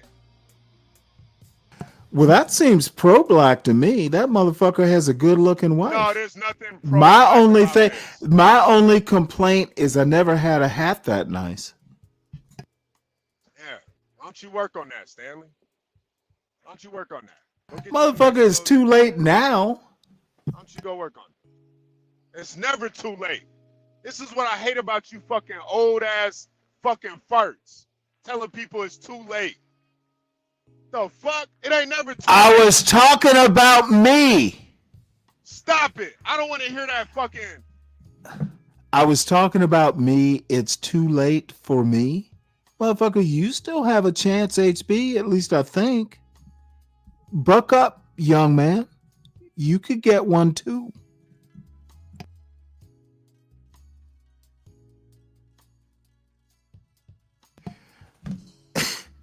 This motherfucker is yeah. Honestly, one day we will get to the question I wanted to ask you, Kim, but this young man is on a rant and I understand his frustrations. Oh, there he is. Yeah, no. You're the only one frustrated. Your dick don't work. You admitted it. You broke dick. Do you really think I'm going to talk my... This motherfucker thinks I'm going to talk my dick on a panel. This dude, don't make me ask you why you don't make me ask. Don't make me ask why you care so much about my ED. Nigga, you the one that told me. Motherfucker, you are an ED. I didn't ask. When? I didn't ask. When? You fucking faggot. I didn't when, ask. Motherfucker? I think you're making it up. I never told him anything like that. This motherfucker is fantasizing. Look at him. He brought up his broke dick and now he wants to blame me for it. You fucking faggot. I didn't bring it up. Oh, whoa. See that gay shit? I'm blaming you for what? You brought it up. Oh, you are a perverted motherfucker. I'm blaming you for what? You brought it up. Tyrone, who brought it up? Dude, I will never bring up my dick and wonder what you're thinking about it. You're gay. Keep that gay shit out of here, sir. Oh, wait, Tyrone's here. You can talk it with him. You brought it up, Stanley. You brought it up. You brought it up. I didn't bring that shit up. I said, why don't you get another kid? You said because your cock doesn't work. Okay, so why don't you get another kid is equal to you having penis envy about me? Yeah, my dick is bigger than yours. Stanley, this isn't about that. You said it doesn't work. Well, wait, hold it. It's not about my dick being way bigger than yours? Okay, what's it about then? What is, motherfucker, it works very well. It's bigger, therefore it works. It's bigger. Why would you say that? That was in your dream last night. Stanley, stop dreaming about my... You literally just said it. I need you to stop wondering about my plumbing, sir. Yo, Stanley, you're a fucking faggot, man. You literally just said it. Quit being a little pussy. You just said it. Whether how can I be a pussy? How can I be a pussy when we're talking dicks? Therefore, you have no fucking clue what you're talking about, son. Stop being frenetic. You're being hysterical. Nah, you're a fucking faggot, Stanley. You just motherfucker. You better take a hormone pill or take some testosterone. You need to get your T. You need to get your T levels up, sir. You just said it, Stanley. You just said it. You just heard it. I didn't say it. Okay, all right. Now this fucking lying faggot is just lying. I'm out of here, man.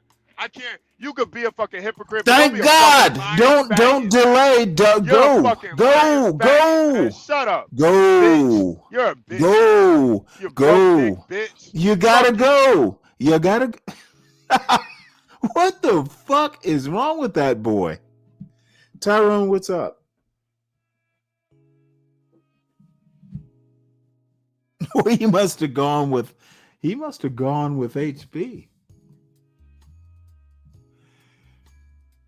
CK, I have no fucking clue where all that came from, but please make sure you hit the like button, folks. You can only get this anti-black rage on this channel and in similar channels, but the best anti-black rage, the vintage black rage, only happens on the John Gall Urban Landlord channel. It is chef's kiss anti-black. It doesn't get better, folks.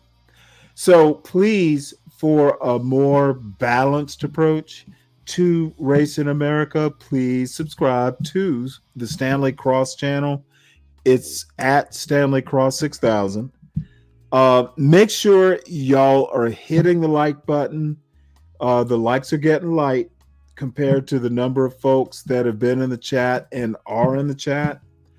Tyrone, I have no clue why you're silent. What's in your mouth? I'll just ask that. There was something else. If T is in the channel, make sure you hit the Child Listen podcast. It's a must.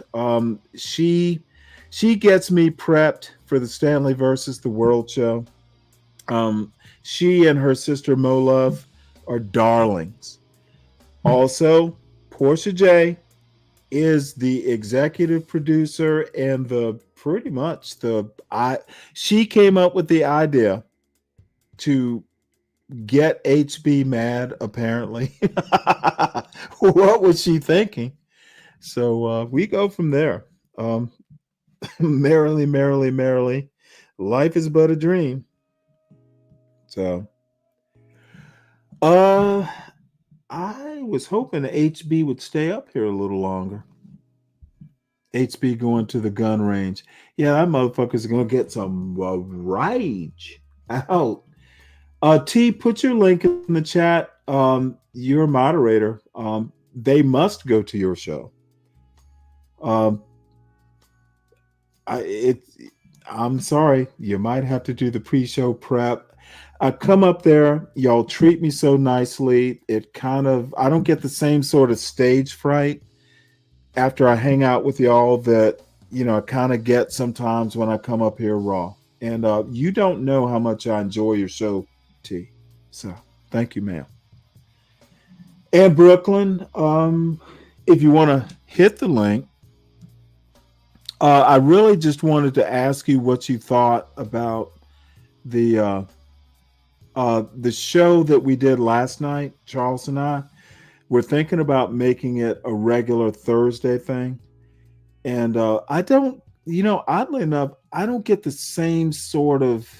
It's easier when I talk to someone who knows American politics. I get preachy about the stuff he doesn't know. And, at least an American who's into American politics, I can push back and not feel guilty. I think that's what I'm feeling. I'm feeling white guilt for telling Charles he doesn't know shit about American politics. And I almost said that, but thank God I did not.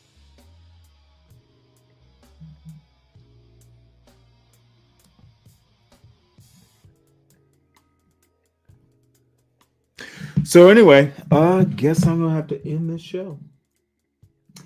Really, Brooklyn? You thought it was... Charles and I have known each other for a few years. So, I used to just get mad at him. But we're friends, and actual friends. So, as long as you don't think I went too far, because let's admit it, I'm an asshole, and I can be a little pushy. I can be a little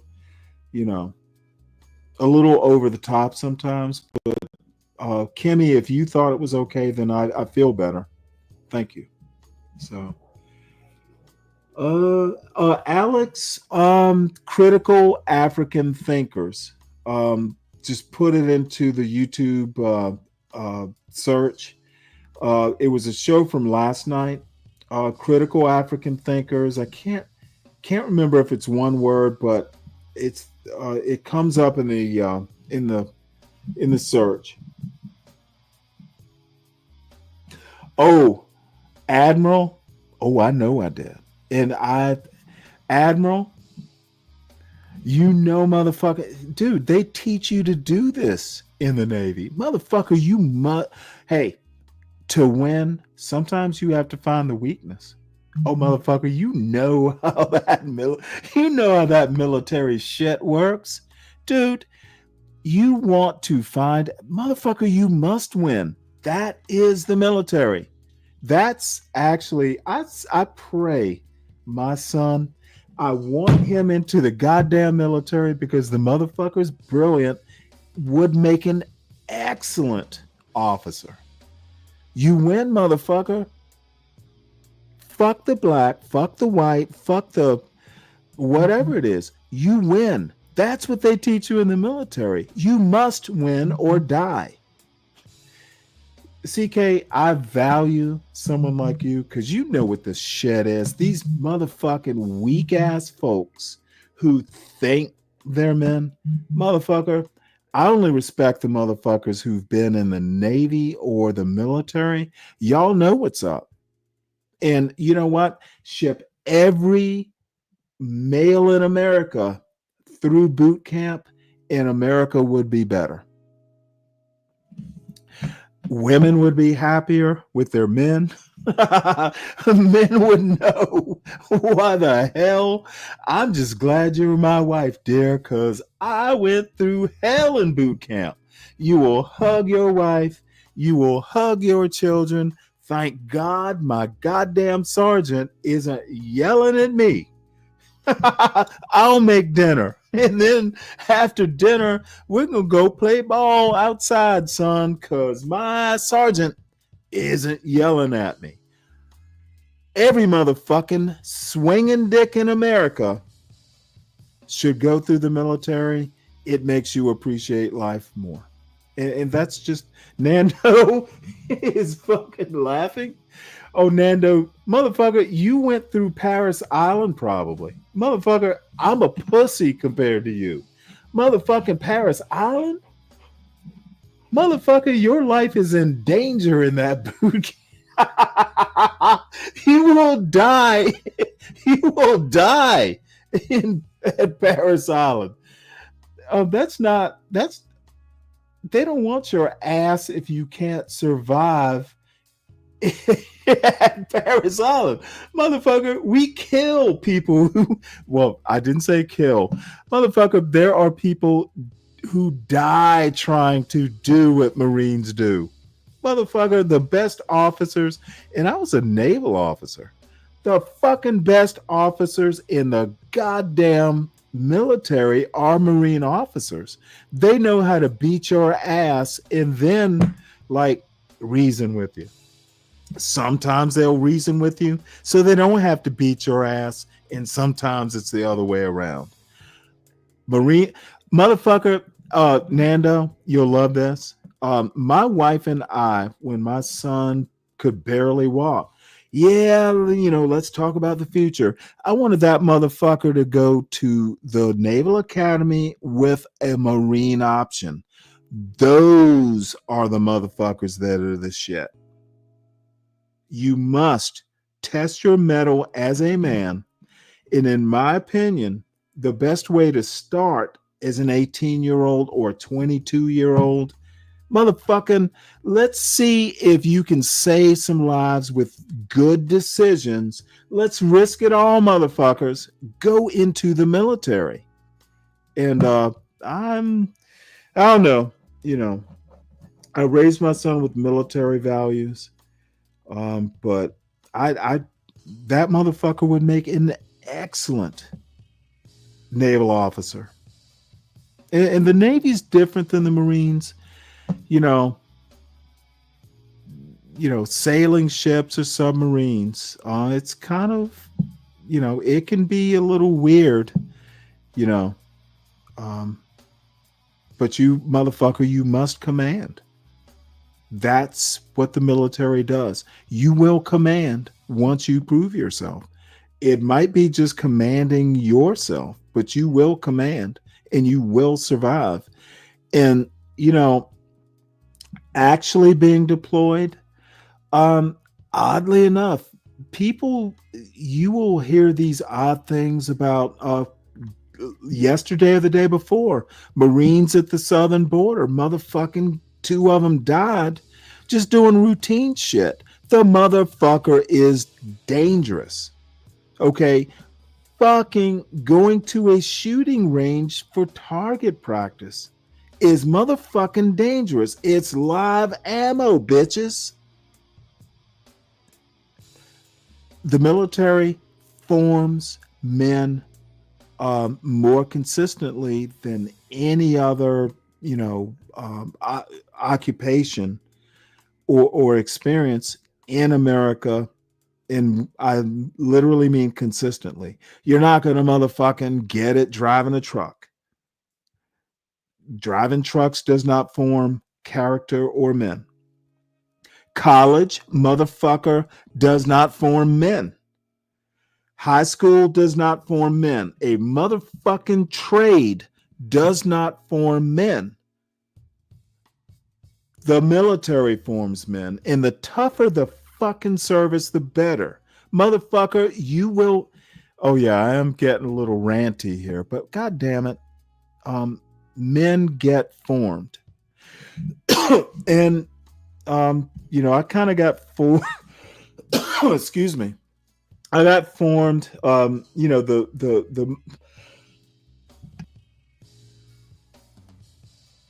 The month that I left my ship for the last time, a week later, women came aboard that ship.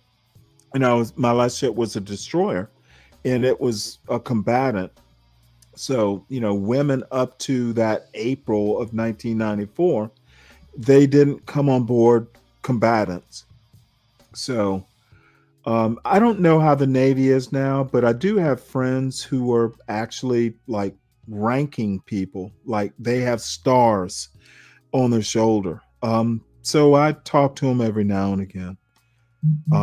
Anyway, I this is going way too far, but I hope the CKs and the Nandos understand where I'm coming from. Motherfucker, men get forged in steel. Even if you don't you're not in a hot war, just like being in the middle of the goddamn ocean on a platform, if that shit catches fire, you're on your own. Motherfucker, if you are in the middle of the Atlantic and you have a major fire on the ship, who the fuck's going to come and save you? You better save your ass yourself. Nobody's coming to get you. You don't think about it day to day, but that is the reality. If you are out on a firing range with live ammo, motherfucker, anybody could fucking crack and shoot up that range. If you are in, dude, and it chaps my fucking ass when there are people who are not forged in fire telling me, well, Stanley, you ain't black. Stanley, you're weak. Stanley, your voice is soft. Stanley, you read books. Motherfucker, I've done some shit and made some goddamn decisions in my life that would make your fucking ass pucker, truck driver.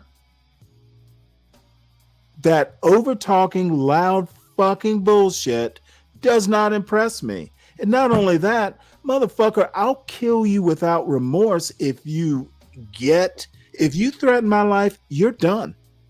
Dude, little soft ass Stanley will fucking kill you.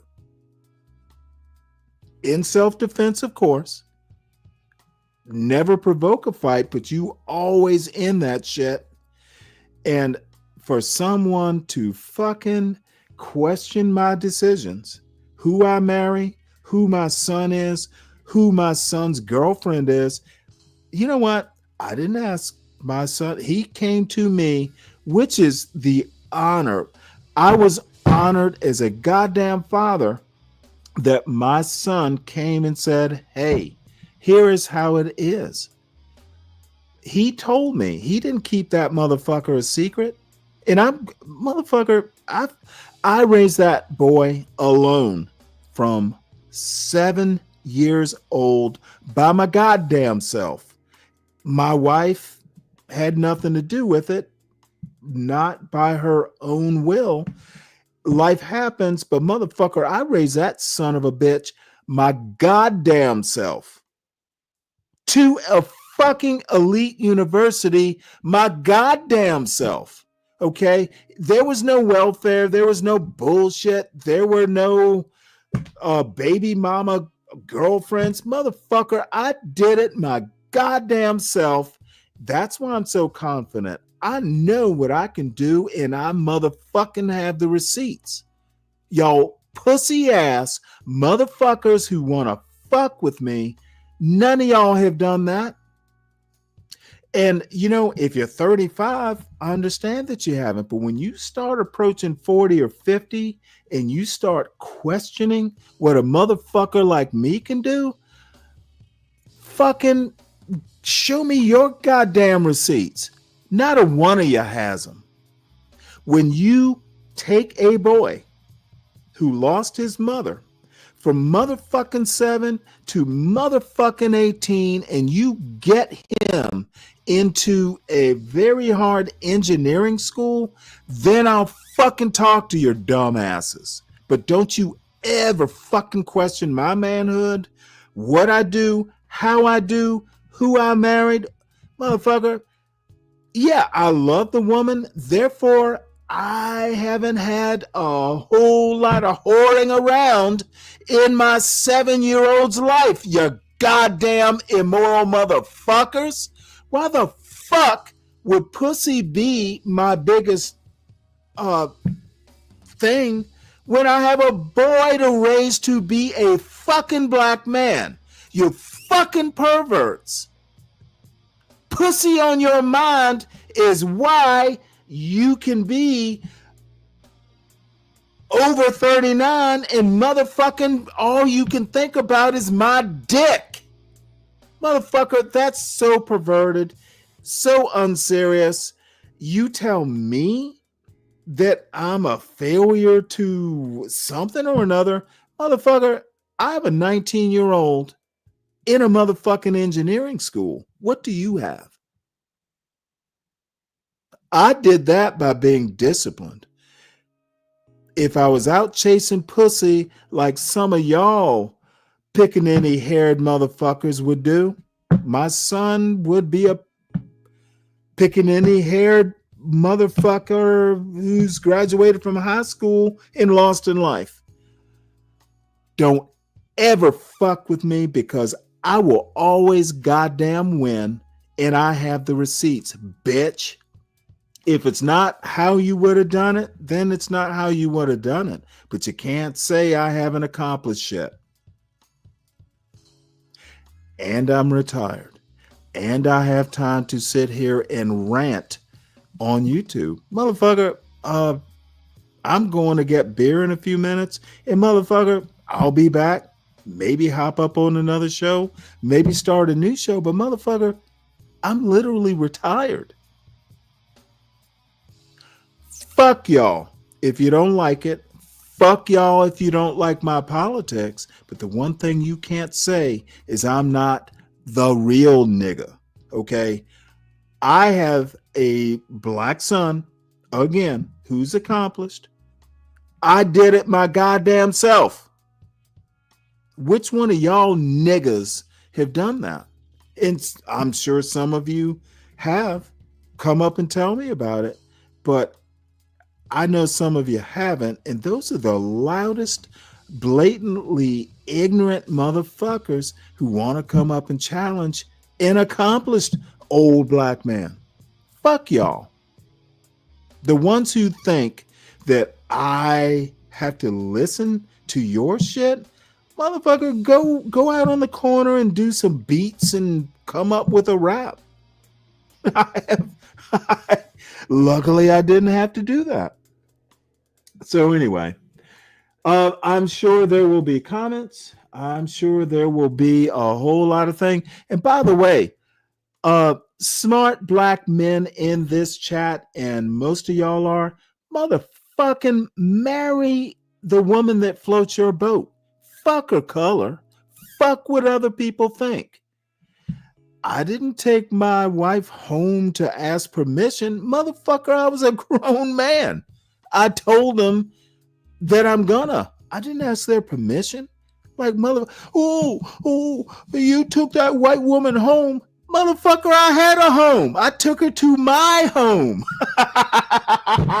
Motherfucker, I wasn't living with my parents. Why would I take her to my parents' home? You dumb son of a bitch. You can't think, apparently. I met my wife at 38. Why the fuck would I had a home to take her to? My parents didn't live at that home. They had their own home. Sometimes you get that hair plaited too tight, and apparently it interferes with your thinking. Motherfucker, I'm a grown-ass man, have been a grown-ass man for about 40 goddamn years. Dude, when you are in my shoes, you can talk some shit, but I might be dead by then. Motherfucker, I don't have to travel because I've been some places and I live all country and shit. I enjoy it. The trip I want to take is down to the goddamn fishing hole and catch some fish, motherfucker. I can afford my life. That I don't travel, motherfucker, I'm not your age. The shit hurts. A 19-hour trip to motherfucking Tahiti, it's gonna take me a day or two to motherfucking walk. I don't travel because I'm old, bitch. The time to travel is when you're young. Dumb fucks don't understand how to critically think. And dude, it was such a dumb question. Y'all learn how to ask better questions and think before you ask questions. Life will be better and I won't have to shit on you. So I am going to end this. Yeah, motherfucker, Alex. I'm an old ass. And, you know, people get old.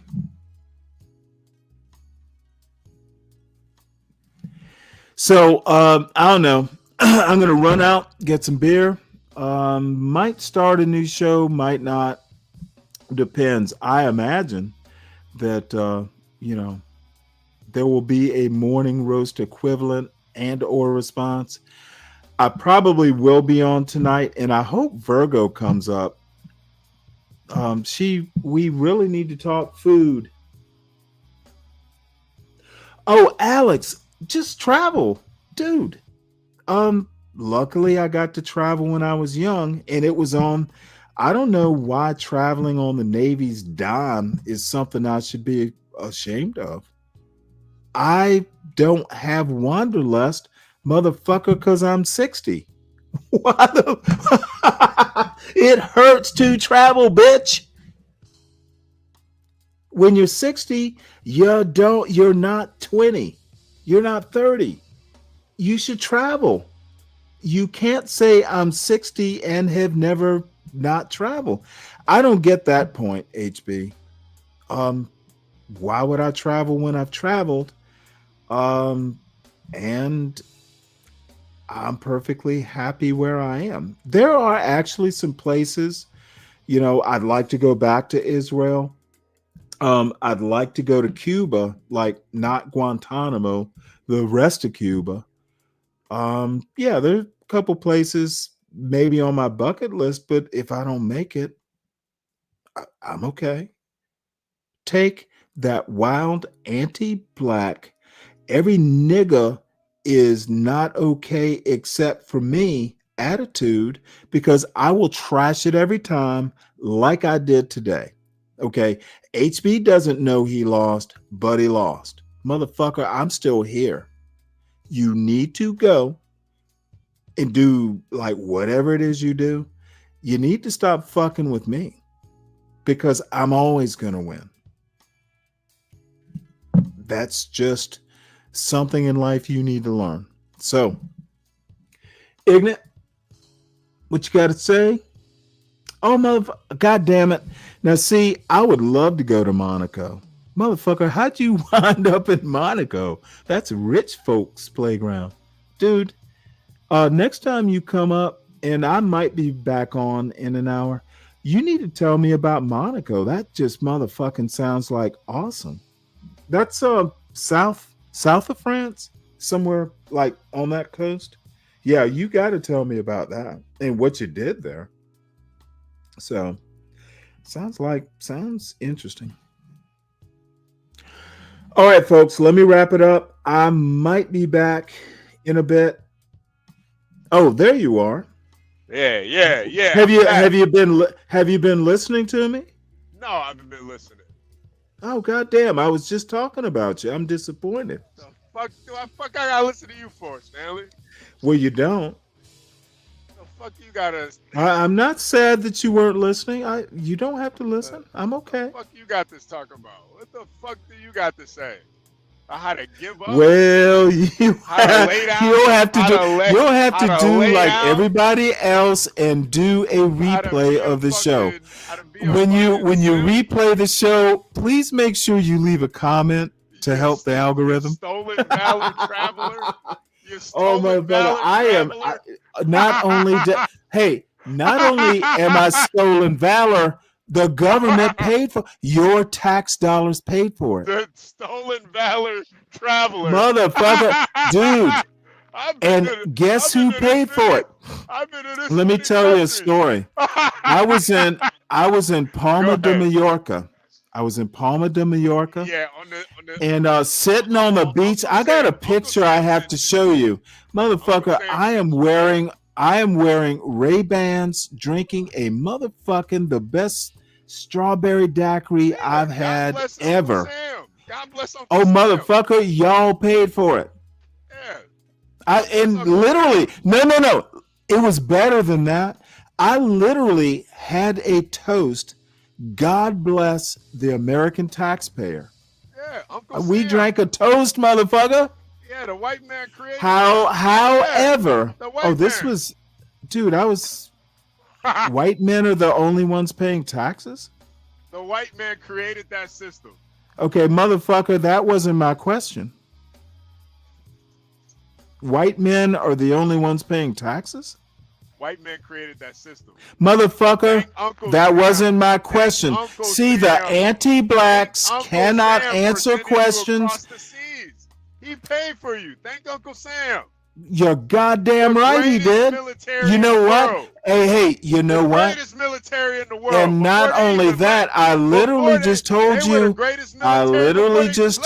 we gave a toast. They were already the greatest military. We toasted your Lord and Massa. Before they let niggas like you in. We toasted the Massa. What you complaining about, HB? We toasted the Massa. Why When you they used to say complaining? niggas couldn't see in the dark, they were already the greatest military. So in the anyway, world. the rest of Already. my story. Already. The rest of my Talk story. about how you traveled thanks to Uncle Sam.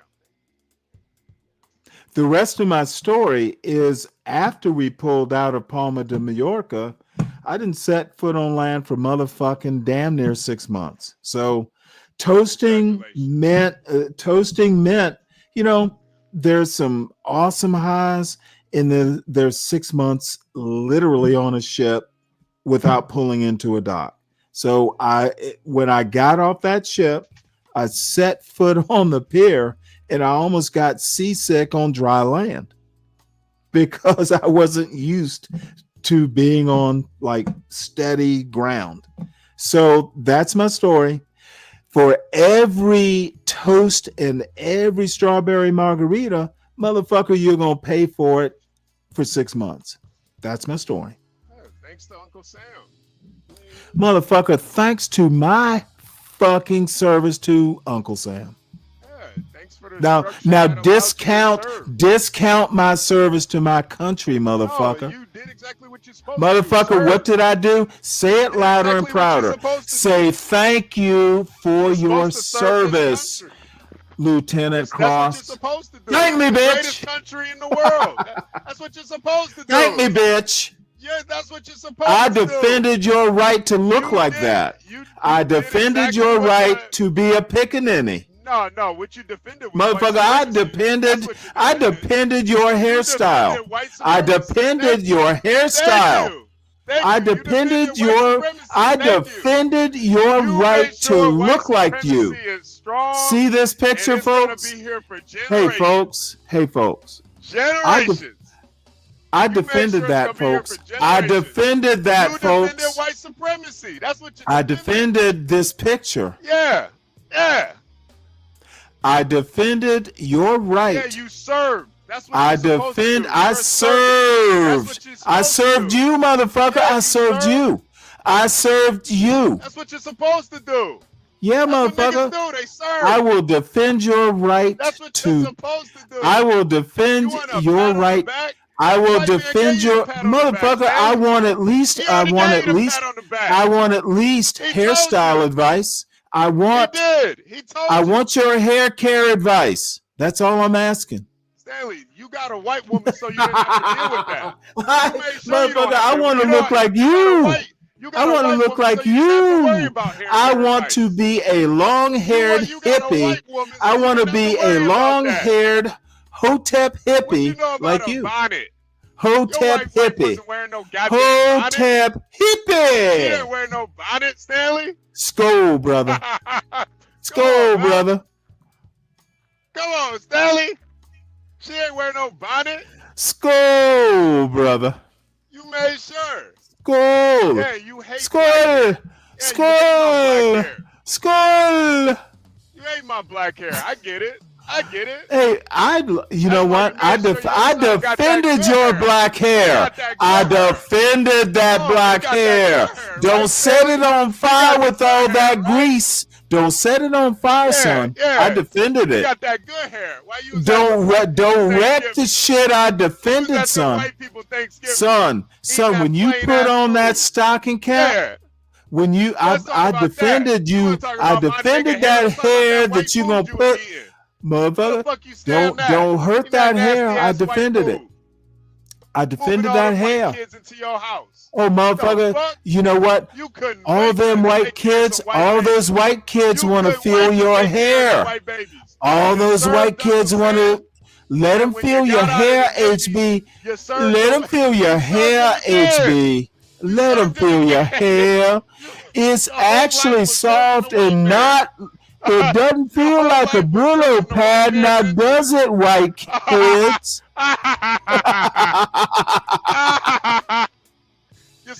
See, it's soft. It's soft, white kids. It's soft, white kids. Yo, Stanley, what'd you get the I swear, it does not feel like your mom. It does not feel like your mama's Brillo pad. What do you even get a white kid for Christmas? What do you get them? What do you buy them? You didn't buy them Jordan. Well, can I tell you what? Can I tell you what? Well, motherfucker, give me a chance to tell you. Can I tell you? See, you don't want to know the answer now, do you? Let me tell you the answer, HB. Can I tell you the answer, HB? Go ahead. Motherfucker, you get your wife and the mother of those white kids to say, hey, your stepfather bought it for you. Motherfucker, I didn't do shit. I told her to do it. I have no clue what they want. There's your answer, HB.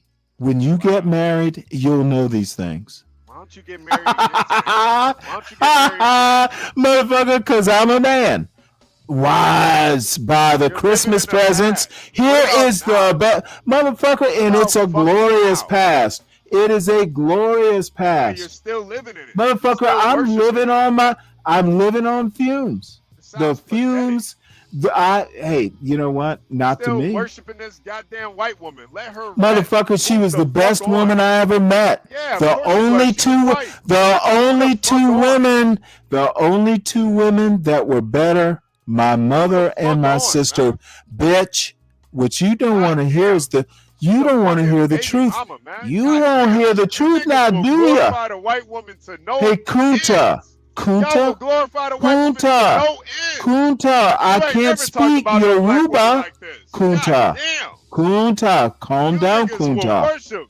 Calm down, Kunta. You sound mad. Jesus Christ. Calm down, Kunta. Jesus. Kunta. Y'all niggas will worship that white woman. Kunta, you sound like an angry black man, Kunta. Don't let the massa hear you. Don't wake the massa up, Kunta. Kunta. Don't wake the massa up. You know what happens when your massa wake up? When your massa wake up, you might get whipped, Kunta. Kunta, good. You have calmed down. You were a slave to that white man, though.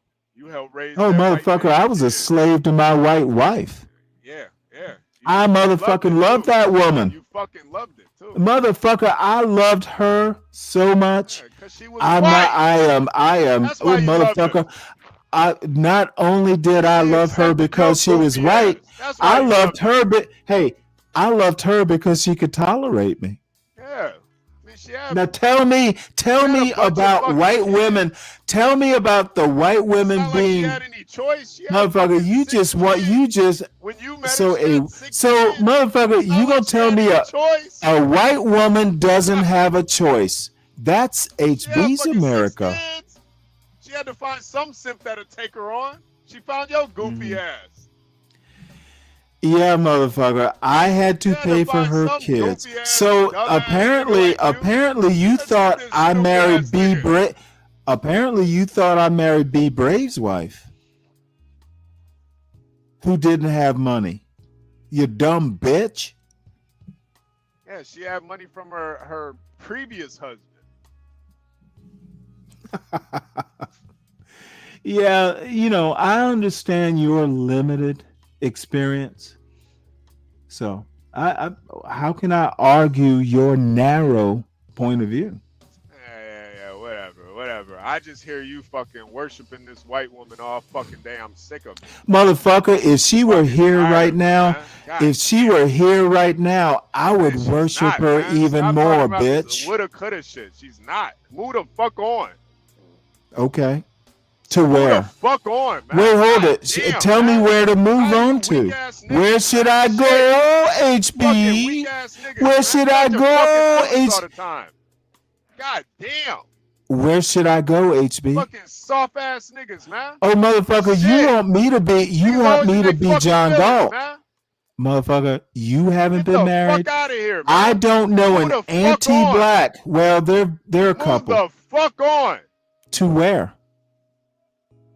Acting like she was fucking Mother Teresa. You married a baby mama. She was Mother Teresa.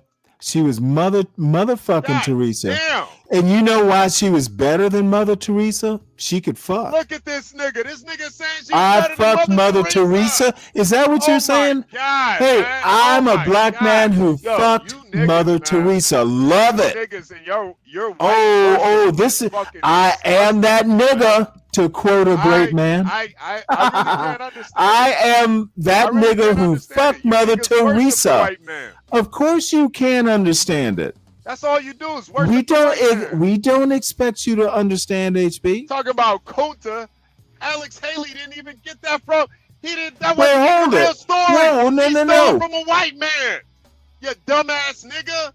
Hey, motherfucker. Talking about Kunta, that wasn't even a real story. Why do you think I call? Okay, You see, dumbass nigga. see, this is CT level. CT would have a lot to say about you. Get off CT's fucking dick. I don't give a fuck about that nigga. I called you Kunta. I called you Kunta, motherfucker. You want to bring up everybody else? Who was I talking about when I said Kunta? Just you. Who was I talking about when I said Kunta? And your white woman worship. Oh, motherfucker, I would fuck the dude. Say the white woman is You God don't and you know. believe him. You know what? I've experienced You it. believe him. Yes, I do. Treating her like she better than Mother Teresa. See, because unlike CT, yeah, I said it. Now let me explain. Oh, absolutely, I am. I'm weak for my white wife. God damn. And you know what, CT? Yeah, look at you turning your gain up, turning your volume up. I gotta overfuck your dumb ass. Turn this volume up. Yeah. Let me turn my volume up real quick. You pussy. Motherfucker, you can't hear otherwise. Move the fuck on, man. My voice needs to be louder than that minstrel laughter. Go do something. I need to be able to call you a minstrel, and you hear me call you a minstrel. Live in the past. You're scared. Absolutely, I would. You want to live in the past. Yes. You're a coward. Yes. You did all that just to Absolutely. give up at the end. Motherfucker, okay. You're fucking wait, hold it. Did I say you were wrong? How you give up at the finish line? God What finish line? Tell me about the finish line, Bachelor. Tell me about the finish line. Uncle Sam's See, you're non-married anti-blacks don't. You don't. Why would I? I met the perfect woman. I literally met the perfect woman. You don't even want to meet anybody. Nope. And motherfucker, you just don't get. You just don't get it, do you? You just do not. Let's not talk about it. Let's talk about. You know what? I'll talk to you. Want to hold this bitch down? You're here. Maybe you can hold this down while I go get. Let me get a refresh. I'm sorry. What? Crazy? You crazy? That ratchet ass woman. What ratchet ass woman? You wanted to meet up with that ratchet ass bitch, man? Are you crazy? Hell yeah, I'd have fucked the shit out of her. Dumb ass. Nah, I doubt it. You crazy, Stanley? The hell? CKJ, what do you mean about morals? What are you talking about morals? See, hey, CK, he's asking you that question. Maybe you can teach him something because I can't. What are you talking about morals? Oh, by the way, DiCaprio. A white woman talking about anti-black. Oh, motherfucker, you're totally anti-black. But DiCaprio. Let me thank DiCaprio, please. DiCaprio, I totally appreciate how you support Stanley versus the world and me. Much appreciated, my friend. Much appreciated. Yeah, thank you, DiCaprio. Thank you. We appreciate all you guys. I'm just tired of being fucking nice. Well, stop being nice. Don't pretend. Being fucking nice. Be a man. Be a man, and hey, be yourself. Be yourself, brother. Be yourself, brother. Fuck out of here. Brother man. Be yourself. What about now? Motherfucker, I'm 60.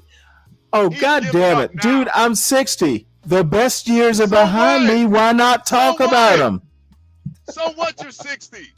Roller skater Texas girl 58 out here doing backflips. I don't hear her knocking on my door. When she knocks on my door, when roller skater does, if that's your yes, excuse, just go to hospice. It will be my excuse. Go to hospice now. I'm 60. Oh, motherfucker, I was just in hospice. Yep, it'll be okay. Fuck right. Go eat some fucking applesauce now and Jello now. Since you already gave hospice up. Is nice. I've seen hospice. Well, go to hospice. Stop trying to be Will they have Bud Light? Motherfucker, I am the moral arbiter. You don't even live life to give any type of criticism. Wait, hold it. You gave up. You gave up. I don't live your kind of life. Go do something. At least go out. Motherfucker, I'm doing. Hey, talking to you. Obviously, folks, talking to HB is nothing. He tells me to do something. I would think talking to you would be something. It's not. Gotcha. Well, I love how I love your self-deprecation. We're just helping people get through their day. Speaking of that, make sure you guys hit the like button, subscribe if you're new here, and if you want to help sponsor me shit on Stanley, motherfucker, support Portia. HB2N. Hit the cash app. Portia is responsible. I will shit on Stanley for the rest of as long as he's alive. I will shit on Stanley. Hey, you know what? Hey, I deserve it. You put yourself out there. People are gonna shit on you. That's life. My whole thing is, why'd you give up? I've given up, HB. Have I? Have I really? Yes, you really did. Mm-hmm. I think you're a coward. I think that's why you gave up. Yeah, well, you know what, HB? I respect your opinion on a lot of things, just not this thing. You're a fucking coward. I am. I'm 60. That's why I can't date anymore. Now you're scared. That's what it is. You want to judge motherfucker, the way y'all describe black women, motherfucking yes, I'm scared. Now you want to blame us. When I listen to you, Now you want to blame when us. I listen to you I don't have and a problem fucking with black women. Deacon Dave who and the fuck the you're talking Nibba about. and I don't Daggle know who the expert, fuck you're talking Nibbles about. and I Daggles, don't have a Nibbles and problem with black Daggles. That's all I hear I from don't have a y'all problem with black women. anti-blacks. I don't know who the Y'all fuck you're talking hate about. black Do I women. look like conservative to you, nigga? Yes, Do I look like conservative to you? you do. I don't have a problem with black Sometimes women. you sound like him. The only difference between am I gonna have to turn this up again? That's my problem. There are great black women out Motherfucker, here. you got more problems than that. There are great black women out here. Oh, say it again. There what? I said there's great black women out here. I'm tired of niggas like you that worship white women. You mean fall in love? No, I mean worship. What you want is, oh, I'm in love. I'm in love with you. You know what? Actually, you bring up an interesting. Hold on one second, because you actually bring up a good point. Which, when you criticize me for what I did, go back and think about Martin Luther King and his ultimate end. There's a point I'm making. Let's see how much you know and can you put two and two together.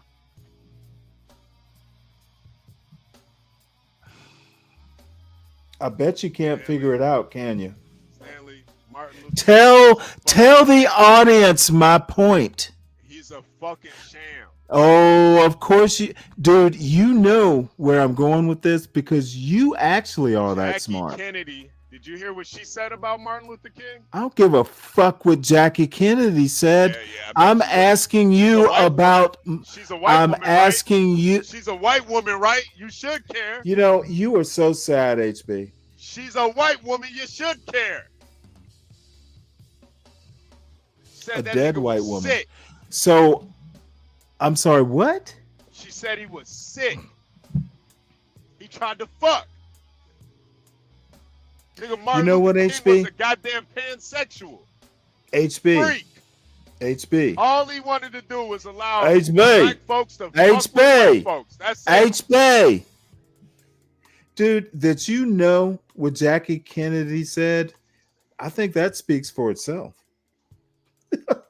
Dude, you are an expert on white women, on what white women say. No, Thank you. honestly, Thank you for that bit of I wisdom. respect first ladies. Unlike you, Motherfucker, I you respect the first respect lady. you I respect respect first ladies. white first ladies. Cause I'm motherfucking sure you don't respect Michelle Obama. I do respect Motherfucker, no you don't. Man, You fuck you. fucking Fuck liar. you. No, you're a fucking liar. I respect Michael, how many times have I heard you disrespect Michelle called her Obama? Michael. Man, fuck Yeah, you, you Stanley. did. I never Motherfucker, you're the called her first Michael. person I never called I her remember Michael. the first See, time I heard it. This is what you niggas do. All you niggas do is lie. Oh, That's so all you now I'm a fucking nigga, niggas right? do. Oh, That's all you fucking niggas do is lie. HB respects I never Michelle called her. Obama. I never called her don't no call fucking her man. Michelle I never Obama. called her a man. I call her Fucking lying First ass Lady Obama. I said Motherfucker, that you are Obama so would never won the anti-black. election without her. I don't. You are I so said she anti. don't owe Obama You shit. are so anti-black. I don't even have to prove it. Yeah, people, you're a fucking lying people ass just as nigga. That's you what are you so You gotta anti-black. lie just to I prove don't a even have point. to. I don't don't have to. If I don't have to lie provide, like motherfucker. I don't have to provide evidence. old They clown. know You you. don't even know They who's know you. Just because some of these This niggas get up here and chat. disrespect her doesn't mean I This do. chat knows your ass. Now you're blaming it on the chat. Yeah, Stanley, you're a Oh no. you're I'm pathetic, complimenting the chat. They're not even asking if you respect Michelle Obama. They know the answer. I don't speak down on Michelle Obama. I actually listen to You her are so motherfucking I actually anti-black. watch her They're content. not. Do you? They You watch her content? I actually watch it. You respect her to do what? Talk to John about it?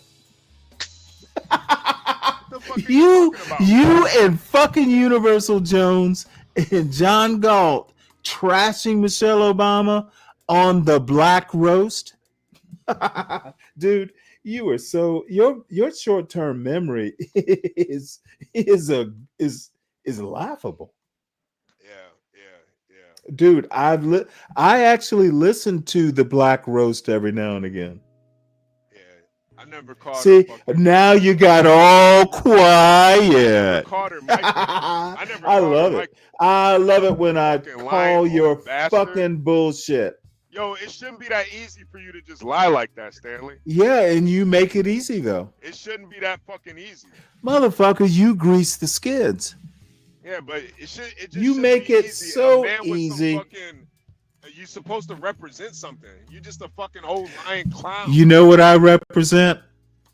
A liar. Anti-young nigga problems is what I represent. You're an old liar. That's what you are. Dude, you feel like you're losing an argument because you're already lost. You're already lost. Did I? Have I lost? You're cooked. You're done. You already lost. Am I? You already lost. But now you got to resort to lying. I respect all the first ladies.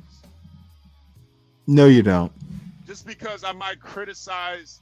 Oh, hey, was it constructive? Was it constructive criticism? Yes. Yes. Maybe if you actually listen instead of being in your fucking feelings all day, you would understand something. You're right. I will work to correct that, HB. You could learn a lot.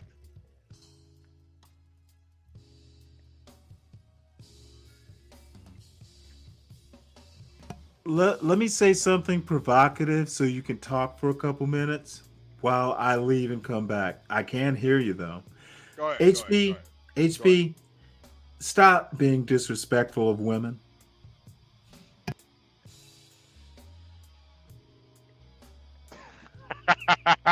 Like how you were disrespectful to Virgo?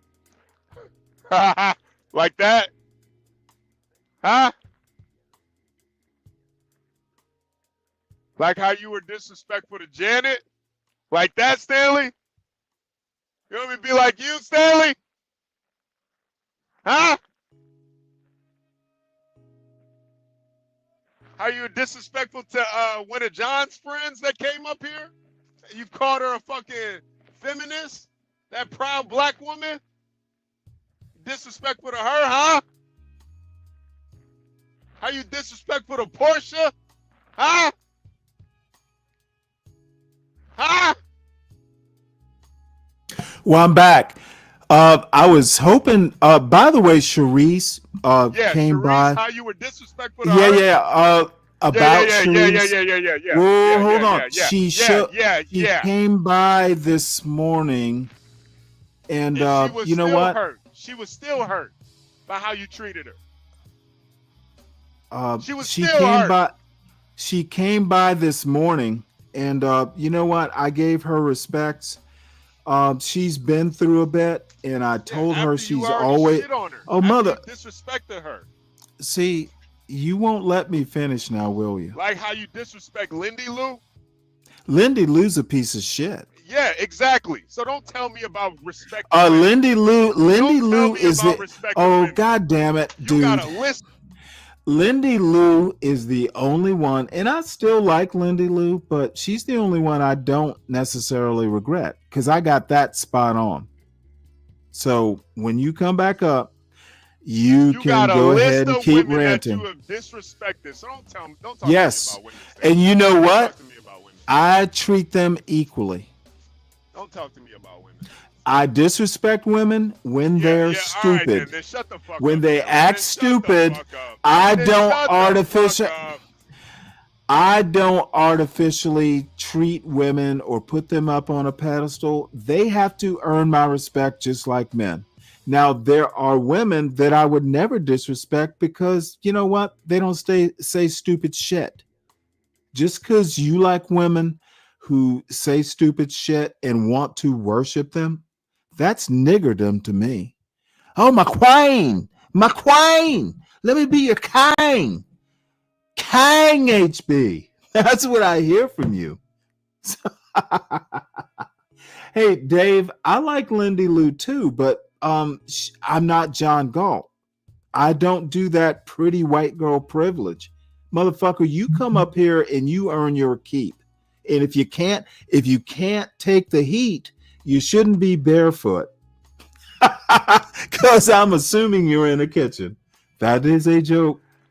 T, that's actually a joke. So It's don't like take all that. you want is men around. You disrespect every single. You disrespect Motherfucker, the I too. disrespect everyone who deserves it. Regardless, don't talk to me about. Motherfucker, I'm an equal opportunity disrespecter. So what the fuck do you mean about I need to respect women then? What the fuck are you talking You about? do. What are you on about? You don't respect women. So who the fuck are you to tell me Not anything? when they don't need to be respected. I do respect them when they Who the deserve fuck to be are respected. you to tell me anything about women? Motherfucker, I'm that nigga John Galt. No. You don't even like women. You don't even like women.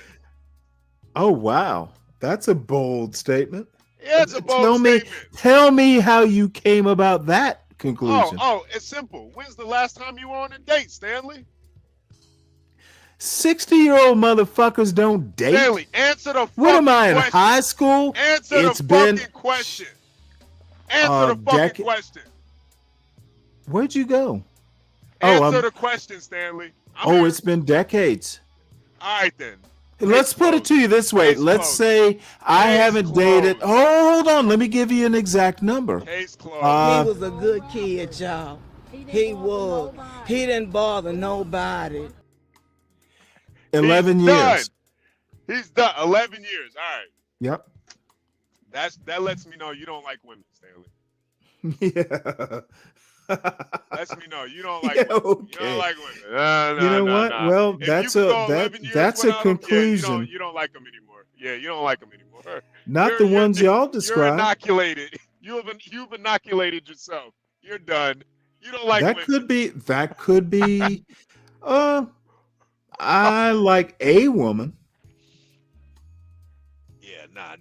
You don't. I don't think you like women. Period, Stanley. I think it's over for that. You know what? And what you think is all that matters. 11 years. Yeah, motherfucker. Yeah. Oh no! A decade, Stanley. Oh No.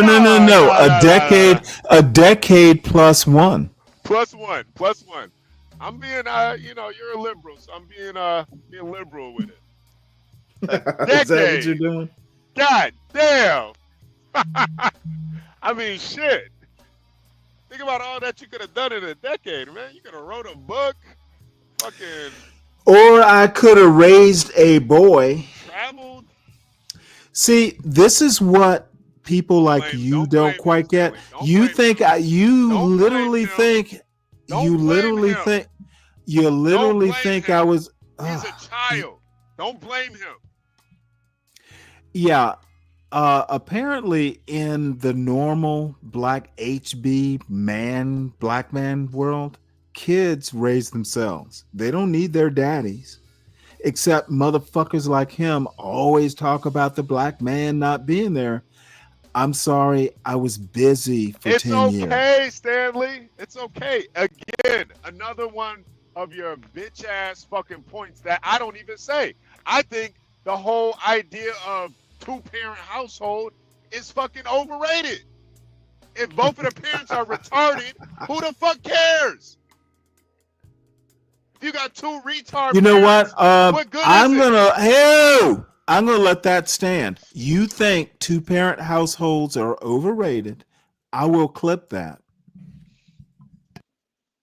I think if both of your parents are fucking evil retards, what good is a two-parent household? I don't think that's the issue in the black community. It's a part of it, but that ain't the issue. It's a lot of motherfuckers that grew up with one parent. A lot of motherfuckers. They ain't out here committing crimes, killing people, robbing and stealing. So yeah, I don't make those arguments. Maybe if you fucking listen, Fucking Karmelo Anthony had both his parents. Look at him. He a cold-blooded murderer. Nigga his daddy was so weak he didn't even speak at the press conference. His mama did. So what good is a two-parent household if the dad is cucked out?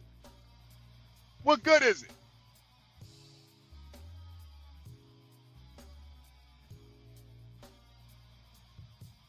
Huh? Hey, quiet now. Oh, I was laughing. My bad. He's quiet now. Oh no, I'm back. I'm sorry, I was laughing, and sorry. Stanley, let me ask you this. Stanley. Let's say that Yes, happened. HB. Let's say that, and it's kind of almost a dumbass question because I know this would never happen with you. Well, you always meet my expectations. Yeah, it's kind of ridiculous, but let's say your son got in that situation. Are you gonna have a press conference and let your wife speak at the press conference? Or are you gonna speak up? Neither. We're not gonna have a press conference. Exactly. So what fucking good is a two-parent household if both of the parents are retarded? Well, up until your son stabs somebody in the heart, it's good. After that, you got a point. Yeah. Motherfucker, the dude plunged a sharp object. The dude is responsible for a death. You're gonna win this argument. What good is a two-person? Yep. After your kid kills somebody, none. HB, you win. What I'm saying though is you could see how dumb his parents were to even have a fucking press conference.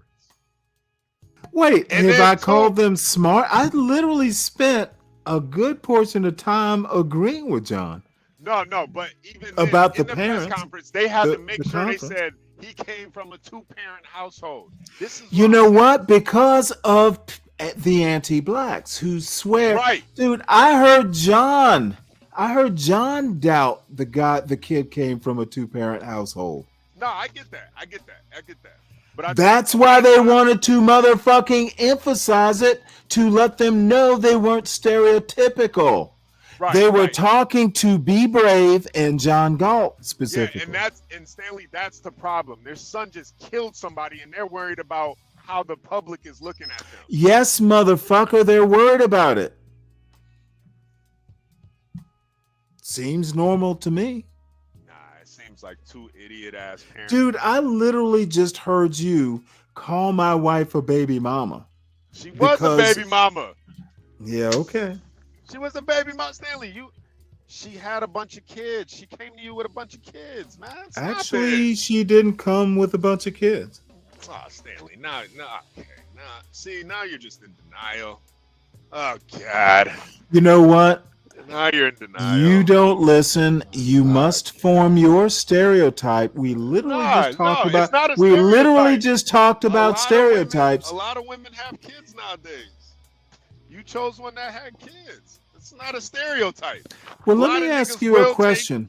If you bitch, you are getting under my skin. That's how a lot of niggas are. They'll take a woman with a bunch of kids. Mm-hmm. That's how a lot of niggas are. I say this all the time. I know you don't listen. You know what? It's funny. You were saying dumb nigga shit, and then Clue showed up, so I know it can only get more dumb nigga shit. No, Stanley, so I say this. I'll wait for. I will wait for. Black men are the biggest simps, and there's not even a close second. Motherfucker, I don't care. But see, not even a this close is second. it's odd. It's odd you want to make this point. I think that I don't give a fuck. I make my own decisions. Yeah.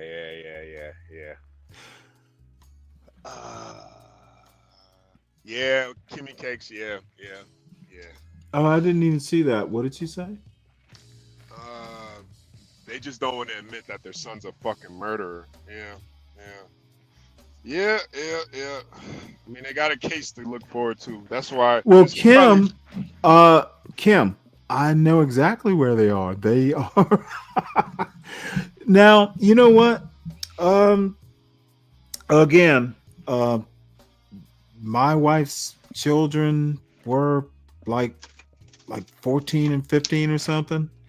The woman had literally, actually, I guess it was 14 and something, but my wife had been single for like 15 years, 14, 15 years. Single mom. Her husband died, HB. She was a widow. Still a single mom. Okay, bitch, your disrespect, your nigger disrespect is disgusting. Your ass doesn't understand life. You understand that nigger life. So what we need to do is just stop talking about it, because I don't think you'll ever understand. We need Clue up here so he can talk ignorant nigga to ignorant nigga, and y'all can talk, because you don't understand real life.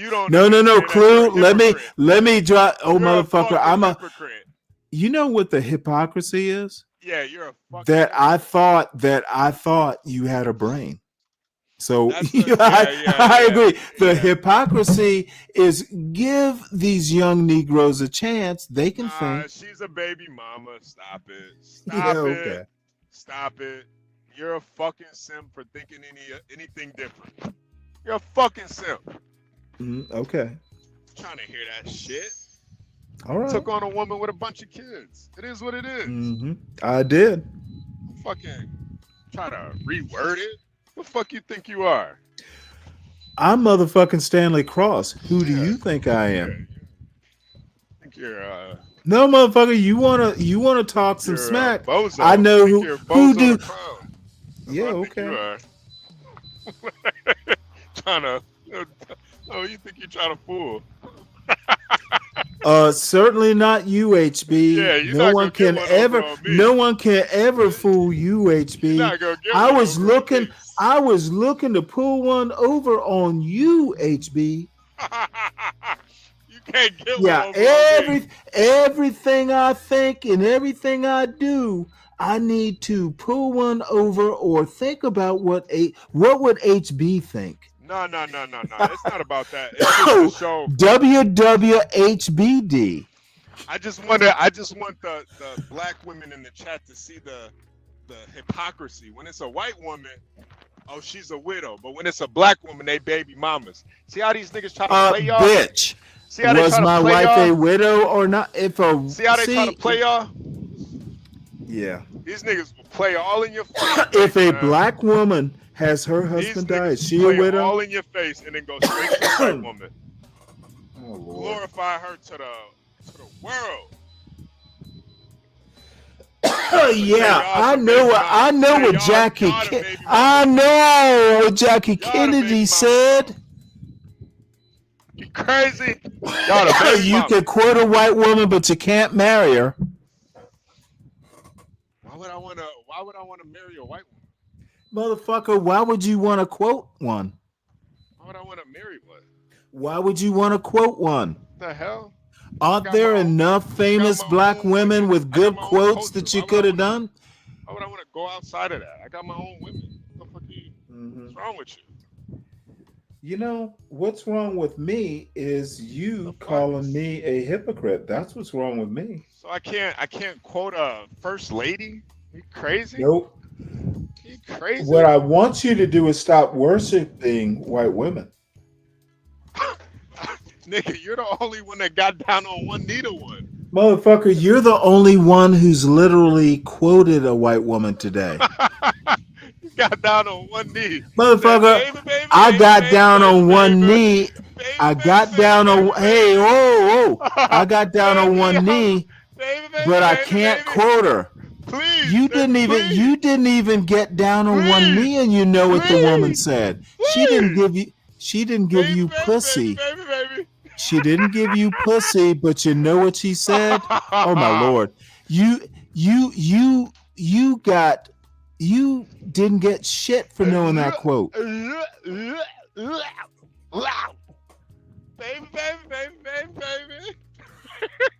Baby, please. Baby, please. Please. I take care of you. I I take care of you and them babies. I don't care. I done traveled the world, coast to coast. I take care of it. You and them babies. Yeah, Stanley got down on her knees for that white woman. Oh, excuse me. Please.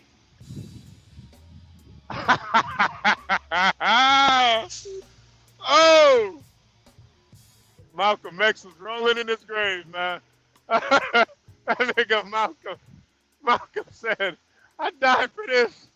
I died for this.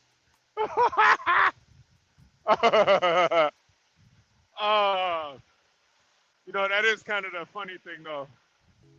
Karmelo, he did what Malcolm could never do. He united you dumbass niggas.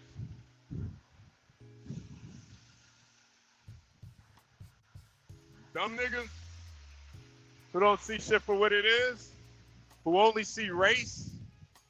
Yeah, he united y'all niggas. He did what Malcolm could never do. Malcolm wanted y'all to just see race. That's it. This nigga, yeah, he made you niggas. Hey! Hate.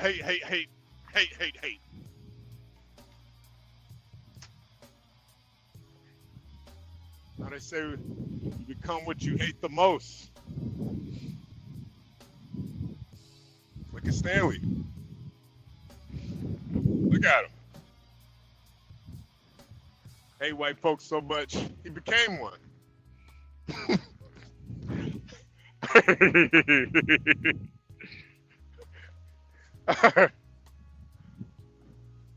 Yo, I've literally heard. Yo, I've literally heard Stanley tell white people, I'm a better white man than you. Just think about that. Think about that. Well, I'm thinking about it. Think about the psychology of that, though. Think about that. Think about how sick you got to be as a black man to say, I'm a better white man than you are. You can't even say, I'm just a better man than you altogether. No.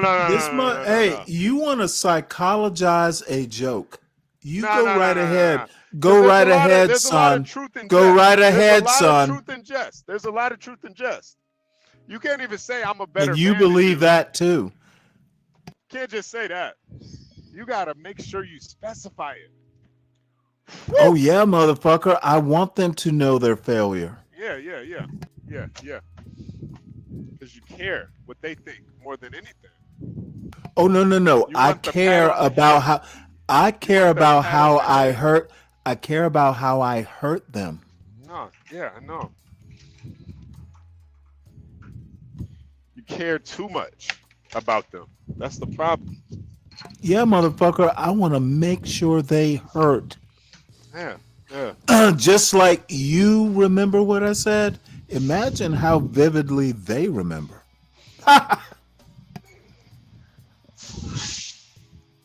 Yeah, I remember it because it's honestly just pathetic that you think about them that much. But then the irony is when we talk about stuff happening to black folks, you try to cover it up. No, I don't. I just say I don't care. Did you say we're anti-black for talking about it? It's like, damn. Well, I don't care because you and the other anti-blacks will talk about it for days. Yeah, because we actually care. No, I'm not gonna say all of us. No, I think you do care, and I, for the life of me, can't figure out why. Yeah, because I can't turn my back on black folks like you were able to do. Oh, motherfucker, you will learn if you haven't. Yes, I can I can turn my back on black people, I don't. especially I'm not if I don't know them. I'm not a you know. I'm not a quitter like you. I can't just give up. Oh, motherfucker! It was never. I don't just. Okay, dude. I'm not stupid enough to think It's never fucking over. it was until it's never over. my motherfucking burden in the first place, It's never fool. over. It was never my job. What? It never started. Yeah, you say that, but you on a fucking Motherfucker, I'm crusade on not these just panels. saying it. I believe it. Yeah, but you're on a crusade on these panels. Motherfucker, I'm on a crusade to stop young black men from thinking they are better than they are. It's not your goddamn job to save the black or human race for that matter. Get a grip, bitch. Get a grip. Fuck you know about young black men? Well, aren't you a young black man? The fuck you know about that, Stanley? What the know fuck? more about young mulattoes. Are you a young black man, sir? You can speak to the young mulatto man. You don't know nothing about the young black man. Yeah, well, talk to the you know young what? mulattoes. I think I scored a point here. Motherfucker, it's not your goddamn job, and you certainly aren't smart enough. Who said it was? You my are job? not smart enough to save said the it was black my people. job? You are not a black leader. Who said it was? All I'm saying is that you spend all day trying to tear down other black men instead of uplift them. But then you'll suck white dick and white It's pussy not all my day. goddamn job to uplift other black men. Yeah, but what why kind is of it your job moron to tear are them you? down? Why is Motherfucker, it your you're a job to tear them moron if down you then? You're white Oh, supremacist? because it's fun. Oh no, white it's not my supremacist? job. Yeah, It's just a hobby. It's a hobby. That's what's fun. That's what's fun. It's a hobby. Tearing down It's black people fun. was a hobby for you. I You have fucking a white fun hobby telling Rex, white supremacist? motherfucker, I'm a Stanley supremacist. No, you're a white supremacist. Your whole goal in life is to tear down other black men. That's it. Not my goal. It's people like you are targets of opportunity. Your other goal is to argue with It's white like men. if I went out into the forest, and started looking for black losers, black male massage. I'm sorry, what? Imagine that. You want the approval of Be Brave. God damn, Stanley. God damn. What the fuck? Dude, you think I'm John Galt? Hey, it's Stanley, not John Galt. Now, you think John gives a fuck about what Be Brave thinks? Yes. You really think he gives a fuck? You I care really about what Be Brave thinks. I really think that. You care about what Be Brave thinks.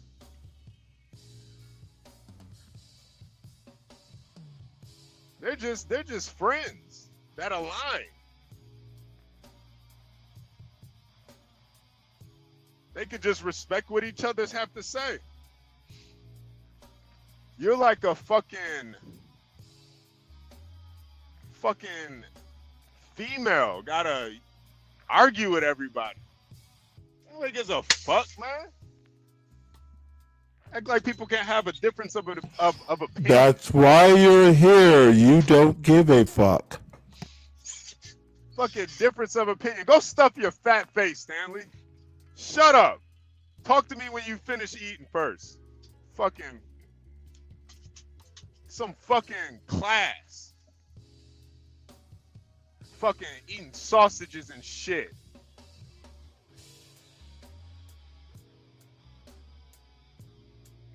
Have some fucking decency.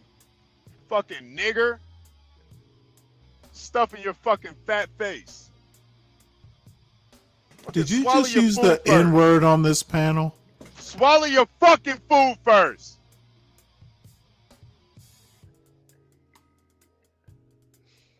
CKJ, pull up, man. So I, for the life of me, do not understand why you guys care so much about what white people think. We I just don't. get it. You do. I The just don't get it. anti-blacks like your self-care. I don't even understand where this fucking narrative came from. It's No, almost no. like you guys are all Now on see, fucking code. this is the weird thing. It's like you guys are You all on don't. code. Think I give Oh a fuck about man, what white people think? talk about self-delusion. You guys almost voted for Kamala. You think I give a fuck what white people think? The fuck? Stanley thinks Kamala's black.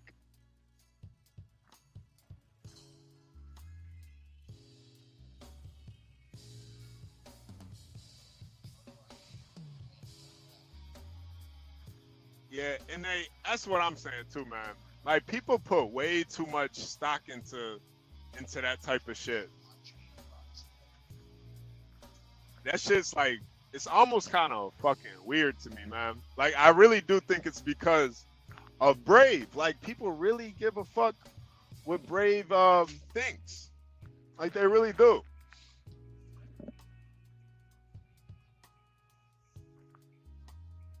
It's really wild to me, man.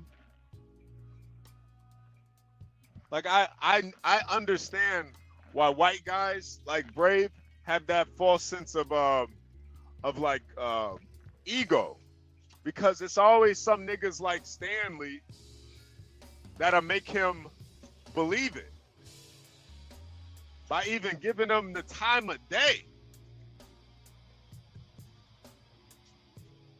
Stanley will sit there and argue with Brave for hours about some shit. I'll be damned if I sit there and argue with some white guy about anything. What the fuck? Yeah, it's easier. It's easier for you to agree with him. I understand. Just agree with him and move on. No, it's easier for me just not to give a fuck.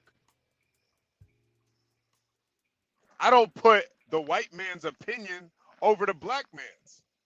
I'd much rather hear what a black man Oh, Brave has a point. I'd much rather Brave has a point.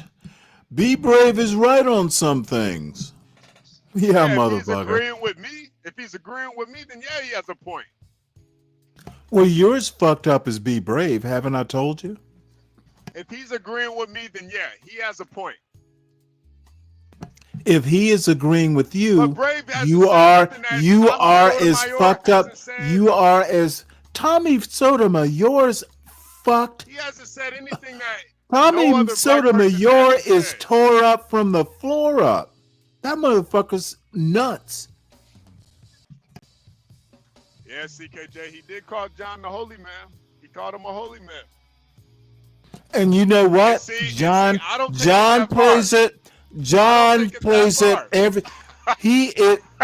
Motherfucker. All he had to do was rub his head for luck. I don't take it that far, CKJ.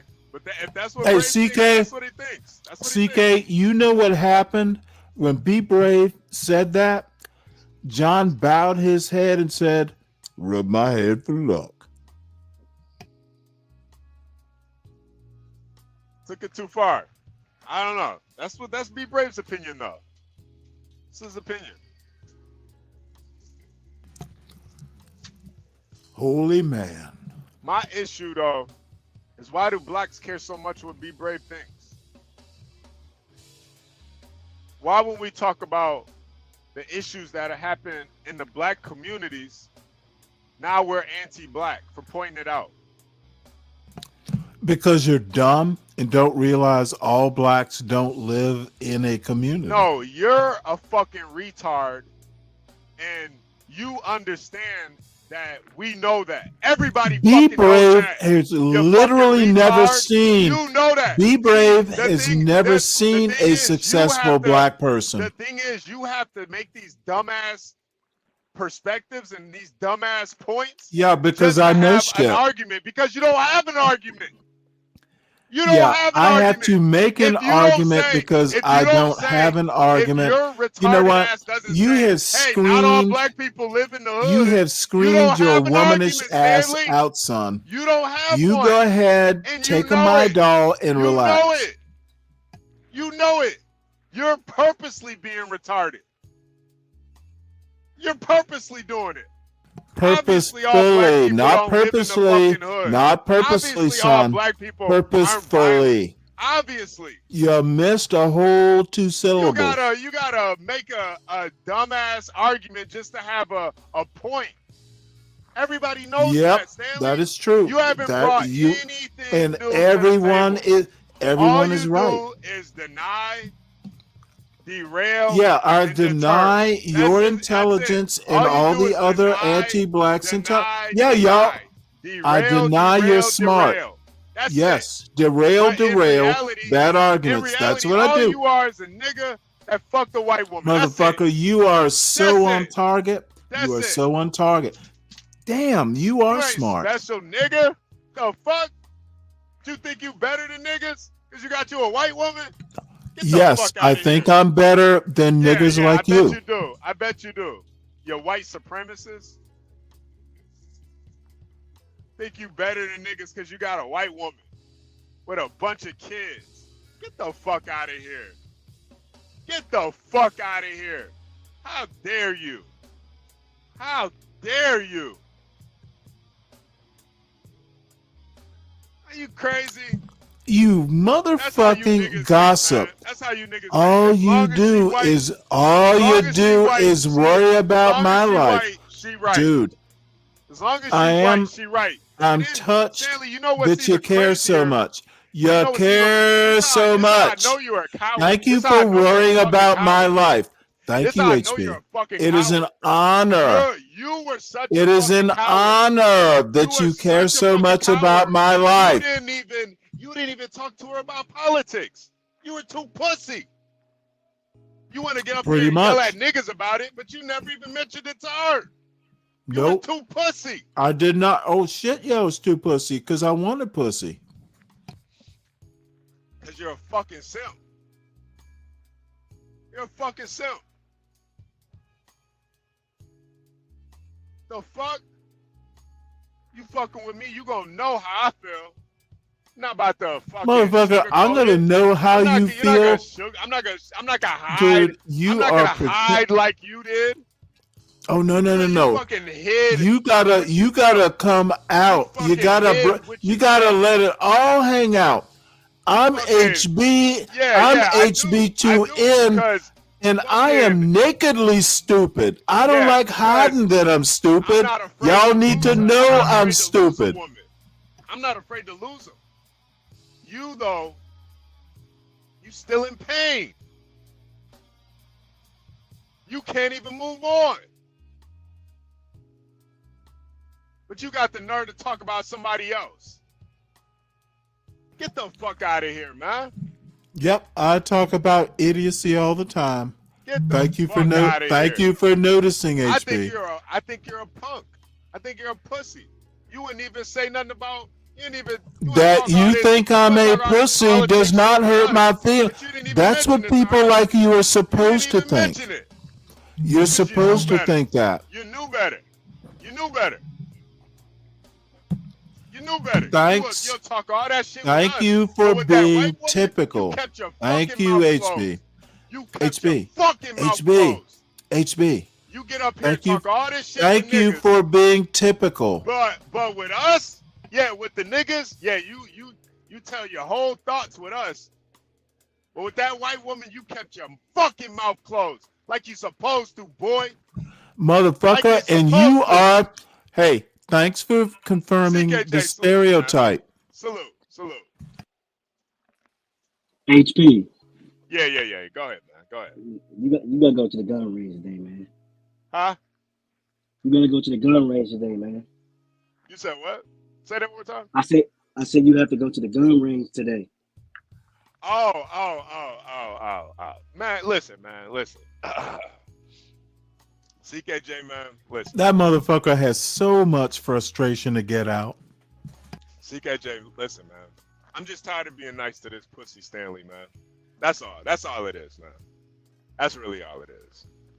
It's like listening to him be such a fucking hypocrite. The shit, I'm just over it. I'm tired of using the kids' gloves. Are you over it yet? I'm Are you tired over it as of now, motherfucker? Are you over it now? Are you currently over? Look, Look at this, fake motherfucker. pro-black. You need to That's put it. a bonnet over those.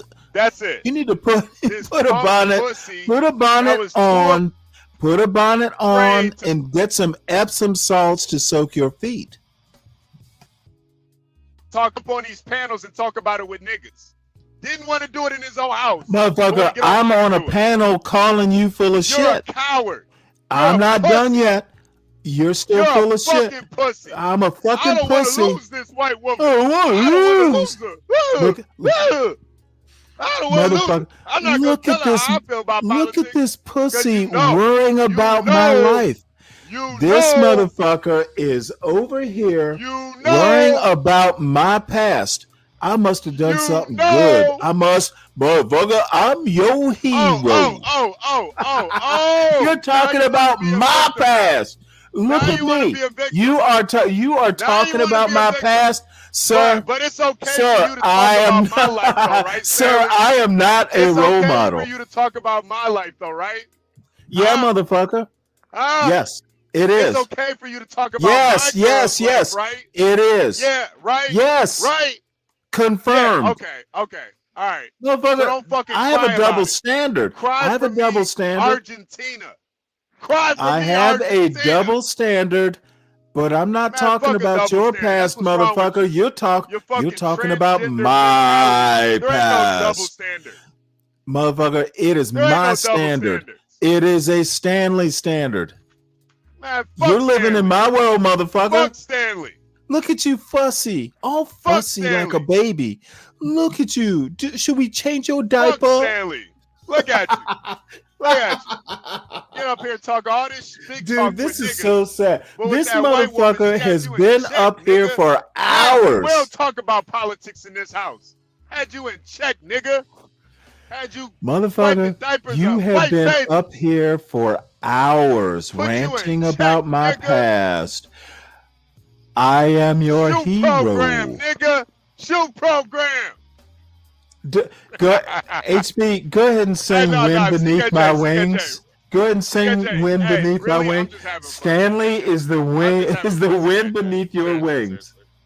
CKJ, I'm just having fun, man. Stanley, did I'm just I having ever fun, tell man. you Don't worry about it. you're my CKJ. I'm hero? just having fun up here, man. Hit the like button, y'all. Hit the like button. Oh. Hey, CKJ, let me ask you something, man. Are you afraid to talk politics with your wife? No. Yeah, I didn't think so. Motherfucker, we were too busy living life to talk politics. Stanley, why is a hit See, dog hollering motherfuckers right now? like him, Why is a hit dog hollering right he now? can't think of Why other is a things to hit talk dog about with a hollering right woman. now? All he can do is talk politics. Ow! Ow, ow, ow! Why is a fucking hit dog hollering? Shut your pussy ass up, Stanley. Dude, you're the only one yelling right now. Like you. Motherfucker, you asked a question on my goddamn panel, son.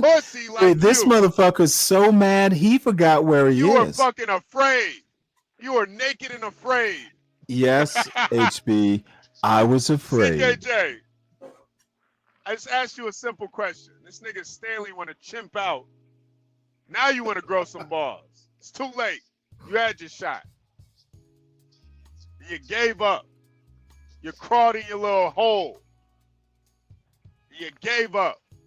And you know what? I Now you're peeked a out. troll. I peeked Now out you're a of my. fucking troll. I That's peeked it. out of my. God That's damn, it. this dude will talk like a woman. You're a fucking troll. That's Let the it. woman talk, I guess. Yeah. Look at it. All you want to do is I sit online poked and my troll head all day. out of this hole. Go and on fucking vacation and meet some old bitches. You won't do that. You want to sit online and troll men all day. Fucking Yes, I pussy. do. I want to shape the next generation of dumb Stanley, niggas. shut the I fuck want to up. take dumb niggas like you and John Galt shape- and mold them into mashed men. potatoes. The motherfuckers mashed couldn't potatoes be on men your back face. in their 20s. fart. So now I have to help them get a I have to You shape Dookie in the toilet. That's what rehabilitate. you shape. I have to rehabilitate dumb niggas. Old dumb niggas. I'm an old dumb nigga rehabber.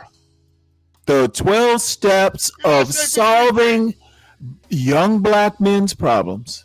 That's me. You're not shaping anything. It's my goddamn calling. See, You don't even believe what you say. Hey, CK, they buck. This motherfucker's like a bucking bronco. You just have to wear that motherfucker down. Eventually,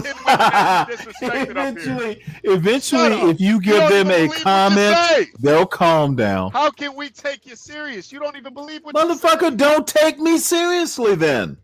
Dumb bitch. Motherfucker, do not take me seriously. Shut the fuck up. Damn. Dude, seriously, you sound so immature. Woo! Woo! Hit the like button! Yeah, that made you seem more mature. HB, you on the road today? Oh, yeah. I'm on the road. Oh, okay. He's trying to keep himself awake. You going back home, right? It's Friday, you right? said what? I said you going home, right? You on your way home? No. Well, I'm on my way. I'm on my way to like my break, but you know, I got this new job coming up, so yeah. What is it again? Is you only can drive for 11 hours? You said what? I said you only can drive for 11 hours, right? No, you could drive up to like 14, but I don't ever drive. I don't ever do the whole clock like that, cause you still gotta like take breaks and shit. So I do like. So you do 10 straight, and then you take your breaks. God damn. It's really not that bad though. And Simon, no, bro. You know what? Listen, man. I don't need none of that. I don't need none of that. I don't need weed. I don't need alcohol. I don't need none of that. None of that. Are y'all fucking crazy? Are you crazy? I don't need none of that. Lord, what's wrong with this child? All I need is 50 push-ups, 50 squats, 50 dips. That's all I need. That's all I need.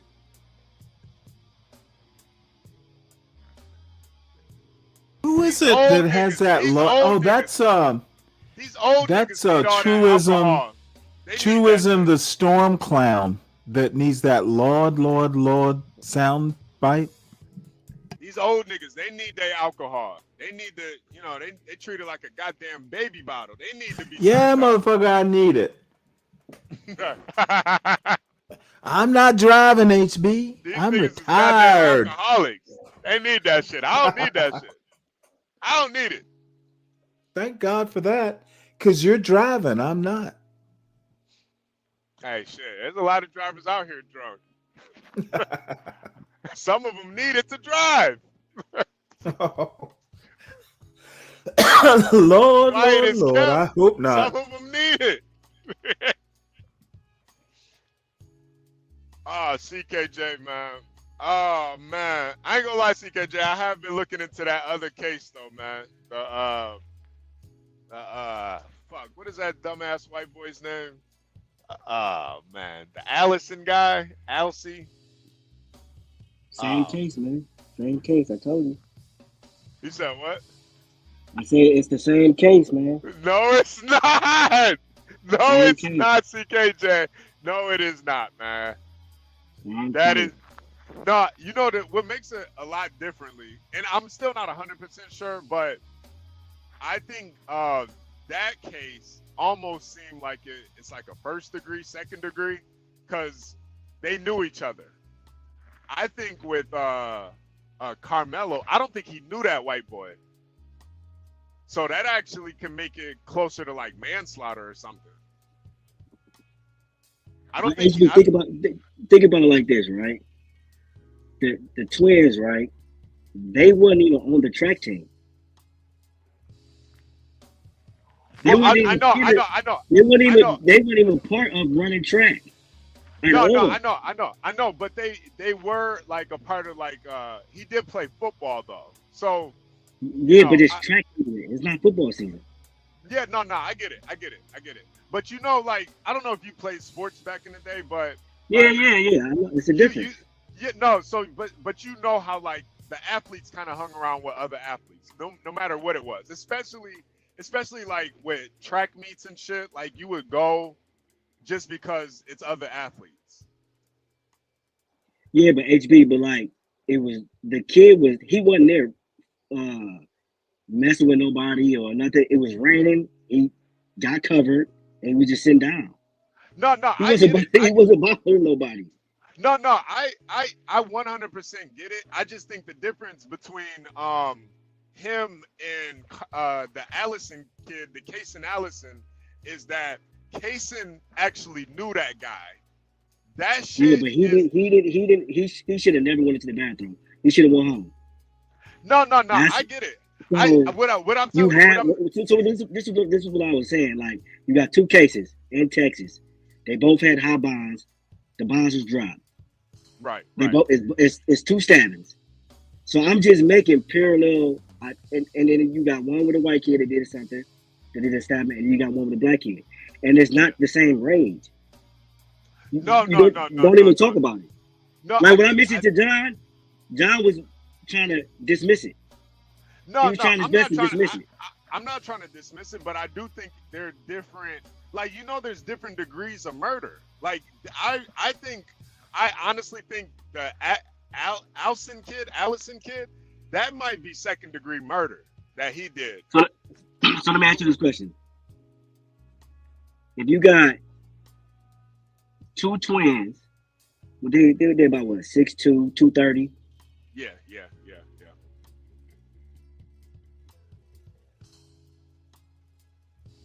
Hello? Yeah. I hear you. Okay. You got two kids, 6'2", 230.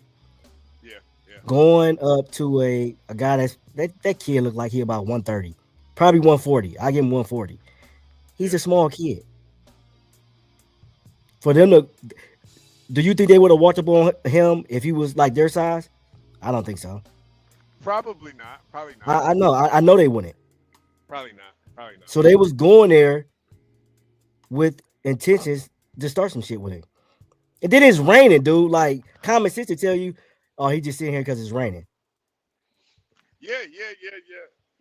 So you gotta look into like all that stuff. That's why I don't think it's gonna be murder for Karmelo. I think he's gonna get manslaughter. Like I don't think he's gonna get charged like the Allison kid. The Allison kid, that was murder. Like these motherfuckers knew each other. It was beef brewing, and he decided to murder him because of a fight. The Karmelo shit, that's a little different, man. I think the Karmelo thing was a little bit more of a misunderstanding that kind of just went left more than anything. So let me ask you, why do you that's think, quite a come down. Why do you think they're more from the other outraged? day? Y'all swore this kid was like I literally heard John say that he literally asked me, well, the school he was going to was mostly Asian. That's why this kid is so bitter. Being that poor and all the other kids are rich, he must have had some bitterness. John is so motherfucking far out to lunch that, dude, the anti-black bullshit, dude, there needs to be some guardrails on that anti-black bullshit. HB, yesterday, I don't think he should have did the press conference, but he was like, the dumb bitch, this stupid dumb black bitch. Yeah. Like, Motherfucker! I saw. You know what? They chopped crazy. It up. Whoever chopped it up into 5-minute clips, dude, I was literally disgusted. Like that was crazy. Yeah, I don't know what the fuck like was you going can't be on an at-home mama Who said she had a job? It doesn't matter. She's an at-home Motherfucker, mother. she Like, was dude, a it doesn't matter if stay-at-home she mother. had a Do job you know or how not. rare that is these days? But to be Stanley, fair, though, my she wife was just went none back to of work. none of She y'all. just But went none back to of work. the point though is that none of y'all would have y'all wives up there speaking like that. No, that's not the point, HB. We were talking about John's behavior. Yeah, You want to change that? You want to change the topic? That motherfucker. John, that was not CKJ's point. Well, What the? See, these anti-blacks cannot stay on point, dude. It's literally, look at this comment. we're talking If about it's raining, you John can't stab motherfucking people. Galt. They missing the whole point. That's what they said though. That's what they said though. CKJ. No, That's he what didn't. the that's what the pro-black guy said. HB, You know no, what? he didn't. These, he didn't say these it. hey, He said. CK, He said. that's why I think all HB. He said if it Negroes. was raining, if it wasn't raining, it would have never happened because he wouldn't be in the tent because it was Hey, raining. let me. He didn't say CK, this. y'all Y'all took that out of context. They didn't even get it out of context. I get it. The dude did not say that. You know, CKJ, the thing is, like, when you're in that type of situation, you motherfucker, I need you to explain John Galt. With John Galt, are you in the audience? Yeah, I was about to motherfucker, say. come up here and I was about to explain say. that motherfucker. This dude is talking about how black people act while acting like the people he's complaining about. The motherfucker is a minstrel. Did you see how he's bowing his head? Motherfucker, what the fuck is all that? You gotta bow your head while you're making a joke? What? It's Well, HB, I know why they. no. Let me go in on they this let your mother speak. motherfucker. This motherfucker complains about Uncle Remus while he. No. We're not gonna get away from my criticism. The motherfucker is acting like Uncle Remus while criticizing Uncle Tom. It's motherfucking ridiculous. And it's hard for me to take that seriously. Be Brave is a motherfucking clown. John Galt, what the fuck are you doing? And HB, you're telling me what the point is when I know what the point is. CKJ, what were you about to The say? anti-blacks are literally the worst thing to happen to the black community since forever.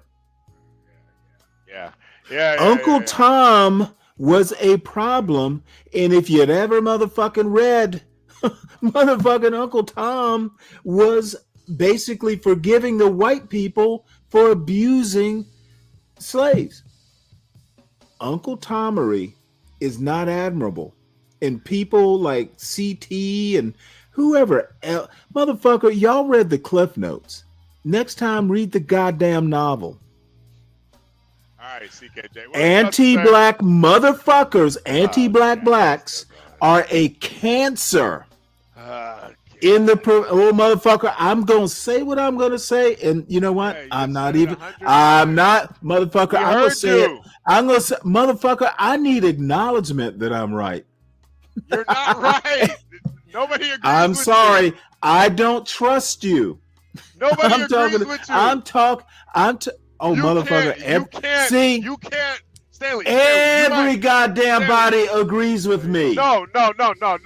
You might be able to fool some dumbass motherfuckers, but you can't fool motherfucker. You're people. One of the dumbass motherfuckers. You might be able to fool some dumbass. You are one of the dumbass motherfuckers. You're not gonna. Wait, hold it. Can you not see? I literally think you're a dumbass motherfucker.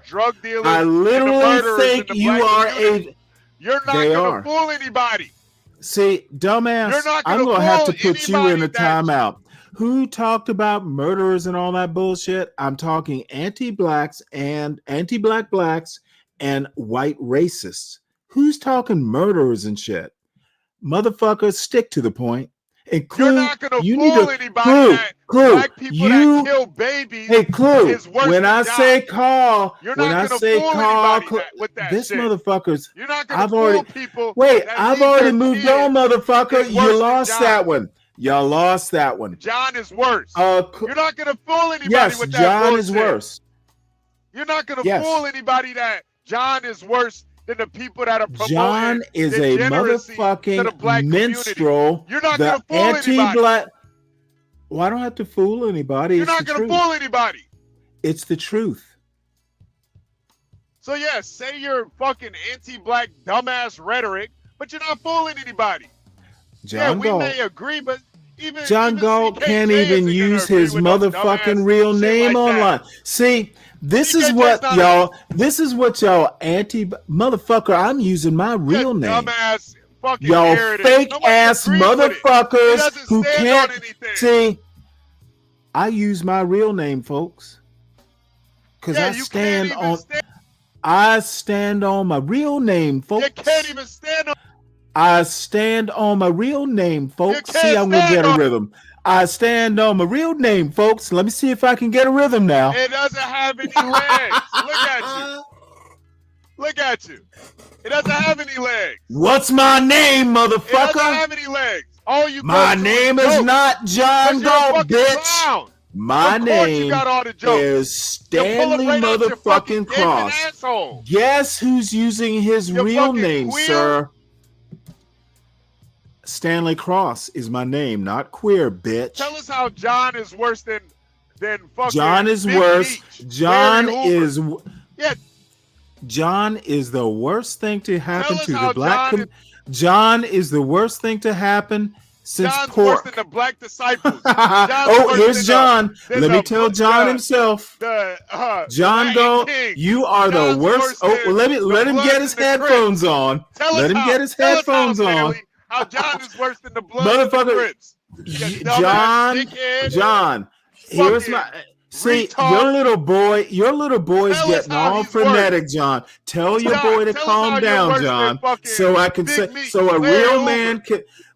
Yeah, Stanley, tell us how John is worse. Stanley the Man Cross has something to say. Dumbass, Tell your boy to dumbass, calm down, John. stupid nigga. Calm him down, John. Fucking Give him a retard. lollipop. Give him a lollipop. Yeah, look at you. Give that All that you do is motherfucker suck some dick. candy That's all you do to is suck dick all engage day. his mouth. Stanley the dick sucker. That's all Dude, you motherfucker, hey, You you blow know what? cock all If that's day. what Shut you up. want to put in your mouth, Shut up, motherfucker, I'm Stanley. hardly drunk. Now tell us how John is Okay, worse when than you Larry shut Hoover. up, Go ahead. Go I'm ahead. gonna speak Say my it. truth, Say it. motherfucker.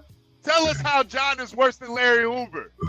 This motherfucker, Tell us. will he ever shut You up? probably, your dumbass probably don't even know who Larry Hoover is. Tell us how he's worse. Do some research.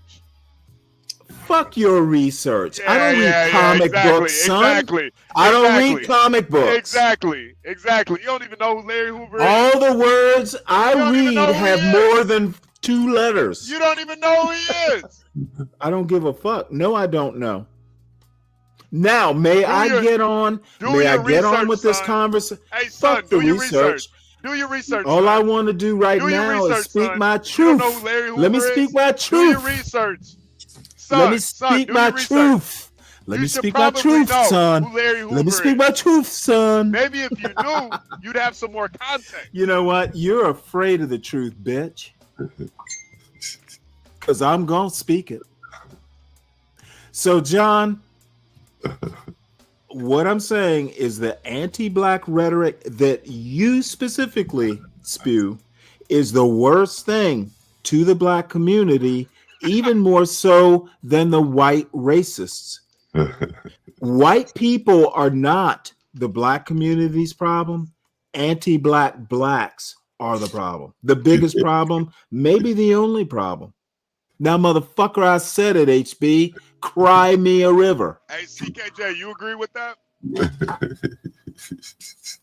See, motherfucker, Say it- I didn't say it ask again. who agreed. I didn't CKJ, ask who agreed. Hey, do you agree with that? That John is worse than a racist white. To the black community. To the black community. Yeah, Oh, yeah. you I don't agree with that. motherfucker. See, no. Before we go too far here, did I reach out for a lifeline, motherfucker? I said what I said, and I'll goddamn stand behind it, Stanley, you're HB. fucking You drunk, need, dumb, mad. motherfucker, you need to take a lesson from a real man, son. I didn't ask for help. What the fuck is up with this little boy? Motherfucker, when I say something, I goddamn mean it like a man. Dude, you know what? Drunk or sober, I'm right. I'm not drunk, son.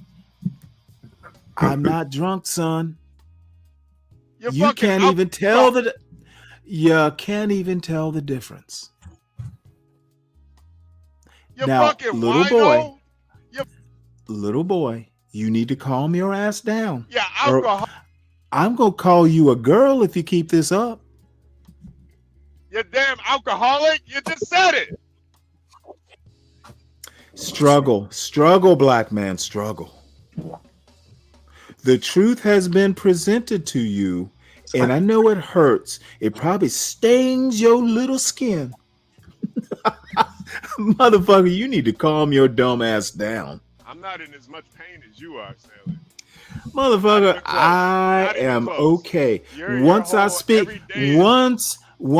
speak my truth, my soul is free. Dude, you are an idiot, HB. Fucking calm your ass down. Thank you, Nate. And Nate, thank you for edifying this retard, Stanley. He doesn't even Motherfucker, I don't. When I speak my truth, I don't look. Motherfucker, you think a Nate knows my truth? You need lifeline, son. I don't. What lifeline? What are you talking about? Motherfucker, you're thinking innate. What are you talking about? I've been stumping you out. You are going to innate. Thank you, innate. Look at Thank you, I've been innate. stumping you out all day. Innate, I have approval. You are a roach. I've been treating you like a roach all day, Stanley. What are you talking about? Then you know what? What are you talking about? You need to pull out a can of raid, motherfucker, because I'm still here. You picking the wrong bug killer. This is sport to me. This is sports. What are you talking about? I'm just gonna let you talk. It always peters out. Black up here. Oh dear. You're the only anti-black up here. What are you talking about? You know, he's just gonna keep talking. You gotta let him talk. So yeah, CKJ, I personally disagree, but I guess when you put it like worse than motherfucker, y'all anti-blacks are a cancer to the black innards. Yeah. So you agree with that too, CKJ? Cancer to the black. Oh look, I need you to approve. Somebody else has to say it because I can't accept that it came from Stanley. Dude, I just actually respect CKJ. He's not a fucking. You know what? You don't have to respect. Hey, you motherfucker! I am a big pussy, and I don't need your respect to be right, you little bitch. CKJ's not afraid to talk politics with his wife. He's not a pussy like you. CKJ was just humoring your dumb ass. No, he's not. CKJ's about to get up here and be a fucking clown like you. I think CKJ3 be a clown like you. I think he's a better leader than me.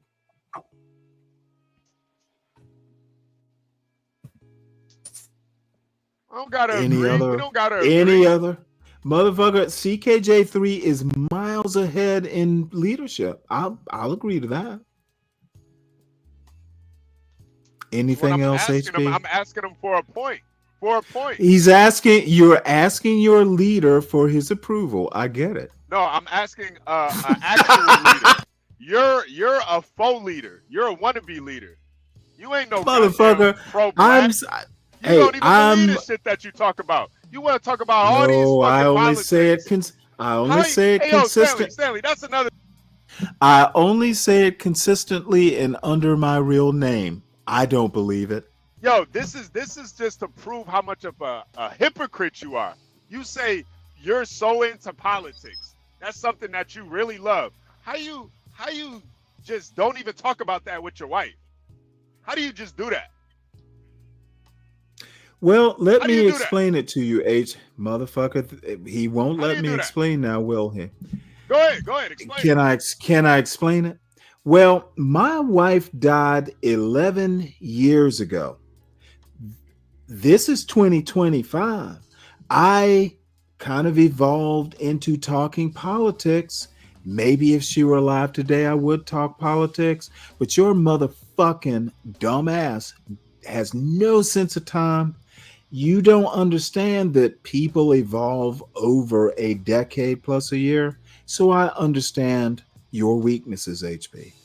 That's how. Yeah. I'm more into politics now than I was 11 years ago. Ooh, okay. Yeah. Any other dumb questions? Yeah, I still think you're pussy. Yeah, well, you know what? You will forever. Still think I will never not yeah, be a yeah, pussy to people like you. Yeah, that's okay. But did I explain it? Yeah. I still think you're pussy, though. I still think you're Yeah, well, them's the breaks. Yeah. So you only been in the politics for like a year. So all right. She's only been. Hey, what can I say? She's only been dead a year. It makes sense. It does.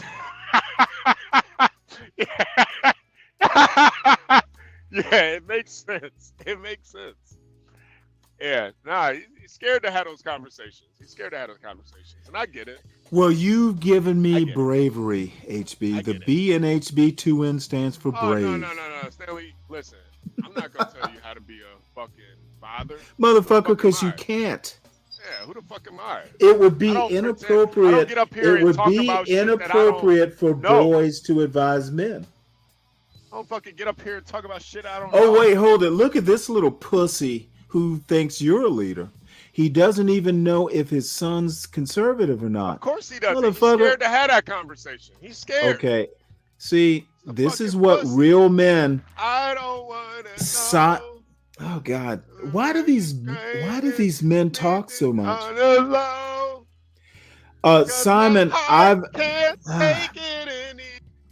Simon, I've explained why I don't care anything my son decides to do politically.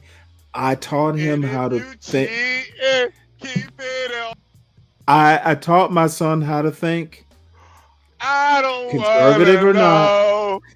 I'm better, not you better than that. I don't motherfucking know. I raised my son.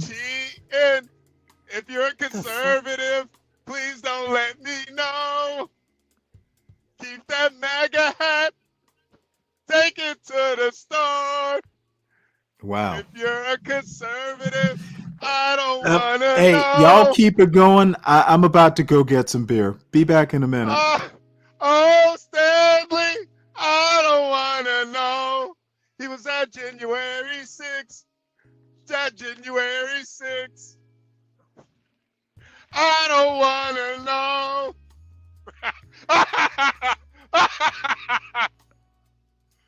I taught you better than that. Where the hell did this MAGA hat come from? I don't want to know. Whoa! Y'all hit that like button, man. How do you get online talk about politics with strangers, but not even your kid? God damn. I don't want to know. HB, you think he should right now? You said what? Go ahead, CKJ. My You bad. think he should talk to his son about it right now? I mean, or should he just focus on finishing school? I mean, I think it's just it's not a whether you should or not, but it's like I just feel like when you're that invested in other people's opinions about politics, I mean, you should at least know what people stand in your house, your household. Yeah, I I mean, don't at think it least matters one right conversation. now. I mean, he's 18, 19? Yeah. I mean, I think now it even matters even more. No, he need to focus on finishing school, man. I agree to that to a certain extent too. But I mean, Especially if he's doing engineering, you don't need to be worried about politics. For what? nah, Focus on getting that money, you know, I agree. or Honestly, getting to the bag at least. yeah. No, I agree.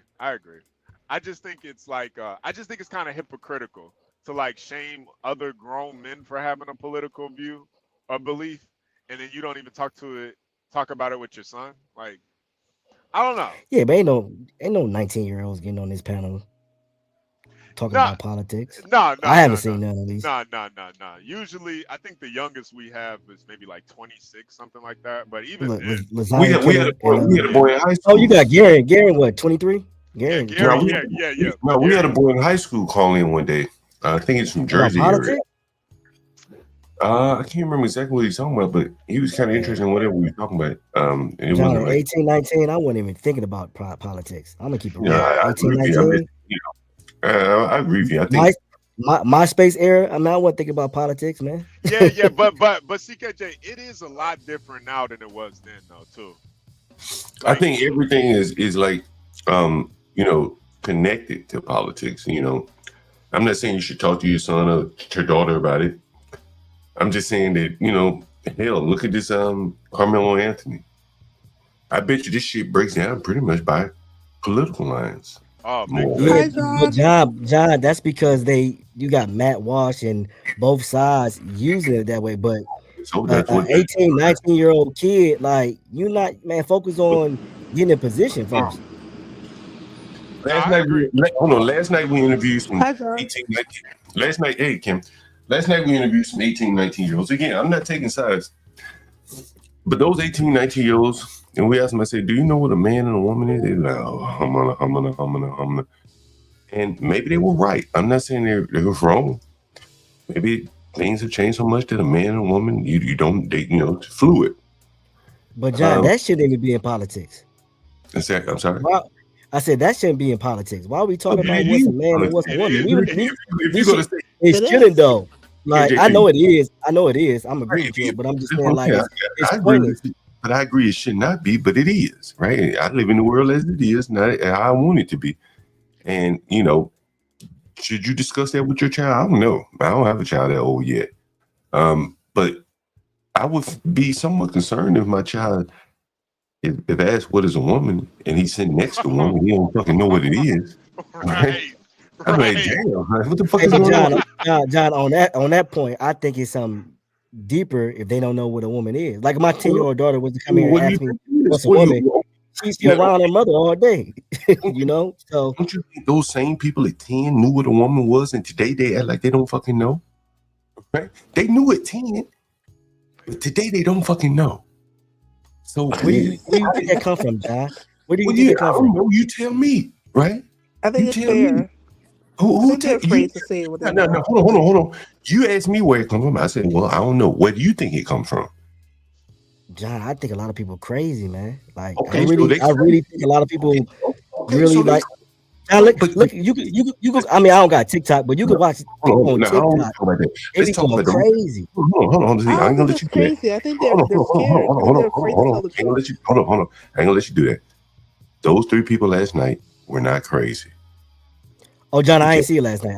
I missed it. You gotta play If it. you look I at missed them, it. if you would have seen them, they would have said they're not crazy. I would probably say they're fairly intelligent.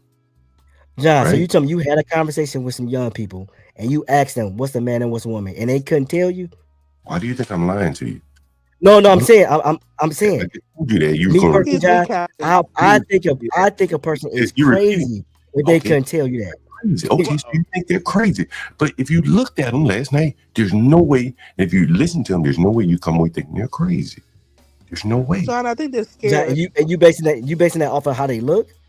Nope. I'm basing off a conversation I had with all three of them. Like those were Like the way they I would present, they didn't present as crazy people. not That's what he present said. crazy. They were not stupid talking. They weren't mumbling their words. But somewhere along John, the could they line, be that they was afraid? I'm sorry. Like, could they be afraid to just say what it is? Like, they probably was afraid. Well, They don't want to be canceled. They don't want this or what that. has caused them to lose their spine? That when they were 10, they would say it, but when they're 18, they're afraid to fucking say it. What has caused that? Right? Like Because You know what, job? consequences in Maybe society. it's a job. Yeah, maybe it's something dealing with the job. They don't want to. the nigga They flip probably burgers. could get fired. They probably could get fired. You But know. They didn't live in DC. They flip burgers for a living, bro. Like I know you're reaching, bro, and I know yeah, you but hungry. even then, where does that fear from their job come from, though? Yeah. Like, why would Because you they even? saw what other people went through when they would say a man is a man. Yeah, it's politics, HB. It's politics. Bingo. That's all I'm saying. That's all we're really saying. That a lot of this shit stems from politics. So like a kid now, like when we grew up, bro, we still had it. We were lucky that we didn't really need to know about politics. Like we didn't need to know. I think in this day and age, you kind of need to have somewhat of an understanding. I think it's 50-50, HB. I think it's 50. I think if a kid goes out and they focus on what they need to do, they don't have to worry about that. Well, they don't. Think about it. If you put your kids in position, they don't have to worry about that. But think about it like this though, CKJ. If you let's say you put your kid in the right position, he graduated from the best school, got the best job, but he doesn't understand the political climate, and he goes onto that job and says something that gets him canned. Now he's got a scarlet letter. He can't even go to another job. Give me an example. Like what could a kid possibly say? I'll give you an example. Let's say he works with a trans person, and he keeps saying, "Hey, what up, bruh? What's going on, bruh?" But he doesn't understand the political climate that hey, you could get fired for that type of shit. By not, I mean, I think we talked with our parents like don't talk politics at work. Right. Yeah, John. I don't do that, John. I don't do that at all. I don't talk about. Man, I don't take home with me, and I'm not taking work home. I don't mix that stuff, John. I don't. When I go to work, I go to do my job and then to go home. I'm not worried about what's going on outside. But at home, do you plan on having to talk with your children? The black talk about race and all that. Like that's interconnected with. John, I pay for private school. So my daughter, she's in. Now, but are you going to give your daughter to talk about police and the history of police and black people when she comes of age? Are you going to? Why would she have to worry about police, John? I never had to worry about. I never had to worry about police. I never been in jail. Never got caught up. It never crossed my mind. But a lot of blacks out here, think that. They still should be aware, though. It's fear mongering. I don't pay attention to it. But you would agree, CKJ3, that a lot of blacks think that police are slave catchers. They've been taught in history. John, I think a lot of people are crazy, John. Right. That's crazy to think that, John. He's not going to agree with you. That's just how I feel, John. I understand. I'm not I went to the military, vibed that. Got about the military, two deployments. I ain't had to worry about none of that. CKJ, what about? I went in, did what I had to do. What about now? Where I'm at. Let's say if you serve now though, and you're on a boat with a fucking trans guy, and they want HB, and I'm gonna tell you about that. We had it in my department, right? It was a female. She was a transgender and all this other stuff. And this one, I think Obama was still president because I think Trump was about to win. I think he either won when I was still in at the time, but man, they were on a ship. The one female wanted to come to our berthing, but our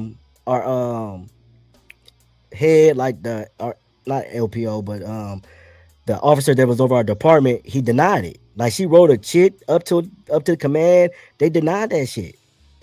Like, that was the beginning of it. Like, I seen it, but like, I'm not, I don't care about it. Like, I don't care.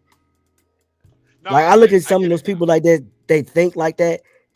they're just crazy, man. They crazy. They are. I just keep it at that. But then you got people like Ketanji Jackson, who basically, represents these types of people. Man, she crazy too for saying that. Yeah, you know, she is. She's crazy. I mean, basically, that's the politics, though.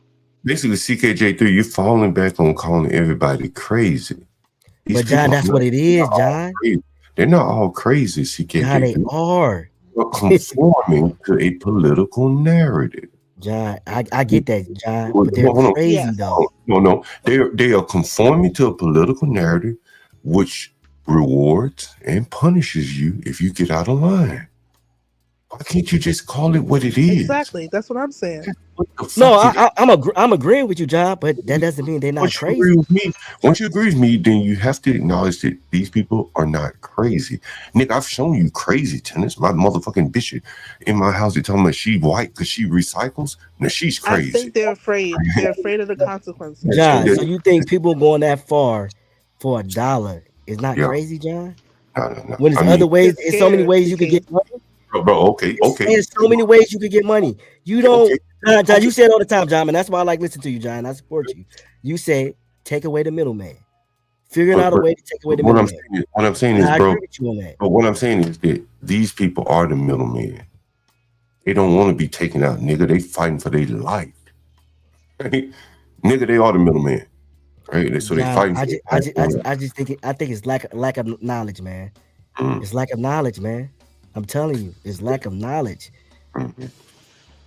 There's so many ways to get money out here, man. It's lack of knowledge. John, I make money. John, I make money before I go to work in my bed on my phone. You hear me? On my phone, John. But on my phone. Not everybody hey, HB, listen here, HB. I hit 2 buttons, buy, sell. That's it, and I'm done in minutes. In minutes, man, not everybody. It's lack of knowledge, man. Listen here. It's lack of knowledge. I get it. I get that, but not everybody. Listen, honestly, like all of us on this panel, we are blessed to be able to do what we do, say what we say, and not have to worry about scrutiny because of our beliefs. But not everybody has that same. Not everybody's blessed. They do, like HB. They can be blessed. It's a choice. CKJ, I think what you're doing, bro, is honestly, like you're extrapolating your situation. But no, I don't have sympathy for people who could go out there and get it. I don't. Well, I don't either. But what about the people that don't have the mental capacity, the IQ? Lack of knowledge, John. Okay. Some people, CKJ, it's lack of knowledge.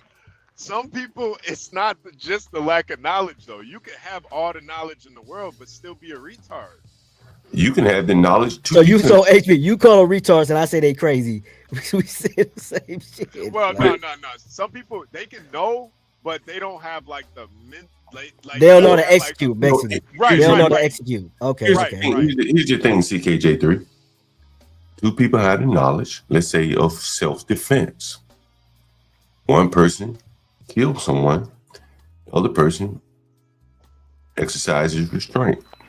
One person ends up in jail or facing trial. The other person is like a blip on the radar of life. They both had the knowledge, understanding, but they acted on the information differently. And what you're seeing is a lot of people are acting on the different information differently. Maybe it's because of their ability to reason. And so it's not just the information, it's the ability to use that information.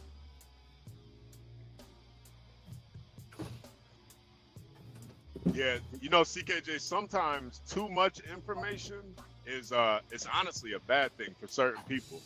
Like they kind of lose their minds a little bit. Yeah, I think I agree with you. I think you can overload, but yeah. I mean, I don't know. I just understand how society works, man. Like maybe that's my gift, but it I don't know. It might be and maybe that may be my gift, Yeah. I understand how things work.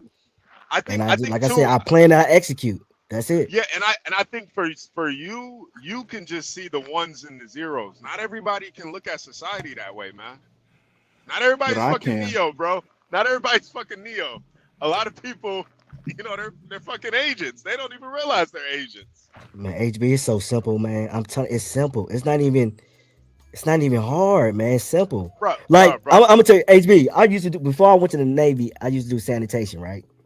And I'm like, man, I don't think I couldn't see myself doing that for 30 years, right? So I had to make a choice. One day I was just driving, and I just went to a recruiter. Man, how can I get up out of Ohio without having the funds? Man, the military popped in my mind. I went in and I signed in, and I left within a couple months, man. Like I figured it out. Like it's like, and I think everybody can do that, you know? No. And that's the thing. You have to have the mentality to even think like that, though. We were watching that guy yesterday who went and shot up his school, a black kid, and he did like a post video talking about his options. Mind you, this kid is 17, about to graduate, and he basically was like, the only option I had was to either die or shoot these people. That was it. Go to jail or shoot these people. That was his only. I see it. What was his reason behind that, HB? I didn't see that. Like, why was that his only two options? Exactly. That's all the boys love.